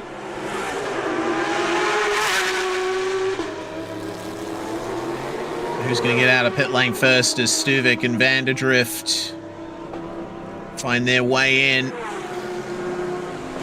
Barely anything between those two cars. Out jumps Sandy Stuvik, and Henk Kicks will jump on into the orange Porsche. Gregory Bennett will take over from Chris Vanderdrift in the number 11 Ferrari. And just like that, pit window is closed. Now we're going to wait for the inevitable, who's mismanaged their pit lane transit times, to pop up on our timing screens. Yep, there's almost always someone who comes a cropper of that.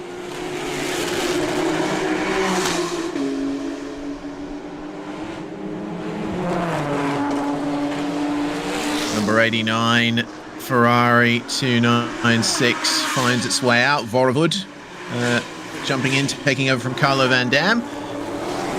Waiting for the minimum pit stop time to conclude there for Henk Kicks.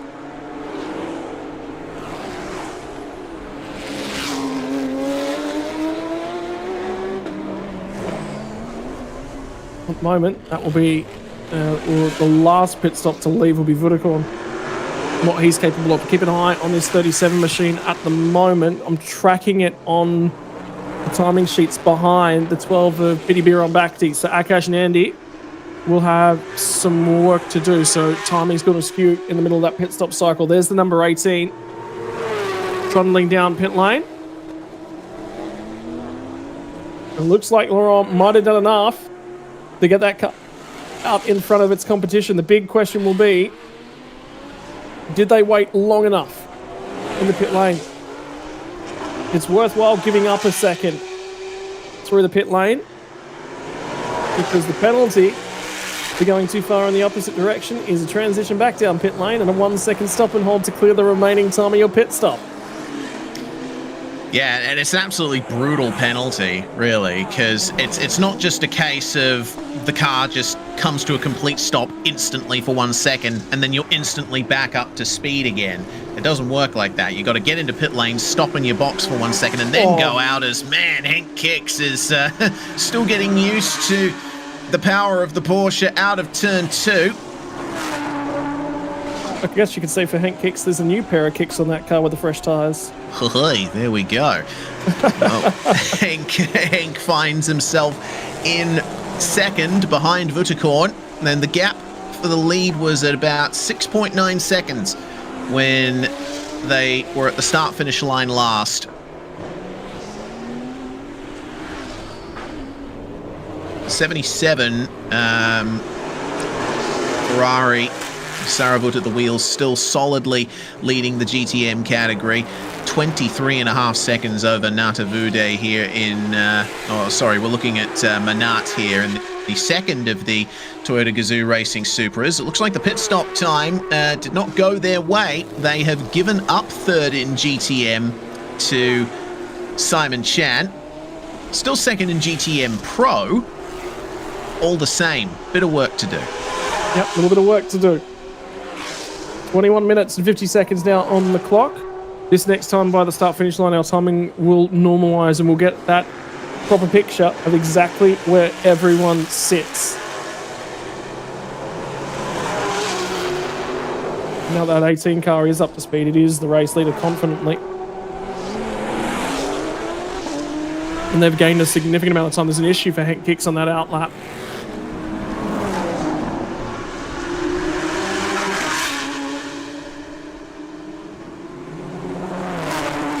Back in with the number 18, aggressive turn in there for Vutikorn. Side by side, meanwhile, Akash Nandi getting on past the Honda NSX, and my goodness, okay, Ferrari stopped at the exit of turn 2. The number 11, that was P3, so that was an overtake for 4th and 5th, moving up one spot. Oh no, the car's switched off. You saw the lights go off there. They're doing a Control-Alt-Delete on that car. Oh man, that's tough. Especially after the performance that Chris Vanderdrift was able to put on in that number 11. Only a lap or so out of the pits, Greg Bennett having to reset the car. What exactly happened here? It was a massively close call here because he just pulled over right there as the Audi made the pass on the Honda. Seems like the car just stopped functioning. That's very weird of what's going on there. It's still parked up. Double wave yellow still. Got an official running up to the car here to check and see if things are okay.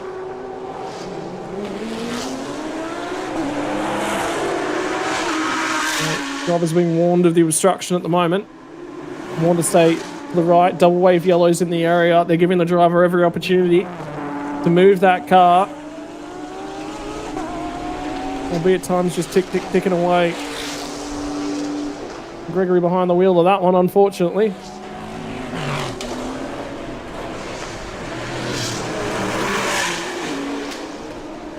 Really quick lap times actually start. Oh, they got it going. They have got it going. It's moving. Good, good. It's lost a lap from where it was. Yeah. Well, the race has yet to be interrupted by a safety car. Touch wood.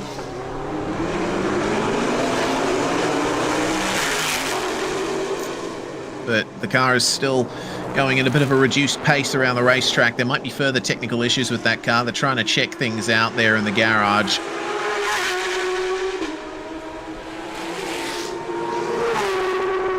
Hopefully whatever issue... Oh, yeah, he just lifted out of the throttle there. I think this car's going to be brought straight back to pit lane, Scott. Yep.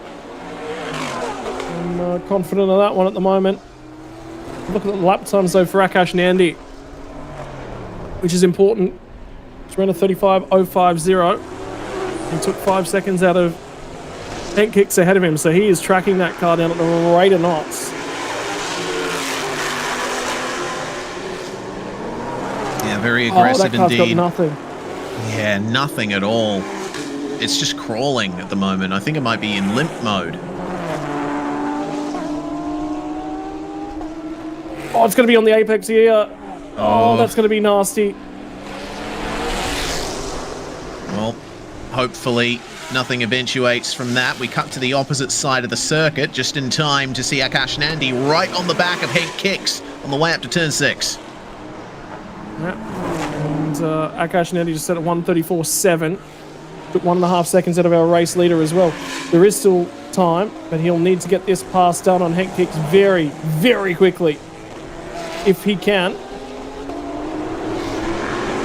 And it looks like Hank Kicks is going to lift and let that one go fairly simply. Gentleman driver. So, 37 machine moves up one spot, now into second place. And the question now becomes, what can it do about race leader Vutakorn? He's going to need about 1.5 seconds a lap or more in order to narrow that gap. It's even increased a little bit to 27.9 seconds to the lead. Yep, so some work to do, unfortunately. Akash Nandy, but 16 minutes on the clock. Lost 1 lap. There's still a fair bit of racing laps to go here. I'm just going to take a quick look at it. There's no traffic in the way at the moment for 37, and the 18 machine's rapidly coming up on Simon Chen's Porsche Cup. So if he catches that at an inopportune moment, could be issues. There's a little bit of time gain back.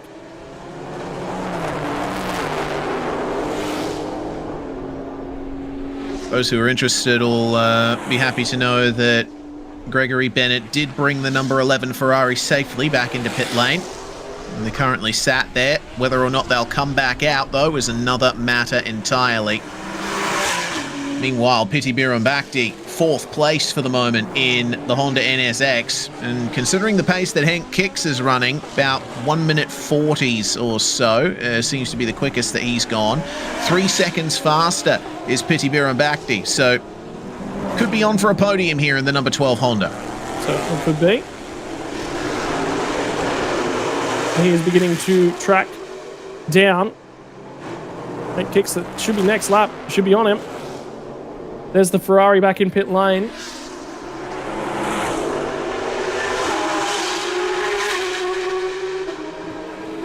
Sad way for the weekend to end for them. Oh, they're done. Yep.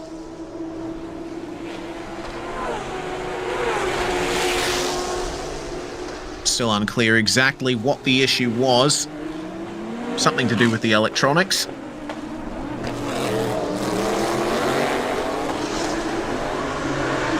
Still, cars all back in one piece, so that's better than showing back up with nothing to show for it.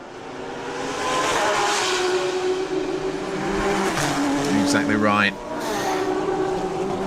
There's the gap between the Singer Motorsport Team Thailand Honda and the Be Quick Porsche. Henk Kicks' last lap was a 139.2 and a 136.5 from Piti Bhirombhakdi. Taking huge chunks of time out of the German machine is this Japanese-American Honda NSX. As you can tell, the sun is getting lower and lower in the sky. The shadows are now creeping across the racetrack. That might cool things down a little bit for those who are struggling. We'll heat on their tires. Oh my God! That's the leader! That's the race leader, is it? What's going on there? Vutakorn has crashed in a massive way. The front end is destroyed. He's continuing on. There's a fire at the rear of the Porsche. What on earth has happened? He was catching lap traffic. He caught Simon Chen.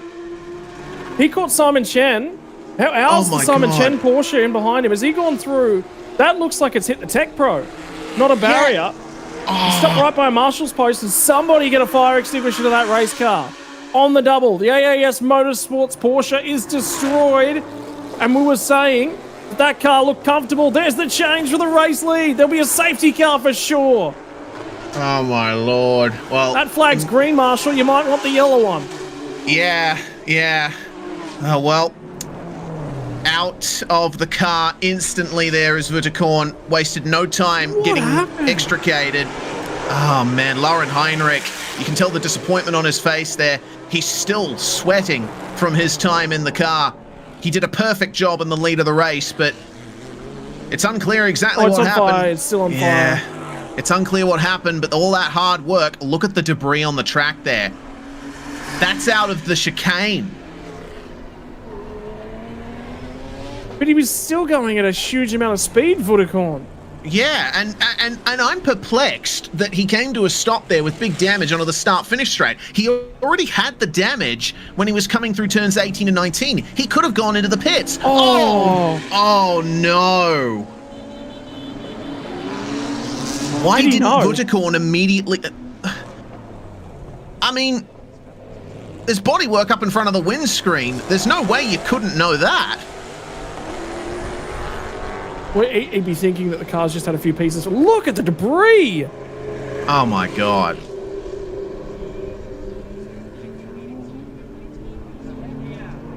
I am speechless, as is Lauren Heinrich, apparently.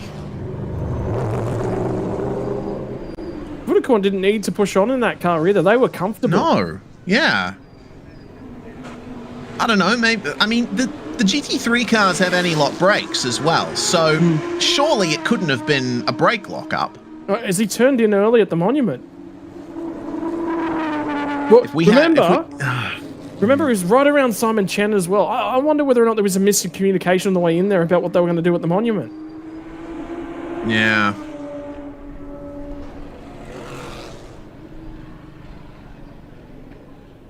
Well, former headlight of the former race-leading Porsche. Looks like the right headlight, depending on the geometry. I was about to say that now becomes a an expensive souvenir for someone. Yeah. I wonder who's going to take that home.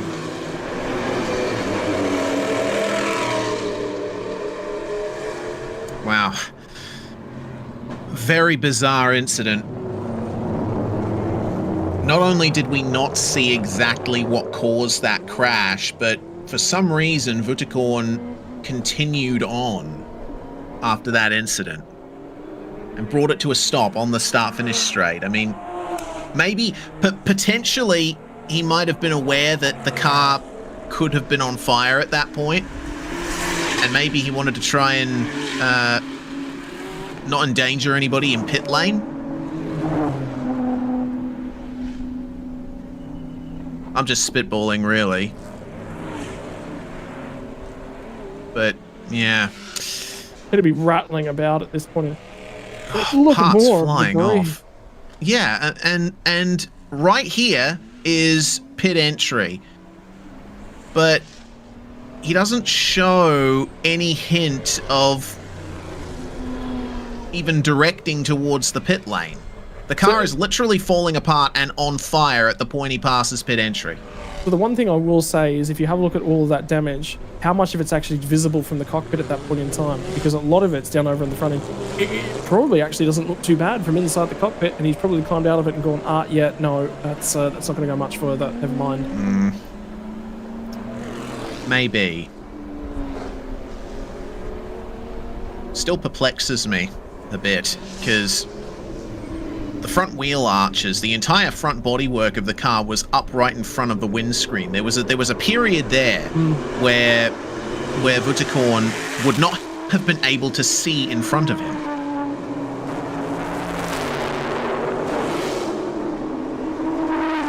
Gee whiz, Reese. Yeah. My lord, there's been some destroyed race cars this weekend. Like, in years gone by, yeah, we've seen some accidents. But we've never seen this level and this consistently this many accidents. We've never seen the amount of brake failures we've seen this weekend. Yeah. It's been a dramatic weekend. The debris, most of it anyway, has been cleared off the circuit, fortunately, so we should be able to get back to green flag racing soon. They do obviously have to move the stricken Porsche as well.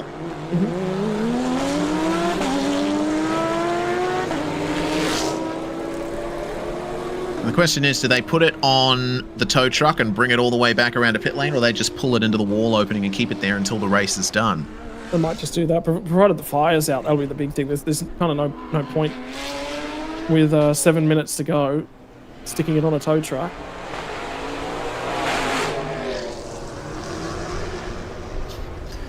One thing's for sure, the mechanics will earn their money multiple times over this weekend.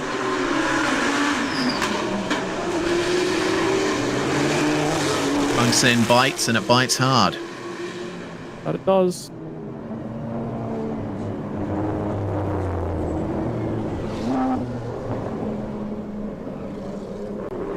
Wow, and all the fans still down, not wanting to leave the side of the circuit. 10 past 5 in Thailand. 6 minutes and 35 seconds on the clock at the moment. Monkey! He's, there we go. He's not monkeying around on the track either. Straight off to the side. Well,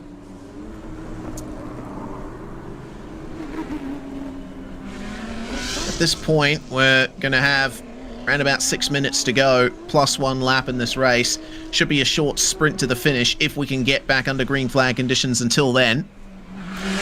Akash Nandi and Yi Ding find themselves in the lead of the race as, yeah, it looks like they're going to be putting it behind the wall there on the start-finish straight. So we can get things going again as quick as possible.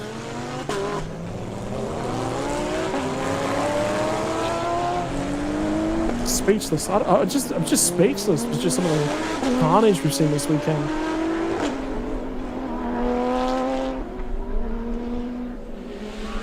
Yeah, that bloke, on the other hand, is more concerned about where his next banana's coming from, I think. Well, there'll be a fair bit of food in operation around the circuit this weekend. Maybe you'll jump down to some of the stalls. In actual fact, I've just locked myself in a dinner date to go get some Thai tomorrow after watching this all weekend. I couldn't help it. Yeah, it's been a while since I've had a good pad Thai. Couple of good Thai places around where I live.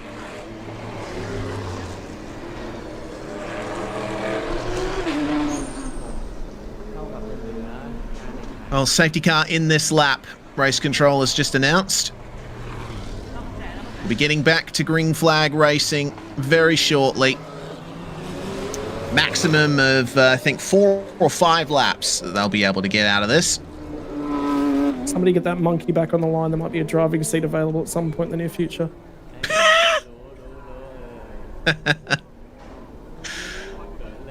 Oh boy. Well,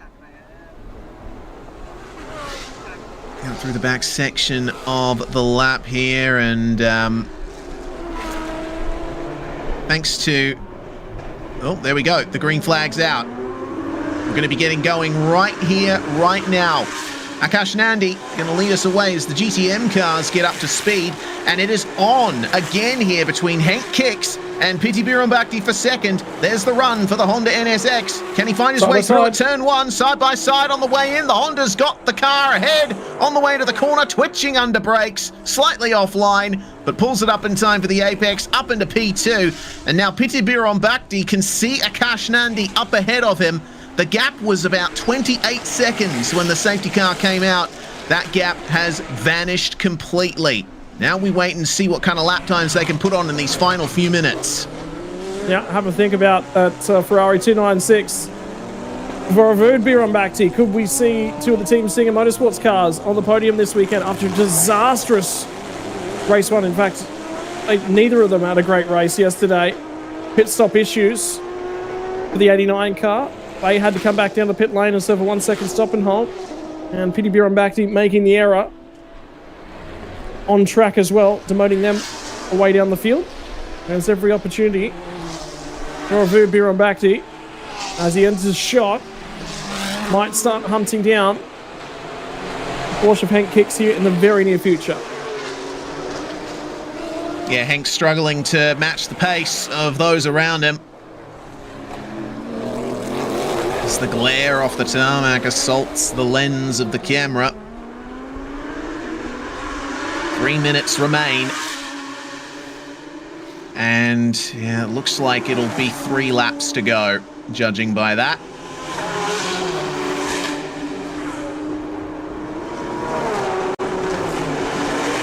And 2 minutes and 45 seconds. Yeah, might just be the case. What was the lap time like? Akash Nandi, 34.616, so he fired off quite well.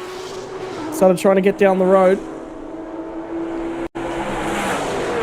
big question mark. Vorovud Birabakhti ran a 38.5, so he is already on the rear bumper of Henk Kicks.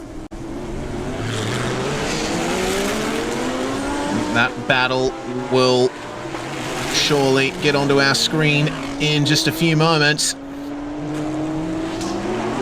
For now, keep an eye here on Piti Birabakhti as he chases down Akash Nandi at the front of the field. But Akash, it looks like, has nailed the restart here. He was 2 seconds faster on the previous lap, but he does seem to have gained a further 9/10 on that in Sector 1 thus far this lap. So, as long as he can keep it stable and out of the wall, Akash Nandi and Yi Deng on their way to a potential victory here. And just with some of the stuff that's happened this weekend as well, I'm not counting on that until the checkered flag waves. Me either. Yeah, it's been a weird, berserk, bonkers. There are words to describe how crazy it is, but it's not going to put the picture in. There's stuff that's happened here this weekend, and this is why we like car racing. Henk Kicks is going to cover Vorovud Birabakhti to the inside, just about nudging the Ferrari into the rear bumper of the Porsche. At the hotel, around their pit lane counterparts, and the teams will get a glimpse of them as they fire through there. I wonder whether or not the words are being passed to Henk Kicks. There's a minute on the clock, mate. You've got 2 laps. Can you keep him behind you if you can? He's on the wide line on the run down to turn number 1. Kicks will have the inside when they get to 2. Still alongside. Vorovud closes him out. 2 P3. And there's now 2 Tim Singer cars on the podium. Very good stuff there from Vorovud Birabakhti. For a second there, I was thinking it's like they're almost just waiting for one of them to turn in, whether or not there was going to be contact. But they kept it clean.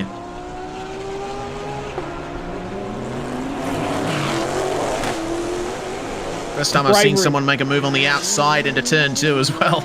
Yeah, bravery on the behalf of Vorovud Birabakhti as well. You've got to applaud the move. The way that he got that one done. GT Pro, that battle's actually come back together. Think about that. That was a 45-minute lead for Rafik. And they're now nose to tail on the racetrack. Natavude's right there in the battle for GTM honours.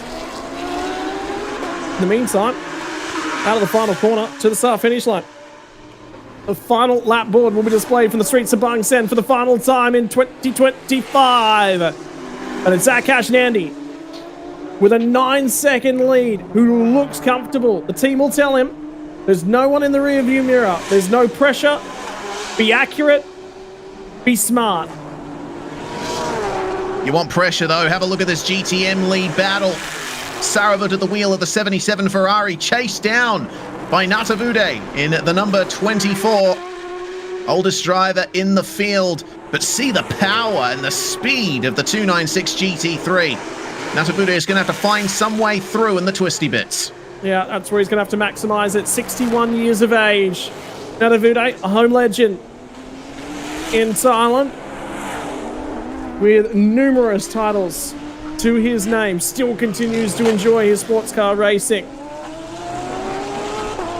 To be perfectly honest, I'm just glad he's out there. He tells a story.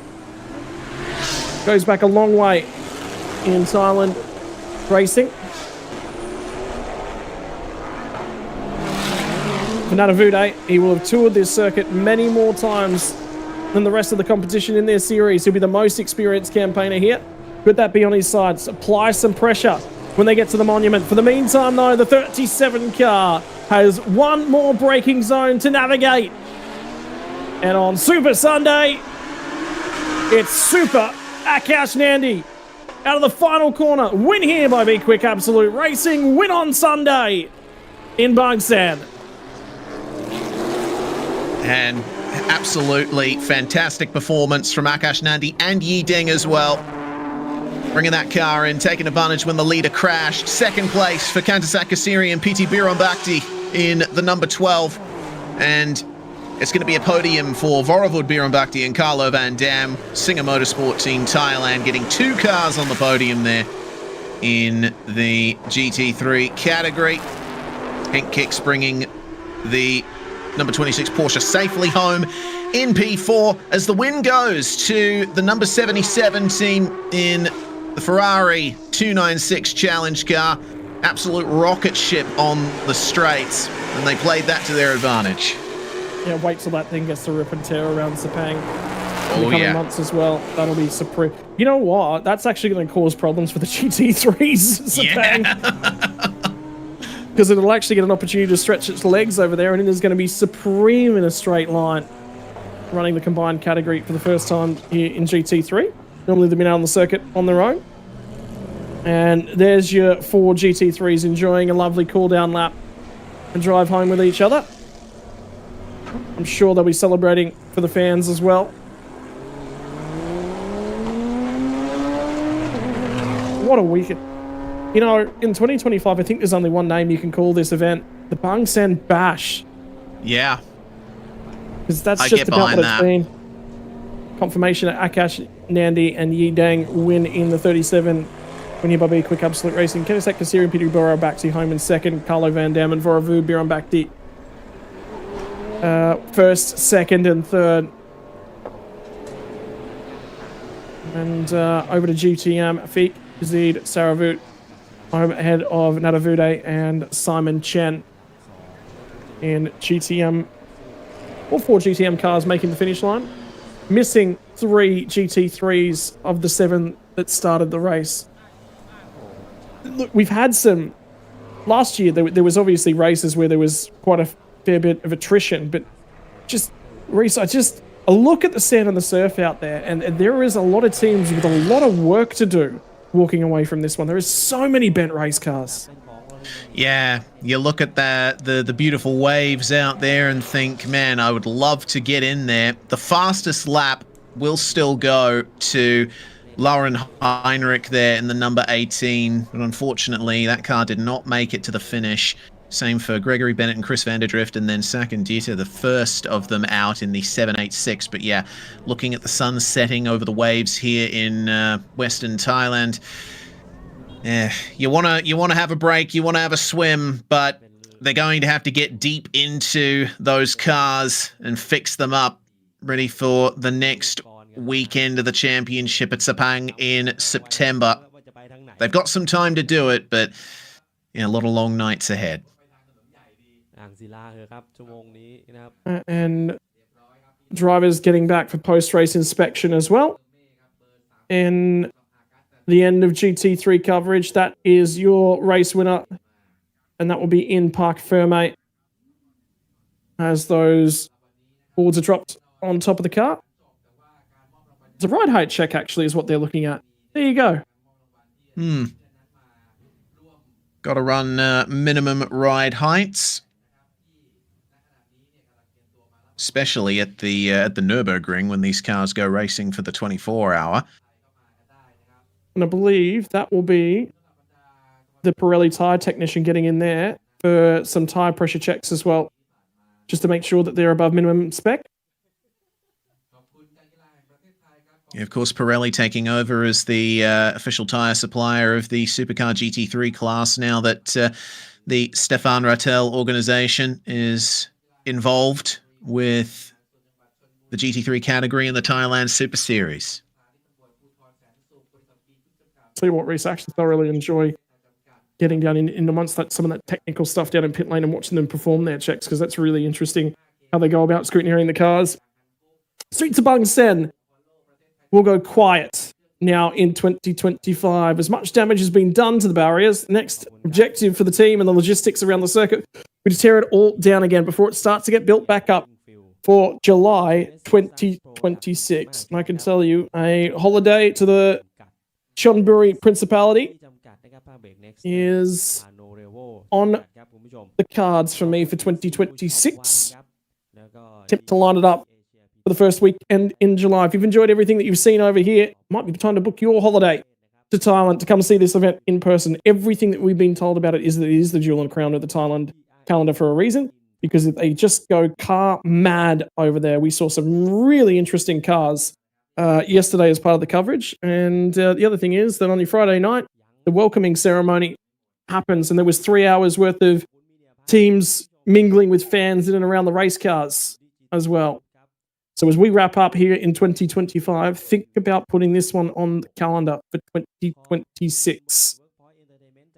Because with the SRO inclusion as well, therefore Southeast Asia inclusions and the expansion of activities, I can guarantee there'll probably be a few more GT3s next year. They're probably just watching and waiting to see what the first year of SRO inclusion looked like.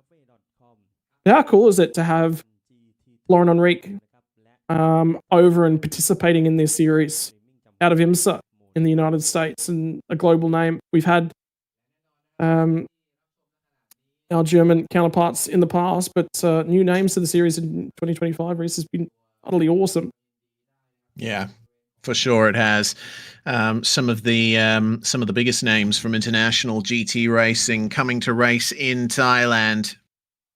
We've had some long-time support from many, but also running fantastically, Lauren Heinrich in this category. It's just a shame that the result didn't come together for that car. It would have been able to add the Bangsaen Grand Prix to the list of excellent results that he's had over his racing career, but I do hope that he comes back next year. Yeah, get the feeling he just might do so. Won yesterday as well. So at least there is a little bit of victory in his weekend. And led the car to the pit stops in race 2. The Bangsaen Grand Prix weekend. Again, cars still following through ride height, post-race checks and scrutineering. Next round of the coverage. Well, you only got to wait approximately a month because we'll be back in action for the GT3, GTM and GT4 categories when we head to Sepang on the 8th to the 10th of August. This is my favorite international circuit and has been ever since I started watching Formula One growing up as a child. And I'm very, very happy that we get to call racing action from the 8th to the 10th of August 2025. To the fans that are watching along at home, say it once again, big shout out, a big thank you for joining us right away throughout the weekend, to the marshals, to everyone over in Thailand that makes this event possible, has brought us on board as well, Reese. It's the work of many, such that we can celebrate racing like this. Yeah, absolutely. Many, many thousands of people putting hundreds, thousands of hours into making all of this work. And we want to thank you all for sitting with us here this weekend. The show was fantastic. We hope that you enjoyed it as much as we did. Well, we'll leave the stream open, ladies and gentlemen, as we get to sit back, watch and relax and enjoy the post-race celebrations from your Thailand Supercar GT3. I've been Scott Rankin. He has been Reese Gardner, and behind the scenes, Dan Yeaman on your production coverage. The host of your English language broadcasts and the Bangsaen GP in 2025. We bid you adieu. Thank you for joining us right across the weekend, and we'll see you in a month's time when we go racing once more for Thailand Super Series from Sepang.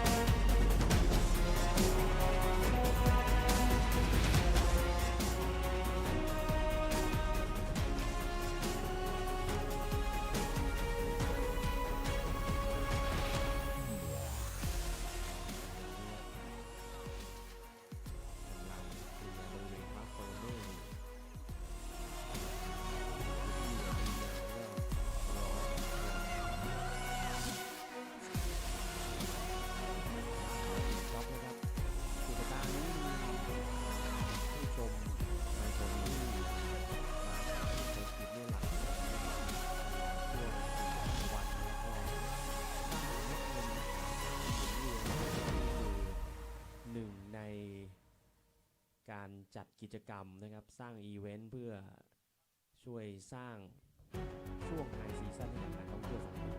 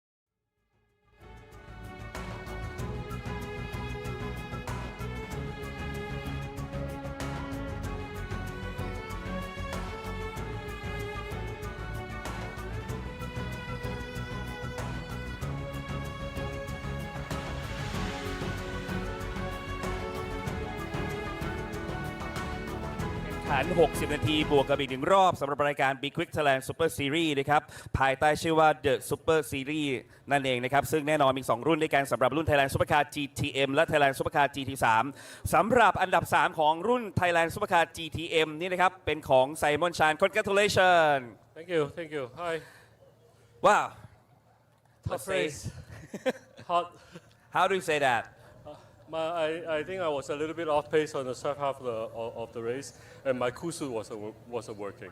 So it was quite tough for me under the heat and also busy track around here as well. Yes. Yeah. So now yeah. you can do that in position 3? Sorry? Now you just come back to the third position? Yes. How do you feel today?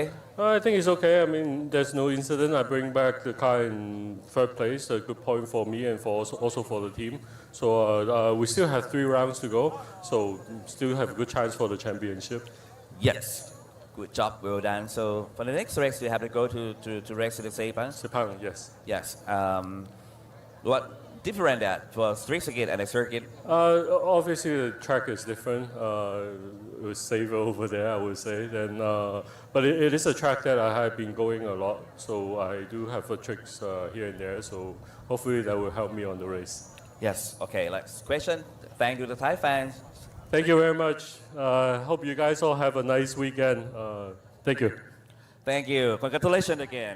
Simon Chan นะครับอันดับ2นะครับเป็นของ Toyota Gazoo Racing Thailand พี่วัวและทุกคนเจริญสุขวัฒนะโอ้โหสวัสดีครับแม่เป็นการขับเคี่ยวที่สนุกมันวันนี้ใน 60 นาทีพี่วัวเล่าให้ฟังหน่อยครับเป็นยังไงบ้างสำหรับรุ่น GTM ก็อย่างที่บอกนะครับวันนี้เป็นวันสุดท้ายเราก็สู้เต็มที่นะครับในนาม Toyota Gazoo Racing Thailand นะครับแล้วก็ก่อนอื่นต้องขอบคุณแฟนๆขอบคุณทีมช่างนะครับที่ทำรถมาดีมากแล้วก็ผมเองก็ไว้ใจในตัวช่างที่ทำรถให้แล้วช่างก็ไว้ใจในการขับของผมนะครับที่สำคัญคือว่ารถสวยจบนะครับได้ไปมาเลแน่นอนครับและแฟนๆก็ยังให้ความชื่นชมนะครับแล้วก็ตามเชียร์พี่ตลอดอย่างที่ผมบอกตั้งแต่ตอนเปิดรายการในช่วงแรกแล้วก็รู้สึกว่าทุกคนก็มีความภาคภูมิใจแทนตัวพี่วัวด้วยเช่นกันก็วันนี้ครับก็อย่างที่บอกได้แรงเชียร์เยอะนะครับฮึดมากวันนี้นะครับถึงแม้ว่าจะหอบบ้าง นิดหน่อยครับแต่ก็ยังเชื่อว่าพี่วัวก็ยังเป็นแบบ the best ในเรื่องของการขับคนเดียวแบบ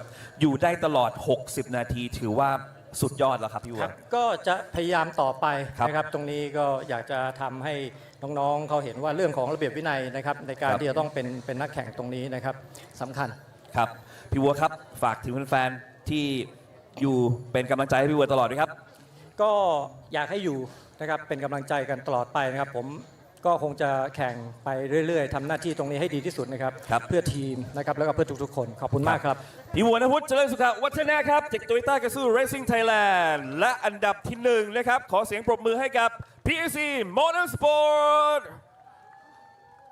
โอ้โหแสดงความยินดีด้วยครับพี่กีอีกครั้งหนึ่งแล้วนะครับสำหรับการมาอยู่ตรงนี้เบื่อหรือยังยังไม่เบื่อครับก็เป็นครั้งแรกที่ได้ที่1ติดกันใช่และก็เป็นครั้งแรกที่ใช้รถคันใหม่ด้วยอย่างที่บอกนะว่าตามคำสัญญาเรามายืนตรงเนี้ยเมื่อปีที่แล้วผมยังจำได้อยู่เลยว่าพี่บอกว่าโอเคเดี๋ยวจะมีรถคันใหม่เข้ามาแล้วพอวันนี้มาแล้วก็ปรับด้วยกันเขาเรียกว่าเป็นการปรับจูนได้เร็วมากที่ทำให้มาอยู่ในสนามนี้แล้วที่มาในที่1ด้วยรู้สึกยังไงบ้างพี่กี้เล่าเลยครับก็รู้สึกดีใจมากๆครับแล้วก็วันนี้ก็เป็นครั้งแรกที่ได้แข่งแล้วก็สนามแห้งครับก็อย่างที่รับปากพี่ไว้ว่าวันนี้เร็วแน่นอนครับและก็เร็วจริงๆนะครับแล้วก็อาฟิก็ทำหน้าที่ได้สุดยอดครับได้ดีด้วยได้ดีมากๆครับก็ไม่มีเซฟตี้คาร์ครับตอนแรกอาฟิ Yes How you feel Yeah we feel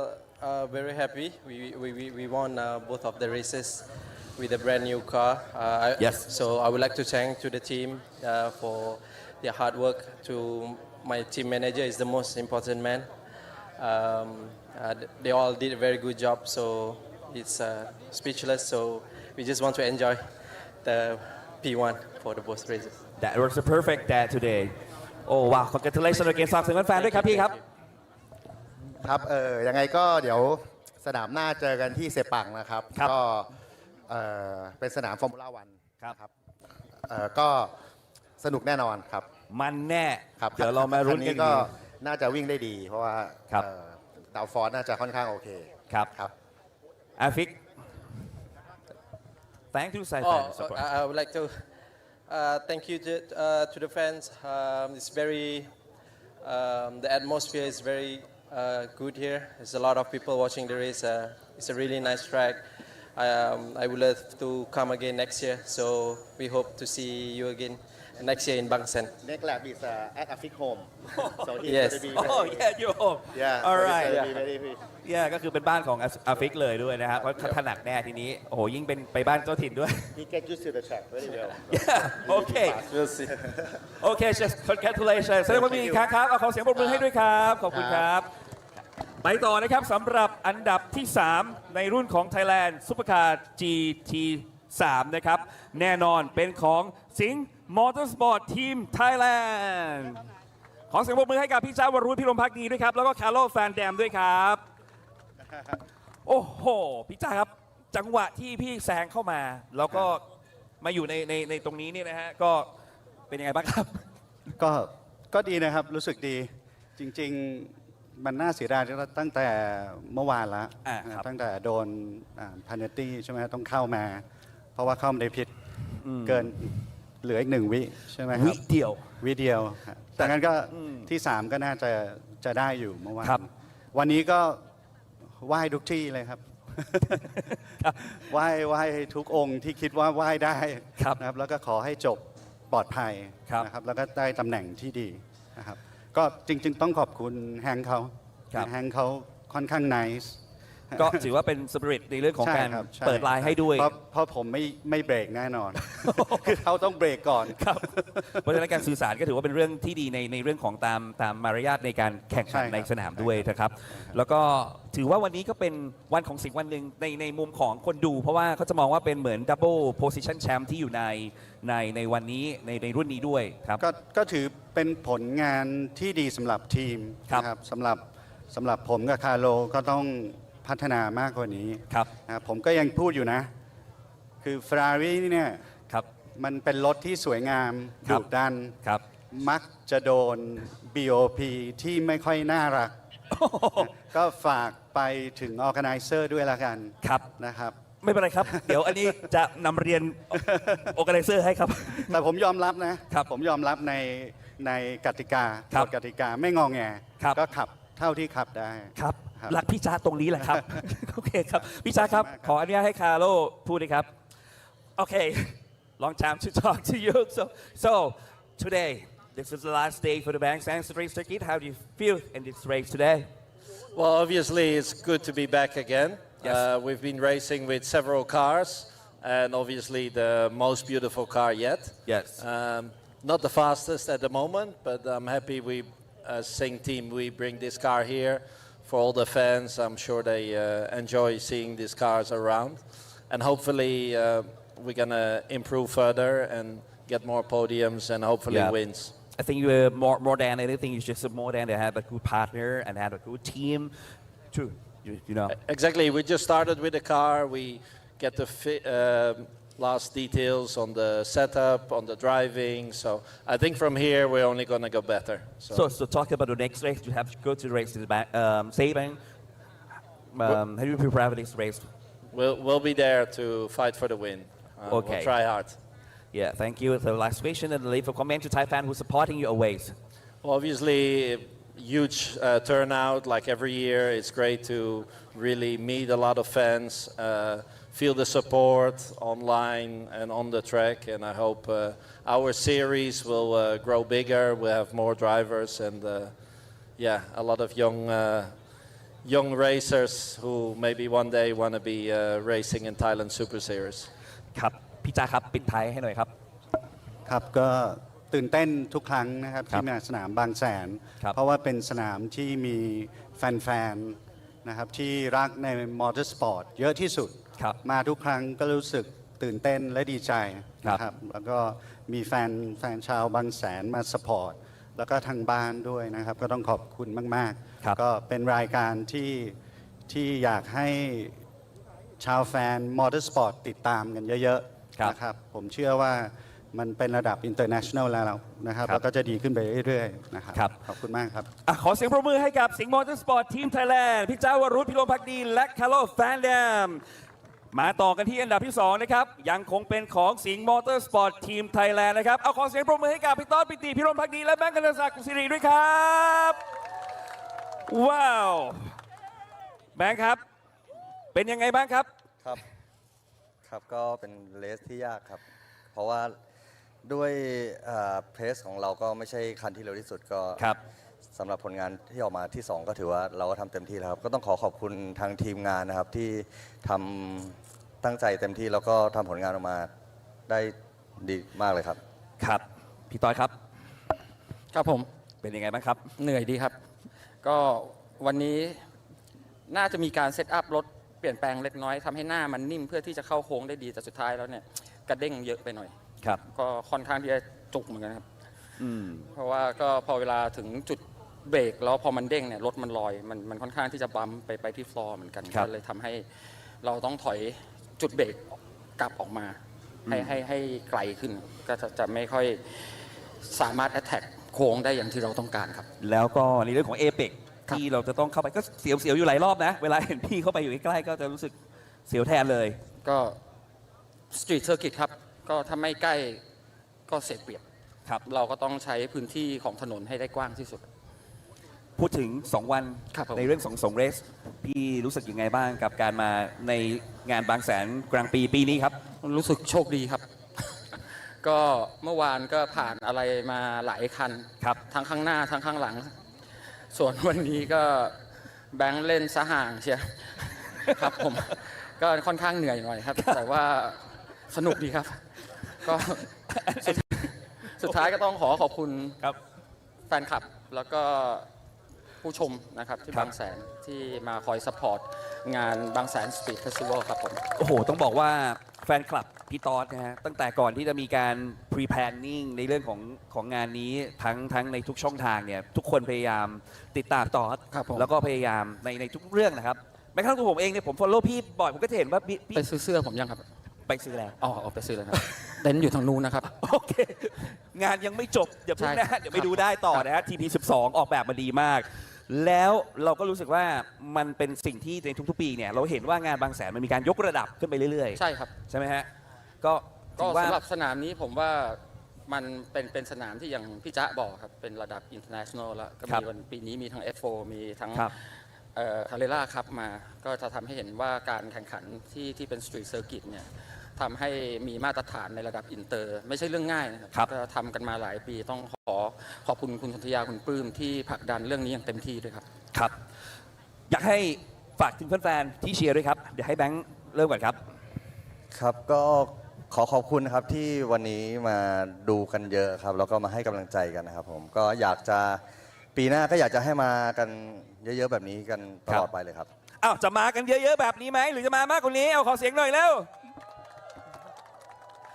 โอเคเราต้องได้เชียร์แน่ครับพี่ต๊อดครับปิดท้ายเลยครับก็ติดตามนะครับรายการซุปเปอร์คาร์ไทยแลนด์นะครับแล้วก็สนามหน้าเจอกันที่มาเลนะครับทำอย่างเงียบหมดเลยมาเลไม่มีใครไปเลยเอาขอเสียงให้พี่ต๊อดหน่อยขอบคุณครับขอบคุณครับขอบพระคุณครับพี่ต๊อดครับเอาขอเสียงปรบมือให้กับสิงห์มอเตอร์สปอร์ตทีมไทยแลนด์แน่นอนนะครับปิติพิรมภักดีและแบงค์กันตศักดิ์กุศิรินะครับเป็นนักแข่งที่น่ารักอีกท่านนะครับและอันดับ1ของเราในวันนี้นะครับกับ Win Here Motorsport Oh that was wonderful great job Oh before you go to Fuji you have to celebrate and enjoy that with us about this time so how do you feel in this race Yes for sure actually I'm really excited that I could come back again to meet a lot of fans here, which makes great luck here.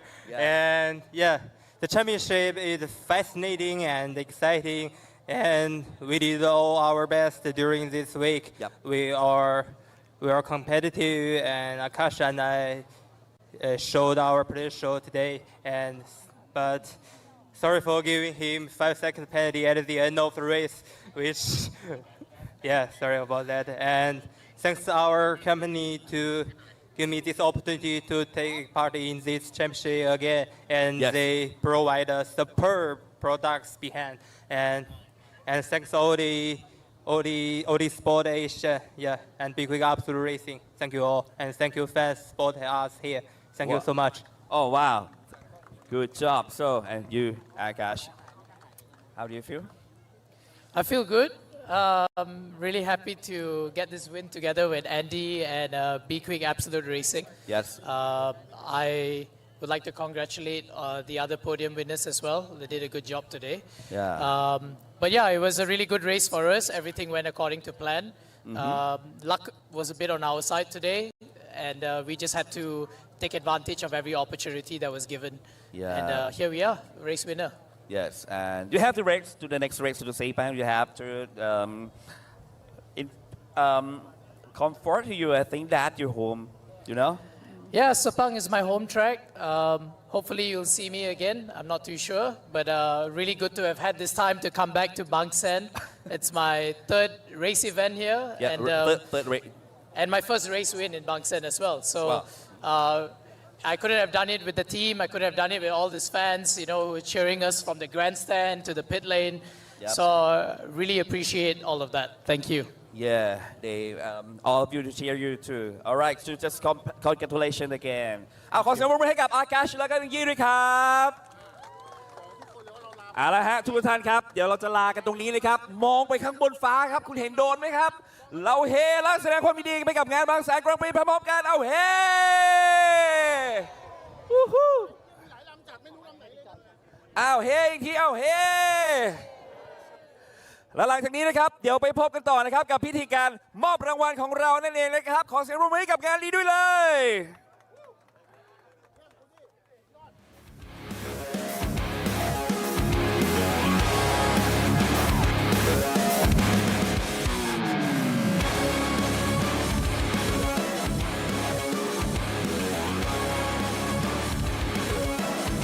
With that, folks, final highlights here from the weekend. Scott and Reese have had to take off, unfortunately, tonight, but I'll sign us off here this evening, having been watching the racing action alongside them today as well. And oh man, what a race could have been. Obviously, talking about Lon Heinrich's excellent start here for the AES Motorsport number 18.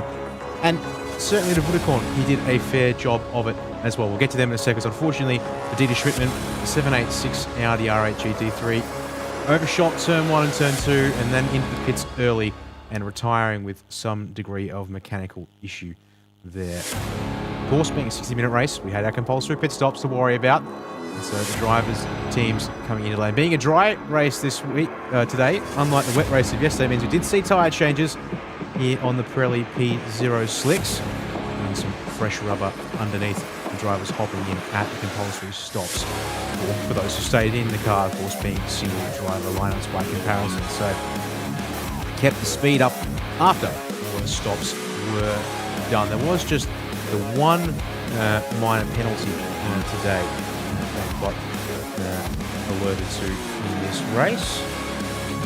Number 37, a 5-second post-race time penalty for an issue with the pit entry line, but that was the only big issue from race control. Bigger issues out on track. Unfortunately, number 11 Ferrari here grinding to a halt there on the exit of turn 2.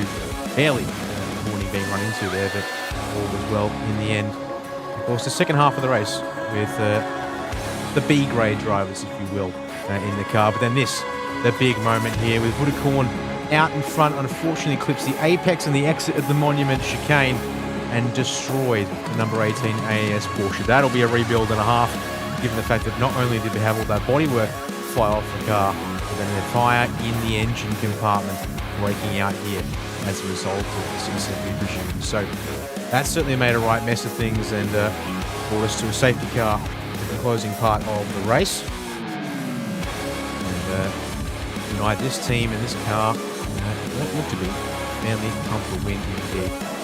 Imagine that Reese was shocked when they came past the pit lane and suddenly there's fire, but may have been. He wasn't aware of what happened. Heinrich there in the pit lane, definitely gutted, to put it politely, as to his response. That one, yeah. Got back racing, and the battle for the final podium steps was on, and in the end there, Bob Bjorn back with an excellent pass and able to cut off Henk kicks there to take P3 away from the BQ Absolute Racing Porsche. But sister car, the win here by BQAR, Audi number 37, unable to be stopped at the front of the field and coming through to lead that race and finish things off there. So as we said, with Scott and Reese signing off, and we'll bring it back up on screen here again as well. The next round of the season, next event of the season, 8th to the 10th of August this year at Sepang International Circuit, will only have the GT3, GTM and GT4 cars, so keep that in mind that it will be a limited schedule, and exactly when we'll be broadcasting is yet to be confirmed. So keep your eye out on the TSS social media platforms, namely Facebook, but I do believe also they have an Instagram and TikTok pages according to the splash screens we're working with on these broadcasters. There is your top 5 teams. And I believe we just heard there in GT4 for that podium there as well. So on behalf of Reese and Scott, one last time, my name is Danny Ammon and also David Haynes along for the ride earlier this weekend. Thank you all again for joining us. To all of you, whether you've been on the Thailand Super Series YouTube channel, the Speed Cafe YouTube channel as well. Big thanks to Speed Cafe for continuing to support us. As indeed, that is the GT4 podium there with the AAS Motorsport Cayman number 1 up front there. Of course, to all of the partners and supporters of the TSS, the Super Series, and the Be Quick Thailand Super Series. Great to see this series continue and the numbers here at Bangsaen. So indeed, Facebook and Instagram, you can follow Thailand Super Series with plenty of activity in terms of posts and material there for you to keep an eye on. But indeed, just 1 month until we're back on screen with racing at Sepang for our Supercar GT3, GTM and GT4 cars. But until then, folks, have yourselves a good time. Hopefully cross paths with plenty more racing around the world shared online as well. Thank you all. Have yourselves a good rest of your day, whether it be morning, afternoon, evening or night for you. Until next time, we'll hopefully cross paths online somewhere else in the world. It's bye from me and bye to all of you. Have a good one.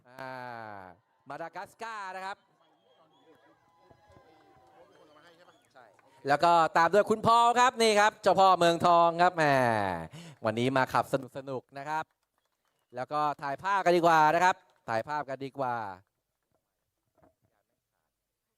ถ่ายกันไปครับตอนนี้อีกนิดนึงแล้วก็ขอเสียงปรบมือหน่อยเร็วขอบคุณครับรู้สึกว่าไมค์เริ่มเสียงหายนะฮะเหมือนกับจะหมดแรงต่อเนื่องเลยครับสำหรับการมอบรางวัลในรุ่นของโปรเช่สปินทรอฟี่ไทยแลนด์ GT4 มีทั้งหมดด้วยกัน3อันดับครับเริ่มจากอันดับที่1ครับเป็นของหมายเลข1คามิกกระสูตรและกระทีกุศลีจาก AAS Motorsport อันดับ2ครับหมายเลข98ทอดเจมส์คิงฟอร์ดจากฟินแลบเลสซิ่งอันดับที่3หมายเลข32เอียโรราซาโกโตและสถาบันวิรเชื้อจาก B Quick Absolute Racing มาครับมานี่คือแก๊งที่ใช้Porsche ครับนะครับผู้มอบรางวัลครับคุณสุธีอนะอัญญาพรผู้จัดการทั่วไปฝ่ายการขายและการตลาดด้านอุตสาหกรรมบริษัทอีเดมิสึอพอลโลประเทศไทยจำกัดผู้จำหน่ายน้ำมันเครื่องอีเดมิสึน้ำมันเครื่องคุณภาพสูงจากประเทศญี่ปุ่นให้เกียรติในการมอบรางวัลครับนี่ครับอันดับที่1ของวันนี้ครับ AAS ครับอันดับที่2ครับ Finlab Racing และก็อันดับที่3ครับ B Quick Absolute Racing นะครับสุดยอดครับมาถ่ายภาพกันดีกว่าครับอยู่บริเวณกลางเฟรมครับยิ้มหวานอย่าลืมนะครับใช้น้ำมันเครื่องอีเดมิสึกันด้วยนะครับของดีมีคุณภาพจากประเทศญี่ปุ่นครับถ่ายกันเสร็จแล้วก็ขอเสียงปรบมือหน่อยครับขอบคุณครับขอบคุณครับขอบคุณมากๆนะครับสำหรับการมอบรางวัลนะครับจากทางอีเดมิสึครับคุณสุธีขอบคุณมากนะครับต่อเนื่องครับสำหรับการมอบรางวัลต่อไป Thailand Supercar GTC ในสนาม3ครับผู้มอบรางวัลครับขออนุญาตเรียนเชิญพนักท่านสนธยาคุณปลื้มประธานจัดการแข่งขันรายการ TSS The Super Series by B Quick และ B Quick Thailand Super Series ให้เกียรติในการมอบรางวัลเริ่มจากในรุ่นของ Thailand Supercar GTC TAV8 ครับมีทั้งหมดด้วยกัน2รางวัลครับอันดับที่1เป็นของหมายเลข9อัครพงศ์อัครีนิโรธและกิตติวัสุรัตน์จากโตโยต้ากาซูเรซิ่งไทยแลนด์ และอันดับที่ 2 ครับ เป็นของหมายเลข 23 เคเนโทและเชนนางจากทีมซุปเปอร์โซนิกบายโรงโป๊ะพาวเวอร์ยูนิตเชิญเลยครับมาแล้วนี่ครับสิงคโปร์เรียนมาแล้วเสื้อสวยมากครับผมชอบมากเลยมากันครบแล้วมี 2 ลำดับนะครับมอบรางวัลโดยท่านสนธยาคุณปลื้มครับประธานจัดการแข่งขันรายการ TSS The Super Series by B Quick และ B Quick Thailand Super Series ครับนี่ครับเหมือนเดิมครับชูธงฮะชาติสิงคโปร์ครับขับโหดดุเดือดครับวันนี้เจอในเรื่องของการบวกเวลาเยอะไปหน่อยครับเขาคงจะติดใจการแข่งขันที่เมืองไทยอย่างแน่นอนคอนเฟิร์มครับชอบฮะขับโหดมากมาประเภททีมกันดีกว่าครับได้แก่ทีมโตโยต้ากาซูเลสซิ่งไทยแลนด์โตโยต้าใครจะเป็นคนไปรับครับโตโยต้ากีการ์ดมีไหนใครจะไปรับเอาเร็วโอ้ท่านแมนครับเชิญท่านแมนอุ้ยท่านแมนกางเกงหลุดไปโอ้โหไม่ต้องใส่เสื้อครับถ้าเกิดอยากใส่เสื้อไปซื้อเสื้อพี่ตอดได้ใช่ไหมนี่ประเภททีมครับประเภททีมโอ้โหนานๆขึ้นเวทีแทนลูกพี่ทีเขินนะเขินอาจารย์แมนผมเขินเรียบร้อยขอเสียงปรบมือหน่อยเร็วขอบคุณครับและต่อไปครับ Thailand Supercar GTC Overall ครับมีทั้งบริการ 2 อันดับเหมือนเดิมเลยรับเหมือนเดิมครับสำหรับอันดับที่ 1 ครับหมายเลข 9 อัครพงศ์อัคนีนิโรธและกฤษวัสุรัตน์จากโตโยต้ากาซูเลสซิ่งไทยแลนด์และอันดับที่ 2 ครับหมายเลข 23 เคเนโทและเชนอังจากทีมซูเปอร์โซนิกบายโรงโป๊ะพาวเวอร์ยูนิตครับ yes again sure again yes ผู้มอบรางวัลครับท่านพนักท่านสนธยาคุณปลื้ม The President หรือว่าประธานจัดการแข่งขันรายการ TSS The Super Series by B Quick และ B Quick Thailand Super Series ครับให้เกียรติการมอบรางวัลของ GTC Overall ครับรับกันไปโอ้โหมาตะเกียร์เลยครับวันนี้ถ้วยครับพร้อมกับช่อมะกอกนะครับของทาง Toyota Gazoo แล้วก็นี่ครับจากทางทีมซูเปอร์โซนิกครับบายโรงโป๊ะครับพร้อมกับประเภททีครับได้แก่ทีม Toyota Gazoo Racing Thailand อีกแล้วรับมอบกันไปครับอาจารย์แมนเดินทางมาเพื่อที่จะมารับถ้วยโดยเฉพาะเลยถ่ายภาพกันดีกว่าครับคล้ายๆกับเฟรมเดิมเมื่อกี้นี้เลยนะครับให้เวลาอีกนิดนึงครับ5 4 3 2 1เรียบร้อยขอเสียงปรบมือครับขอบคุณครับต่อเนื่องเลยนะครับสำหรับการมอบรางวัลในรุ่นของ Thailand Supercar GT3 ที่เพิ่งจะแข่งจบกันไปเมื่อกี้นี้ผู้มอบนะครับยังคงเป็นท่านเดิมก็คือท่านสนธยาคุณปลื้มนะครับประธานจัดการแข่งขันรายการนี้เริ่มจากอันดับที่ 1 ก่อนครับเป็นของหมายเลข 37 อากัสนันดีและเดงจี้จากวินเฮียบาย BQAR และก็อันดับที่ 2 ครับเป็นของคนนี้เลยครับหมายเลข 12 ปิติพิรมภักดีและกฤษศักดิ์กุศลิสิงห์มอเตอร์สปอร์ตทีมไทยแลนด์และอันดับที่ 3 ครับเป็นของหมายเลข 89 วรวุฒิพิรมภักดีและคาร์โรแวนแดมครับจากสิงห์มอเตอร์สปอร์ตทีมไทยแลนด์เช่นกันและอันดับที่ 4 ครับเป็นของหมายเลข 26 เฮงกิกและแซนดี้สตูวิกจาก B Quick Absolute Racing บอสกับบอสมี 4 อันดับนะครับและแน่นอนนะครับเดี๋ยวเขารอเขาขึ้นกันให้เรียบร้อยกันก่อนนะครับ4ตำแหน่งของเรามาแล้วครับแน่นอนครับในรุ่นใหญ่ของเราในรุ่นของ GT3 เราจะมีการเปิดเพลงชาติเดี๋ยวเฮงกิก the left hand side is not you นู่นไปหลืบนู่นยูจะมาแฮปไม่ได้แหมบอสเล่นซึมเลยบอสขึ้นก่อนบอสอัพ yes up โอ้เตรียมตัวไว้ก่อนเลยบอสผมนะผมรู้ชะตากรรมของอันดับ 2 กับ 1 เลยฟังเพลงชาติกันดีกว่าครับมา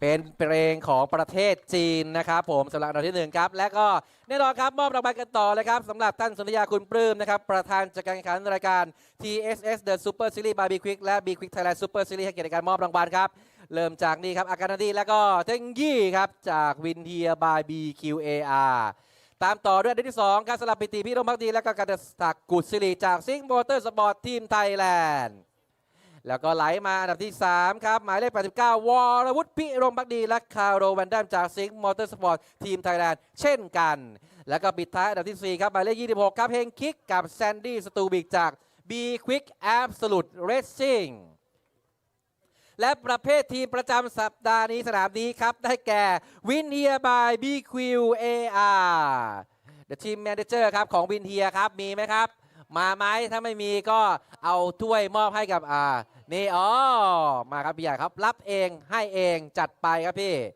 เมื่อวานพี่อยู่ดึกมากนะครับ4-5 ทุ่มยังเห็นพี่เข้าเซเว่นอยู่เลยนะครับมาถ่ายภาพกันเลยเมื่อวานนี้รู้สึกว่าทาง B Quick เองมีจัดปาร์ตี้ริมชายหาดด้วยสนุกมาก